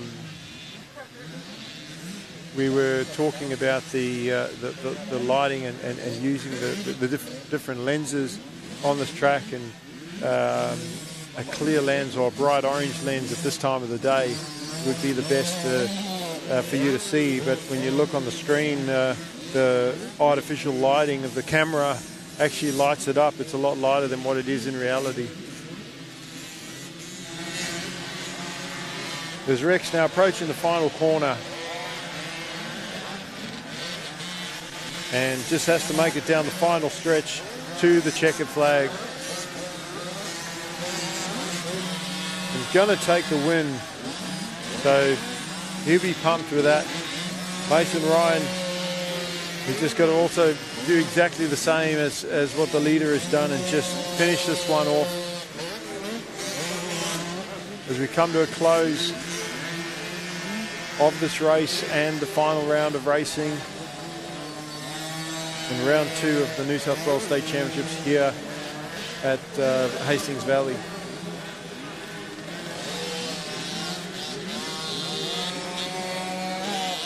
Big thank you to our partners of the New South Wales State Championships, the New South Wales Black Dog Institute, New South Wales Mining, Westpac Helicopter, and Sideline Sport, our streaming partner for the events, Whole Shot Graphics as well. And well done to the Hastings Valley Club for putting on the venue for this round of the state championships, and all their committee, volunteers, flaggies from the New South Wales Rural Fire Service, and the officials of the event. It's been a team effort, and we look forward to the next round. We thank you for watching. Hope you enjoyed the coverage, and we look forward to seeing you for round 3 at Wagga for the New South Wales State Championships.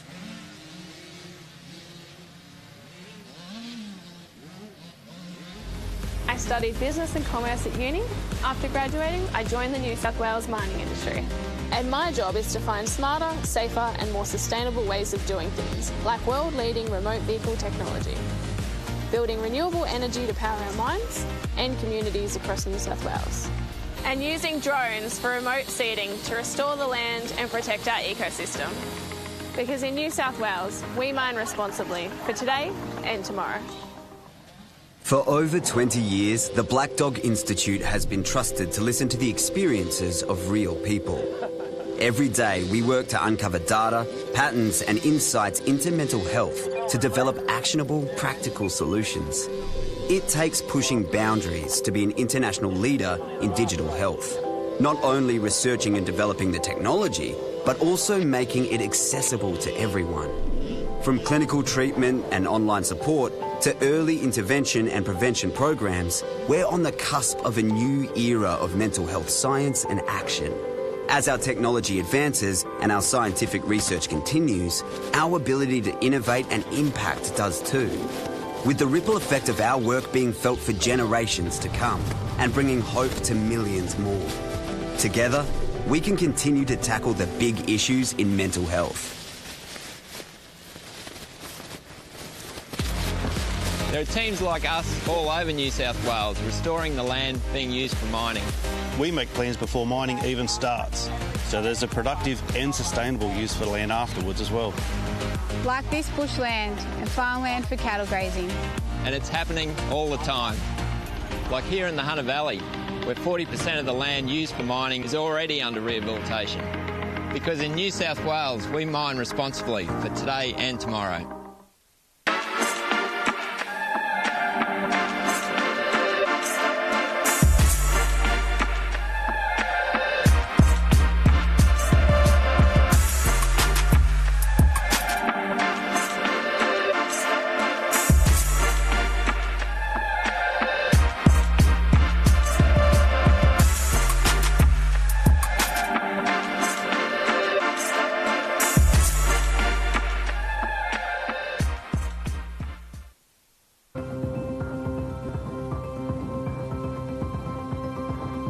The Westpac Rescue Helicopter is here for our community. And this holiday season, we will be ready to respond 24/7. Please stay safe and thank you for your support. To donate or for more information, visit rescuehelicopter.com.au or call 1-800-155-155.